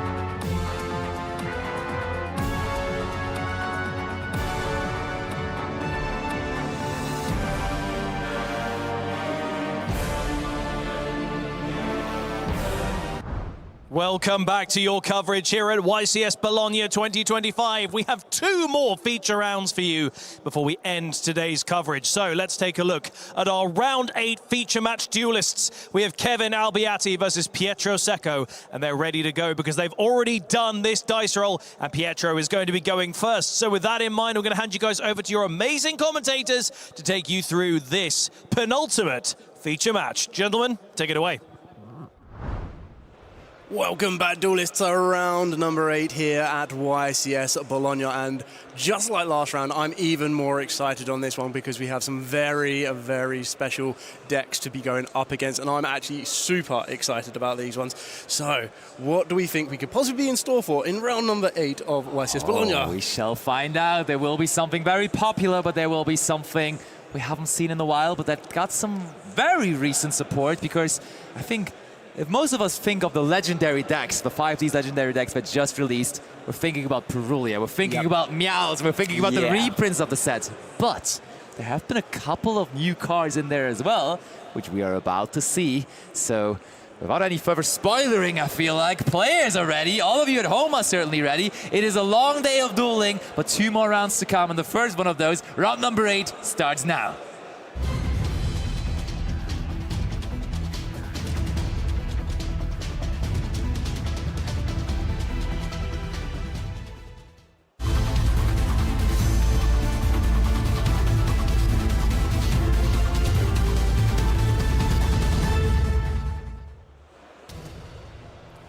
Two more rounds till the end of the day, and there is one of them, and those 2 players, they have to win to stay in the long run. Yeah, because of course, if you want to be in the top 8, you have to stay at an X2 record. So that's what they are going to aim there. And we see Pietro starting with a very, very good card here, the 7th Tachyon. We've seen this card a lot during the past formats. And also, especially if you have been playing Genesis format recently, that card an absolute staple in so many decks there as well. And we are grabbing that X Ryzen, and there's nothing on resolution. So big sigh of relief there from Pietro, as Drone and Lockbird apparently is not going to be a factor here in this game just yet. Sending the aggregator here. Any response to that? Neither. Okay, so we are free to do whatever we like here, but please note that with starting with the Raizia cards here, there is no longer a bridge between the Raizias and the Mitsurugi cards, at least not from the direction that we're going in right now, so we can't go into King of the Pharaoh Limbs accessing those Mitsurugi cards, which are not only in our own deck, but also, now speaking about Kevin's deck, there is Mitsurugi cards in a Synchron deck. And of course, that was the deck I was talking about when I was talking about the legendary decks that just recently released. And there is an Ash Blossom and Story Spring on dual drive.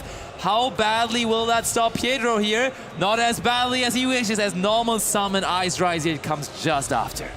Yeah, there must be something in the Italian air right now, because we have seen an absolute host of creative deck building this weekend already, and it's only around at number 8. So being able to see another hybrid for the Mitsurugi strategies, both of these you probably wouldn't instantly go for. We know that Raizia have already been quite a predecessor of one of these ones, but also seeing Synchron as well, it's going to be very, very amazing to see the different strategies of how accessing Synchros is going to be in comparison to accessing XZs alongside the Mitsurugis. Well, detonate. Oh, activates the Habaki! For a moment there was hope that the turn could be over with just that detonator, but Pietro reveals that there also is that crazy good card, that Habakiri. Summoning Saji, tributing Saji, searching for prayers. This is what this deck wants to do. Mitsurugi Raizia, for a reason, was one of the most popular decks at the European Championship and overall for a while, and it's still a pretty big contender. Yeah, absolutely. And who needs Feral Imp when you can just get a Bakuri in your starting hand? Yes. I mean, yeah, of course, this Mitsurugi Raizia deck, one of the best decks of the previous format, and still very good indeed. And the fact that Mitsurugi is able to get into so many decks, we know that we've talked about the main deck, which is the Yomi Mitsurugi, but still, Mitsurugi Raizia is very strong going first. We are going to see that in a second, because of course there is this detonator, which is of course a very, very good card, being able to destroy multiple cards on the opponent's field. And yeah, it was such a threat during the last tournament, and still is there. But I'm very, very curious to see what are the combos of the Mitsurugi Synchron deck. Oh yeah.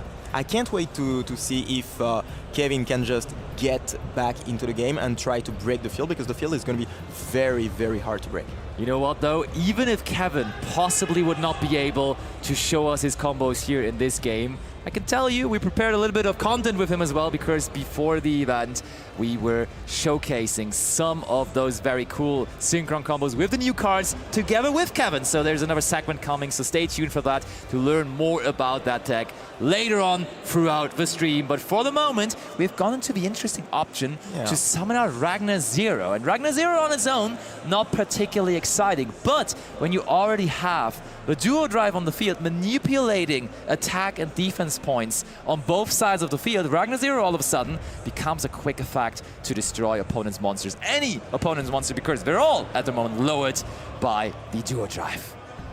And we finally see the Futsu on the field. Futsu, such an incredible card, to be honest. I mean, when it's on the field, you kind of have to take care of it. But if you don't, I mean, you just keep getting some bodies on the field, some monsters on the field, and it starts becoming very, very hard to just get back in the game. For now, we see Pietro just keep doing his combos. Oh man, he is going in, summons back the Habakiri.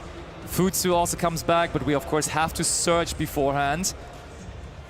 What are we going to get? Is that going to be another Prayers? Sure enough it is. I don't think we're playing the trap card in the main deck, so that would be the only card really we can grab there. But it is a good one to grab too, in combination of course with the Murakumo already on the field.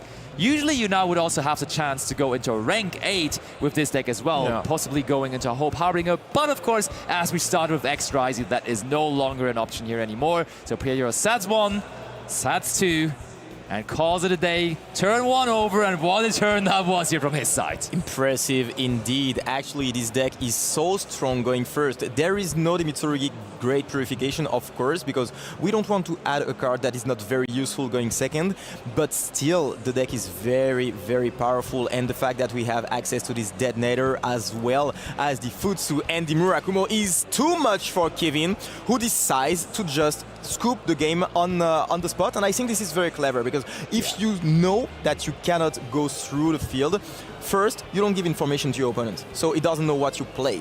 And second, you don't waste time, so that you don't reach the time limit. And we know that can, get onto your nerves when you are getting closer and closer to the time limit. I mean, you start making some mistakes, and it can be very difficult. And specifically here in this situation, when you're playing that kind of a deck, when you're playing Synchrons, which are not on everyone's radar, of course, then having the chance to have your opponent not read your cards in game 1 already, they get massive information just by reading your cards. Sounds crazy, but actually is true, and therefore just delaying that into the second game where they already have to deal with your cards, I think is just smart here in that case. Yeah, completely agree. So being able to get the full knowledge of exactly what Pietro is trying to do, so you know what the strategy is, you know the standard line of play that they attempt to go down, you know that even just stopping a duo drive might not be enough to get there. So there's loads of different things you can start to consider, and not only are you gathering information about the deck being played, because sometimes you might already know that, but you also get to start to learn that the plays and traits and everything else of the duelist themselves. That is the one thing that it will be always unique to a duel in general, will be the duelists themselves, the way that they interact themselves, the way that they interact with their deck, the way that they decide to go down certain plays. So you're always gathering information. So as you've quite rightly said, time to take as much information that you can keep to yourself as possible will give you a bit of a hand up in the next round. And I mean, we all learned a little bit there about the Mitsurugi Rise combo. We have all been quite familiar with that already, though, as that deck has been played plenty and plenty over time. But on the other hand, we may learn a whole lot more now in this upcoming duel, because, of course, Kevin, with his Mitsurugi Synchron deck, is here to surprise us all, as we weren't even aware of the combination of those two things. So I hope that we will be able to see him combo off here and show us what this deck has to offer. And as both players have shuffled up, it is ready to get the action back and going. Game number 2 starts now.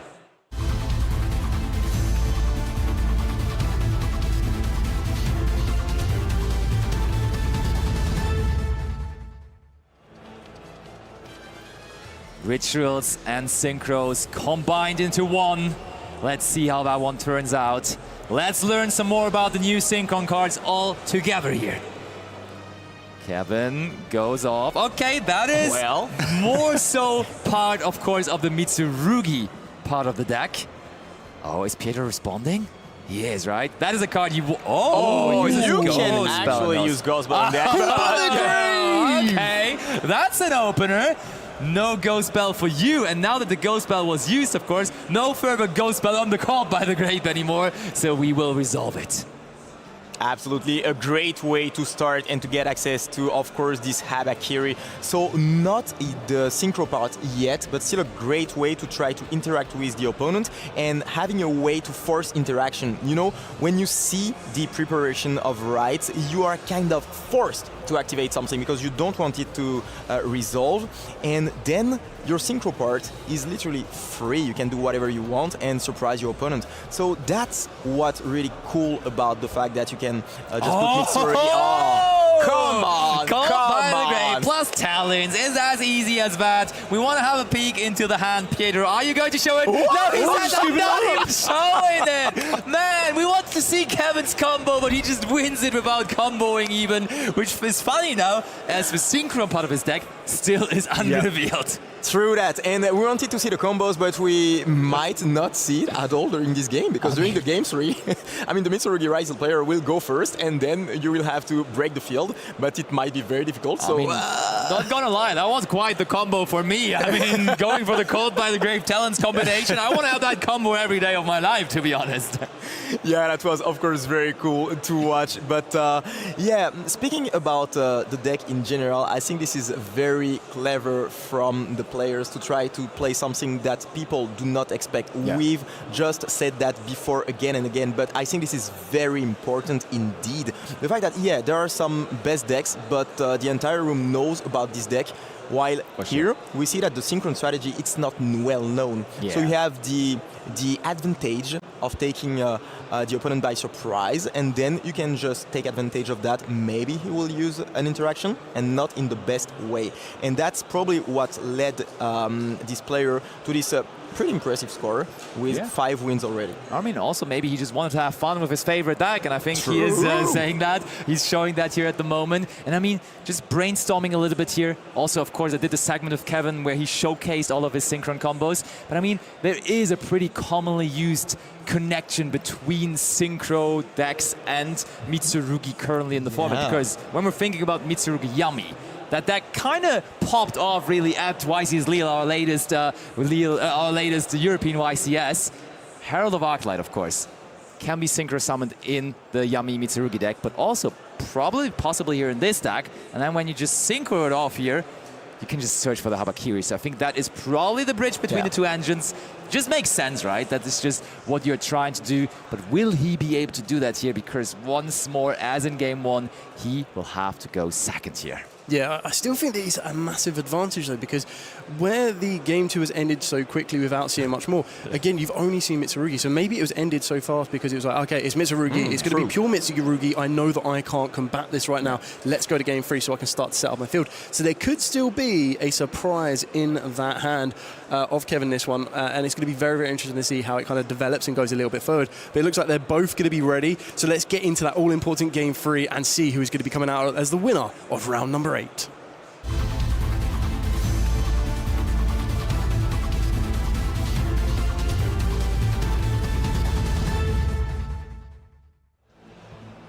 Exceeds or synchros. It will be rituals for sure, as both of them have them in their deck. But which summoning mechanic besides that will be the more successful one here in that particular duel? Pietro, did we again draw the combination of both these engines, or will we have to rely on only one of them? First card is Sword Rising, which is a dangerous normal summon to conduct, because usually you want to special summon that one out. But when it goes uninterrupted, it still gives you a pretty formidable Ryziel combo. Yeah, absolutely, and we see that Kevin didn't have anything to say on this normal summon, and it still leads you to full combos. So if there is nothing on the side of Kevin, I mean, Pietro will be very happy with that. But for now, we are going to special summon the very powerful X on the field and send the Aggregator. So we've seen that already. We've seen this combo already, and we know that it can lead to a very powerful field if we get access to the Mitsurugi part, because I think this deck, its power revolves around the ability to get access to both engines, and if you are not able to do so, I mean, we might see Synchro win over here. Yeah, I think definitely the deck is at its peak when it gets both engines into the gameplay, and sometimes it's just a little lackluster when it only has access to one of them. Here comes the Duo Drive. Do we have an answer to it again? Does not seem like it. Not even an Ash Blossom on this. So how big is our Ryziel package here really? Do we maybe even play cards like Ryziel Cross in this? Is there possibly also the Star Ryziel? We shall find out. Pietro.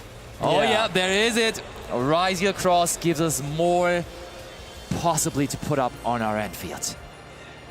And this is, of course, a very good interaction. Being able to negate something on resolution was always very strong. But I mean, that Ice Ryziel, crazily good normal summon. We had to normal summon the Sword Ryziel at the beginning of the turn, though, so it could only be special summons here, which is not as good because you have to, of course, send another card from hand for that. But for now, we are going to special summon back the Sword Ryziel on the field, and now we are going to get access probably to the famous detonator and attach this aggregator from the graveyard. I mean, it would probably be the case normally.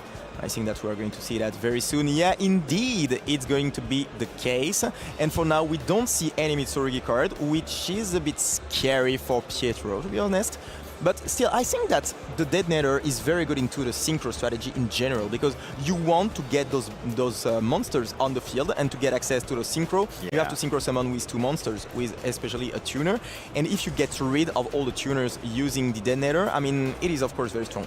On the other hand, you have some other ways to synchro summon from the hand, for example. That's true. So we might see that. One thing though, the Ryziel Cross, if we do not have a Mitsurugi card in our hand just yet, this could be our draw into it. Is that the Habakiri off the top?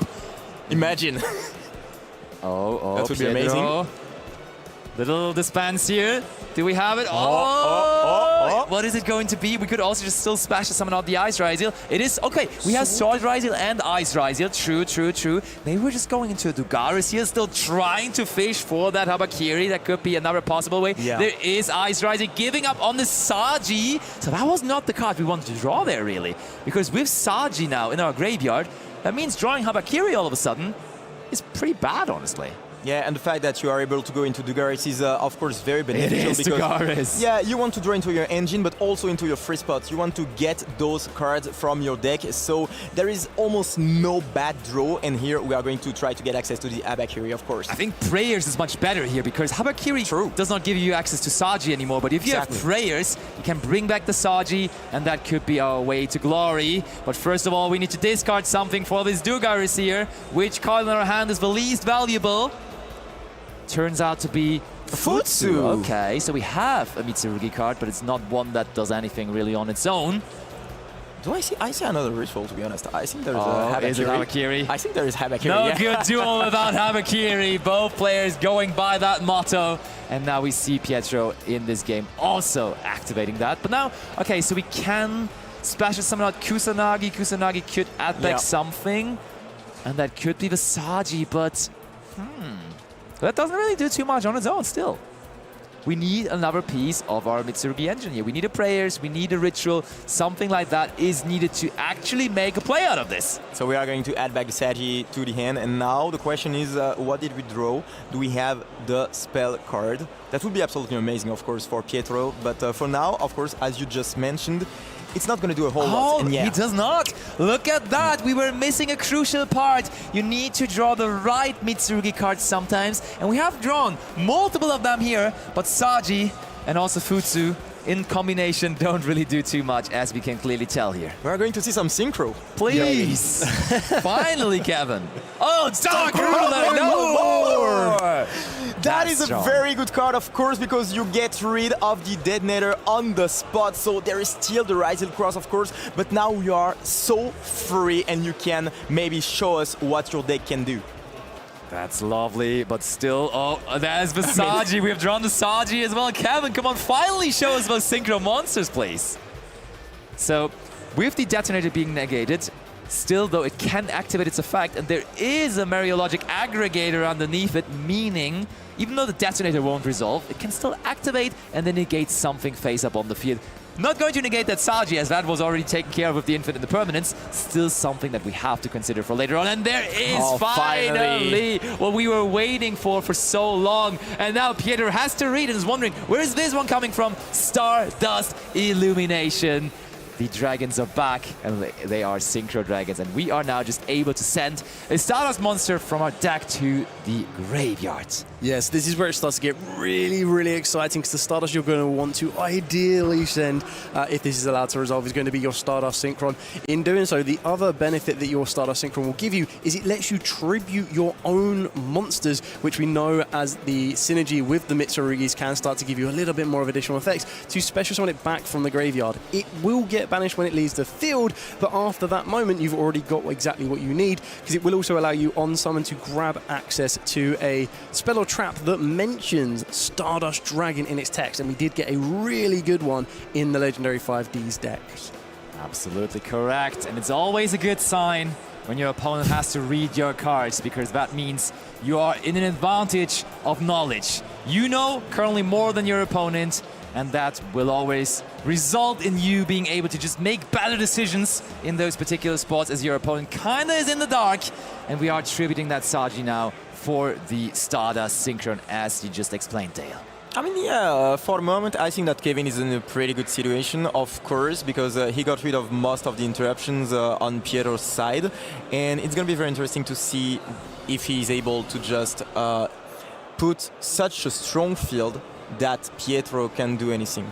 So, of course, the Dark World no more is there. But so this is clever. End the game. Oh, no, wait. Oh. Pietro is going to negate that on resolution, cross. and there's nothing else that Kevin can do. Wow. Showing his hand, no way into this. Pietro takes it eventually. Let's talk about the situation a little bit there, because I thought, for me personally, it was a no-brainer to chain Rise Your Detonator, detaching the aggregator, because when they then summon back their Stardust Synchron, you can just go Chainlink 1 Stardust, Chainlink 2 Aggregator to negate it, and you would have saved the effect of your Rise Across, which is so important. But the Rise Across negation still did it, so who am I to judge you? I'm sorry. That's exciting. Got too excited there for the Synchron. I get it. But yeah, that was a very interesting moment. Unfortunately for the Synchron player, couldn't do anything. We saw the cross out in the hand, by the way. Very interesting choice to have the cross out still in going second position. Maybe trying to negate something like a Drawn Log Bird, which could be impactful. Or Mitsurugi cards as well, as you're both playing Mitsurugi cards, that could be something. Absolutely. But with that game match being pretty quick, how about some more Yu-Gi-Oh! Here from round 8? Our backup feature match is still on the way. They're currently in game 3, so now why don't we check it out and go over? Please bring it on. And we have Mattia versus Cadiz. Ryziel, more Ryziels here. Ryziel Onomart versus Pure Yummy. And look at what I see in the graveyard right now. We see the Harpy's Featherstorm. Such a powerful card, a trap card that prevents your opponent from activating any monster effect. And that looks very promising from Mattia right now, because usually when you activate this card, you're in a very good position, let's be honest. That's true, and we on the other hand have Cadiz on the Pure Yummy deck, a deck that has fallen a little bit out of favor with the Mitsurugi variant of the deck completely taking over and getting more attention. But for this particular tournament, I've spoken to a couple of people that said, hey, maybe going back to Pure Yummy actually is the way to go. And now resolving Pot of Prosperity, we will have the chance to look at the top 6 cards of our deck, which never is a bad thing. Let's see what we can find. There's an Obedience School! Of course, a Pure Yummy can still play that. And that seems like a no-brainer with no monsters on the field. Will you still pick that? Because if we are under the effect of Harpy's Featherstorm, you want to have some interaction. You want to prevent your opponent from getting the victory on his turn. So I don't know if you pick that, to be honest. Would you not pick something like Gospel or Impermanence or something like that? It's a weird game. I mean, it depends on whether the Featherstorm resolves this turn, but like there is a Nibiru token or some kind of token on the field of Mattia. I think that if you think so much about it, it means that you are under the effect of Harpy's Featherstorm. Yeah.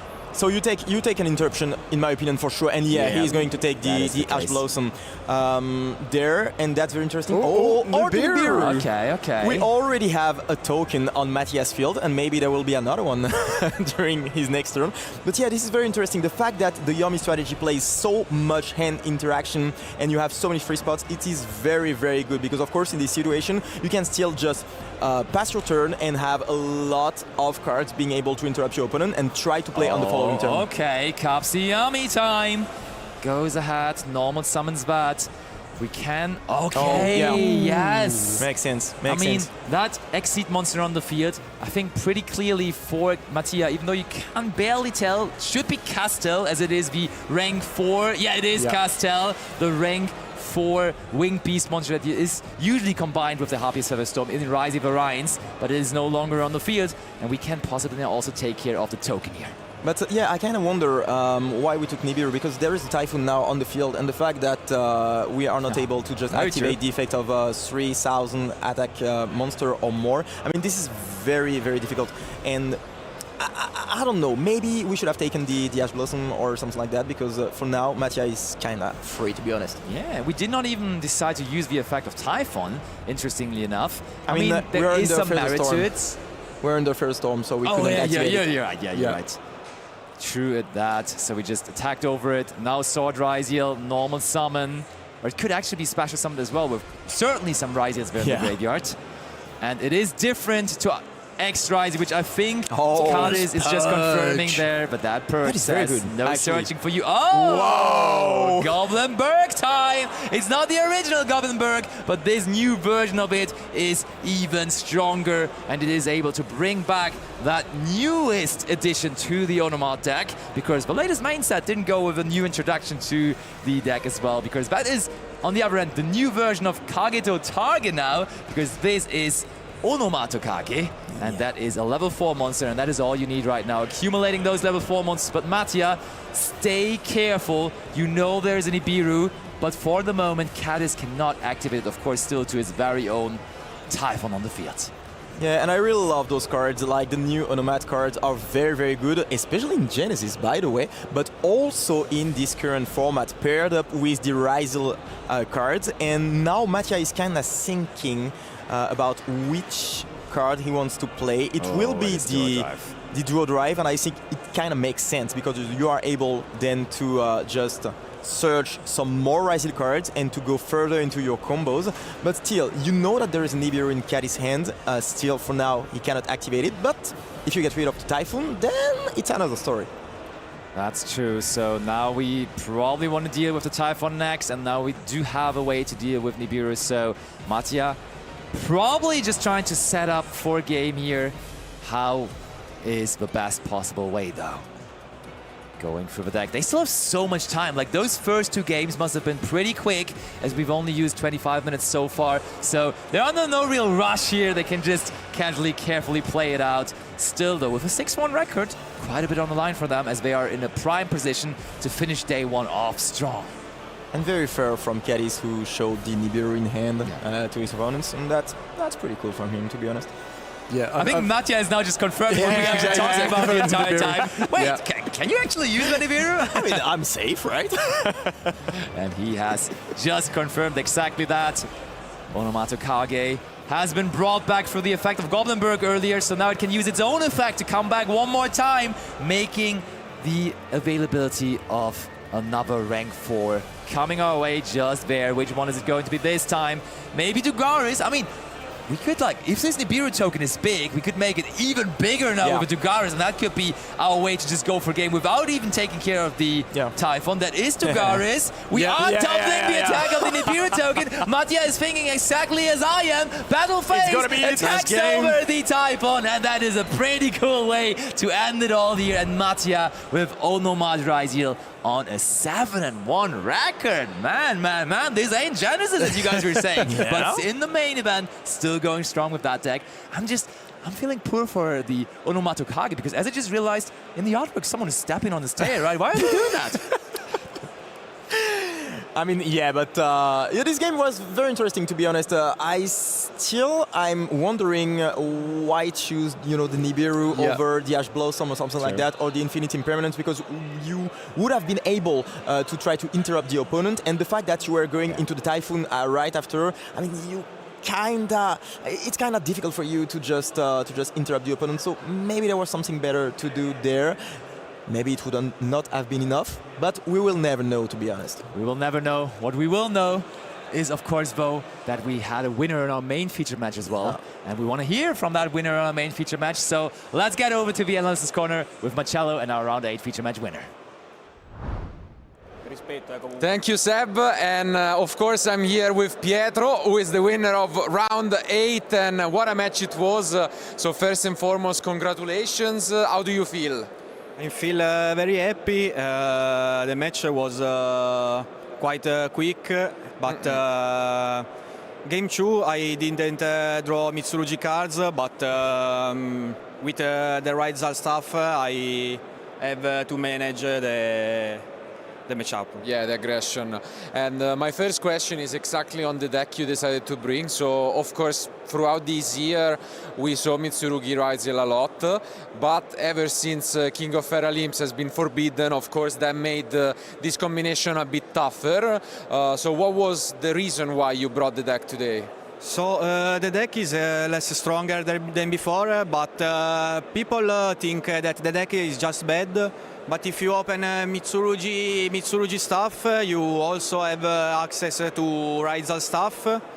And if you don't open Mitsurugi stuff with the Raizel, you can do a little combo within you draw 3 cards, then hope you draw Mitsurugi cards. Exactly. So I think we can go through some of the highlights of what has been, this match, and starting from game 1, where you did open pretty well with the Raizels plus the Abakiri. Your opponent tried to slow you down with this Ash Blossom, but I don't know, it's not really enough, right? Yes, the end was very strong. The Ash was correct, but with the Mitsurugi stuff, you have to manage to do a more large combo. Yeah, and indeed, since the only interruption he had was this Ash, just look at this opener. Love to see the Rania Zero spice, if we can say that, because of the manipulation. And of course, of Abakiri. Yeah, this is what you usually try to go for if you're uninterrupted, or yeah. Yes, if I make Abakiri, I always do Rania Zero. Because different from Detonator, Rania Zero is not to chain to something. So also in dead space, you can Ragnar Zero to pop and draw 1. That's not bad. Yeah, it's pretty good. Maybe you draw into some hand traps, you never know. And exactly. If, in a way, this was also decided right away, game 2, as you mentioned, was really, really quick, because your opponent was in this preparation. He has the call by the grave for the Ghost Bell, and to even make things worse, just this talent, yes, right? The talent, after the call lead, I was trying to play, but the talent was too much. Yeah, your end, what was it, since we never saw it? I drew the Sagi, of course, and prayers, but yeah, not with talent, of course, all nothing to do. Is done. And speaking of Saggi, your friend, I guess, the next highlight is exactly on it, because game 3 was a bit weirder, because you only have to normal summon the sword. Luckily, there is no interruption from your opponent, but then you have the Saggi, so you cannot do the Mitsu, no? So in the first hand, I don't have the Saggi, but I do Gares to look for Mitsurugi cards. But instead I get a Saggi, so I was constrained to reborn the and then the game got a bit more complicated, because you had these impermanents, which rightfully you used on their own Saggi. Dark Ruler was there. I think you got surprised here because he didn't activate any Synchron card before, exactly. No? I didn't know what was going on. Exactly. But I mean, in the end, although maybe you might have gotten a bit unfamiliar with it, gotta feel bad for your opponent as well, because as we can see, he just revealed his hand. It looked promising for him, because pretty much you only had the aggregator maybe, but yeah, I mean, just a bit of a brick, and as you can see, he extended the handshake. And I have the follow-up on this turn. Yeah, of course. Either I mean, with the Dark Ruler, you cannot lose anyways in that turn, and it's just a bit rough. I mean, again, what can we say? It was, although, as you have mentioned, very short, we had a lot of emotions in this match. Yes, and a lot. I hope, it was a good show for you. You're still on a solid record. One more for today. So at least you can go eat, chill, and then come back tomorrow, hopefully, for a good day too. But exactly. Thank you, Pietro, for being with us. We wish you best of luck for the last round. And of course, thank you guys. Again, as already mentioned, 8 rounds of Swiss.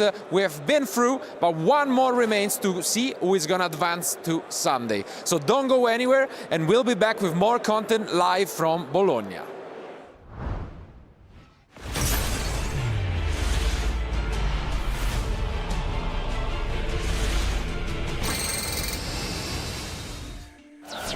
If you enjoyed the promotional short anime series Yu-Gi-Oh! Card game The Chronicles as much as I did, and you want to showcase some of these cool new artworks that we're going to get in the Chronicles deck, the Fallen and the Virtuous All Foil Edition, then I will help you with a one-card combo right now. For this combo, you need nothing else except for Branded Fusion and 2 discards.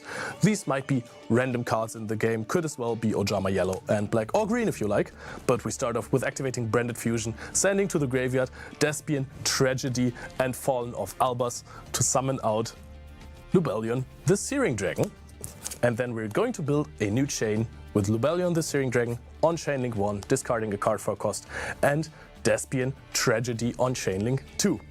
This one searches us Aluba, the Jester of Despia, and on Chainlink 1 we're going to resolve Lubellion and Fallen of Albus, fusing themselves together to summon out Mirror Jade, the Ice Blade Dragon. Now we haven't normal summoned yet, so Aluba, the Jester of Despia, is going to follow up here, and it's going to search us a branded opening.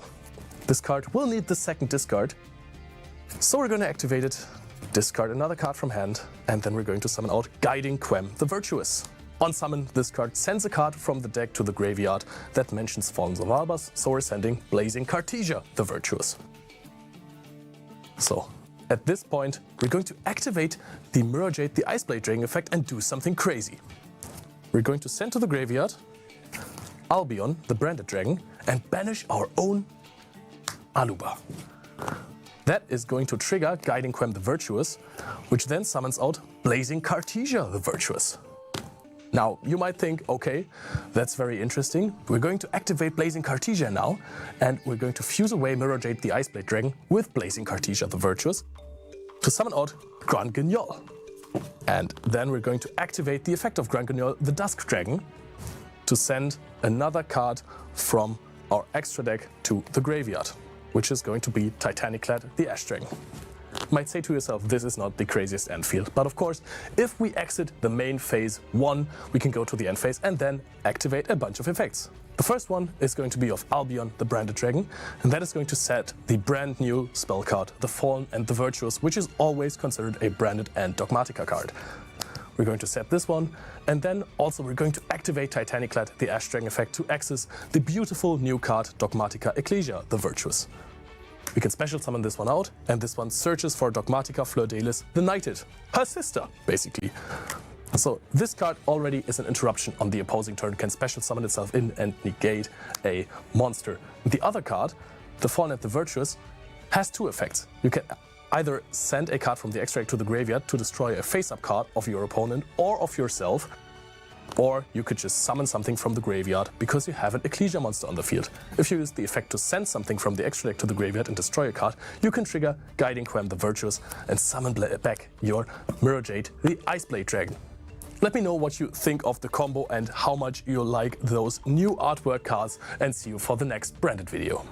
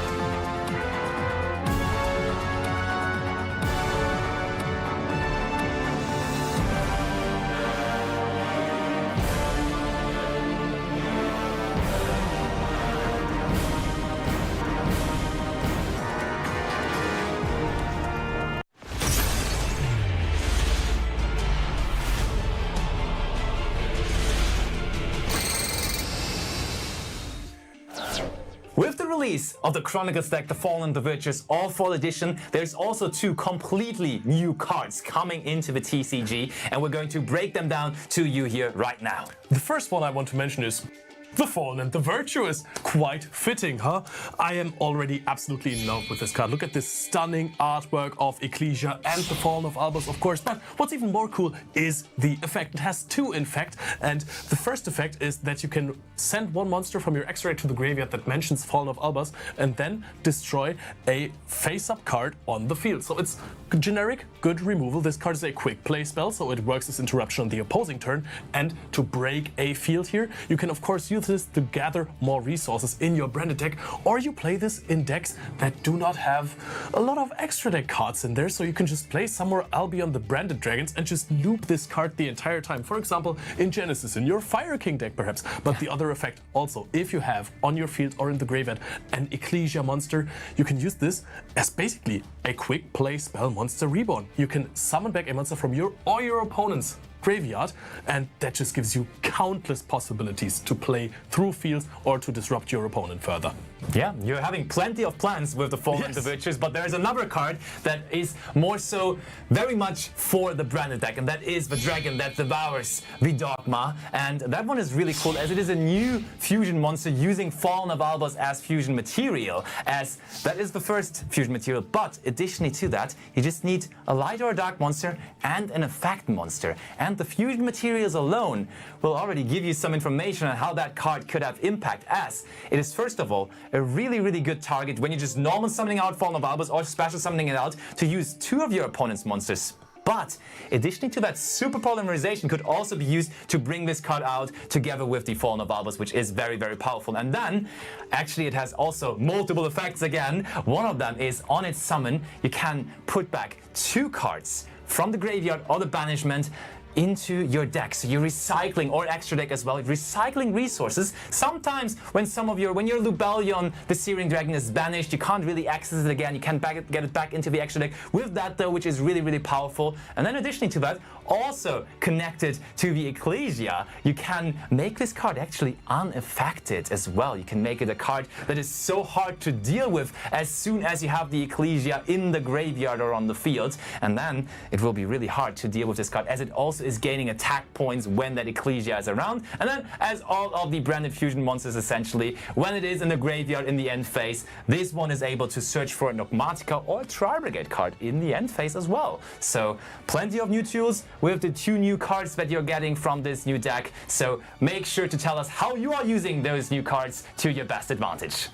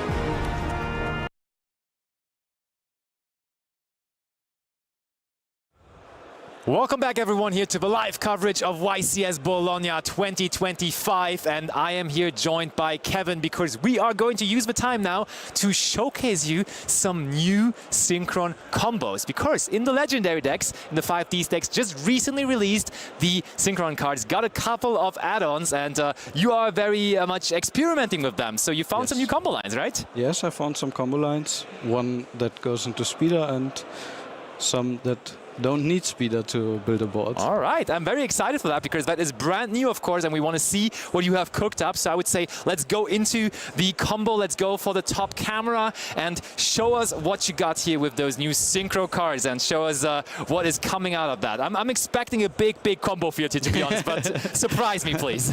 All right, it's a 1.5 card combo with the new full speed warrior. Okay, so 1.5 basically means you need just any kind of discard for it, right? Yeah, need a random discard. Okay, fair. Yeah. Usually you start the combo by normal summoning the full speed warrior. Fair. And on normal summon he adds a card that mentions junk warrior or junk synchron. All right, okay, let's do that. You would add the new card Synchro Fellowship. Ooh. What are we going to do with that? This card searches one junk synchron and a card that mentions junk warrior or Stardust Dragon. Okay, I like how they're all connected like that, right? Like you can go this. Okay, what are we searching with it? Go ahead. Okay, here we are searching the junk synchron. Because we need to search it. Because it's on the artwork. Yes. And another new card, the Scrap Synchron. Ooh. You could also add a Stardust Synchron. Okay. Or the new Trap, which I'm not playing, or the Sonic Chick, because this one mentions Junk Warrior and this one mentions Stardust Dragon. Fair. But for now, we're going with the Scrap Synchron for this combo that you have cooked up here. And to resolve the effect completely, you have to discard one card. Okay, that's why we have that. Okay, let's put it. Okay, it's drawn a Lockbird. Fair enough. We discard it easy. So now we are completely into our Synchro combos. This card can Synchro from the hand if you make a Synchro that needs a Synchron tuner. Okay. So here we are making another new card. It's funny how you just made that Synchro summon. This is so unusual to see. Okay, we're just Synchro summoning from the hand. Let's go. We are summoning Scrap Warrior. Nice. On summon, he searches Junk Synchron or a card that mentions Junk Warrior. Okay. You can also dump that card into the graveyard. All right. Right now we're searching. Here we search our now comes the Supersonic Chick. Okay. We could also make Speeder with Scrap Synchron from hand. Oh. If we have a level 4 normal summon. I see. Junk Speeder, like I think I don't know that much about the Synchron deck, but I know that Junk Speeder is just the crazy card, just enables so much, and I think we're going to see it as well. It's very broken. Yeah. Then we're using the second effect of Synchro Fellowship. We banish it from the graveyard, and then we target a Synchro monster and reduce its level by 1 to get an additional summon for Synchron. Okay. Additional normal summon? Additional normal summon. Okay, I see. All right. Here we normal summon Junk Synchron, and on normal summon we can target a level 2 or lower monster in our graveyard to special summon it. I mean, all the old players are remembering that because that is a card from back in the day, of course. Lovely to see it still being played. We target the Scrap Synchron and special summon him in defense. Because he is level 2, we can make a Synchro level 5. Okay. Oh, Synchro level 5, yeah. Here we are making Speeder. Junk Speeder, there we go. Here we go for Chainlink 1 Speeder and Chainlink 2 Supersonic Chick, because Tuner monster hit the graveyard. Yes. It can special summon itself from the graveyard or from the hand. So you could use this as a discard from for the Synchro Fellowship discard, if you have it in your hand. So it isn't really a brick. And so it's both trigger effects, so that actually allows you to chain block the Junk Speeder as well from cards like Ash Blossom and Joy Spring. That's lovely, okay. So for the people not knowing what Junk Speeder does, show us what that Junk Speeder does. Needs to special summon as many Synchron tuners with different levels as possible. I mean, we have 3 main monster zones still available, so I think we're going to make use of that. Here we go, Stardust Synchron, another Junk Synchron, and the Assault Synchron as well. Nice. Here we have another trigger effect. Stardust Synchron on summon searches a spell that mentions Stardust Dragon. Okay, let's do that as well. Here we add Stardust Illumination. It's an older card from Dharma. Yeah. And here, if your opponent doesn't nip here, you get protection. Okay, no Nibiru from my side, so you're free to continue with your combo. And the protect. Okay, it is Herald of the Arclight. Oh, I mean, a lot of people know this at the moment from the Yami deck being so relevant in the format, but you are also able to make use of that card. Also, I think you explained that you special summoned with Junk Speeder. From now on, there's a restriction applying with Junk Speeder, though, right? Not from now on. Oh. It's for the whole turn. If you use Speeder's effect, you cannot summon any different cards from your extra deck. But Synchro Monsters. But Synchro Monsters. Okay. You cannot even summon Pendle Monsters. Okay, okay. Fair. All right, so we got the Herald now. Here we go. We need to Synchro Climb, so we get this guy into the graveyard. Okay. So we are summoning Stardust Charge Warrior. On summon, he draws a card. Oh yeah, I'll let's just get a free one card. Why not? From the bottom. Yeah, so. sure. Extra cards are never bad. And then here we go for the Axel Synchro Stardust Dragon. On Synchro Summon, he summons a level 2 or lower tuner monster from a grave. He doesn't target, so nice. If you get Bestialed on one or Crowed, you just summon another one. Summon the different one. Easy. Here we summon the Scrap Synchron, because we want this guy in the grave. Yeah. And then we activate his effect. He tributes himself. Then Synchro summons a Stardust Dragon without using any materials. And then we make a Synchro monster with materials on the field. Okay. And those Synchro monsters that are summoned by his effect are unaffected by your opponent's card effects. Okay, so we get a protected Synchro monster out here now. So there comes the OG Stardust Dragon. Ghost Rare Stardust Dragon. Okay, I gotta appreciate that. Gotta go ahead. Oh, that's a high level, yeah? Yes, we are summoning Crimson Dragon. Nice. And since he is unaffected, we are using him as Chainlink 2. So Chainlink 1, Assault Synchron. He banishes himself to target a Dragon Synchro monster that was banished or tributed to special summon itself. Tributed is the important part and here, then I see. Chainlink 2 to search a card that mentions Crimson Dragon. Okay. So here we are searching Synchro Rumble. Nice. And then we special summon the ASSD. Perfect. Then we are using the Synchro Rumble to target a tuner or a level 7 or 8 Dragon Synchro monster to revive it. Here we target the Junk Synchron. Junk Synchron coming back. And then we go into a Synchro 11. Synchro. I like how we just go for all the different levels, right? It doesn't matter. Like every level we have covered. Oh, Jiraishin is called part of our combo now. Nice. Is that an end piece? Probably, yes, right? It's an end board piece. It board wipes basically. Yeah. It can hit pan scales, so you don't get the pan summon. Even like tanky, or if you just want to use it for tanky, sometimes it's worth it. Fair enough. Yeah. For sure. And then we activate Crimson Dragon's second effect, targeting our Jiraishin. Yeah. He tags out and summons a Dragon Synchro monster with the same level. And it's level 11 here. So we are special summoning Shooting Majestic Star Dragon. Another classic cool one, yeah. Then we are activating Stardust Illumination. Normally it would send a monster that mentions Stardust Dragon to the graveyard, but because we control a Synchro monster that mentions Stardust Dragon, we can special summon it instead. I see, I see. It's here on the top. What are we getting now? We are special summoning Stardust Trail. Here you could also special summon Stardust Worm or even another Stardust Synchron. Okay. Depending on the combo. You can basically make any board you like with That's this cool also with the deck, right? It's sort of toolboxy, right? You can just always, like, depending on what you have, just go different routes. I really, really like that because you just have so many monsters, so you can just like go any direction you really feel and like. Here you could even make a Croc, a level 9, so you draw 2 more cards. Or you could Synchro these away to make a level 5. So then you can search a certain ritual monster. Oh, true. Okay, so technically you could also combine this with rituals, I see, like searching Habakiri or something like that. Yeah, or Saravis as well, good one. For protection. When you don't have this guy, you could go into Axel Synchron. She would then summon a token, level 1, that's Dragon. Okay. And Axel Synchron can dump another Stardust Synchron to modulate its level to level 9, and that would make a Disparter. Oh, Disparter too, and you already have banished cards. Yes. But right here, we want to have him on the board, and we are activating the second effect of Stardust Synchron by targeting a card on the field, tributing it, and he special summons himself. Okay. This card, when it's in the grave or hand, could special summon itself if a card on the field is tributed. Okay. And right here, he gets banished when he uses this effect. We are making an Psy-Frame Lord Omega. Fair, fair. And we are not using his effect right now to rip a card from our opponent's hand. Because I have no cards in hand. No, what's the actual reason? We pass turn here. Okay.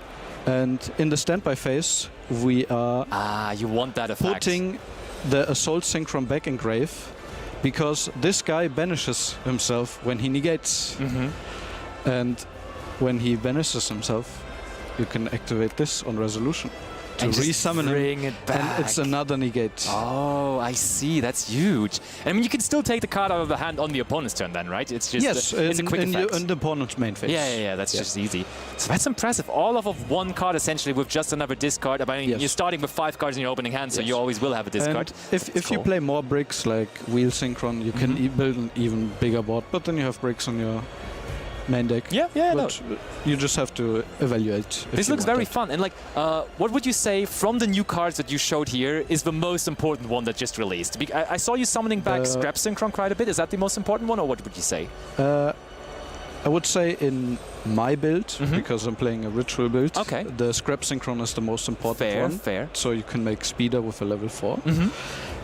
But I think this one is the most important because it mentions Stardust Dragon, which means you can search this card with Stardust Synchron. And this one adds a tuner and Sonic Chick. Junk Synchron and Sonic Chick. So you can dump the Junk Synchron from your hand, special summon it, and this would be Speeder. Oh yeah, and I mean, all of your ways kind of want to lead to Speeder. It's a bit weaker board because you don't get the search get to search the Stardust Illumination for more bodies. Okay, so that's a pretty big combo already. But you told me that you also have like another combo prepared where you're showing us a combo without Speeder, right? Yes. Okay, let's actually. Why would you not summon Speeder though? Because as I told you, in my imagination, Speeder is just the card of the deck. Like when you're playing Synchron, you want to play Speeder. But is there a specific reason on why to not go into it? It's always the better way to go for it. Okay. But for example, we've seen it in the meta. If we play K9 with Crystron, we are searching an Earth Machine monster. Okay. And there's an Earth Machine monster that can be used as any Synchron tuner. It's called Righty Driver. Okay. So you would make a Ripper and then make an Infinite Track River Stormer to search the Earth Machine, the Righty Driver. I see. And then you could normal summon the Righty Driver and because of the Infinity Track, of course, you have summoned a Link monster or the Exceed monster. True. I've summoned Exceed monster, so you cannot activate Speeder's effect. Okay, fair enough. Sadly, I don't have my Righty Drivers with me. That's but fine. I can show the combo with full speed anyways, because it's basically the same. Yeah, for sure. So that was a pretty cool combo already, but I'm so excited for this deck, so I want to see the second combo as well. So let's just get that roll into, and let's see whether you have more high rare cards available here, because that is a shiny deck that you have brought here. But yeah, like, you're really into it, and I'm all down for it. Let's go. Another one. We again start with normal summoning a Full Speed Warrior and searching the Synchro Fellowship. Yes. Then we activate the Synchro Fellowship and add our Junk Synchron and our Scrap Synchron. Perfect. Pitching the random card. Easy. And then again here, Synchro Summon from the hand. We would Synchro Summon from the hand again. And if we use a Righty Driver here, we didn't search the Synchro Fellowship first, because we just went into this guy, and this guy searches the Synchro Fellowship instead. Fair. But now that we already have it, so we can go for that. Use the Graveyard effect of Synchro Fellowship. Use the Graveyard effect. Normal summoning the Junk Synchron, targeting this card instead of the Scrap Synchron. Okay, so here's where it starts to differ a little bit. Yes. I see. Here we are making our Axel Synchron. Okay. I forgot something. This guy searches. Oh yeah, true. Yeah. On the summon of it. Yeah, for sure. We're searching the Sonic Chick. Yes. It's really important for the combo. Yeah. Okay, so just before that, we have that in the hand. Yes. Since we need bodies, we need to dump the Synchron somehow into the graveyard. Okay. So we are using his effect to dump a synchron for cost to modulate its level. We can either increase or reduce. Right now we are making him level 7. Okay. And because a tuner hit the graveyard, we're activating Sonic Chick. True, we know that already. Okay. Getting monsters onto the field. So we have our first relevant tuner in the graveyard. And right here we are making our Excel Synchro Stardust Dragon again. Yes. We activate this effect on summon to revive the Scrap Synchron. He's back again. And right now, because he's level 2 from Synchro Fellowship, we are making a Metal Marcher. Okay. Metal Marcher revives a tuner from the graveyard. Yes. And we are reviving Access Synchron. He can only be synchro summoned once per turn. Okay. But we can revive him as many times as we want.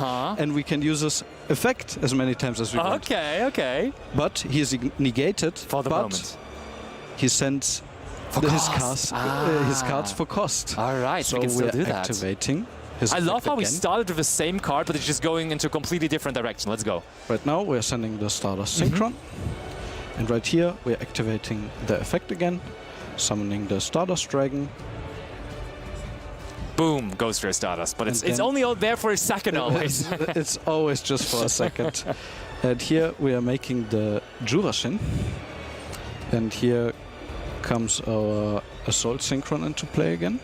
Yes. We are banishing him to target the Access Synchro Stardust String to revive him. And now we're activating Stardust Synchron to target the Access Synchron to tribute him.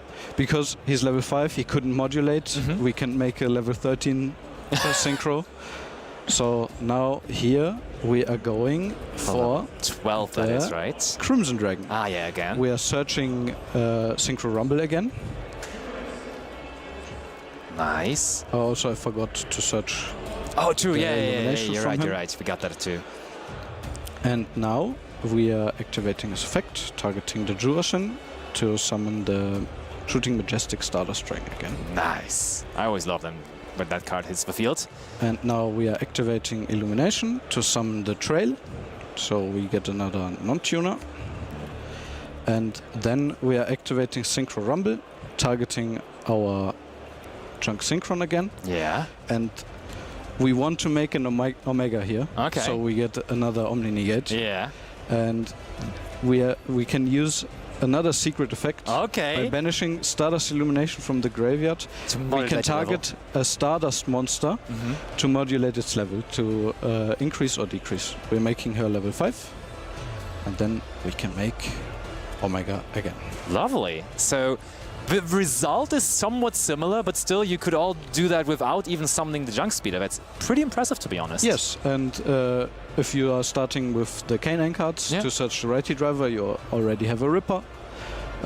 Then you don't need to tribute the Access Synchron, so it's another tuner you can use because you have an Infinitrack River Stormer that you don't need. Yeah. And you can tribute the Infinitrack River Stormer. Fair. All right. Kevin, thank you so much for showing us those new combos for the Synchron deck with all the new cards coming from the Legendary decks. Everyone at home, make sure to maybe try that out because I think a lot of people are getting the Legendary decks because of all the good reprints that are also in there. But you have those new cards for the Synchron deck now as well, so you may as well give it a try and you have some points to maybe use for your combos that you can play then. Thank you for the interview. Make sure to stay with us because there is more duels coming here live from YCS Bologna. See you for that very soon.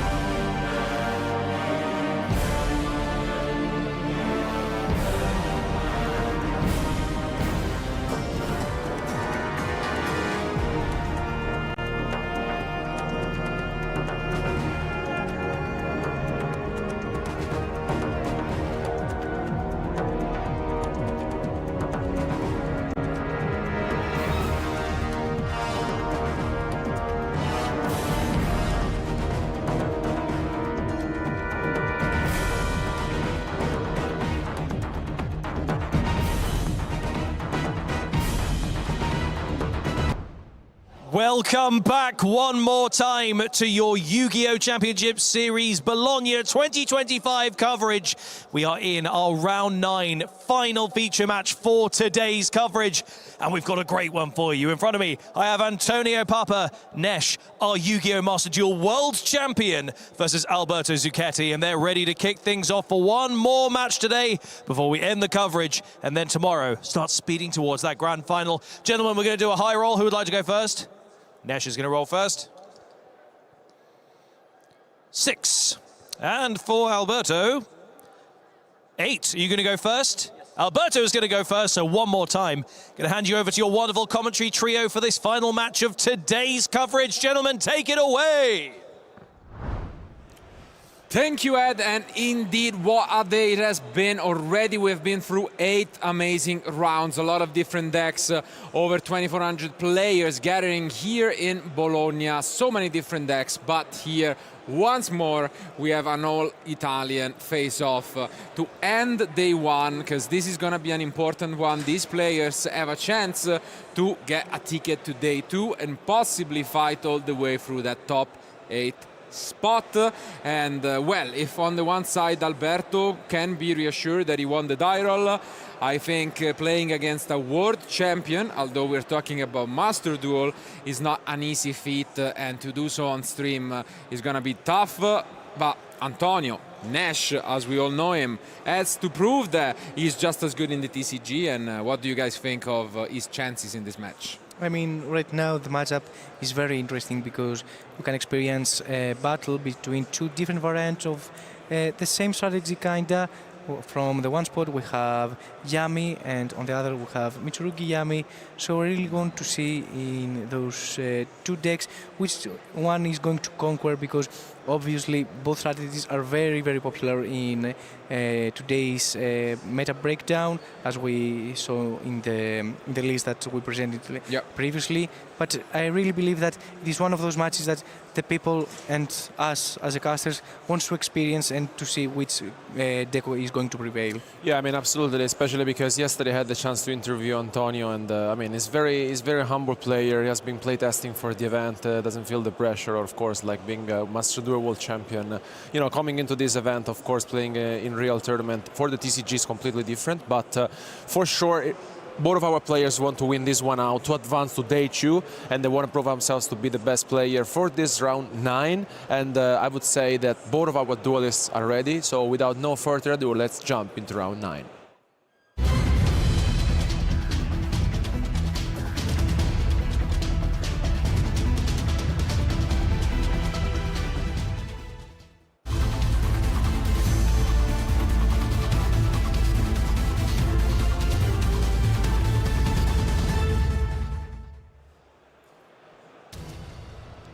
And here they are. Alberto going first. Definitely needs the help, but I already saw a rough draw.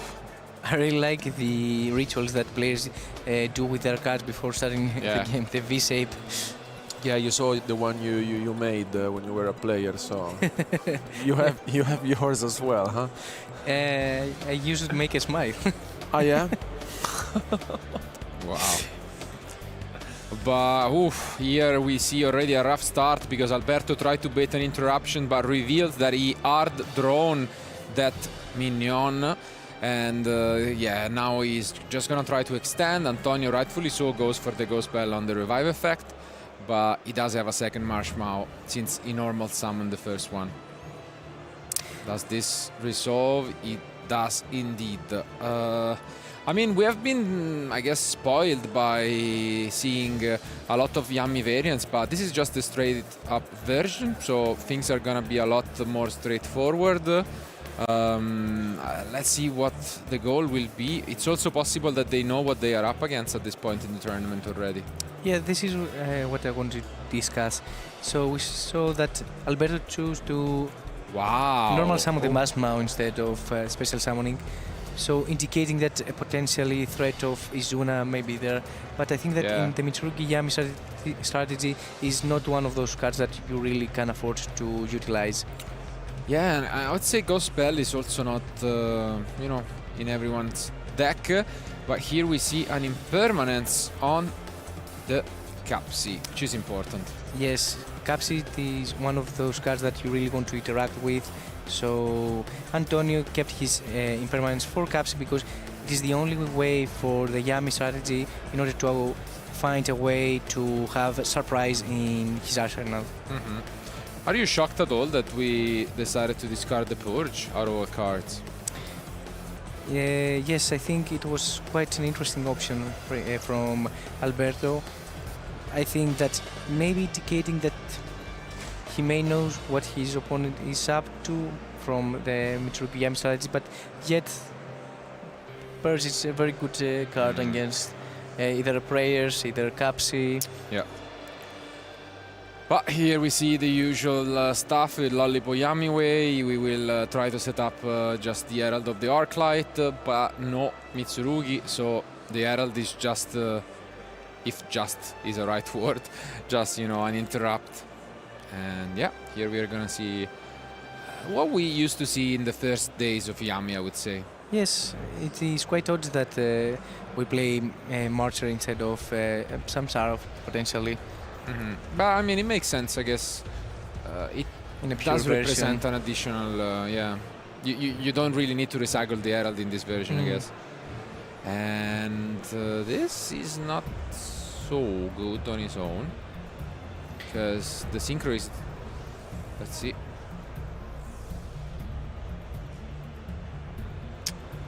I'm wondering what the last card is, except for the Yami we know of. I think it's a hand trap, but yeah. Ghost Bell, maybe? I think it's a Ghost Bell. Okay, No? maybe. Because honestly, I don't know. I think I'd rather prioritize Purge instead of, no, but even both Purge plus Bell and just get rid of an additional body. I don't think it's that needed, but especially if you know what you're up against, then stopping, you know, it's quite useful to stop possibly, I don't know, pre-prep or any sort of way to access the Mitsu part of the deck. But oh, did he draw something? Probably something weird, because he's showing to the camera, so must be something out of this world. I think I saw Mignon. Maybe all the bricks, is it? Because I see Mignon, I see a ritual. Is it really all of the different bricks? I see another bell. No, okay, there is pre-prep. You can still activate Bell, though. Yeah. I wouldn't complain too much, but I don't know what the rest of the end could be. Yeah. I mean, for sure, no? Yeah. Like, there are much better targets than this. And if Antonio really was complaining about this end, this could be that he doesn't have much else. Oh no, never mind. We do have a Bakiri. If you only have one play, why to show to I camera? don't know what he was Show showing, honestly, at this. Yeah. I mean, of course, he's doing it for the show. No, we know that, you know, Antonio has a strong personality. I'm pretty sure no one else would in this spot, because obviously you want to keep information to yourself. But yeah, for sure there is Mignon, and I believe the last card was the Bell. And I think, yeah, that is it. Antonio picks up his cards. Maybe it was just the Mignon that he showed as the top deck. I mean, to be fair, both players drew it, so it's not like it was out of this world. But yeah, I mean, sometimes that's just how it is. I guess it also comes back to bite him a little bit, the decision to try and make your opponent brick. Because what we saw was normal summon of Marshmallow, and then the Mignon came from the end. Because otherwise I feel that if you have Impermanence plus Bell, usually what you want to do is keep Impermanence for Capsi and then chain the Bell to the Synchro and try to stop them that way. But I mean, this was plenty, and at least now he gets to go first and adjust his deck. What do we expect to see from the side deck? I mean, right now, one of those hints that we can have is that from the Antonio side, we only saw Mitsurugi cards. However, we also saw Ghost Bell. So this is an indicator that he's probably in the Mitsuyami strategy, if we are in Antonio's mind. Yeah. Because otherwise, Pure Mitsu doesn't pretty much afford to play hand traps that are like, for example, Earth, because they don't interact well with Impulse. That it is one of the reasons why to play Pure Mitsurugi. I mean, I think that he did see the Purge. No, because he discarded at the beginning. He discarded at the beginning. So he knows that the Purge is there. I don't talk about Antonio with the Pure Yami. I'm talking about... but I mean that Antonio saw the Purge, and so he can assume it's not Mitsu. Yeah. Yeah. So they kind of have both full information about each other. But I guess when you go first, you pretty much, if you're maining the Fuwa, you just want to get rid of the Fuwa, but it's a heavy combo deck, Mitsu-Yami, so I wouldn't expect, some players side the cards like Kolba if they don't main, or Talent, or... In this case, Antonio is not quite for the same view. I think he just adds a couple more end traps and call it a day. I think so, yeah. But I think it's just time to find out. Is really Yami gonna be the one taking it and knocking possibly Antonio out? Or is he gonna show why he's a world champion and why this better version of the deck is here? So our duelists are ready. Let's jump into action.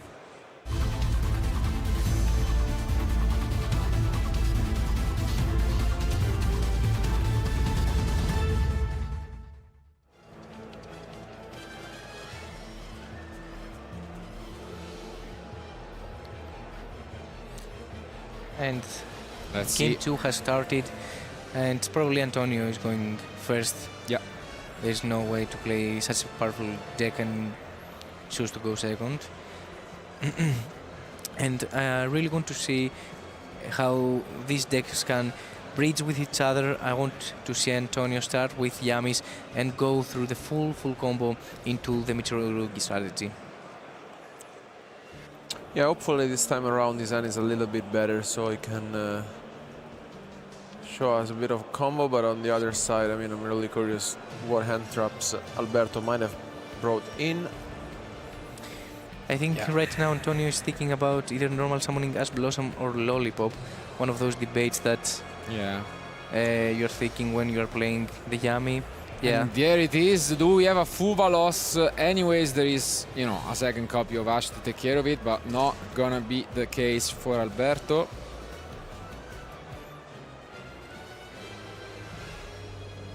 I mean, we are in 2025 and normal summoning a hand trap doesn't mean that you have bricked.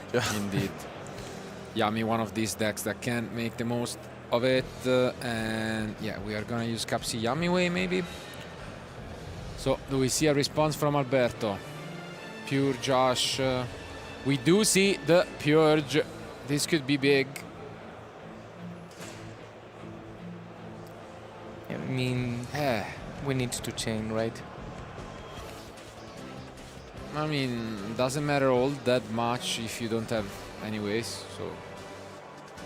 Sure. I guess he prefers the monster in the graveyard. And also plays better around Nibiru. Yeah, I think it's fair, honestly. I don't really see a reason for going into it, but I mean, if Antonio doesn't have other engine pieces, this is gonna be a bit poor in terms of end field. Because of course now we are gonna revive and then go into like Lollipop if we want, and we can get into the big difference between the decks, which is if Alberto was only able to establish the Herald, the huge difference here is that once you get into your own Herald of Arclight, that gives you a Bakiri, and that's big. I mean, it is the heart of the deck in order to access Herald and potentially summon into the extra monster zone in order for make Gravity Controller and finally find access to Habakiri and your Mitsurugi. Oh, and here we see an interesting difference between what you usually see with the Samsara and instead this Star M getting rid of the Ghost Bell. The graveyard as the time passes goes more right. Yeah. And as mentioned, we are going to be accessing this Herald. Held in the extra motion zone in order to be linked summoned into Gravity Controller, and the effect will be activated in order for us to add Habakiri in the hand and advance our plays with the Mitsurugi. It's definitely better. I mean, good start, but instead it goes We for the Mura. already have the Abakiri, I guess. No ritual spell? Or a ritual spell, yeah, makes sense, okay. We did have the ritual as the last card in hand is the second Ash Blossom that we knew of, and Alberto doesn't seem like he's that interested in interrupting anymore.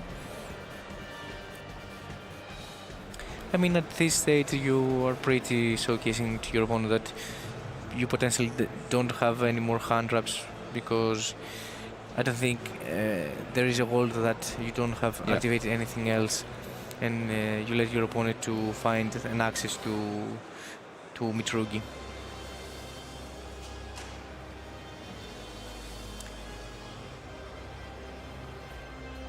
Is he on Purification? That's also an interesting question.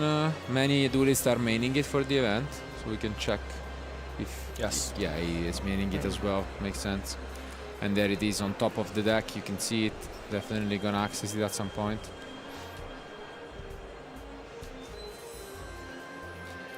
I mean, there is no reason to not play a copy of Purification, neither the mid or side deck. At least in the side, for sure. It is one of those cards that really gives the edge to this deck to perform, providing a negation of a spell, trap or monster effect. And it is one of those plays that... Oh, and I think Alberto just concedes. Wow. Even though that's kind of surprising. There are still 37 minutes, honestly. Maybe there is a dinner reservation and both just want to go and call it a day. But yeah, Alberto just picks up his card, which means we're heading into a game 3. Wow. Quite surprised, honestly. I think this is the first time it happened today on stream, because like I think it could have waited a little bit more, you know. To be fair, Pure Yami, it is one of the reasons that it scares me personally to play an event with Pure Yami, is that if you have only engine and you cannot stop your opponent with hand wraps, you're in a very weird spot, because it cannot play very, very well against an established field. And this is what potentially Alberto saw, and the thought that it may be a good option just to go to game 3, that he can go first. Yeah, fair enough. But now he's gonna be once more in a good position, because if the big difference, as we have seen here, is this bridge that you can do through the Herald, obviously, you know, Murakumo is really good going second into Yami, and it's gonna be, you know, very interesting to see what Alberto brings in, because going first we have seen all the way from Solems and some other trap cards. What is going to be the options from Alberto? I mean, he hasn't a spell Fragrance, which I really like, honestly. Okay. It's a card that, you know, like going at top table, someone was playing it. It's just interesting. And then he has the Solems, which for sure will go in. I mean, I think this is going to be pretty much it from his side. I mean, on Alberto's side instead, there's, I mean, as mentioned, there are the Mitsurugi, so you know, there's more choice, I would say. But there are also the Mulcharmis, which he can bring in for sure. So it's definitely going to be like a very close one. I mean, as mentioned, we didn't get to see much Alberto going second. It was just, you know, Dominus Purge being activated. And, well, but there is an interesting inclusion at the top of the side deck from Antonio as well. Yeah. Which we could see, because that is the one copy of Dimension Shifter. And I mean, against Pure Yami, it's actually quite annoying. So I think we could see it just being brought in, and it could definitely catch Alberto by surprise. So, yeah. I mean, it is one of those cards that you really want to see, preferably with Mitsurugi, obviously. And Pure Yami will definitely struggle against a potential shifter. But it is one of those interactions that not only it is the hand traps and the side deck patterns that play a huge role, but also if both decks go just engine by engine, I think that Mitsurugi can really show its true power and summon Murakumo in order to deal with all the Yamis. For sure. And this is why it is a good option also to play Pure Yami, because before I talked about why I'm scared about playing, but on the other hand, it is one of those decks that it's really scary when they have an established field that they can do it just with one summon and have 4 more cards in the hand and potentially draw from the Capsi and have 5 cards that you don't know what they are and potential hand ups, maybe, for example, Ghost Bell, Ash Blossom, Dominus Purge, and Impermanence, and all these cards that can really stop, for example, Mitsurugi Yami. Yeah, that can definitely be the case, but without further ado, only one of these 2 duelists can advance to day 2 with the next 2 score, still with chances to making it to the top 8. Is it going to be Antonio or Alberto? Let's find out.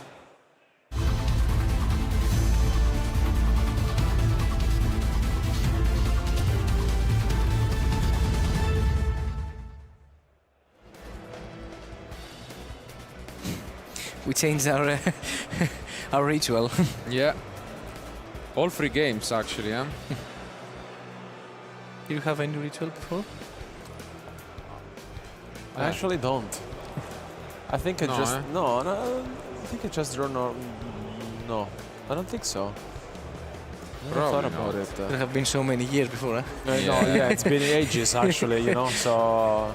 Oh, no draw, but I see Mulcharmis in the end from Antonio. Let's see if he's on your team of using it after Kagari. It seems like he is, because I think that's Fuva. And probably we're gonna see it now, no? Is it double Fuva? That's the question. And here comes Fuvalos from Antonio. Do we have a response? We do have Ash, but we have a second Fuvalos. Wow. World champion Nora. Yeah, world champion Diff. Yeah. Yeah, I mean, Alberto having a smile, I mean, what can you do about it? Sometimes happens. And I think we still have a troll and lock, and I want to see if it's going to be changed in the resolution in order for us to provide more plays and establish a bigger field. I mean, at least, let's see, it's as you've mentioned, all of Alberto's commitment has been 1 card. So if he has drawn some of these, I don't know, Solems, Anti-Spell Fragrance, maybe he doesn't really need to do all that much. He can set them up and try to stop Antonio. We can troll here and go for it. Does he have it? Yeah, you just trade troll with surprise with more oh, okay. draws. I guess, yeah, no need to do it immediately, maybe, because it's important to set up the surprise. Yeah. Especially with Mas now also in the rotation. But this is where we could. You trade 1 draw for surprise. I mean, it's a fair trade, yeah. Exactly, for sure. But at this point, you don't even want to troll. Maybe not. Yeah, you just pass. And you have draw from Mitsurugi. Yeah, honestly. Yeah, you don't read anything else. Honestly, no. Ooh, and we see a Kruki even. Okay. Makes sense. And yeah, here we're just gonna set up, get the Marshmallow, get the surprise back, and yeah, did we get the surprise? Okay. Get the surprise back. And yeah, I think honestly we just keep the draw at this point. Makes a lot of sense, but only 1 set. Unfortunately, no trap cards from the side deck. And it's going to be a very simple Yami field to fight against Antonio's 7 cards, possibly 6-7 cards. Let's see. And I like the fact that you got by surprised by the fact that Alberto took the surprise and sent it to the graveyard instead of immediately in his hands. Yeah. Yes. Skipping steps. Okay, so big question is if we have anything to play with in the draw phase, because obviously you want to try, but no, wow, we go immediately for, again, this hard drawn one of Mitsurugi Ritual. And right now Murakumo is going to be summoned probably from the deck in the field, and we can experience why Mitsurugi is very, very strong against pure Yami. Yeah. I mean, at least the good news is we do have a Kruki and we do have Surprise, so the Akruki will provide a special summon once your field is wiped. And we didn't change Capsi, which was quite odd. No? because Wow. we lost potentially one draw. And But I think he wants to use it afterwards. So here we are gonna use the effect of Akruki, I think. To maybe just special summon. change surprise to Habakiri in order for Maybe, yeah. generate for sure the bodies and the effect. Yeah. And yeah, this is exactly the case. We can just discard the card if we want to, prevent these Murakumos. I think Antonio is quite confident because I think Alberto's 2 cards in hand, and I think it looks promising for him. For sure. And Alberto is thinking a lot about this. No, I think he activated Murakumo, and Alberto, what to discard? He has 2 cards in hand, no? Oh, and discarded draw. Wow, okay. I think it was a croaky because it's a trigger effect, yes, and call by the grave into the troll and Lockbird. So the sequence was that a croaky... Oh, but it goes Bell to negate the call by. Wow, that's hyped. A bigger sequence. Yeah. And yeah, address, then we are gonna do this card for the Murakumo effect. And now we are left with no cards in hand for Alberto, but the draw and lock is active. So the sequence was that a croaky, chaining 1, Murakumo chaining 2 to negate, chaining 3, stealing the chain draw and Lockbird, chaining 4, call by the grave, and of course chaining 5, ghost bell. Yeah, crazy event, and Alberto drawing this minion again and again.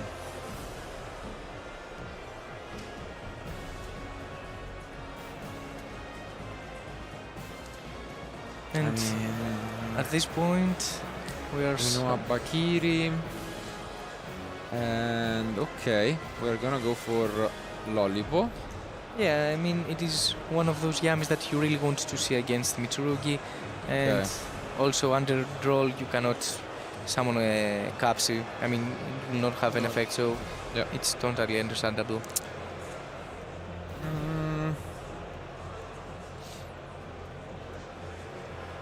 So now, I mean, Antonio knows everything. So he knows that the last card is the surprise. He has a big decision ahead because I see a Capsi in his own hand, which is decent, but of course cannot add. And also we can Habakiri for Kusanagi, take back the field, the ritual spell. Which is also why I was thinking it might have been a better target for the Lollipo. Just because you cannot add from deck, so maybe it was better to shut off the ritual. Because I mean, once you see Futsu, you usually assume that they are also, on Kusanagi. Yeah. But he has drawn his own copy of Akruki, which is big here. We can surprise here in order for us to have, for sure... I like it. Yeah, the synchro effect, the Capsi Yami effect.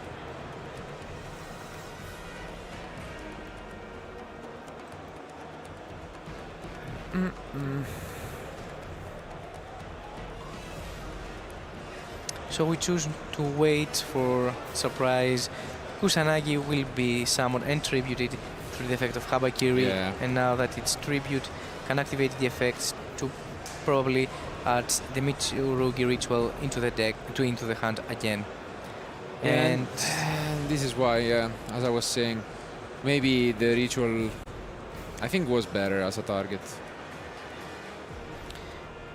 Because I mean, what can they do if they have the Futsu? Like, sure, you cannot draw. So here you prevent a play, and instead, this way Antonio is just able to, I belive, summon from the end because he summoned from deck, no? Yeah, he summoned from deck. So he summoned a Bakiri, probably get rid and fights Futsu again if he wants to. Yeah, exactly. Yeah, has access to it, so it's a bit of maybe limited foresight for Alberto in this case, but let's see how relevant it's going to be. Does a Akruki trigger also for non-Ya, like Beast Yamis, or is it any monster? Let me see. Yeah, any monster. If it leaves the field, any monster.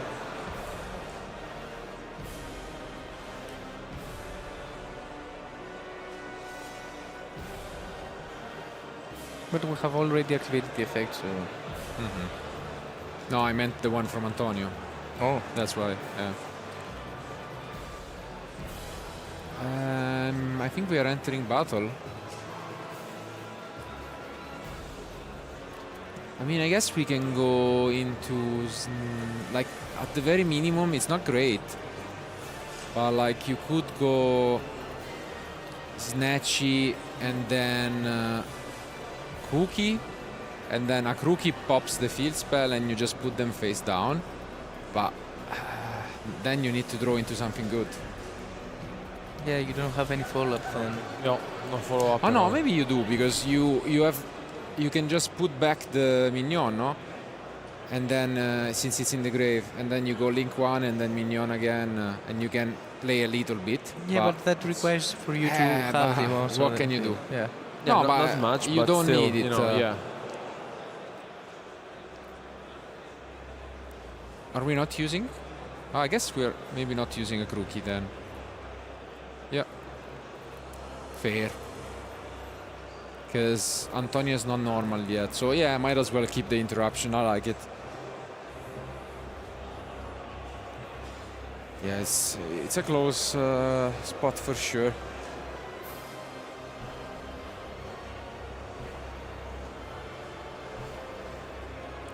After two very quick games, we finally get one where they face off against each other. This Capsi is not as powerful as we know, since Droll is still active. And it's also annoying, because if you go here for Snatchy, you get rid of the Krookie. Yeah, but I think that it's mandatory for Antonio to change this field well right now. So he's thinking apparently about it. And he only has a couple cards of his own left, I believe, in hand. He has a Capsi. Another copy of Capsi. Another Capsi? Yeah. Oh, that's not great. But I guess it allows you not to use the effect, which is big. Yeah, no, this is actually quite relevant. I mean, we have already entered battle. Yes, I think that we maybe summon Lollipop and activate a Krookie targeting. Yeah. Maybe our opponent a Krookie, because otherwise. But it's not looking good. Perché, I mean, we do have. Allora, we do have Marshmallow for surprise. We have basically better names available for Alberto. Why is he getting rid of the Krookie, right? Yeah.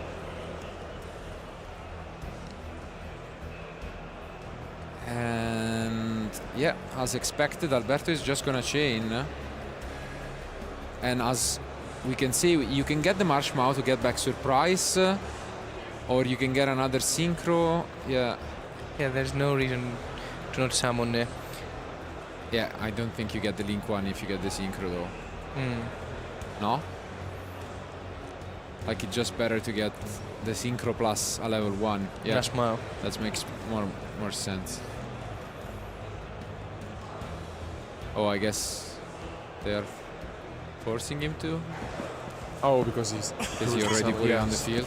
Maybe. Fair enough. So now we resolve. We bring back for the Lollipop, and then our Krookie leaves. So now we have both field spell in the graveyard.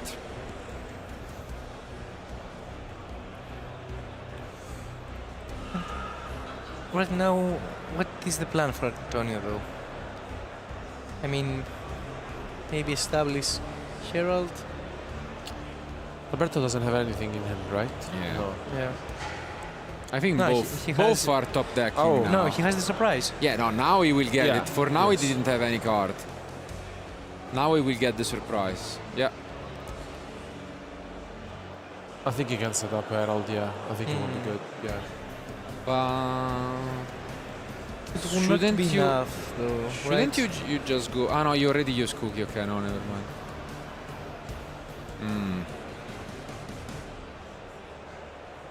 I think at this point you need to find access to Mignon. Otherwise, I don't know how you can establish a bigger threat. Yeah, and Antonio activates the effect. Yeah, I think because less catch. Yeah. Yeah, it's very important to have one more body. I mean, anyways, you can recycle it and just set it up again next turn, so that's fair. But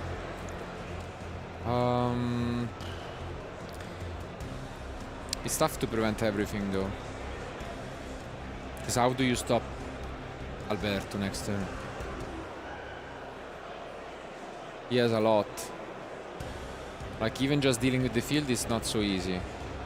And yeah, this drawl is putting in a lot of work, actually. If it wasn't for the drawl, I mean, Antonio would be miles ahead. Can we find a way for us to tribute our monster in our opponent's turn? No, I don't think there is a card that allows.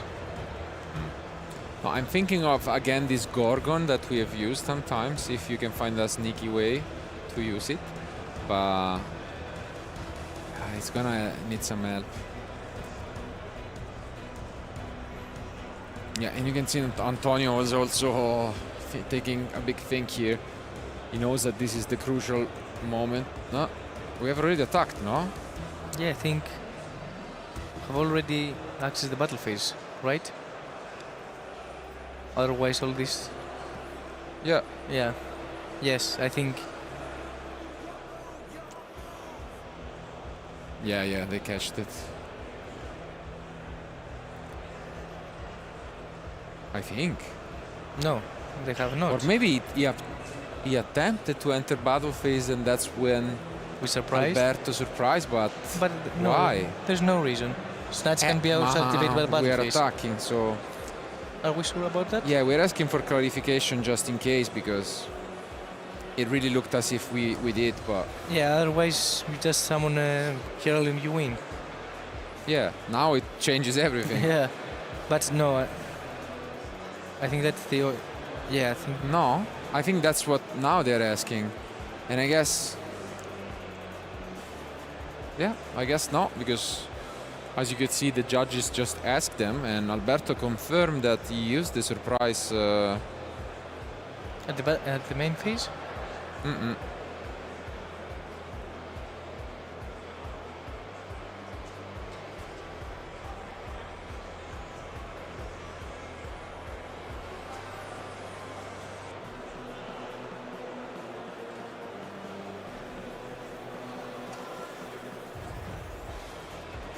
Okay.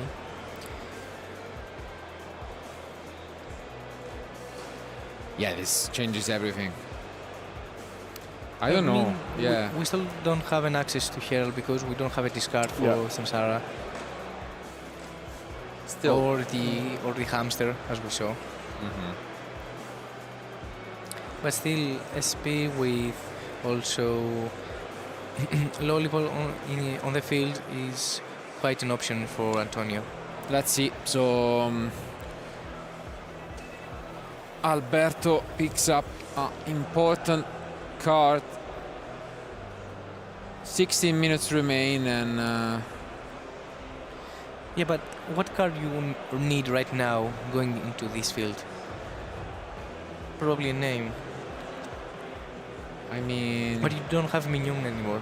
No, that's the main problem. And even if you see a name you don't have Mignon, I don't really know what you're looking for. Yeah, honestly. without Mignon, the Yummy deck, the pure version, really struggles to deal with threats. You are forced to activate Surprise to break the synchro in order for when you starting summoning, for example, Cookie right now, when your opponent activates a monster effect. I think we are just going for Typhon. Oh yeah. Wow. Yeah. Wow. I mean, we could actually find a way to trigger Capsi Yami if we summon it with Surprise in order for us to go into the Masmau, the second effect, the enhanced one, and take Mignon from the banishment.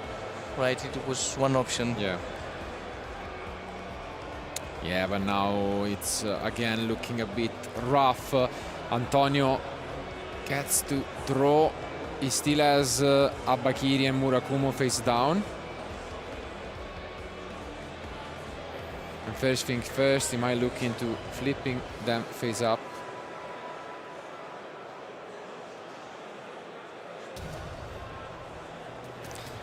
And I think with the life point that Alberto currently has, the Habakiri's effect is very crucial, that all the monsters of Alberto loses 800 in attack, and I think with a little establishment he can actually push for game right now. Yeah, I mean, I think without the minion being alive from Alberto, honestly, there would have been nothing else that he could have done. And still, honestly, with this feel from Antonio, it's I think it's just a matter of few moves. Yeah. Here it is with the Dynamondo being summoned, trying to put as much pressure as possible onto his opponent. He could pressure with surprise, activating, summoning the synchro, and then wait. Yeah.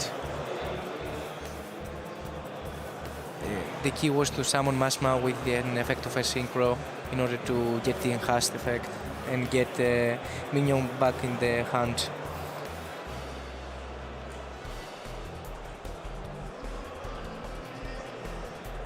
Yeah, we have seen Dynamondo really coming clutch in a lot of matches this weekend already. Crucial card. The card with Opaguska is doing really extra work today. And that is it. Unfortunately, Alberto gave it his best, but it was Antonio, the world champion for the Master Duel title, who was able to just put up this comeback together and advance with a very respectable 7-2 record today too. And there was a mini look. I don't know if you caught that, because we have the synchro in the field, we have the Capsi Yam in the field, but we could not activate the effect because Antonio had Murakumo and we didn't have a card to discard. Yeah. So it was an actual negate. No, I mean, I really feel like that overall, I mean, 7-2 is a solid record. I mean, advancing, you know, with such a field is no joke. But I mean, I think it was a very nice, you know, I really enjoyed it. I really enjoyed the match, and game. I'm still a bit, you know, like game 2, for example. Maybe there was nothing that you know, Alberto could have done, and game 3 in the end, I think also Antonio not only played it better, but also had a very good hand just to contrast his opponent. So at the end of the day, congratulations to both of our duelists. But yeah, tomorrow maybe Antonio will prove himself also in the TCG category. Yeah, you know? who knows? But regardless, our match is... I was about to say we could go to the backup future, but never mind, because I've been informed, because it just finished. It's this instant. So I mean, yeah, really odd timing on our side. But I mean, this means that this was the last match of the day, the last game of Yu-Gi-Oh! That we have been playing since we tuned in at 9 a.m. CET, and that will be the time in which we will be live tomorrow as well for the remaining rounds of Swiss, 6 in total, and then after those 15 rounds, those top 8 giants, I want to say, that made it for the second YCS of the European season. And well, we had a lot of surprises in Lille, so who knows if we can top that off. Yummy surprises. Yeah, we had a lot of those. And I mean, right now it is one of, you had the discussion with Zan, right? It is one of those days that I was really curious to see how the community has adapted to the current meta state, because it feels like it shifts day by day, week, event by event, and I really want to see how the players have approached this. Yeah, also, I will be curious to see tomorrow the percentages of players advancing into day 2, so the ratios of, you know, how many players are actually playing Dracotail, Mitsurugi, Yami. And then in the end, the more we advance into the tournament, also having a look at the top tables today, I think there were a lot of different decks, and we also had the chance to see most of them, you know, actually here on stream, a lot of different ones, and it was quite of a fun day of Yu-Gi-Oh! A lot of different matchups, and I also feel like that at the end of the day, you know, those decks were also capable of defeating the best decks of the current format. And yeah, also in terms of hand trap discussion, we also talked about it quite a lot. I mean, I would be curious to see the percentages of Jolly Lockbird, Artif and Langsia, all those cards mixed together, and just understand how our players prepare for these events after weeks of preparation. So yeah, I think that tomorrow we may be able to have a card breakdown also. Yeah, for sure we will update and try to update you guys on how it changes throughout the day, and then surely how it looks for the top duelist, not only the top 8, but I mean, last time we were blessed with a lot of diversity, even in those top 8 duelists. I would be shocked if that wasn't the case, because even today only 2 decks were above 10%. And that means that you have a lot of different decks out there, considering we had over 2,400 players. So it's really diverse at the top tables. I took a look at the players that are doing well, and it's a good mix of really, really good players and, different decks, new duelists trying to make it. And it will be interesting to see, because it's one of the most important events of the season for sure. And although around 54% of the field is Italian, I'm sure that and 3% everyone, Greeks. yeah, exactly, is gonna try their best to not have a back-to-back Italian YCS champion, because we remember in Lille Diego, took it, and I think it's actually back-to-back events, because Lorenzo Muselli took the European Championship. Yep. So maybe it's time that Italy is knocked off here at their own country. So we'll see whether that will be the case tomorrow. But again, it was a beautiful sight. And in just a few moments, we have to hear it from, the man himself. Hyped to finally see him after witnessing in Paris his victory in the 3v3 competition of Master Duel. We'll be able to hear it from Nash himself on what it feels like to compete in the TCG as well, because I'm sure he didn't have the chance to participate in a lot of tournaments in the last few years, and it's good to see him at least here in Italy competing and doing well. Yeah. So again, I guess thank you guys, because on our side as commentators this is the end of it, but we'll tune in tomorrow with you to have more fun, more Yu-Gi-Oh! There is never enough Yu-Gi-Oh! What is also gonna be really fun for me will be, and we'll give you maybe some small updates, tomorrow we'll have the first European Genesis Invitational, so we'll see who takes that home with the beautiful prizes. But now, as mentioned, we have Jean-Alexis ready with Nash. Yeah, indeed, we are back with the winner of the last round, Antonio, here with a convincing victory. Congratulations, Antonio, after this win. I mean, the third game was really hard, to be honest. I mean, yeah, no, my opponent played very well. There were a couple of spots in which, I tried to outplay him, but I checked all the marks. So it was an extremely nice game. Absolutely. We are going to just get back on some little moments of this game, of course, and especially, during the first game and the second game, there was not that much to say, because during the first game, you showed your hand to the camera, and what was in your hand exactly? Okay, so I had pre-prep, Abakiri, and the rest was basically that. I had field spell. Not a very good hand. Yeah, no, I think I also had another bell. It's simply that, I could not push enough. I actually tried to bait the Herald of the Arclight with the pre-prep, because my line is actually better if I start with Abakiri, instead of actually then resolving the pre-prep if I start with Abakiri and then against the Abakiri. But there was the bell. Yeah, but there was the bell. The bell actually cooked me there, roasted. Yeah, and all of a sudden, literally, you just went 0-1 on this game. And then there was the second game. Not much to say as well, because there was the purge on the Kepsi. In this game, I actually thought, if I start with the cookie, I lose to Bestials, and my line is slightly worse into Ash Blossom and Purge if I start with the cookie. But then I realized, but then he's playing pure because I saw the Purge also in the previous game. Absolutely discarded. So I did not play around the Bestials, and by normal summoning my second copy of Ash Blossom, I can play better around Ash Blossom, Purge, and I think that was the correct play to do, and also because I had two. I took some time to decide if I actually wanted to do it, because if he forward, it was pretty sad to discard the Ash Blossom and then not having an Ash Blossom for his tour. But I think I had to do it. And it went pretty well for you, of course, because there was only the Dominus Purge, and it was just not enough. I mean, the deck, Yami Mitsurugi, once you get boss engines, it's so hard to stop. Yeah, it can push through a lot. It can push through a lot of it. Once you resolve your, like the Abakiri, or once you resolve your Capsi Yami way, the deck can basically play through a lot. Exactly, and it was the case, absolutely. Like the Dominus Purge was almost nothing there, and Alberto literally decided that it was enough for him. And then we went into the third game, and the third game was literally a piece of art.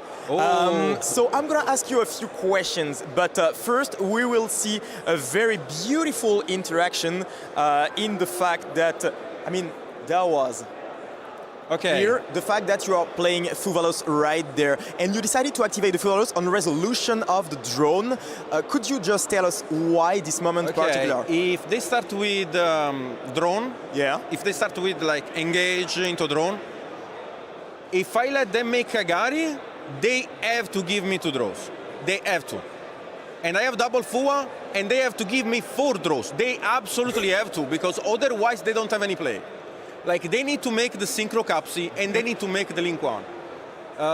So by just waiting Kagari, you just gain an extra draw, for sure, 100%.